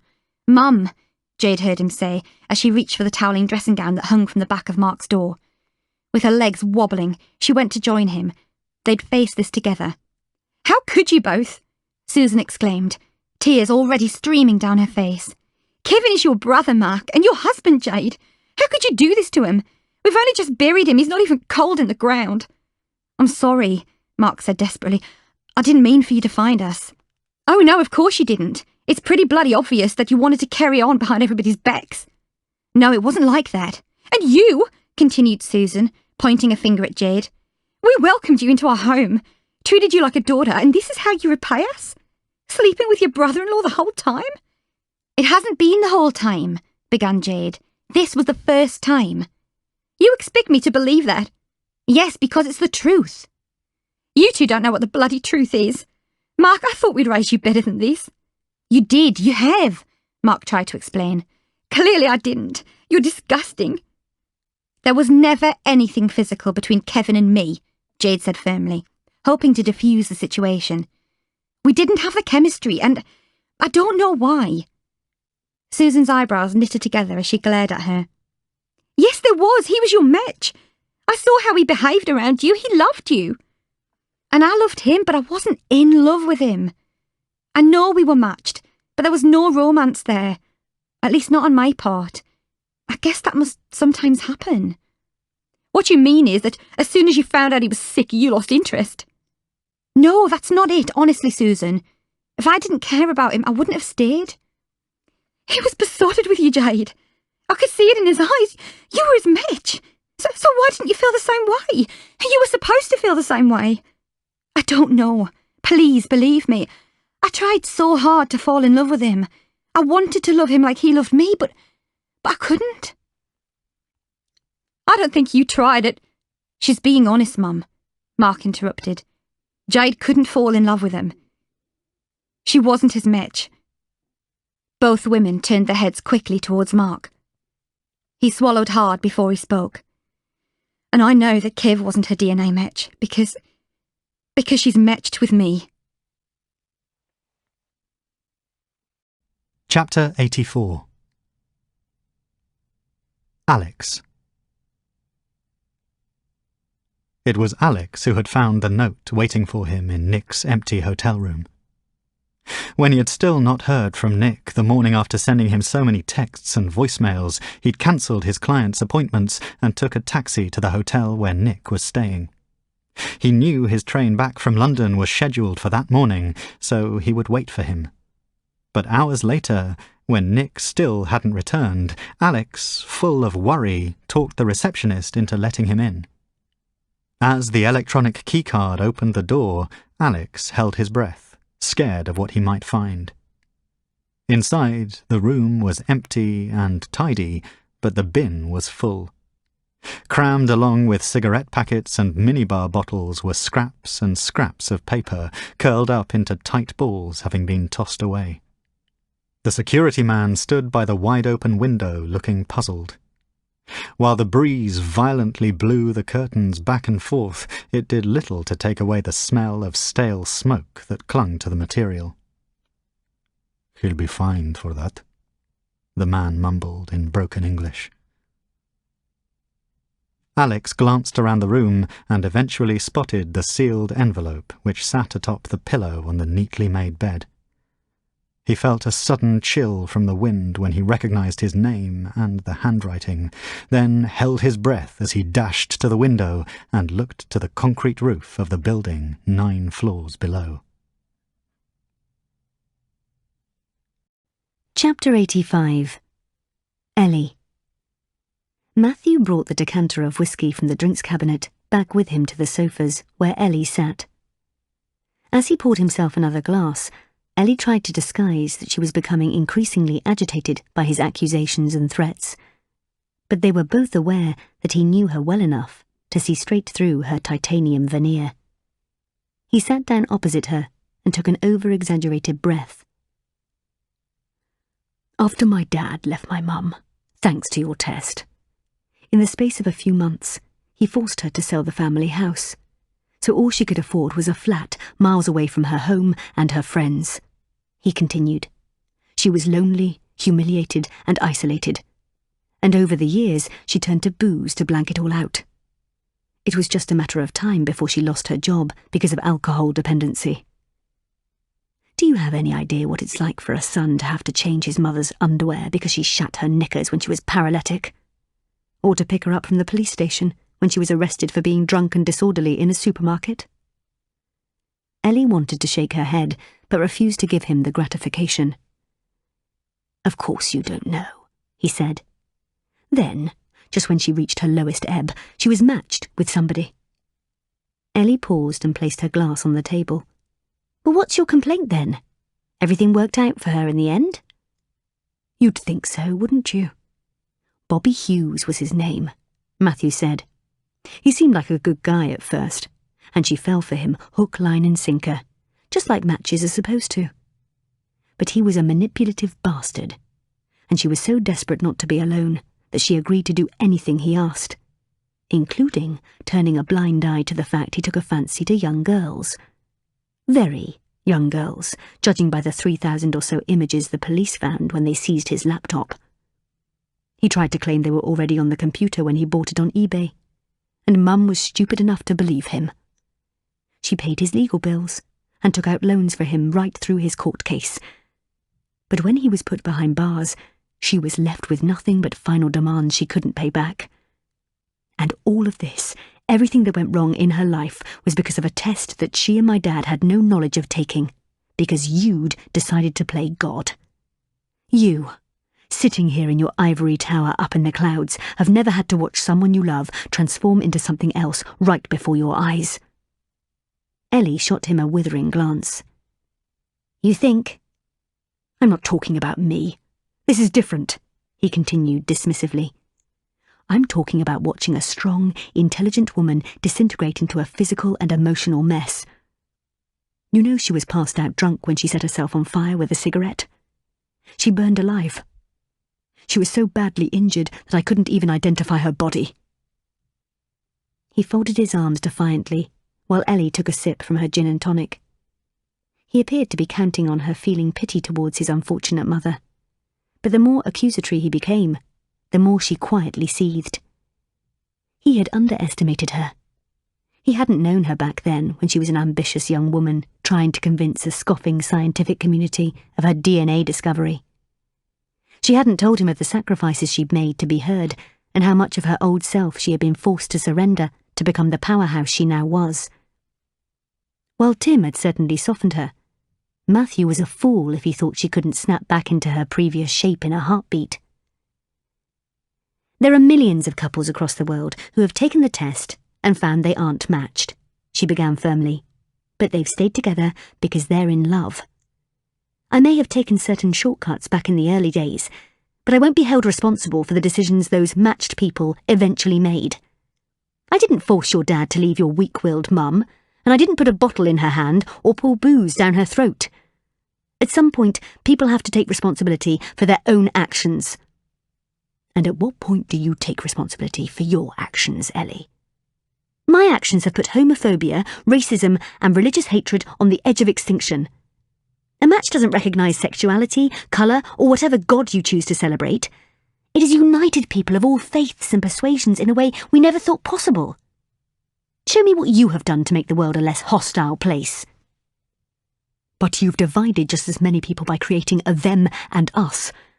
Those who are loved by design, and the rest who've been made to feel like their relationships are less worthy. Do you not see a parallel between what you've done and what Hitler did to the Jews? The Nazis eroded them, one by one, until they were a ravaged minority, treated like vermin. Is that your aim for unmatched people? To gradually break them?" Ellie laughed. "You're more deluded than I thought. Matches are better off financially than the unmatched. Matched couples get bigger tax breaks, better life insurance deals. They're more productive at work because they're happier at home, so they're offered better jobs. For the unmatched, suicide rates are higher, as are divorces and depression, both of which actually fell last year as more and more people are finding happiness with those for whom they were designed. Domestic violence against both men and women has also dropped. Only because people are too scared to report those kind of crimes against their physically and mentally abusive match. They don't want to risk a better relationship with a non-match. Immigration and emigration are no longer such contentious issues," Ellie continued, getting into the swing of her arguments. She was going to take this Matthew down. "People are fast-tracked through red tape, and are allowed to travel worldwide and settle with their matches in other countries. And that's damaged almost a fifth of businesses across the globe who have lost key members of staff because they've relocated to another city or country. You can throw as many figures at me as you want, Matthew, but you cannot deny one thing. Match Your DNA exists, whether you like it or not. He gave her a knowing look. I don't deny it, but I predict it's not going to be around for very much longer. That's not your decision to make. That judgment belongs to the people, he continued, and the people always prevail. What are you talking about? He stood up and stretched his arms behind him. Another drink? Ellie shook her head. She watched as he helped himself to a third whiskey, unable to recognise the man before her as the one she had loved. Everything about Matthew was different from Tim, from his arrogance to his mannerisms and even the way he sat. She wondered how hard it must have been to maintain the facade in her presence for so long. Even now that you know what kind of person I am, you're still in love with me, aren't you? Matthew said, the ice cubes cracking as whiskey oozed over them. Ellie didn't respond. I thought so. It's not so much fun having someone play God with your life, is it? Don't kid yourself. You're not playing God. You're being just as manipulative as the man who conned your gullible mother. Only I'm not pathetic like her, and I'm not going to let this little blip shape the rest of my life. I'm always going to love you because it's in my DNA too, but I'm never going to like you. And after today, we will never see each other again. With all the contempt you have for me, you still have faith we're a match, don't you? He said scornfully. Yes, of course we are, and Christ knows I wish we weren't. You see, that's the funny thing, Els. Because we aren't matched, and we never have been. Ellie narrowed her eyes. What do you mean? You're a woman of science, yet you were so desperate to be coupled that not for a single moment did you doubt your results. I was not desperate to be coupled. I had a perfectly happy life before you. You were, and still are, an ice-cold corporate whore who dated a series of wealthy idiots. You made up excuses not to see your family, and all you had to keep you company was your work. With me you had everything, which is ironic because, in reality, I am nothing to you. Of the 1.7 billion people who've been tested, there hasn't been one reported mismatch. Until now.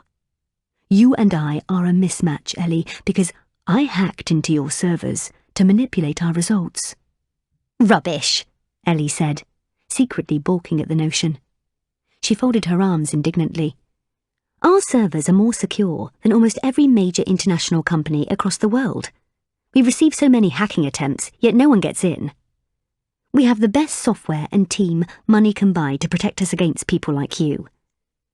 You're right about some of that, but what your system didn't take into account was your own vanity. Do you remember receiving an email some time ago with the subject Businesswoman of the Year Award? You couldn't help but open it. Ellie vaguely remembered reading the email as it had been sent to her private account, which only a few people had knowledge of. Attached to it was a link you clicked on, and that opened to nothing, didn't it? Matthew continued. Well, it wasn't nothing to me, because your click released a tiny, undetectable piece of tailor-made malware that allowed me to remotely access your network and work my way around your files. Everything you had access to, I had access to. Then I simply replicated my strand of DNA to mirror image yours, sat back, and waited for you to get in touch. That's why I came for a job interview, to learn a little more about the programming and systems you use. Please thank your head of personnel for leaving me alone in the room for a few moments with her laptop, while she searched for a working camera to take my headshot. That was a huge help in accessing your network. Oh, and tell her to frisk interviewees for lens deflectors next time. They're pocket-sized gadgets that render digital cameras useless. Ellie wanted the ground to open up and swallow her whole. She felt her cheeks glow red, a combination of regret for allowing him into her life without question, and fury for trusting him. You fell in love with me through your own free will, Matthew continued. You so desperately wanted it that you talked yourself into it. You can't blame your DNA for getting you into this mess. You can only blame yourself. Ellie took a moment to regulate her shallow breaths. There are several reasons I did this, Matthew continued, sinking deeper into his sofa.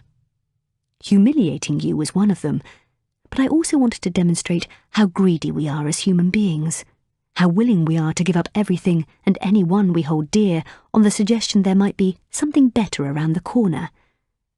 What you felt for me wasn't a DNA match. We weren't designed for each other. We weren't written in the stars. It was mind over matter that made you fall in love, not science. It was a good old-fashioned boy-meets-girl relationship, nothing more and nothing less. And once I tell everyone how I fooled the woman who discovered matches, you'll be a laughingstock and your credibility ruined. Ellie gripped the arms of the sofa as her temper got the better of her. So what? Go ahead. Go public with it. Be my guest. I'll survive it. In the end, plenty of others have found a true happiness they never thought possible because of me. Oh, Els, still so naive. Have you not learned anything from this? She glared at him, not knowing what he was talking about. You're not the only one to have the rug pulled from under your feet. Millions of your subscribers are about to have their lives turned upside down too. What do you mean? She asked hesitantly. Did you think I'd simply mismatch you and me? Of course not. I rewrote your whole coding so that, over the space of the last 18 months, at least 2 million people on your database were matched with the wrong person. Ellie swallowed hard, and her heart beat so fast she thought it might break her chest bone. My mismatches are so completely random, even I don't know who's been affected, he continued. Anyone signed up and matched in that time period, which by your company's growth rate is around 25 million people, could be one of my mismatches. Because of me, your business has just become completely worthless. Nobody will know if their match is for real or if they've just talked themselves into it. I told you I was going to destroy you, and I never make promises that I can't keep. Chapter 86. Mandy. It was the pounding in her forehead that eventually woke Mandy from her unconscious state. With her eyes still closed, she reached her right hand slowly towards her face and felt the egg-shaped lump. It was tender to the touch. She could feel a line of stitches holding it together. Slowly, she attempted to open her eyes, but her eyelids felt as if they'd been glued. She tried to move her left hand, but it was too heavy, and she was too weak. She went to grasp it with the other, and realised it was encased in plaster that stretched towards the middle of her forearm. As she gradually came round, Mandy couldn't fathom out where she was, or why the smell reminded her of bleach and mouthwash. She guessed she must be in a bathroom, until she turned her head and squinted through the window. As her eyes focused, she recognised the built-up landscape outside. She had been here before. She recognised that view. Both times she'd lost her children, she'd been here. She was in a hospital. Suddenly, a rising sense of panic engulfed her. She moved her hands under the sheets to her pronounced belly. It was much flatter than before. "No, please not again," she prayed helplessly. "Is somebody there?" she croaked, her throat bone dry, but she was alone in the room. Mandy tried to pull herself up in the bed and lie back against the metal frame, but a sharp, shooting pain wrapped its way around her stomach. She grimaced, and her hand flailed against the side of the bed, looking for the button she knew should be there. She jabbed at it hard. It took a few moments before a nurse with a ponytail appeared at her door. "Ah, you're awake. How are you feeling?" She spoke in a foreign accent and made her way to Mandy's side. "My baby," Mandy mumbled and tried to clamber out of the bed. "Where's my baby?" "Let me get the doctor," the nurse said, and left the room. Mandy's body trembled involuntarily as she took in her surroundings. The nagging pain in her forehead, compounded with the pain in her stomach and wrist, made her nauseous. She only just managed to lean towards the edge of the bed before she vomited on the floor. The doctor arrived. I need to see my baby, she mumbled. No, no, no, you must stay where you are, Mrs. Taylor, he replied, as the nurse helped to clean her up. Mandy was too panicked to even notice he'd called her Mrs. Taylor. Your little boy is safe and well. Little boy? She asked. Pat's prediction had been correct. Yes, he continued, glancing at a chart which he'd pulled from a hook at the base of her bed. You gave birth prematurely to a boy 5 days ago. 4 pounds 4 ounces. He's safe and healthy and just down the corridor. What happened to me? We were told that you fell down a flight of stairs. You sustained a head injury and a fractured wrist, along with a minor swelling to the brain, which put your body into shock. You've been kept sedated for the last few days, and your baby was born by caesarean section as a precautionary measure. Now, you need to take it very, very easy for the next few days. You'll be of no use to him if you try to rush these things. When can I see him? I'll ask one of the nurses to bring him to you in the next few minutes. Thank you. Mandy leaned her head back against the pillow, and she sighed with relief. She could just about remember tumbling down the stairs during her confrontation with Pat and Chloe, but could recall little else.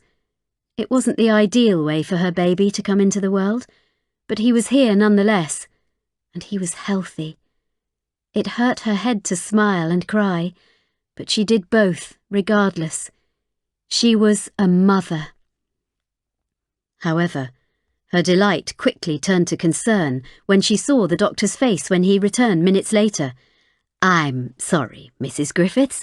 It appears your son is elsewhere in the hospital with your family at the moment.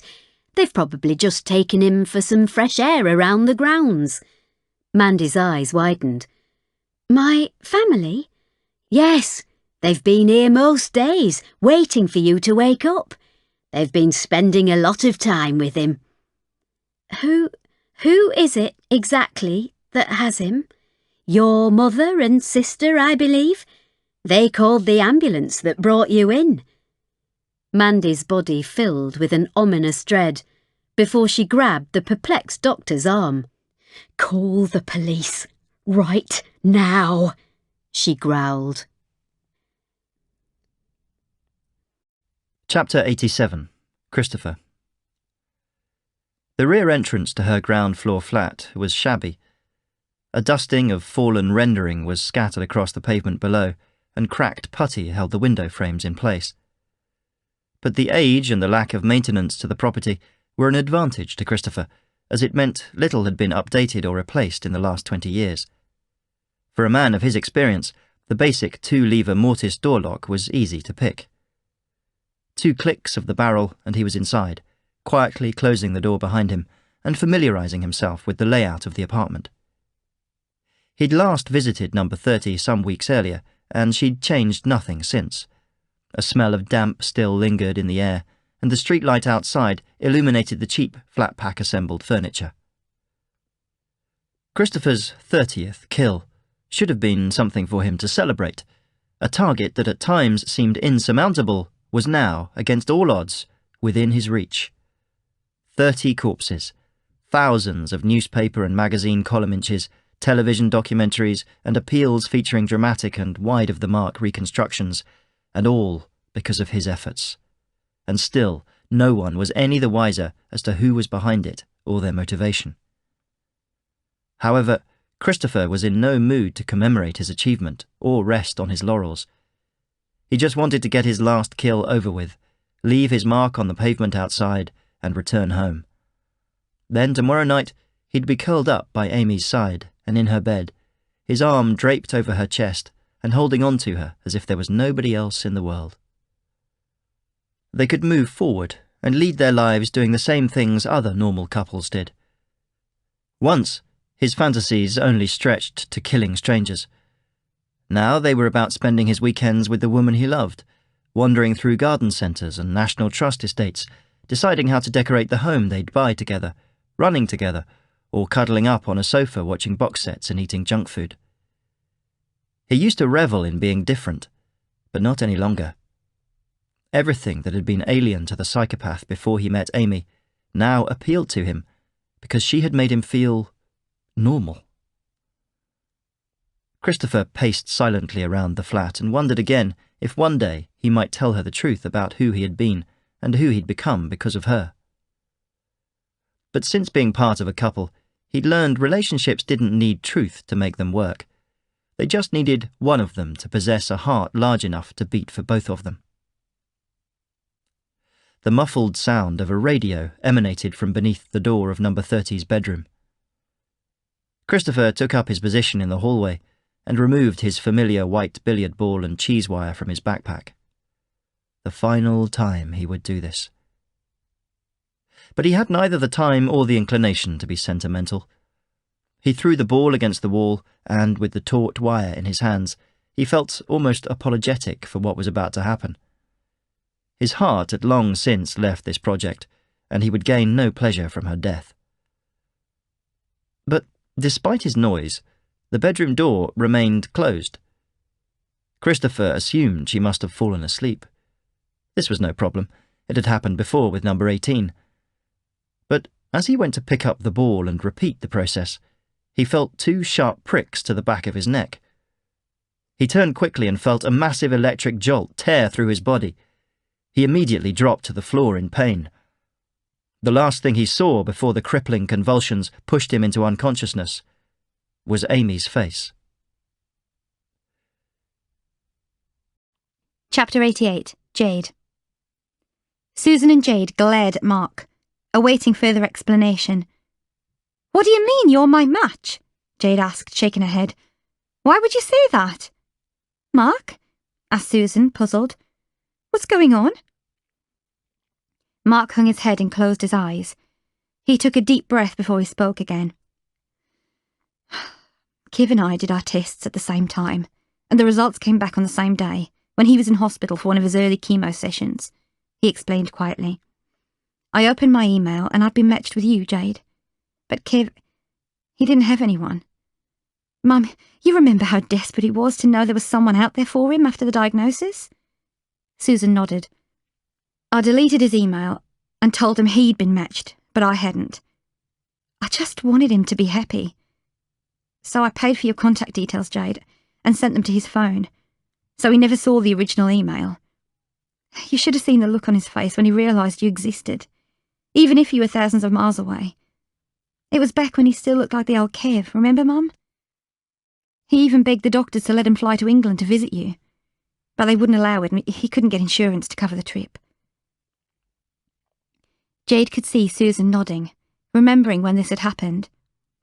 As the treatment got into full swing, it was so awful to watch him starting to lose his hair and weight and become a brother I barely recognised. But I knew what I'd done was worth it, when I'd see the old Kev reappear in his eyes, and watch him smile when he got your texts and your calls. Jade thought back to the day she'd first received confirmation of a match. The notification had come through during a lunch break at work, and she'd been so thrilled that she'd paid for her link's details without giving much attention to his name. Almost immediately, she'd received a text from Kevin introducing himself, and from the first conversation, she'd just assumed he was her match. She liked his warmth and enthusiasm and immediately warmed to him. It was a stark contrast to her feelings of failure for having a job she hated and living with her parents. "We just started talking and hit it off," Jade said quietly. "I didn't think to check it was the right name." Jade felt her mother-in-law's disappointment dissipate, but for her anger only grew. "I'm so sorry, Jade," Mark said, "but believe me, I know how hard it's been for you over the last few weeks. From the moment I opened the front door to you, I felt those explosions they talk about, and I hate that I've hurt the one girl in the world that I love. You have no idea how much you've hurt me," Jade replied solemnly, and dug her fingernails into the palm of her hands to hold back her rising temper. "I do know, honestly. Hearing Kev talk to you on the phone every night, and watching him in the lounge grinning as each of your messages came through, knowing it should have been me reading them and not him, it was hell. I'd wonder what you were saying to each other, and what you felt about him, and I couldn't say a damn thing. But I never expected you to actually turn up at the house. And then when you did, it was both my worst nightmare and the best thing at the same time. Suddenly here you were, The one I was supposed to be with on my doorstep, staying under my roof. But it was my brother you were here to see, and he was head over heels in love with you. Jade could feel her eyes pooling, and she blinked the tears back, trying to keep a handle on her emotions.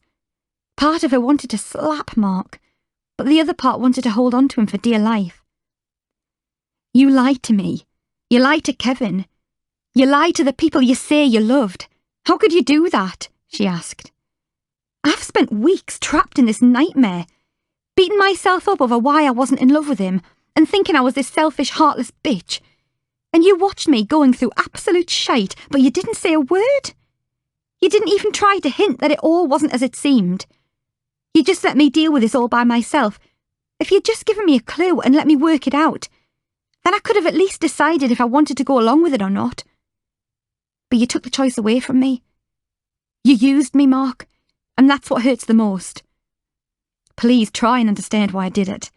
I do, and that's the only thing stopping me from punching you right now. I get it. You had to put Kevin first. But it takes me a long time to trust someone, and no matter what me body feels for you, I don't think me head or me heart will ever trust you again. Please don't say that, Mark begged. Just give us a chance. I'm sorry, I really don't think I can. Jade hurried out of the lounge and back to the guest house, slamming her bedroom door shut behind her, along with all the feelings she'd ever held for her match. Chapter 89. Nick. After another night of fitful sleep permeated by dreams of Alex, Nick left the spare room and made his way into the kitchen to make himself a cup of coffee. Sally was already sitting at the breakfast bar, pushing a partially eaten chocolate croissant around on a plate. The hem of her t-shirt was no longer able to cover her pregnant belly. "Morning," he mumbled, and made his way to the coffee machine. "Hi." She winced and shuffled from buttock to buttock. "Can't you get comfortable?" he asked. "No," she replied. "It's been like this all night. The baby's either been pressing on my bladder or kicking me." "Has your headache lifted?" "Not really, no. There's nothing I can take for it but the occasional aspirin, and they're doing little to help." "Is it worth mentioning to the midwife this afternoon?" "Probably not. She'll only tell me it's high blood pressure or chronic hypertension again and that I've got to chill. You try relaxing when there's a jackhammer going through your head." "Can I get you anything?" "A herbal tea would be nice. One of those lemon and jasmine ones in the cupboard." Nick put the kettle on the stove and they sat quietly, both staring ahead at nothing in particular while they waited for it to whistle. 5 months had passed since Nick had left Alex, the letter saying he was choosing Sally and the baby. It was long and heartfelt, and he hoped that he would understand the decision he'd made. He'd known how much it would hurt him, but he tried to tell himself that if Alex had been in an identical situation with his ex-girlfriend Mary, he'd have done the same thing. This hadn't done much to assuage his guilt. It had been the hardest thing Nick had ever had to do, much tougher than admitting to Sally he had fallen in love with a man. This unborn baby he had sacrificed everything for would grow up having no idea what its father had given up for it. Nick reluctantly moved back into their apartment, although now he spent his nights in the spare bedroom. He hoped that a clean break from Alex, rather than a painful, lingering one, would be easier to handle, but he'd been fooling himself. Barely an hour passed without him dwelling on his lost love. A handful of days before Alex's departure, Nick had found himself on Alex's doorstep, apologizing. Alex had given him a frosty reception, berating him for being such a coward, but he couldn't maintain his animosity for long, and they agreed to enjoy their last few days together. However, no matter where they went or what they did, their relationship was no longer the same. The intense feelings remained, but gone was the laughter, the spontaneity, and the fun, all being replaced with an eye on the clock as they watched and waited as it counted down to the day Alex would leave Nick's life. and when that day arrived, it was even worse than Nick could have ever imagined. He insisted on accompanying Alex to the airport, but at the last minute a distraught Alex changed his mind, begging to be allowed to go alone. Their goodbye consisted of a long, silent embrace until they could no longer ignore the taxi driver blowing his horn. Then, when the cab turned the corner out of sight, Nick sat on the steps outside Alex's apartment and sobbed. He only returned home when his eyes were so tender he couldn't cry any longer.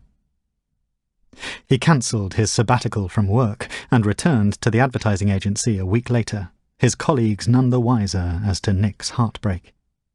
He threw himself into his work to busy his mind, and at weekends he and Sally would shop for baby-related necessities as if they were any other expectant couple. He accompanied her to LeMay's classes, stayed at home for health visitor appointments, and massaged her feet and ankles when they were swollen.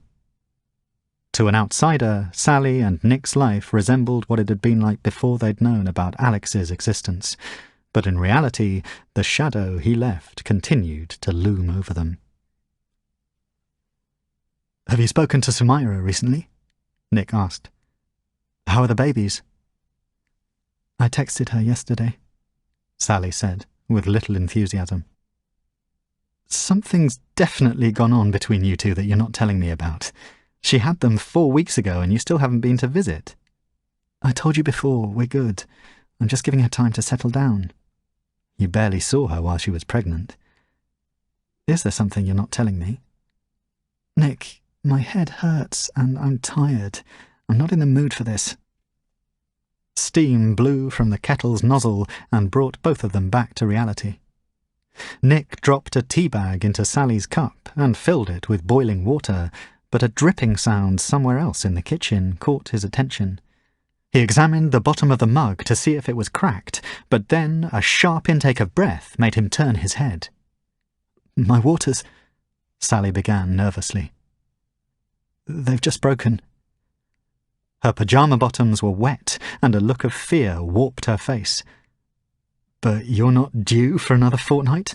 Nick replied. "Try telling the baby that." Chapter 90. Ellie. Ellie was suffocating. She felt as if someone was kneeling on her chest, restricting each breath and refusing to allow fresh air into her lungs. Each of her body's 10 pulse points vibrated like the woofers in a stereo speaker. But the only noise in her office was the echo of Matthew's confession. "Pull yourself together, Ellie," she told herself. "He's lying."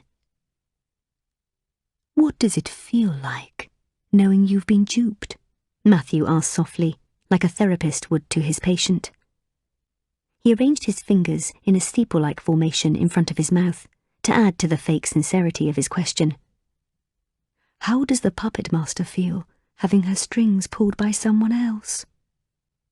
"I wouldn't know," Ellie replied, "because nobody pulls my strings. Everything you've said is bullshit." "How can you be so sure of that?" "My IT department will prove it." She reached for her phone, but there was no signal. She grabbed the telephone on the table, but could hear no dial tone.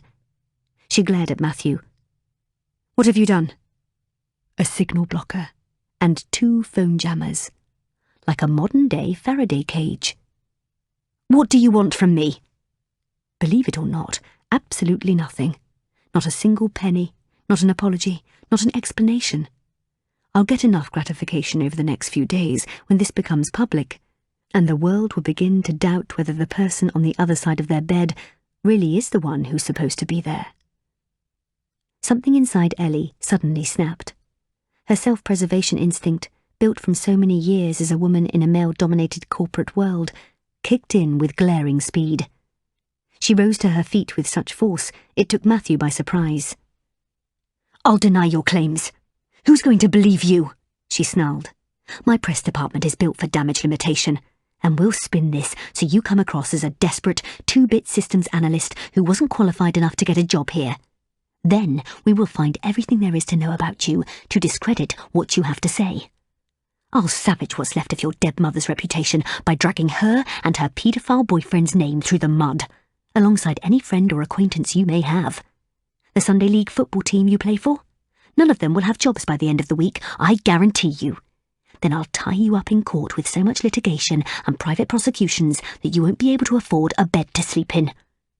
By the time you have left this building, we'll have found whatever wormhole you claim to have discovered and seal it up so there will be no proof you ever broke into our system. I'm your fiancé, Matthew said confidently. That'll give me a lot more credibility, especially when I tell everyone that the woman who's amassed a personal fortune out of predetermined love is willing to hide the fact there are 2 million people out there who have been matched incorrectly. There will be an investigation at the very least. There is no way out of this for you, Els. They won't believe you. Ah, well, I hate to disappoint you, but I think they might. I have everything I've done saved on backup hard drives and memory sticks hidden across the city, all waiting to be sent to WikiLeaks, who'll expose the story. They love a whistleblower, especially when it's about corporate misconduct.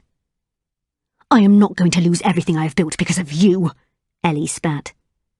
Matthew smirked as he rose to his feet, straightened his tie, and winked at Ellie. Let's see about that, shall we, Els? For the rest of your life, people will be queuing the length of the Thames to sue you for your flawed results and their failed relationships. Then, when everything you have cherished has been taken away from you, you'll know how my mother and countless others felt because of what you did.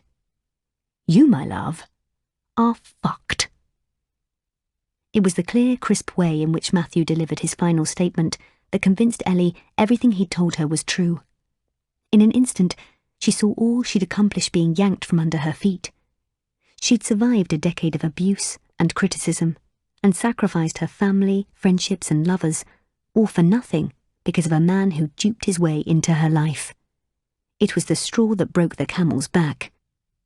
As Matthew made his way towards the door, he turned his head to look at Ellie one last time, but he couldn't have anticipated what Ellie was about to do. Without thinking, she picked up the lead crystal decanter from the table and hurled it at him. The weight of it collided with his temple and knocked him to his knees. Ellie's shadow loomed over Matthew, where he cowered helplessly on the floor. For the briefest of moments, she saw the Tim of old in his eyes, the man who had brought out a side to her that had lain dormant for so long. But allowing her warm, loving side to shine through her thick skin had made her vulnerable. All that she had forfeited for her discovery would not be for nothing, she vowed. She would not allow the feeble creature before her to take anything away. Matthew's eyes rolled as he struggled to focus, then he glared at her in disbelief, clutching the side of his head. He watched, helpless and disorientated, as she coolly and calmly picked up the decanter and swung it for a second time with great force, hitting him squarely in the same part of his head. She could almost feel his skull split as the decanter shattered, spraying fragments of bone, glass and whiskey across the floor. Ellie stood motionless as she watched Matthew's body convulse and his blood seep into the rug. His eyes opened wide, and her mismatch was suddenly erased. Chapter 91. Mandy. Mandy stood rigidly at the foot of the drive of the home where she'd lived with Pat for 5 months. The door's unlocked. You can go in, urged Lorraine, her police liaison officer. Just take your time. Mandy hesitated and glanced over her shoulder to check her sister Paula was still in the police car they'd both arrived in. Paula had offered to go inside with her for support, but Mandy was too embarrassed to show her the home of the family she had chosen above her own.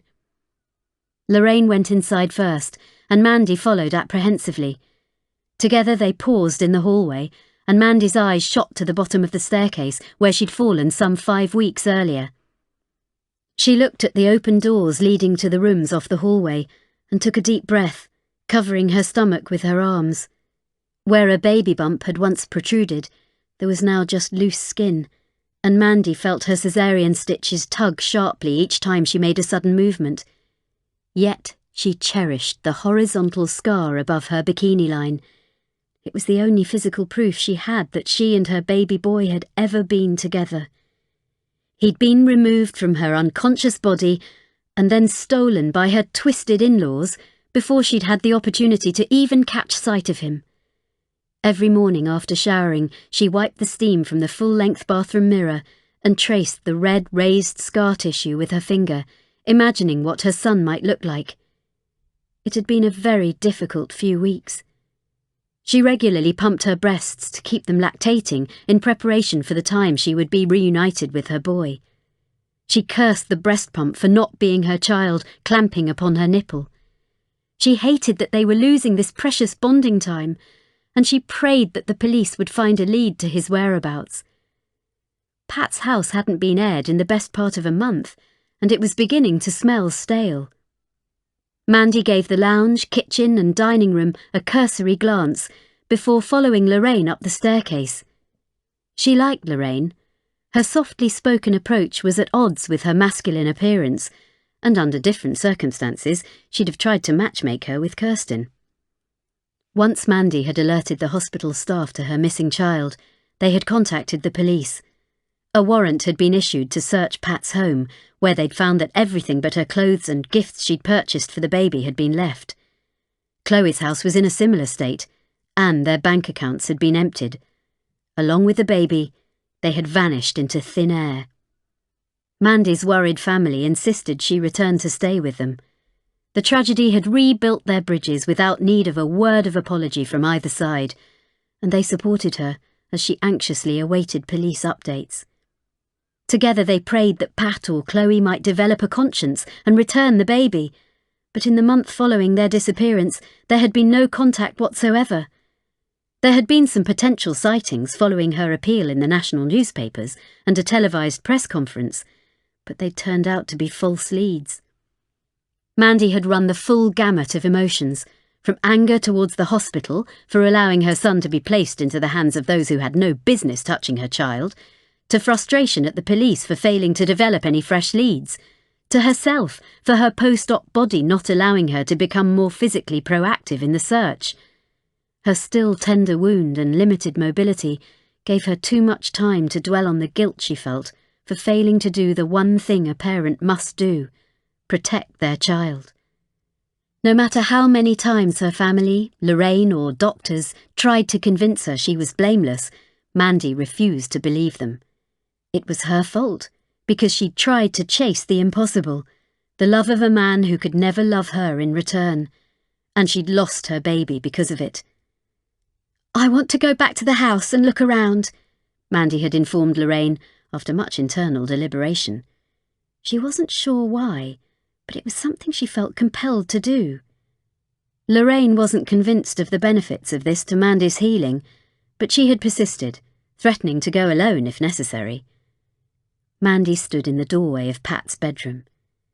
It wasn't very different to how it had always been, with the exception of the empty drawers and clothes rails inside her open wardrobe.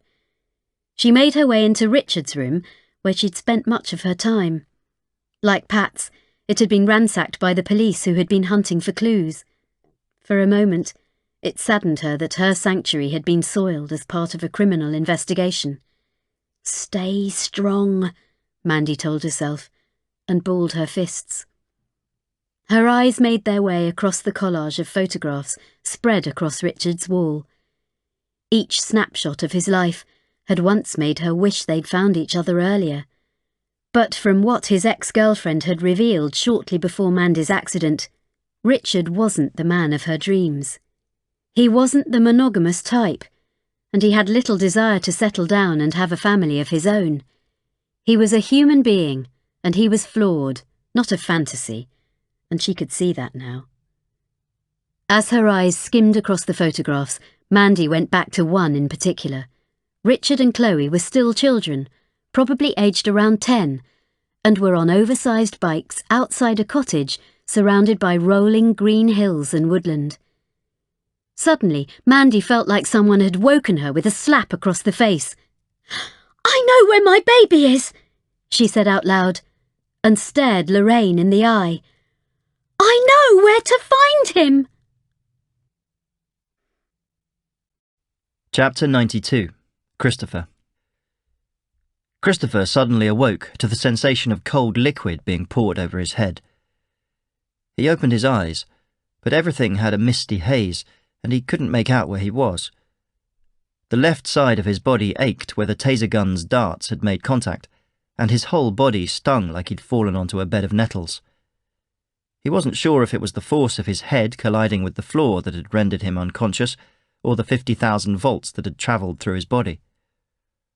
As he came to, he was engulfed by a wave of nausea, and retched several times before spewing bile down the front of his jumper. He turned his head and spat a foul-tasting mouthful to his side. Blurry images flashed from a television attached to the wall, with what sounded like newsreaders recapping the day's headlines. His eyes finally focused and rested on the familiar figure standing before him, and he recalled what had happened moments before he blacked out. Amy had put a stop to the death of number 30, and a halt to his project. Amy had been here, which meant that she knew everything. He looked down towards his wrists and saw 2 tightly bound ropes securing them to the chair's arms. He was still in number 30's kitchen. A pair of handcuffs tightly pinched his ankles. It was then that he noticed that Amy was still there. He stared at her trainers, wrapped in blue plastic bags, moments away from him, then lifted his gaze to her dark jeans and black sweatshirt, then to her face, the balaclava pulled back to her hairline. It looked like a sweatband, and in any other situation he would have thought she was preparing to go out for a run. He couldn't read her expression, but it wasn't difficult to assume it was not favourable. His pulse quickened. "Where's number 30? He asked. "Is that what you do? Give them numbers?" "They have names, you know. They are people." "They were people," Christopher corrected, and gave a long, sigh-strewn pause. "Where is she?" A look he recognised as shame briefly passed across Amy's face. "She's in the bedroom. When she answered the door, I pushed my way in, overpowered her and tied her up. Then I locked her in her room and turned her stereo up so she wouldn't hear us." The corners of Christopher's mouth rose slightly before suppressing what would have, under ordinary circumstances, formulated a smile. "Don't look at me like that. I'm not proud of scaring that poor girl to death. This is something that will stay with her for the rest of her life, and thanks to you, I'm to blame for it." "But you did it all the same. We could have made a good team." "It's better to put her through this than do nothing and have you kill her." Christopher shrugged. "If I thought you were capable of feeling anything, I'd say that it's disappointment you're trying to hide." "I can feel. I feel things for you." Amy let out a forced laugh. "No, you don't. You played the part. I'll give you credit for that, and you played it well, but I was always just a pawn in your sick little game." "Is that what you really think?" "What am I supposed to think? My boyfriend is a fucking serial killer. How could you, Chris? How could you?" "You are so much more than a pawn." "If that were true, then why didn't you make an excuse to leave as soon as I told you I was a police officer? Why didn't you just let me go about my life if you cared that much? I was just an extra challenge for you, to see if you could get away with doing this while dating someone in the police." She was fighting to hold back tears. "That might have been the case at first, but then things changed." "How was this ever going to end? Or wasn't it? Were you just going to keep killing?" "The girl in the other room. She was the last, or at least she was supposed to be." Amy laughed. "How coincidental." "No, really, 30. That was my target." She paused. "Why?" "To begin with, it was a challenge I set myself. But as much as I enjoyed it at first, it ended up becoming laborious." Amy shook her head and raised her eyes to the ceiling, as if she were silently asking God if she'd heard him correctly. "Killing women. Murdering innocent people. That was laborious to you. Working in a factory production line, washing cars for a living, sweeping the streets, those are laborious jobs. Not taking 29 people's lives, Chris. When did you put everything together? He asked, genuinely curious. 6 days ago.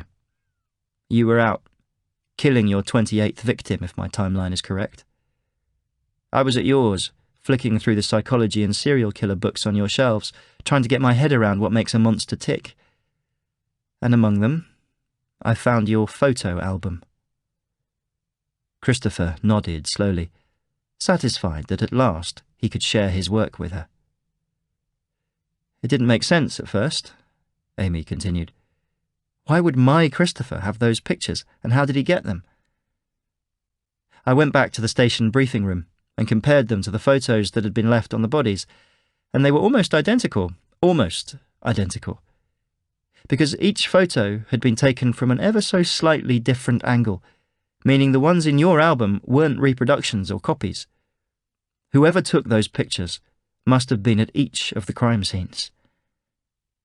But it was the waitress's nose ring you kept that removed the last shred of doubt. Christopher made no attempt to defend himself.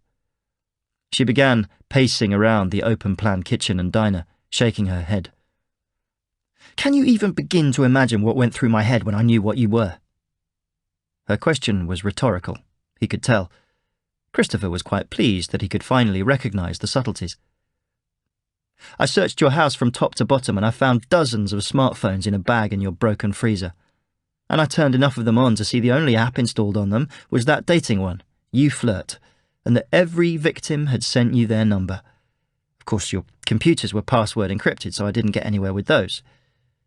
She added the last sentence almost as an afterthought. No, you wouldn't have, Christopher replied conceitedly. Look at yourself, Chris, Amy replied sharply. You're in no position to be smug. And you're not as clever as you think. You left a piece of your DNA at a murder scene. He shook his head. That's not possible. I was always careful, I'm sure of that. Number 27. Dominica Bosco. Amy arched her eyebrows. So you do know their names? Only hers. Why, because you killed her baby too? Christopher glared at Amy, and for the first time during their confrontation, she recognized regret in his eye. There was one tiny piece of DNA the forensics team found on the child, she continued. At some point, when you went back to the scene of the crime, you stood over her and cried. They found teardrops on his head and chest. I got your DNA results from the swab you sent to match your DNA, and I paid a private lab for some fast-track work to compare the tears on the baby to your results. They were 99.97% identical. I have to know, what was it about them that upset you? You did, he whispered, picturing the child's lifeless body. Me?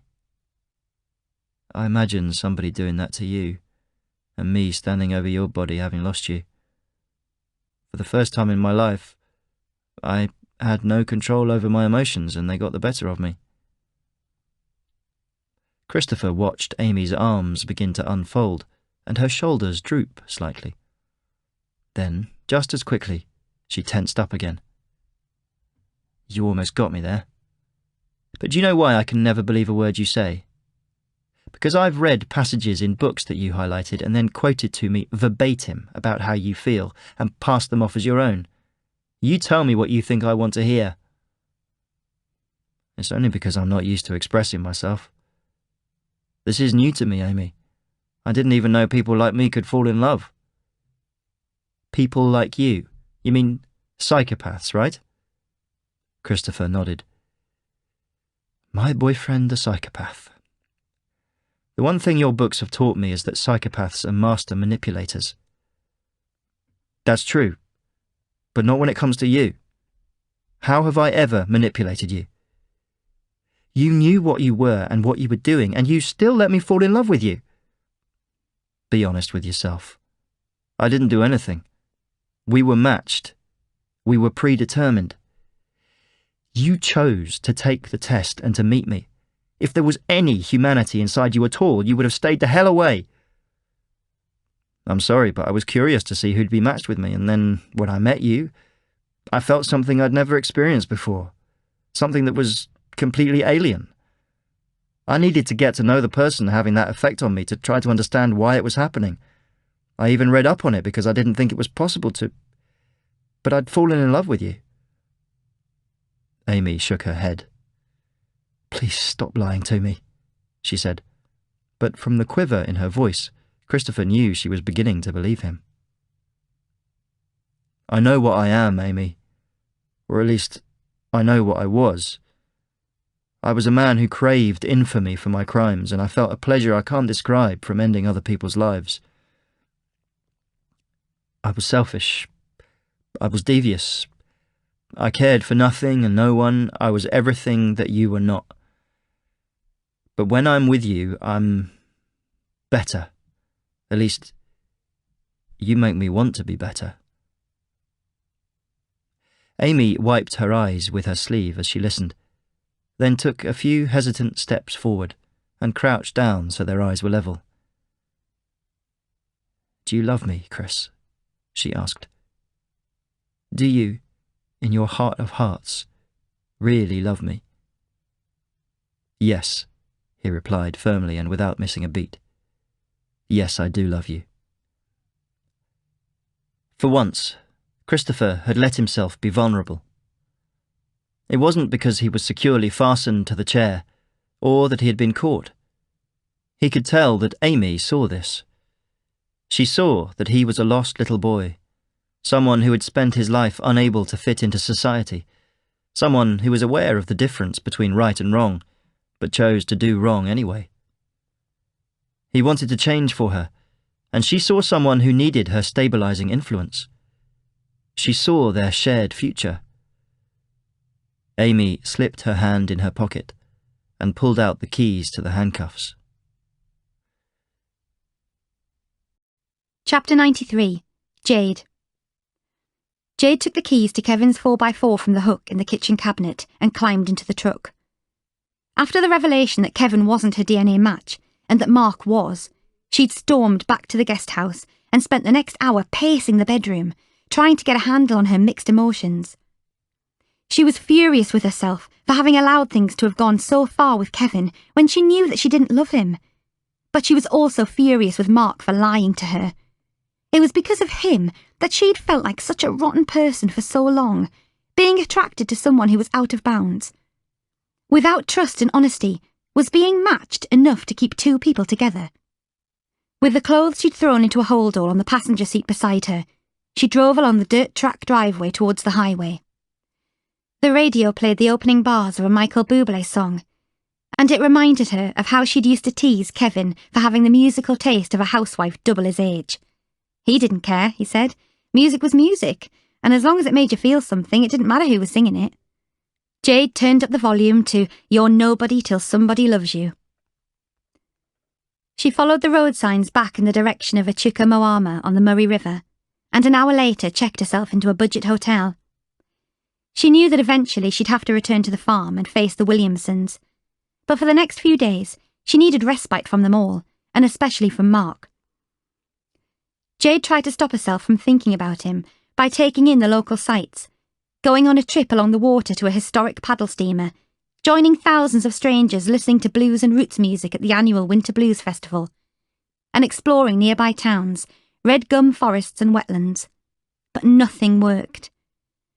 Her anger towards Mark remained ever potent, despite the fact that she knew his actions had come from a selfless place. After a fourth fitful night of sleep, she awoke early to the sound of bird calls. She climbed into Kevin's truck and from memory drove to where he'd taken her to watch her first Australian sunrise the day after she'd arrived on the farm. She hoped the calmness of the arrival of a new day might help slow her brain from racing at 100 miles an hour. She sat on the vehicle's front bumper, watching the sun begin its ascent into the sky, when a noise on the gravel disturbed her. She turned her head. It was Susan. I hoped you might be here, she began. Do you mind if I join you? Her tone was much softer, and less confrontational than it had been a few days earlier. I've been back here every morning since you ran out, just in case you came. I used to bring Mark and Kevin up here when they were boys. Kev liked to see as far into the distance as he could. He wanted to travel the world one day. I remember him saying, Jade murmured, he wanted us to do it together. She closed her eyes and tried to recall Kevin's voice. It had only been a few weeks since his passing, and already she was beginning to forget how it sounded. Despite everything she felt for Mark, she still missed her daily conversations with his brother. Susan stretched her arm out and wrapped it around Jade's shoulders. So you married my son, even though you didn't love him? Jade nodded. Why? Because I knew how happy it would make him. I was very fond of him, and I wanted his last days to be happy. You wanted the same thing for him as Mark did. And Kevin's last days were happy, and for that I'll always be grateful. The both of you placed his needs above your own, I see that now. Please don't hate Mark for it. I don't hate him, Susan, but that's not to say I haven't spent the last few days pissed off beyond belief. I'm usually pretty sure of myself. Normally it's one strike and you're out. But Mark has my head all over the place, and I don't know what to think or how to feel. The only thing I know is that after everything that's happened since I got here, I need some space and to get away from your family. I don't mean that to sound as nasty as it does. No, it doesn't sound nasty at all, love. And I'm not going to pretend I know what it's like for you. But please, just take some advice from an old un. Don't let the chance to be happy pass you by. I had to let go of my anger at the disease that was killing my son, as the only person that hate was hurting was me. Now you've got to let your anger towards Mark go. I'm sure that's what Kevin would have wanted. If you've got the opportunity to love someone as much as they love you, then grab it with both hands and hold on to it for dear life. Chapter 94. Nick. Nick didn't understand why Sally was so averse to accepting pain relief to make her labour a little more bearable. For the best part of a month, she'd complained of crippling headaches that had made her feel sick, but she'd been unable to take anything stronger than paracetamol. Now she was being offered a cocktail of drugs, but she refused to accept any. Nick knew, in her position, he'd have taken enough to knock out a hippo, especially after the 20th hour passed. Watching Sally's body contort in pain, he wondered as she was trying to prove a point. Nick had been hurt mentally by sacrificing his match for her and the baby. Was she voluntarily going through such physical discomfort to prove she could hurt too? He shook his head and decided he was being foolish. Nobody would put themselves through that just to make a point. "That's it, Sally," said the midwife confidently. "Keep pushing when I tell you, and don't worry, you're doing great." "I can't," yelled Sally, and looked at Nick with such desperation in her eyes he felt bad for being responsible for so much of her pain. He regained his composure, held her hand firmly, and rubbed her shoulder. Nick realized that no matter what had happened in the past, or what had been taken away from him, at that moment the only two people in the world that mattered were in that room with him. He made a silent vow to make the best of their relationship for the sake of Sally and the tiny person about to make its way into the world to join their unconventional unit. "You can do this, babe," he said softly. "I'm here. I'm not going anywhere again." "But what if—" "There's no what if," Nick interrupted. "I'm in this with you for the long haul. I promise." During a break in her contractions, the midwife suggested Nick took a break. It had been 20 hours. He needed something to eat. Sally was the one doing all the work, yet supporting her had left him shattered, and he desperately craved something sweet. A £2 coin bought him a Snickers bar and a full-fat Coke in the hope that the sugar rush might perk him up. Then, with nobody else in the corridor to catch him, he took a few sneaky drags from the e-cigarette he had tucked inside his pocket while they had been waiting for the taxi to take them to the hospital. For a moment, Nick allowed thoughts of Alex to creep into his head, and he wondered how he might be coping back home in New Zealand. They had both agreed to block each other on Facebook so neither could see the other getting on with their life, but that didn't stop him wondering if Alex had started dating again, and if so, who the lucky person was, and whether they were male or female. He couldn't imagine what it might be like to be with someone new after losing the person you were designed to be with. How could any potential relationship stand a hope in hell when you knew you've loved somebody else with every inch of your being? He threw his empty can and sweet wrapper into a bin, but as he made his way back to the ward, he heard a loud alarm and beeping sounds coming from the direction of Sally's room. He quickened his pace until he spotted her midwife and 2 nurses pushing Sally and her bed out of her room into the corridor and towards a sign which read theatre. "Sal?" Nick yelled, but she didn't respond. She lay motionless, with her eyes closed. "What's happening?" "There have been some complications, Nick," the midwife explained calmly as a porter took her place. "Sally has fallen unconscious and is not responding to our attempts to revive her." The colour drained from Nick's face and his legs threatened to buckle. "And the baby?" "Our first priority is Sally, but an obstetrician is on her way now to perform an emergency caesarean while we work on Sally. There's a team in theatre ready." "Can I go with her?" "I'm afraid you can't. Let me take you to the waiting room, and as soon as I get any news, I'll come and find you." "She's been having headaches for weeks."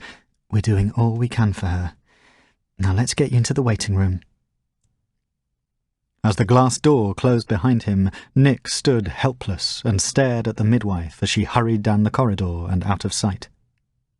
He was too numb to take in his surroundings, but stood in the empty room bolt upright and motionless, his brain whirring 10 to the dozen as he tried to make sense of what was happening. He'd already lost Alex. Losing both Sally and their child was unthinkable. Without them, he would have nothing. He would be nothing.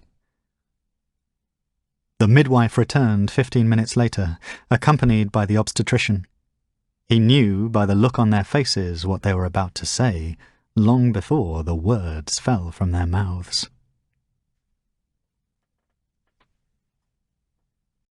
Chapter 95. Ellie. Ellie stood over Matthew's lifeless body, frozen in a moment that would change everything. Her hand began to tremble as she covered her mouth with it, suddenly struck by the enormity of her actions, and petrified she might let out an involuntary scream. She glanced around the office, unsure of which way to turn, as the shaking spread to her legs. She was scared that if she dared sit down to steady herself, she might never get back up again. She wanted to escape her office, jump into her car, and drive home to the safety of Derbyshire and her family, leaving Matthew hundreds of miles away. That would have been possible, had she not just deliberately killed him. Ellie took several deep breaths and tried to focus her mind on her now limited options. Andre would help her, she reckoned. She felt for the panic alarm and pressed down hard.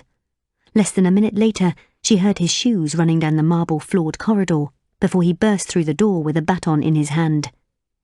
He stared at her now, and then at Matthew's body on the floor, his head now framed by a halo of blood.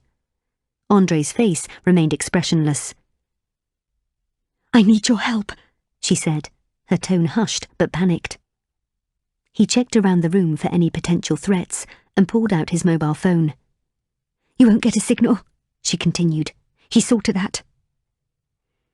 "Change into clean clothes, and then we are leaving," Andre said gruffly, gesturing to the spots of blood splattered across her dress.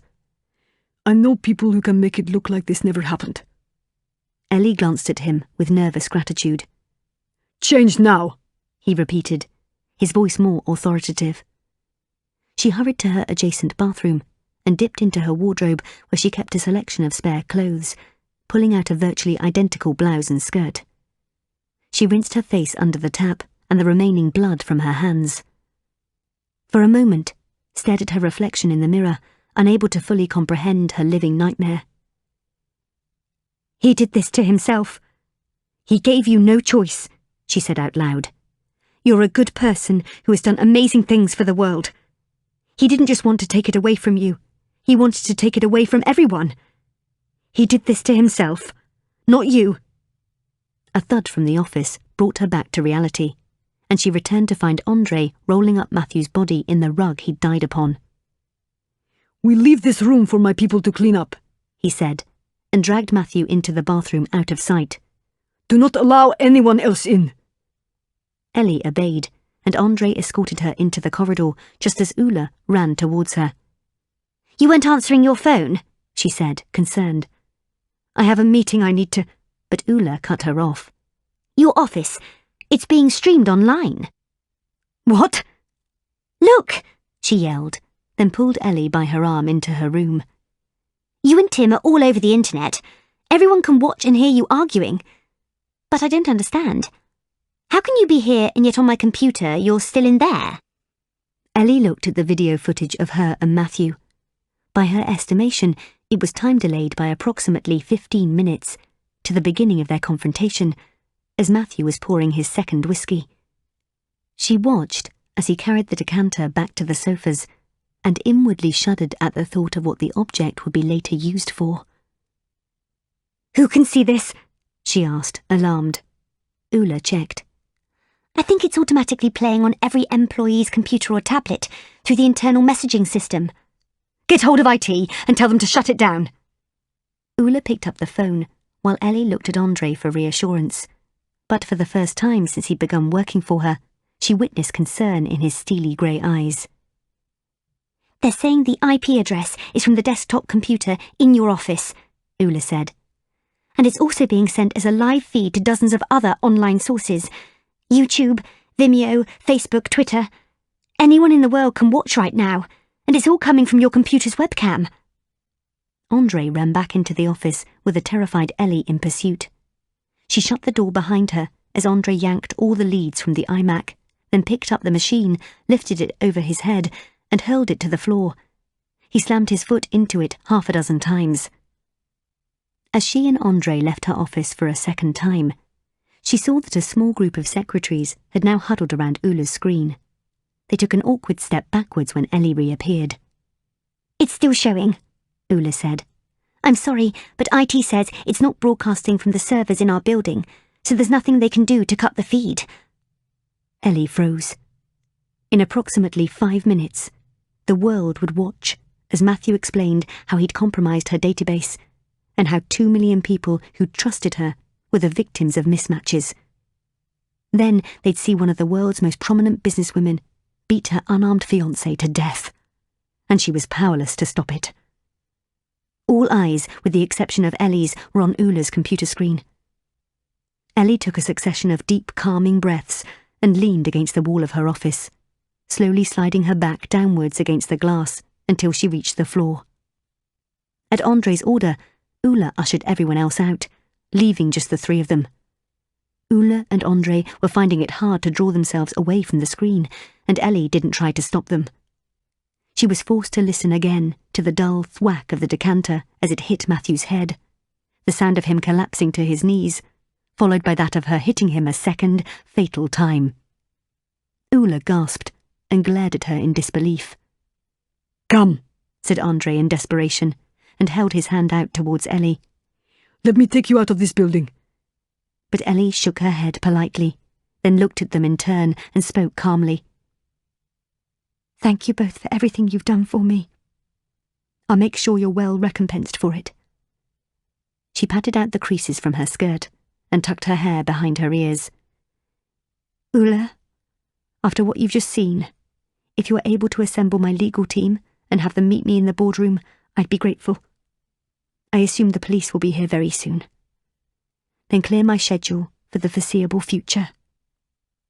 Ellie paused and looked up at the Match Your DNA logo etched into the smoked glass of her office wall. She pictured the inert figure of Matthew on the other side, wrapped in a rug on the bathroom floor. She'd been happier with him than she had ever thought imaginable, but only now she understood it wasn't because their DNA had dictated it, but because she'd opened herself up to the concept of love. She picked herself up from the floor and began to walk in the direction of her office, closing the door behind her. She poured herself a gin and tonic and took a seat behind her desk. From down the corridor, she heard the first of many pairs of feet making their way out of the lift and towards the office. She took her iPad and swiped the screen to take one last look at the extensive list of tasks she'd always begrudged, yet needed to complete before her working day was over. But it was blank. Ulla had already erased it. Chapter 96. Mandy. Stay in the car until I know what's happening. Promise me you won't move from here. It wasn't a question. It was an order. Lorraine, Mandy's police liaison officer, was firm in her demand and didn't wait for a reply before jumping from the driver's seat and hurrying towards the front door of the cottage. 2 other police cars and a van were already on the scene, parked on the cobbled road next to 2 ambulances. Mandy hunched forwards in the rear of the car, barely breathing, and craned her neck to see past the headrests to gain a clearer view of what was happening in the house. It was a frenzy of activity, with uniformed police officers coming and going, speaking into walkie-talkies and mobile phones. Eventually, a frustrated Mandy couldn't wait any longer, so she clasped her fingers around the doorframe and pulled herself out. The journey from Essex to the Lake District had taken 5 hours, and on occasion, the vehicle's motion, combined with the stress, had made her so uncomfortable that Lorraine had been forced to pull onto the hard shoulder so Mandy could vomit onto the grass verge. Her head was spinning with adrenaline, and nothing was going to prevent her from being reunited with her child, if he was indeed being kept there. The picture of the family's Lake District cottage had jolted her memory, and she'd remembered Pat mentioning how much Richard had loved it there. Detectives had quickly discovered the title deeds to the home buried away in Pat's files, and an immediate operation had been launched, beginning with officers inside an unmarked police car scoping out the property. When they confirmed a woman matching Chloe's description had entered the home, the rescue plan had begun in earnest. Where is he? Shouted a panic-stricken Mandy as she made her way towards the front door from which Lorraine was exiting. Mandy, I need you to stay calm, she said, and took hold of her arms. Chloe has already been arrested and was taken away earlier. Your son is with Pat. However, she's barricaded herself in the bathroom. What's she doing in there? He's safe as far as we can ascertain, but Pat wants to talk to you before she unlocks the door. I don't have anything to say to that woman. I just want my baby back. It goes without saying that we want a positive outcome from this, so let's give it a try. I'll be by your side, so please don't worry. Mandy wiped her eyes with the back of her hand and was led inside the small thatched cottage, up a narrow carpeted stairway and towards a panelled wooden door. Dusty framed photographs of Richard and his family hung from the walls, partially hidden by the 6 police officers crowding the corridor. One held a black metal battering ram, ready to break down the door if necessary. Relax, take deep breaths, and talk to Pat in the same way you used to before all this happened, Lorraine began. Nice and calm, okay? Don't get involved in an argument or lose your temper with her.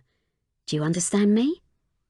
Mandy nodded, unsure how she was going to keep a lid on her emotions when she'd spent so much of the last month waiting for this moment to tell her baby's paternal grandmother what she thought of her. Pat, I have someone here who wants to talk to you, Lorraine said, and nodded at Mandy. Mandy paused and took a few breaths before she spoke. Hello, Pat. It's Mandy. She could hear movement, a shuffling sound in the bathroom, and for the very first time, she also heard her son make a noise, like a delicate whimper. She closed her eyes and wanted to cry. Suddenly her son was real, and all that separated them was a few feet of wood and plaster. It was all she could do to stop herself from tearing down the door with her bare hands. Is my baby safe, Pat? Can you just tell me that he's safe? He's fine, Pat's voice inside replied. She sounded exhausted, Mandy thought. Pat, I need to see my son. I know you do. I just need a little bit longer with him. You've had long enough, Pat. I haven't seen him at all yet. He looks like his daddy, don't you, little man? You have the same eyes and the same colouring. I can't wait to meet him. Mandy looked towards Lorraine for confirmation that she was saying the right things, and Lorraine nodded encouragingly. Why did you take him, Pat? Why did you run away with him? We've all been so worried. I'm sorry, but we had no choice. You weren't going to let us see him. She was right, Mandy thought. Once she'd learnt how Pat and Chloe had lied to her about Richard's death, she wanted to get herself and her baby as far away from them as possible. Of course I would, she lied. You're his grandma. Why would I keep him from you? I don't think I believe you, darling. But we had to see if it worked. Pat's voice trailed away. What worked? Both the bathroom and the hallway fell silent. Pat, what do you mean? To see if what worked? We didn't want to replace Richard, like you think we did. Then why did you take my baby? I don't understand. Chloe read somewhere that the children of matched couples can be powerful enough to bring a parent out of a coma. He was our last hope. Mandy looked at Lorraine to see if what Pat was saying was true. Lorraine shrugged. But Richard's not in a coma. He's in a permanent vegetative state. They're two very different things. I know, but don't you see? We had to try. We took Richard's son to the nursing home and we sat with them both for hours. But nothing happened. He didn't move. My boy just didn't move. Mandy thought she heard gentle sobs coming from behind the door. So, why didn't you bring him back to me then? I don't know, she whispered. I don't know. We need to rest now. I'm sorry. Mandy felt herself growing more and more anxious. Can I have him back now, please, Pat? There was no response. She repeated herself. Pat, she said again, raising her voice. I just need to sleep, Pat replied quietly, her voice barely audible.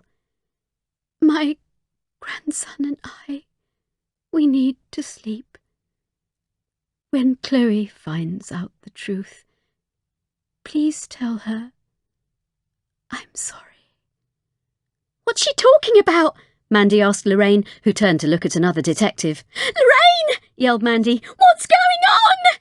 Mandy felt someone pull her backwards by the shoulders, and the police officer with the battering ram slammed it against the door handle, breaking the lock. As 3 officers charged into the bathroom, Mandy rushed in after them to locate her son. Slumped on the floor, against the side of the bath, were the motionless bodies of grandmother and grandson, both with closed eyes and skin as white as snow. Chapter 97. Christopher. Amy knelt before Christopher as he sat restrained in a chair inside the home of what should have been his final kill. In her tightly clenched palm, Amy held the key that could unlock the handcuffs keeping his ankles bound tightly together. For a moment, the connection they shared was so powerful it was like Christopher could read Amy's mind.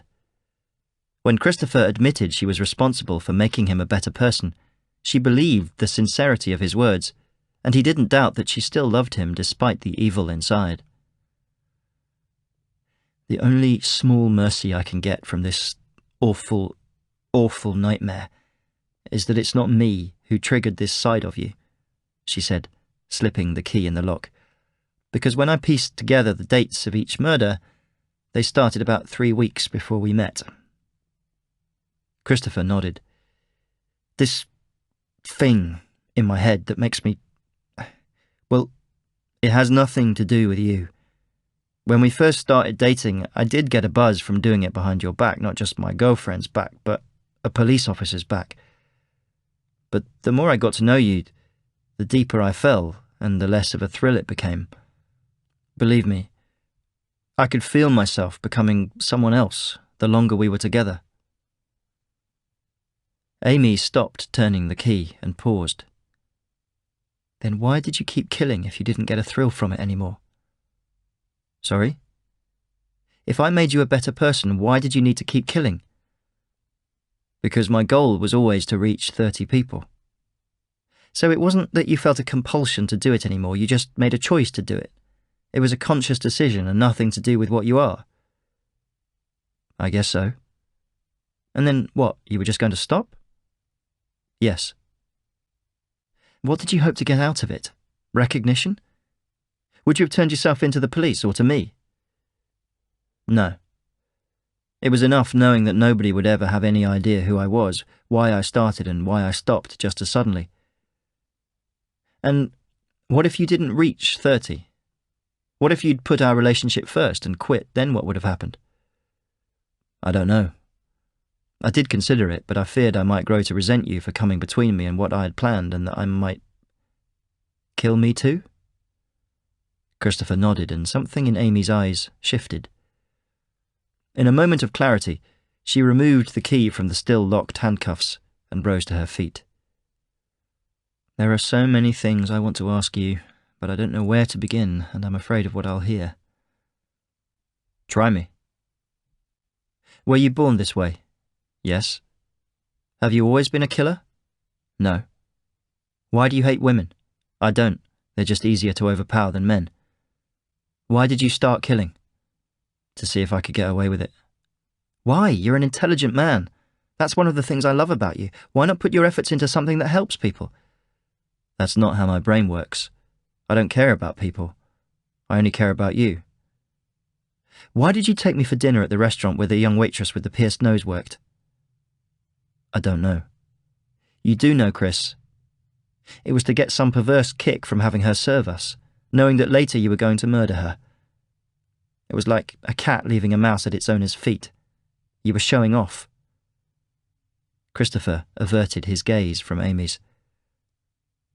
What does the symbol you leave spray-painted on the pavements outside your victims' houses mean?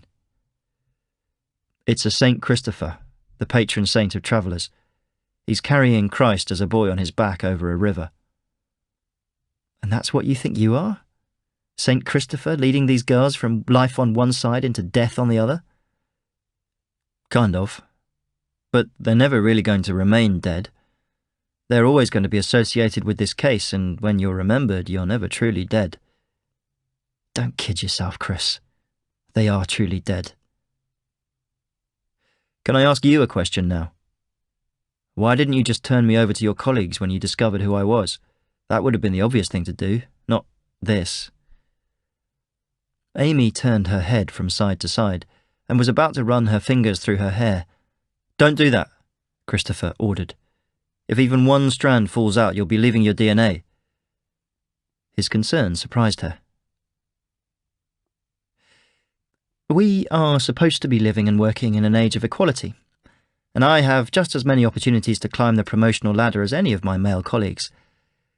But if I told them what I know about you, then to my friends, my family, to strangers in the street, in books that'll be written about you and television dramas that'll feature the two of us, I'll always be the policewoman whose boyfriend was one of the country's worst serial killers, the detective whose match murdered 29 women right under her very nose.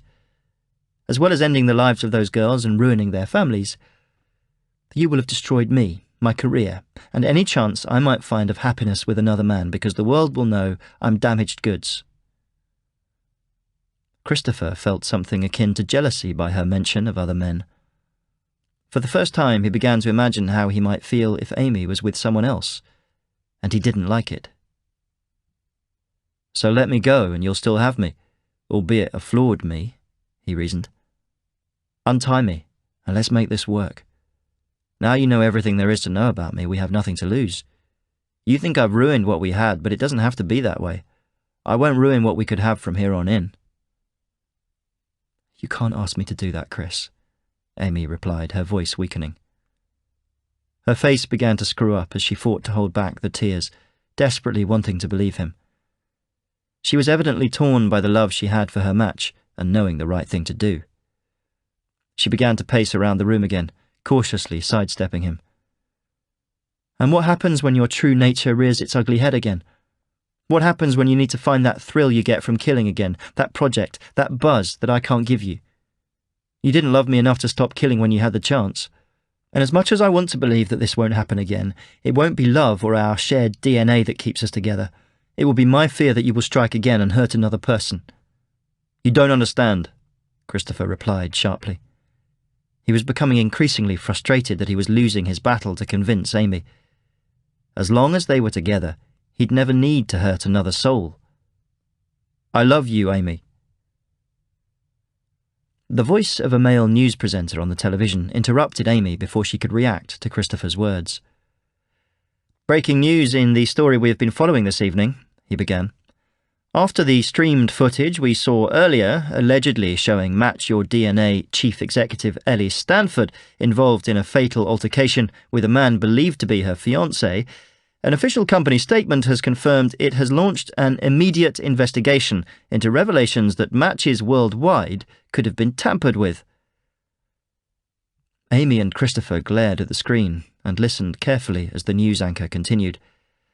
Up to 2 million matches are thought to be affected in one of the highest-profile data breaches of the last decade, throwing into question the relationships of all couples that have met in the last 18 months. Christopher turned to Amy, his brow knitted as he tried to process the news. Although he wasn't good at reading people, he knew what the expression on Amy's face meant. Amy, he pleaded, his voice trembling as she stepped out of his eyeline. This doesn't change anything. We know that we are meant to be. But before he could continue, he felt the cheese wire he had used on 29 separate occasions wrap around his neck and tighten. He rocked his body back and forth and then sideways in an attempt to free himself, but Amy refused to let go of her grip. He knew she was strong, but she must have been using every muscle in her arms and torso to the point of bursting as she held firm, trying to restrain him. As the wire began to penetrate his skin, he suddenly stopped fighting and allowed a feeling of calm to take over his body and mind. He snapped his head backwards and stared Amy in the eyes, watching as the tears fell from her chin onto him and merged into his own, until, eventually, everything became black. Chapter 98. Jade. Jade spent much of her final day on the farm preparing for her trek around Australia's east coast. By the time she returned from the store, having picked up food supplies, Susan had washed, dried and ironed all of her clothes and left them neatly pressed by a suitcase. Dan had taken the keys to Kevin's truck and made sure the tyres were full of air, that a spare wheel was in the boot, and that the oil, water, coolant and brake fluid were all topped up. He loaded the vehicle with 7 2-litre bottles of water just in case of an emergency, and gave Jade a spare phone charger in case she needed it. He made a promise to email them photos she'd take en route. Before leaving, Jade took time out to visit Kevin's grave, and sat before the temporary wooden cross that had been erected while they waited for a headstone to be fitted. If she closed her eyes and became mindful of her surroundings, she could feel Kevin in the breeze, and when she took a deep breath she could smell him in the flowers. He was in the trees, and a part of every sunrise she'd ever wake up early to see. He'd always remain inside her, no matter where her journey took her. She scrolled back through her phone, reliving the hundreds of conversations they'd had over the 6 months she'd known him before she came here. DNA match or no DNA match, she missed him terribly. There was no one else in the world who'd known her better than Kevin had. Jade made her way back to the farmhouse where Susan and Dan were placing Tupperware boxes crammed full with sandwiches and salads in the rear passenger footwells. "Are you all set?" Susan asked. "Pretty much." "I've put a road map in the back with your route plotted out, just in case technology lets you down," said Dan. "Thank you," Jade said, and leaned in to hug him. "No, thank you for everything," said Susan. "I know it's not been easy, especially the last few weeks, but I'm glad we're still friends. Now promise me one more thing, will you?" "Of course. What is it?" "Promise me you'll look after my boy." "Mum, I'll be fine." Mark smiled and kissed her on the cheek before throwing his rucksack across the back seat. "I promise," Jade said. "Neither of us are leaving this family anytime soon."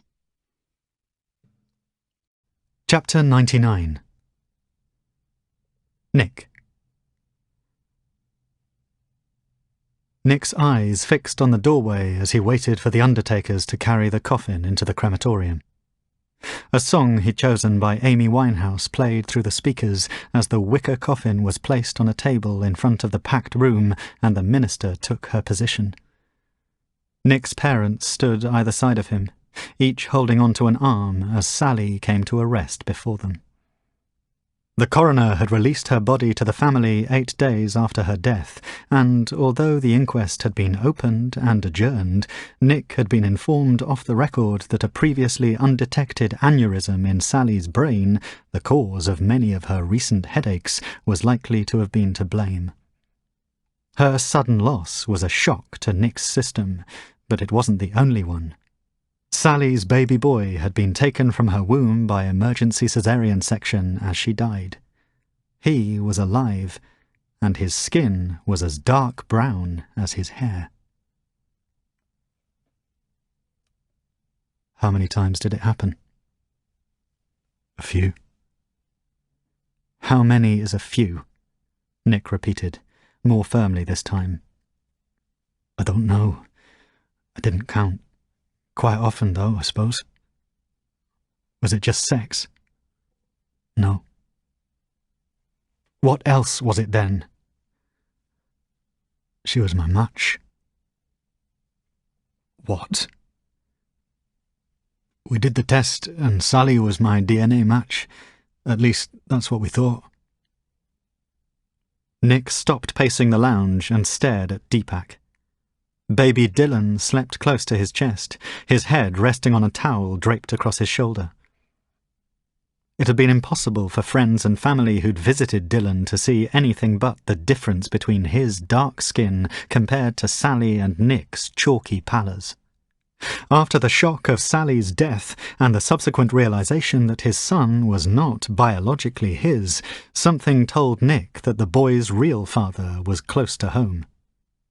Shortly after, Sumaira and Deepak, recent parents themselves, arrived at the flat to offer their condolences and meet Dylan for the first time. The panicked look on Deepak's face was enough to tell him what he had feared was true. They said little and didn't stay for long. Nick later noted their absences at Sally's funeral. Now Deepak perched stiffly on Nick's sofa, his eyes bloodshot and underscored by dark bags. So, all those months ago, the night it all kicked off between Sally and me, I was right when I said you and Sumaira weren't matched. Deepak nodded. We did the test after we got married, but Sumaira was too ashamed to admit it to anyone. You know how some people can look down on couples that aren't matched. But what makes you think Sally was your match? Sumaira and I took the test a couple of years ago and found out we weren't matched. My email came and it was her, Sally. It turned out she worked with Sumaira. Coincidence, huh? I wanted to meet her, so eventually I made Sumaira arrange that night we all went out for Chinese. Nick nodded slowly. That was the evening we had to leave early because Sal wasn't feeling well. Yeah. Deepak laughed, but tears were still in his eyes. We all had a lot to drink that night, didn't we? I had a lot of beers, but I felt it. You know what I mean? It was as if all these light bulbs had been turned on at the same time in my head. Nick did know what he meant. He tried not to think of that first day he met Alex. She'd felt the same thing as you, hadn't she? Yes. So you started sleeping together? No, not for a long time after that. We became friends on Facebook first, then we started instant messaging and met for the occasional lunchtime coffee or dinner, but that wasn't enough, so gradually it escalated. Nick knew how hypocritical it was for him to feel animosity towards Sally for her lies, when his and Alex's relationship had followed almost the exact same pattern, but still he found Deepak's words hard to swallow. She was going to leave you, Deepak added hesitantly. And I was planning on leaving Sumaira. We'd spent too long going behind your backs, and we wanted to be together out in the open. Then Sumaira got pregnant with the twins, and I came to my senses. I knew I couldn't just walk out on my wife, so I ended it with Sally. I don't think Sally was too happy, but I was certain that I wanted to stay with Sumaira, and I told her that. That's when she booked those tickets to Bruges, to try and reconnect with you. Nick had known there was something off about Sally's sudden desire to go away together. Go on, he said to Deepak. When Sally thought she might be pregnant, she started panicking because she didn't know which one of us was the father. She was scared if she told you the truth, you wouldn't want to stick around and that you'd leave with Alex. She was so petrified of ending up a single mum. So she used me. I guess so. There was something that had been bugging Nick about Deepak's story. You chose Sumaira, and it sounds like Sally chose me. How the hell did you two deal with not being together? I know how powerful it feels when you meet your match. It had been 6 months now since he'd last seen Alex, and it was physically killing him not to be around him. I don't think we were actually matched, Deepak admitted reluctantly. I saw the news in the papers. I think we were one of those false matches. It's only when I look back on it that I realise after those initial few months of excitement, the spark gradually vanished and we became like every other couple cheating behind their partners' backs. And even thinking back to that night we first met and the explosions people talk about, I think we were just drunk and got carried away with it. I'm really sorry, mate. Deepak's apology was in earnest, but Nick couldn't bring himself to accept it. We both knew it, but because we thought we were matched, we thought we had to stick together. In the end, all we had was an affair.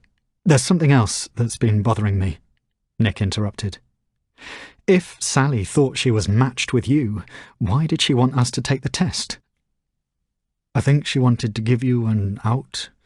Letting you go and be with your match meant she wouldn't have to break your heart and look like the bad guy when she left you. Instead, she'd be the victim in all of this. Then, when you found out you were matched with a bloke, it was just as much a shock for us as it was for you, and we never thought you'd want to meet him. She was surprised she managed to talk you into it. Well, I'm glad her plan to get rid of me went well for her, Nick said sarcastically. Don't be like that, mate. After all, it all turned out okay in the end, right? If by okay he meant a dead fiancé, a child that wasn't his, and his soulmate lost forever on the other side of the world, then yeah, he was great, Nick thought bitterly. The look on Deepak's face showed that he realised the stupidity of his words. He looked down at the floor. Nick was stunned by the lengths Sally had gone in her desperation. I had no idea how manipulative she was, he muttered. And what does Sumaira have to say about her husband fathering a child by her best friend? Your wife tends to have an opinion on most things. She's gutted. She hasn't kicked me out, but she doesn't want me to see Sally's baby. What about you? What kind of future do you want with him? The task of raising the baby had fallen to Nick, and he loved him to the end of the world, but he did sometimes wonder if it was better for Dylan to be with his real father. Deepak paused and looked away, But Nick held firm, desperately trying to disguise how concerned he was about the answer to come. He knew that many men would have discarded a child that wasn't biologically a part of them, but Nick had sacrificed too much already to give up on Dylan. The delicate little boy who slept so peacefully in his arms had lost his mother even before his birth, and Nick would not allow him to lose the man who had hoped to be his father. He felt an overwhelming amount of love for his son, as he had come to think of him. "I don't think the kid and I have any future together," Deepak eventually replied. "You don't think? Or you know for sure?" "I know for sure." "Do you feel anything for him at all?" "No. And I'm not ashamed to admit it either. I'm sitting here, looking at him, and I don't feel a thing. All I see is trouble and complications. I don't even have an urge to hold him or cuddle him like I do with my girls. Even if Sumaira hadn't rejected him, I still wouldn't want him." Nick was disgusted by this admission. "You and Sally were better suited than you think. You both only care about yourselves. If you want him to stay with you, I'll sign whatever papers you need me to sign to make it official." And with that, Deepak rose to his feet and walked towards the front door. "Nick," he said, without turning around, "I really am sorry for everything, and I hope you believe me." Nick didn't reply. When the door closed, he held his son tightly and planted a long, gentle kiss on his forehead. Chapter 100. Mandy. "We don't think it's the first time Pat's taken a child that wasn't hers," Lorraine said. "Neither Richard's nor Chloe's DNA results match each other's or hers. They're all unrelated. Could she have adopted them? We've checked European and American databases, and so far we can't confirm that. Now we're looking into cold cases of children reported missing around the time Richard and Chloe were born." Jesus. Mandy shook her head in disbelief, and her heart sank at the thought of what could have happened had she not identified the Lake District holiday cottage in Richard's photographs. She clutched her son a little closer to her chest, wondering how Richard and Chloe's biological parents must have felt not knowing what had happened to their babies. "What's going to happen to Chloe?" she asked Lorraine, who sat opposite her. It was the first time they'd met face to face since Mandy's baby had been rescued a week earlier. "She's been charged with kidnapping a child, but as she has no previous convictions, she's been released on bail pending further inquiries. We predict her defence will plead insanity, but don't worry, she has restrictions preventing her from going anywhere near you or your home. Pat is being held in a psychiatric unit following her overdose, but it's going to take some time before we find out the full story." Mandy found it difficult to erase the image of the moment she saw her child for the first time. He was wrapped in a towel, held loosely by Pat, who was unconscious and surrounded by empty blister packs of tablets. Everything else slipped into slow motion as Lorraine held Mandy back, her flailing arms reaching to grab her child. He was scooped up instead by a paramedic, whisked to the safety of the landing and placed upon the floor, his towel removed and his body checked for any signs of injury. It was only when it was confirmed there were none that Mandy was permitted to hold him for the very first time. She'd fallen to her knees when he was placed into her arms. She smelled his head and ran her fingers across his soft chest and held him close to her body so that he could feel her heartbeat against his skin. She didn't notice the paramedics rush to Pat's aid or watch as they turned her onto her side and shoved piping down her throat, forcing her to vomit. Every voice that spoke to Mandy was muffled, because all she could hear was the delicate sound of her baby breathing. "There's something else I should tell you that I'm not supposed to," continued Lorraine, something that was discovered in Pat's medical records. Apparently, she has a history of psychotic episodes that doctors who treated her believed stemmed from multiple miscarriages and at least 2 stillbirths. At some point, these episodes appear to have ceased, which match up to the time Richard and Chloe came into her life. Mandy couldn't help but feel sympathy towards Pat for the torment she must have suffered all those years ago. She knew how awful miscarriages could be and how they can ruin your life. It didn't exonerate her subsequent behaviour, but it went a little way to explaining it. Mandy embraced Lorraine before she left the private room in the care home, and she thanked her for all she had done. Then she picked up her son and made her way to see Richard. She took a moment to compose herself and then slowly opened the door to where Richard was lying in bed, where he'd been when she'd first greeted him 6 weeks earlier. "Hi, Richard," she began gently, and took a chair by his side. "I've brought somebody to see you. This is your son, Thomas. I named him after my dad, who died a few years ago. I hope you don't mind.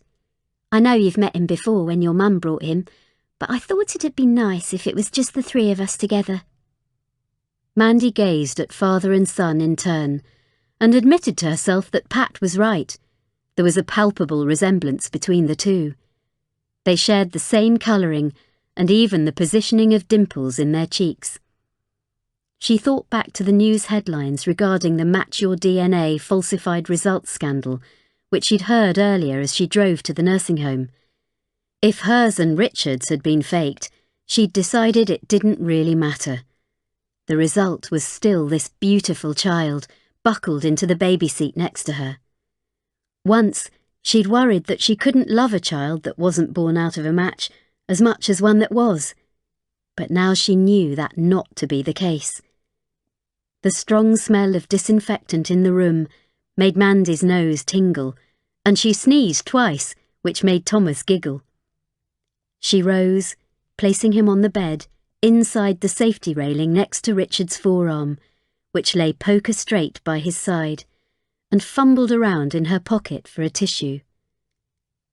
But when she turned back to pick up her son, something was different. Richard's arm was no longer by his side. Instead, his palm was face up, and his baby son's hand was pressed firmly inside it. Mandy took a sharp intake of breath, not believing what she was witnessing. She watched as Richard's fingers slowly and purposefully entwined with his son's. Chapter 101. Amy. Amy couldn't bring herself to look at the blank, motionless face of the man she'd loved and whose life she'd ended. Slumped in the chair she had tied him to, Christopher's head tilted backwards, and tears were still visible in the corners of his bloodshot eyes. She desperately wanted to bring the man she had adored back to life, but even if she could raise the dead, he'd bring with him the compulsions that she loathed. For the sake of every other woman and herself, it had to be this way, and it had to be Amy who'd set his tortured soul free. "Hold it together," she told herself, and clenched her fists into tight balls so as not to give in to sorrow. Her body still shivering, she clambered back to her feet and sifted through Christopher's backpack, using his equipment to clean up any trace of her presence in the home of the terrified woman she'd left tied up in the bedroom, oblivious to what had just happened under her roof. Amy harked back to just a few days earlier when, after discovering the love of her life was a serial killer, she'd put on a brave face in front of him while silently beginning the grieving process for what she was about to lose. And just as Christopher had planned to kill his final victim, after much soul-searching and internal deliberation, Amy had decided to kill him. She'd followed his car one night as he drove to a quiet residential street in Islington, and she'd watched from a safe distance as he patrolled the road on foot, making mental notes of the position of streetlights, access to the rear of a ground-floor flat, and a probable escape route. She placed her hands over her mouth to stop her sobs from being overheard outside her vehicle. If she'd followed his timeline of kills correctly, his next strike would be within the next 48 hours. And when he cancelled their planned evening together, blaming a rushed editorial deadline, she knew exactly where he was going and arrived there before him. Once inside the property, she'd watched in horror as he revealed his true nature, a ruthless, efficient psychopath gearing up for the kill. She'd waited, buried in the shadows inside the girl's home, as he made his way into position and placed his bag by his feet, removed the cheese wire and then a billiard ball, which he'd thrown at the wall to gain number 30's attention. Standing behind Christopher with the taser gun in her hand, she could smell the adrenaline flowing through him, and it made her nauseous. Now, with the crime scene cleaned up, Amy searched Christopher's pockets. All they contained were 2 phones, his regular mobile and a burner he'd used to check number 30's location. Neither contained any clue of their owner's identity, but she took them anyway. Amy stood in front of Christopher and took a deep breath. Then, with all her strength, she dragged him and his chair, inch by inch, through the kitchen, towards the rear door that Christopher had broken through, and out into a courtyard. She went back inside and took a duvet from the spare room and covered Christopher in it from head to toe. She dialed 999 from the girl's landline, asked for the police, and whispered, "Help me," when connected with an operator. Then she discarded the phone on the kitchen worktop and assumed the police would arrive within the hour and find the girl. Outside, she removed 2-litre bottles of white spirit she'd brought with her in her own kill kit and poured them over Christopher's shrouded frame until the duvet absorbed the liquid. Then she stepped away, lit a match, and threw it at him. She turned her back and walked away as Christopher caught light. She had no desire to witness the flesh melt from the bones of the man she had loved. Given what you've just heard about those fake matches, was he really the one?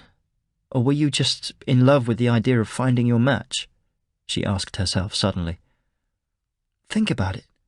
Surely to God, someone like you who wants to do good couldn't have been matched with a man like that. Your results must have been hacked. You just got caught in the moment. Amy nodded and decided it was the only logical explanation, even though, deep down, she wasn't sure. The thought of choosing to love a man who turned out to be a serial killer was just bad judgment, and far better than having her DNA matched to him. It was the lesser of 2 evils, and in time, she might just about live with it. As Amy left a painted stencil mark outside number 30's home, she knew it could be months before Christopher's body was positively identified. She drove back to his home and let herself in with his keys, and planned to clean the place from top to bottom over the following week, to remove as much of her DNA as possible. Then, she would leave his car with the keys in the ignition in a South London crime hotspot, certain it wouldn't remain there for long. There were very few ways Christopher and Amy could be linked once the police discovered who he was. He'd always paid cash, so there would be no credit card trail of where they might have eaten or visited together. His computers were heavily password-controlled, but she would destroy them with a hammer anyway and dump them. And as they hadn't met each other's friends, families, or colleagues, there had been nothing tying them together as a couple, with the exception of their Match Your DNA link. However, no proof would ever be found that they'd taken it a step further. Even their few introductory text conversations were to Christopher's anonymous pay-as-you-go phones, which she would also smash to pieces. In the months to come, Amy's colleagues would never discover why the last person to die in the baffling, unexplained serial killer case was male, why he'd been chosen and his body set ablaze. It would be an added twist to the story, and she was sure Christopher would approve of her self-preservation skills. Christopher had reached his target, only he'd been the 30th kill. He'd also kept the anonymity he so desired, and the only thing his story lacked was the nickname he'd been affronted not to have been given. Suddenly it came to Amy. "When I go to work tomorrow, I'm going to suggest they call you the St. Christopher Killer," she said to herself, imagining him watching her and picturing his smile. 30 kills and a name. You got your wish in the end, didn't you? Chapter 102. Nick. The town was more grand and picturesque than Nick had given it credit for after having looked it up on Google Street View. The climate was balmy and almost Mediterranean, and he wore his cargo shorts, a t-shirt and flip-flops as he'd wandered around the well-kept streets that surrounded the town's Spanish mission-style architecture. He now sat on a wooden bus-stop bench, taking in the hot December morning. The rows of shops he faced were tidy and organised, and there appeared to be enough there to satisfy each of the town's 73,000 inhabitants. Every now and again Dylan made a cheery gurgling noise from his stroller, both amused and excited by the plastic ring of colourful farm animals attached to his wrist, which rattled every time he waved his hand. He had coped with the 23-hour flight remarkably well for a 4-month-old, with only the occasional outburst of tears during some particularly troublesome turbulence. After checking into their B&B, Nick had been too animated to give in to sleep, so they made their first excursion to the park to explore the winter gardens and to feed the ducks. Then they stopped off for a snack in a cafe before making their way to the Russell Street destination. Ahead of them, and 3 doors to the right, was the building that held the man they had flown 12,000 miles to see.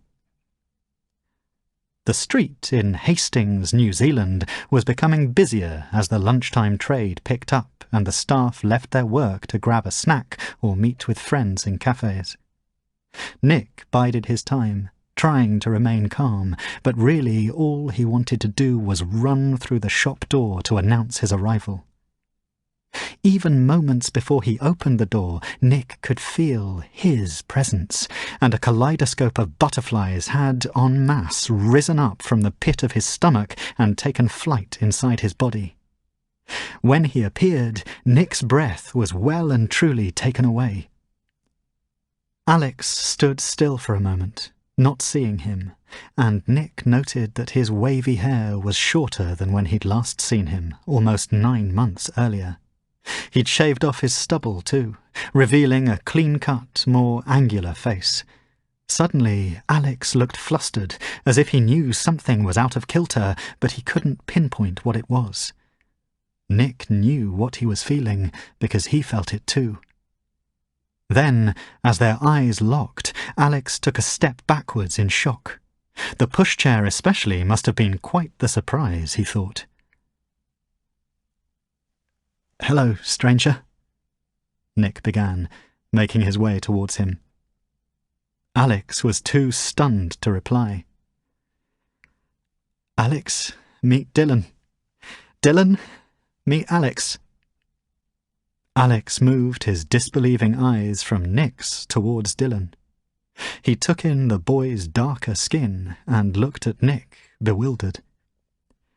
"It's a very, very long story," Nick continued.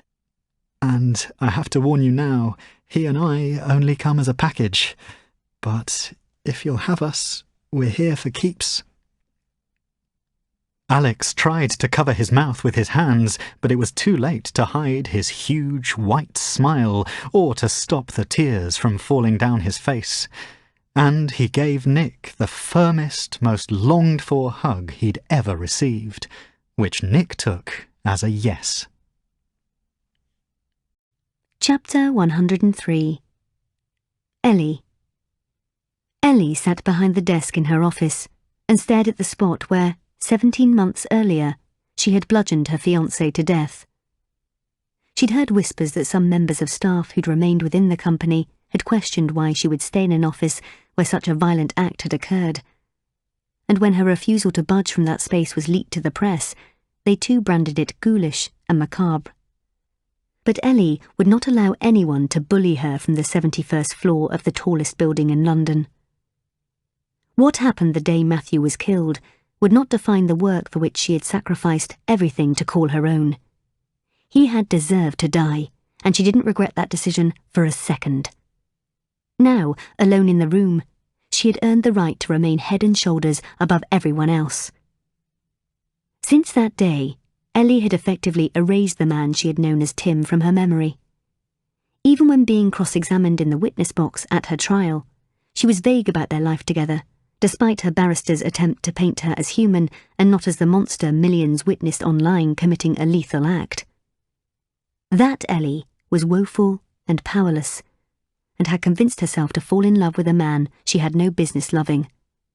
That Ellie had been the architect of her own misery, and this Ellie had no desire to ever meet or replicate that woman again.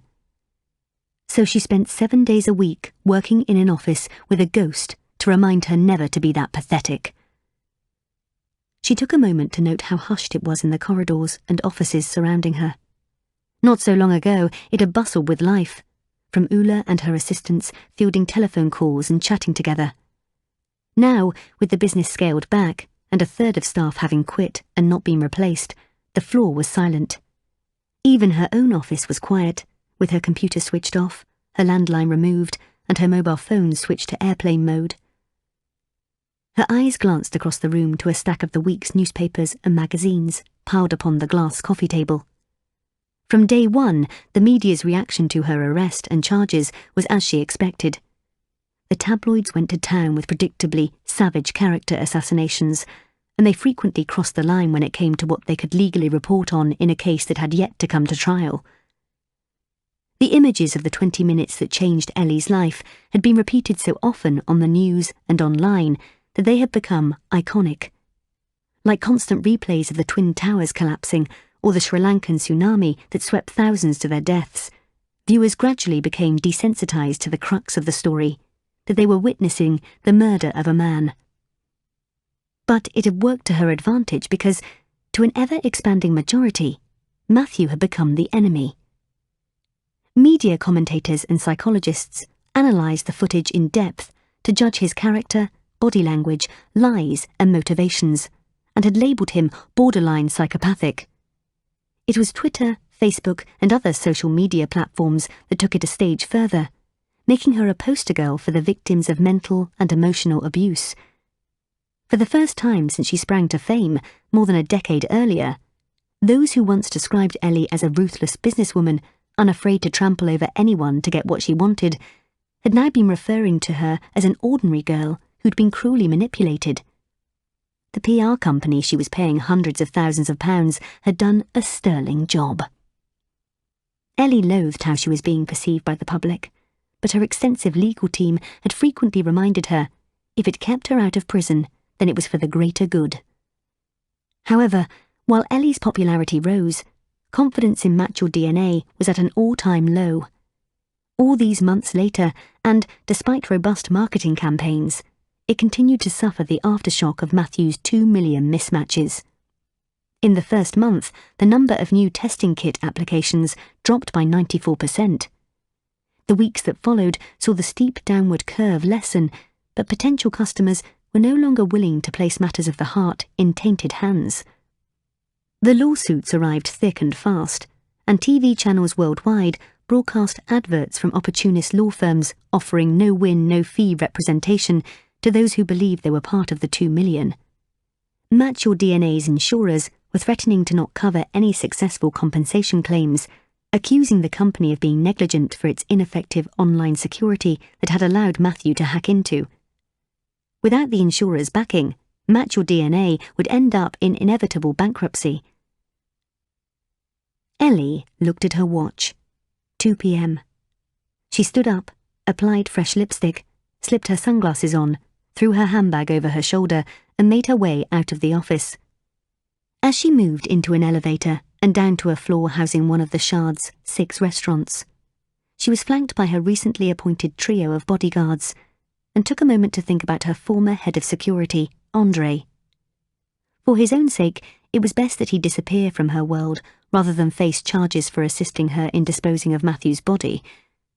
She assumed he'd gone back home to Eastern Europe. The payoff was generous enough to allow him not to work for many years to come.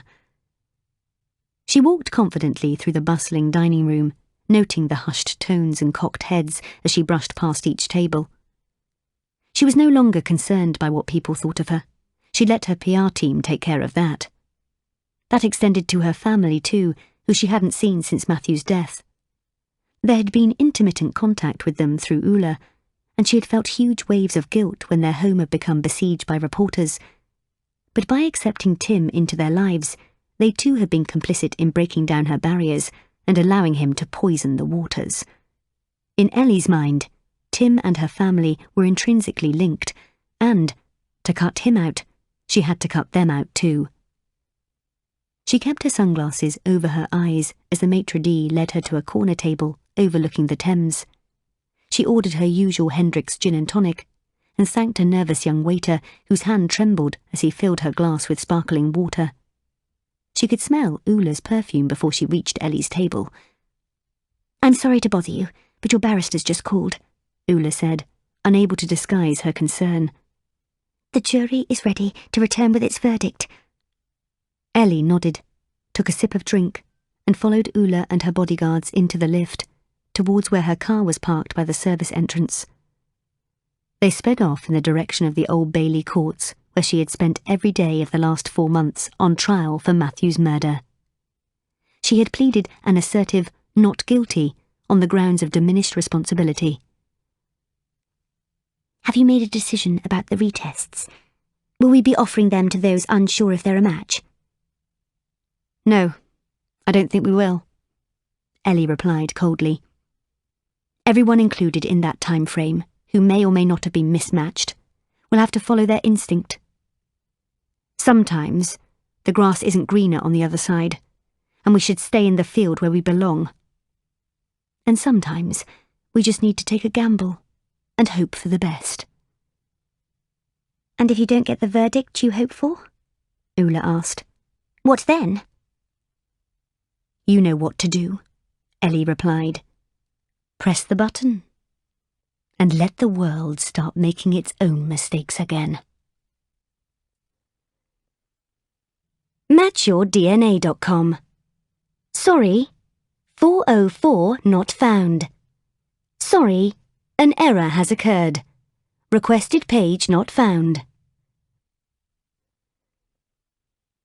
The One is published by Random House Audiobooks, a division of the Penguin Random House Group. Copyright John Mars 2016. Copyright in recording Random House Audiobooks. John Mars has asserted his right under the Copyright Designs and Patents Act 1988 to be identified as the author of this work. Audible hopes you've enjoyed this program.